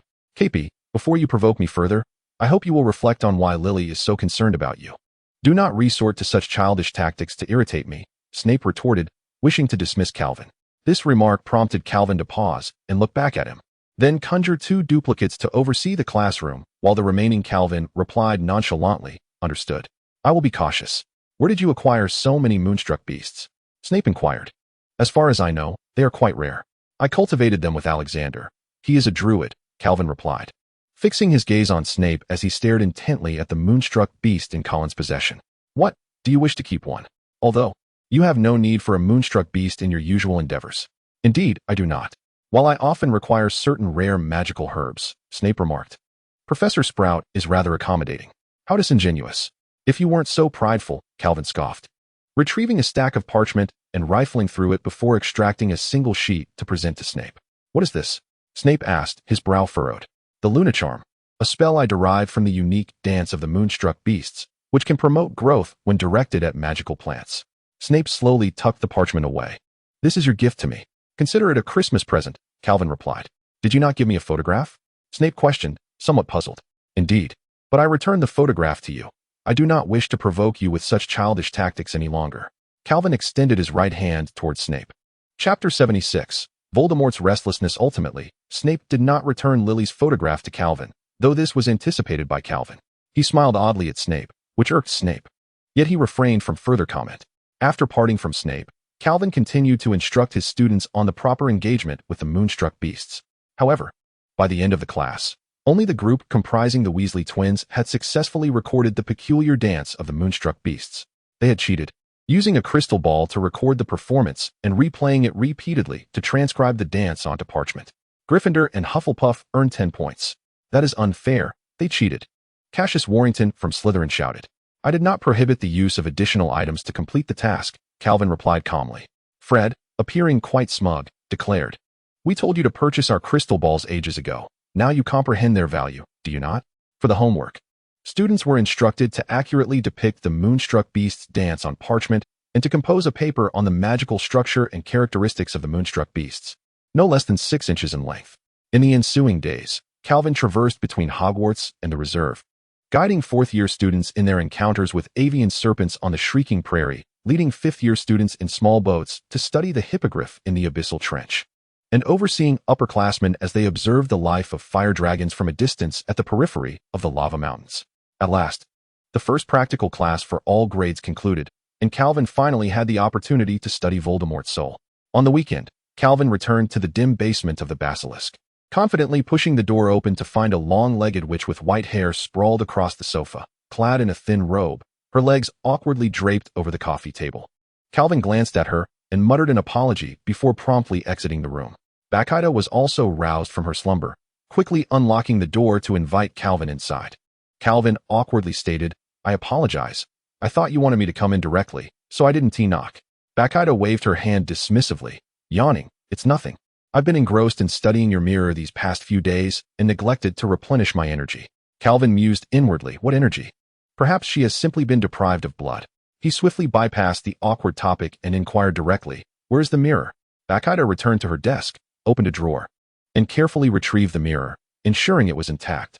Calvin donned his dragonhide gloves and meticulously examined the mirror from every angle, searching for a way to complete the final acceptance of the enchantment. Bacchida shook her head, There's no way. The core patterns within this alchemical artifact have formed a peculiar balance with Voldemort's soul. Any alteration would cause it to collapse entirely. Why did you bring a half-finished product up there? Even an additional half hour could have made a difference. And why design the course so intricately? This hardly reflects your mastery in alchemy. Calvin sighed. The situation is urgent. If I delay any longer, those 3 students will be in peril. As for the complex core patterns, I designed them deliberately. They serve another purpose. In truth, I am quite satisfied with the current outcome. How long do you estimate this mirror will last? Until September of this year, Bacchida replied with resignation. You are more optimistic than I. I would estimate it to last until July, Calvin remarked as he prepared to place the mirror into a crystal vial for transport. However, Bacchida gazed greedily at the mirror. May I keep it for another 2 days? She asked, her eyes fixed on the glass. Calvin sensed something amiss and regarded the white-haired witch warily. Can you refrain from taking it? Without further ado, he conjured a rope from the tip of his wand, binding Bacchida to her chair, then retrieved an hourglass filled with white sand from within his garments, fastening it around her neck. What are you doing, Cap? Bacchida exclaimed, finally awakening to the realization that her limbs were immobilized, and she began to summon the pervasive enchantments in her office to retaliate. Professor Babbling, please understand. You are in grave danger. Calvin deftly repelled several potent enchantments, his gaze fixed intently on the hourglass hanging before Bacchida's flat chest. As anticipated, the white sand at the base of the hourglass gradually turned black, halting only when it reached 1/3 of its height. Bacchida, alarmed by Calvin's serious demeanor, questioned, What is this? Calvin removed the hourglass from around her neck, explaining, This is an alchemical device designed to detect whether a witch's mind has been tainted by dark magic. Crafted by Nicodemus. This is dire. You have been under the influence of dark magic these past few days. It's that mirror. No, by Merlin's beard. It's Voldemort's soul. Bacchida suddenly realized. Cursed be it. I have been careless. Calvin nodded and untied the ropes binding Bacchida, realizing that even trapped within the mirror, Tom was not one to embrace solitude. Bacchida flexed her arms, constricted by the ropes, and cast a wary glance at the mirror. Perhaps this mirror should be given to Albus. It seems far too perilous for my liking. No need, Calvin replied. I shall keep it. Your experiences have already served as a cautionary tale. From his sleeve, Calvin produced an emerald green pendant and placed it upon beside his table. This is for you. What is this? Bacchida inquired, somewhat perplexed. Calvin pondered for a moment, gathering his thoughts. This is an alchemical artifact from the Far East. It can assist you in warding off the encroachment of dark magic upon your mind. Simply wear it around your neck. Bacchida remained silent for a moment before breaking into a smile. It has been quite some time since anyone has gifted me something like this. Thank you. Calvin waved his hand dismissively, indicating no need for thanks. I shall take my leave then. As Bacchida observed Calvin's retreating figure, she leaned on the table with both hands, a peculiar smile gracing her lips. Her tongue flicked across her mouth as she murmured, "Intriguing. This person's blood must be quite delectable." Upon returning to his office, Calvin employed 7 or 8 defensive spells to safeguard the space, simultaneously activating his mental defenses. Only then did he retrieve the silver mirror crafted from the remnants of a crown from the crystal vial. Calvin flipped the mirror to its reverse side, where intricate core patterns were etched. Upon rotating the mirror at a specific angle, these elaborate designs transformed into a delicate and compact painting. "Voldemort, we must converse," Calvin mused to himself. In an instant, a flash of white light enveloped him, and Calvin found himself immersed within this extraordinary painted realm. Chapter 77. Dialogue. Calvin discovered himself upon an antiquated London street, the bleak world devoid of life, save for the chilling east wind howling. "Is this the place?" he wondered, glancing up at a dilapidated sign hanging outside a courtyard that Redwood's orphanage. He traversed through an iron gate into a stark, barren yard. At the rear loomed a square, foreboding building, encircled by tall railings. Ascending the few steps leading to the front door, he pushed it open and stepped into a foyer adorned with black and white tiles. The room appeared quite worn yet impeccably clean, devoid of any dust. Wandering through the desolate orphanage, Calvin noted that even if it were filled with children, the atmosphere would remain somber and oppressive. He ascended the stone staircase, rounding a corner on the 3rd floor, halting before the door of the first room along a long corridor. He could sense Voldemort's presence within. Calvin pushed the door open to reveal a stark, unadorned room, furnished only with an old wardrobe and an iron bed. A tall, gaunt elderly man sat upon the bed, engrossed in a book, his legs awkwardly extended before him in a rather comical manner. The elderly man raised his head, allowing Calvin to discern his features. Despite the multitude of deep-set wrinkles etched across his face, remnants of youthful handsomeness were still discernible, starkly contrasting with the serpentine visage Calvin had witnessed previously. "Is this what Voldemort looks like with a nose?" Calvin pondered quietly. Upon noticing Calvin, Voldemort's expression first twisted into a grimace, only to subsequently adopt an air of resignation as he resumed his perusal of the children's fairy tale in his hands. Calvin pulled a rigid wooden chair to face Voldemort, positioning them as if one were a hospitalized patient and the other a visitor. "Cap," Voldemort's voice was devoid of any emotion. "You have confined me here. Why do you still come to see me? Are you here to humiliate me?" "No, I harbor no interest in humiliating others," Calvin replied, propping his chin upon his hand, which rested on his knee. "I am here to study you." "Study?" Voldemort lifted his gaze, a sneer forming on his aged countenance. "Are you suggesting you wish to examine me like a doctor?" "You are correct. I intend to conduct a thorough examination," Calvin acknowledged with a nod. "Then proceed," Voldemort declared, opening his arms and discarding the fairy tale aside. "I will not be so easily deceived, Tom, especially given your previous actions." "Calvin, you remain as timid as you were when I initially extended my invitation to you," Voldemort taunted. Calvin shook his head. "As a Slytherin, I prefer to call it caution." Voldemort scoffed dismissively, seductively coaxing, "Calvin, while I do not admire Gryffindor's foolish recklessness, you must understand that studying magic requires a modicum of bravery." Disregarding Voldemort's temptation, Calvin inquired, "What state are you in now, Voldemort?" Voldemort crossed his arms defensively over his chest. "I wish to inquire of you, Calvin. It is quite remarkable that you have managed to ensnare my soul, making me endure persistent feelings of despair and frustration, something even Dumbledore could not achieve. Release me," he implored. "If we join forces, Dumbledore will be of no consequence. Hurry, let me go. I do not wish to remain here. It reminds me of the orphanage from my childhood." Calvin sighed softly. Although this half-formed entity indeed stirred feelings of despair and frustration within Voldemort, it also bestowed upon him the most precious gift, hope. Calvin resolved to feign being moved, aiming to probe the depths of Voldemort's understanding of magic. "Voldemort," Calvin remarked, raising an eyebrow, "you were brought to Hogwarts by Dumbledore himself. How can you utter such laughable statements?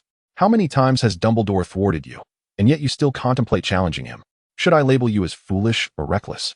Voldemort trembled violently, an indistinct magical aura radiating from him, which astonished Calvin. The room's ambience darkened further, suppressing Voldemort's magical fluctuations. "You do not understand, Calvin."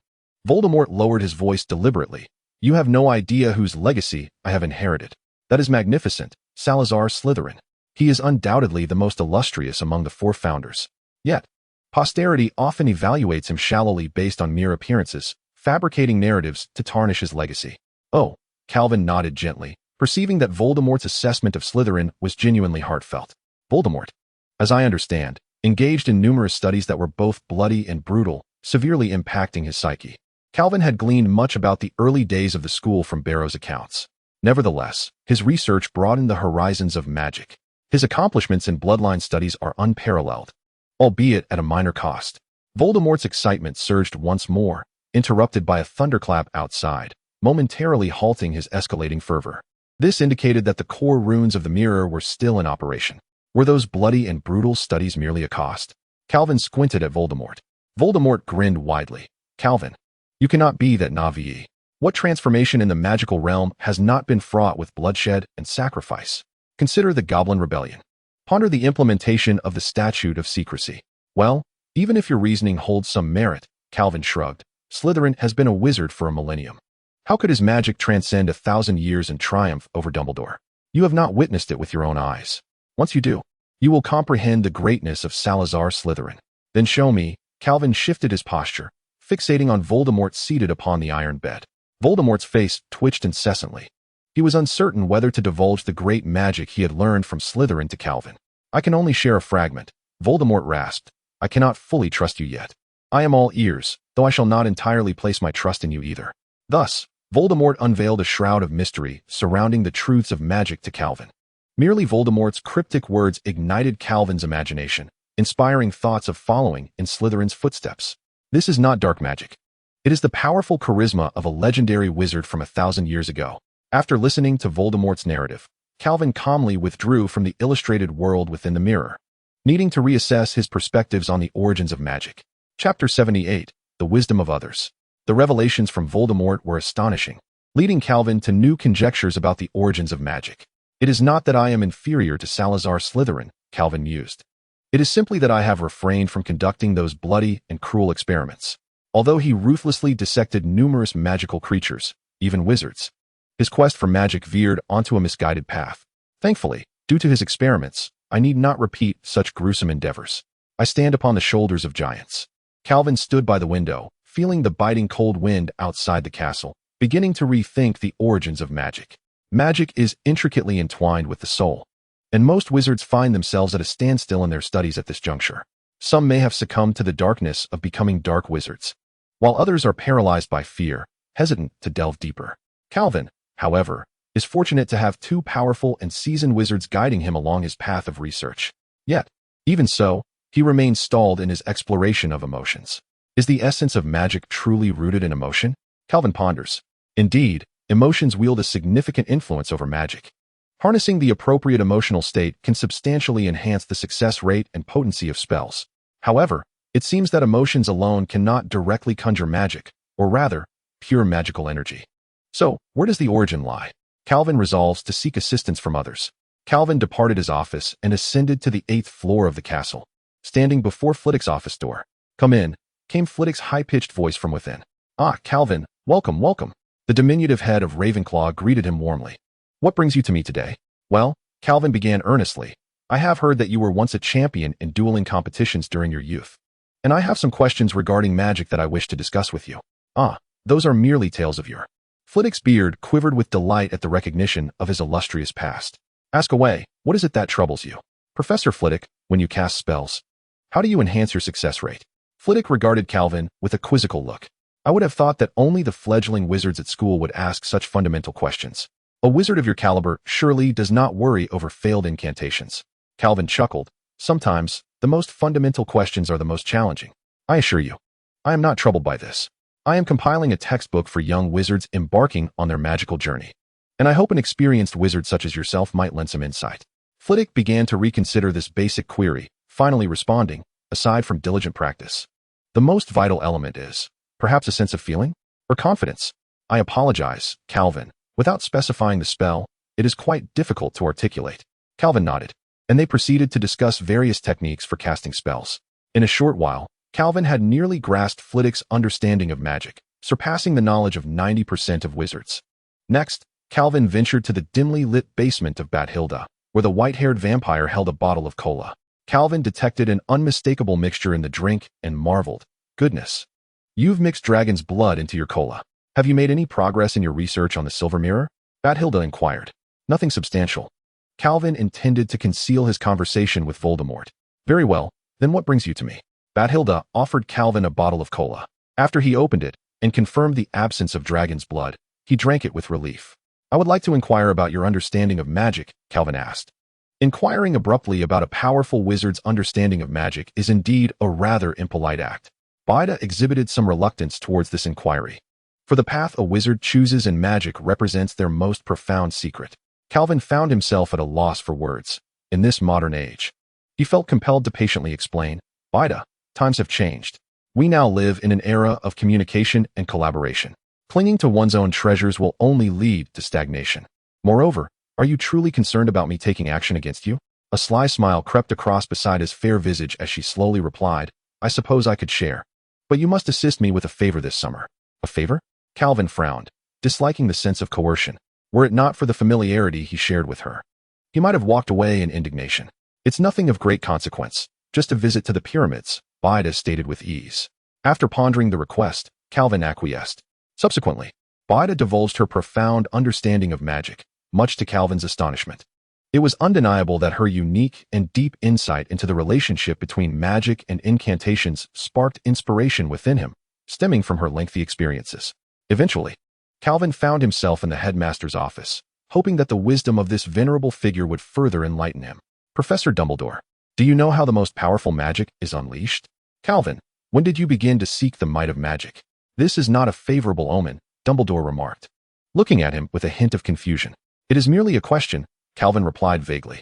Noticing Calvin's reluctance to elaborate, Dumbledore refrained from pressing further and contemplated before saying, I believe the most potent magic is undoubtedly love. It can even triumph over the killing curse.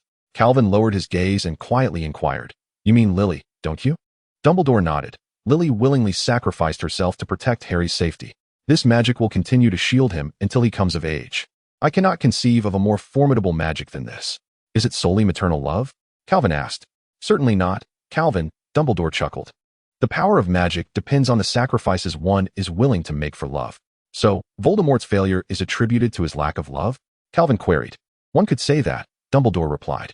Voldemort does not comprehend love, nor does he possess the courage to relinquish everything, even in his current state of existence.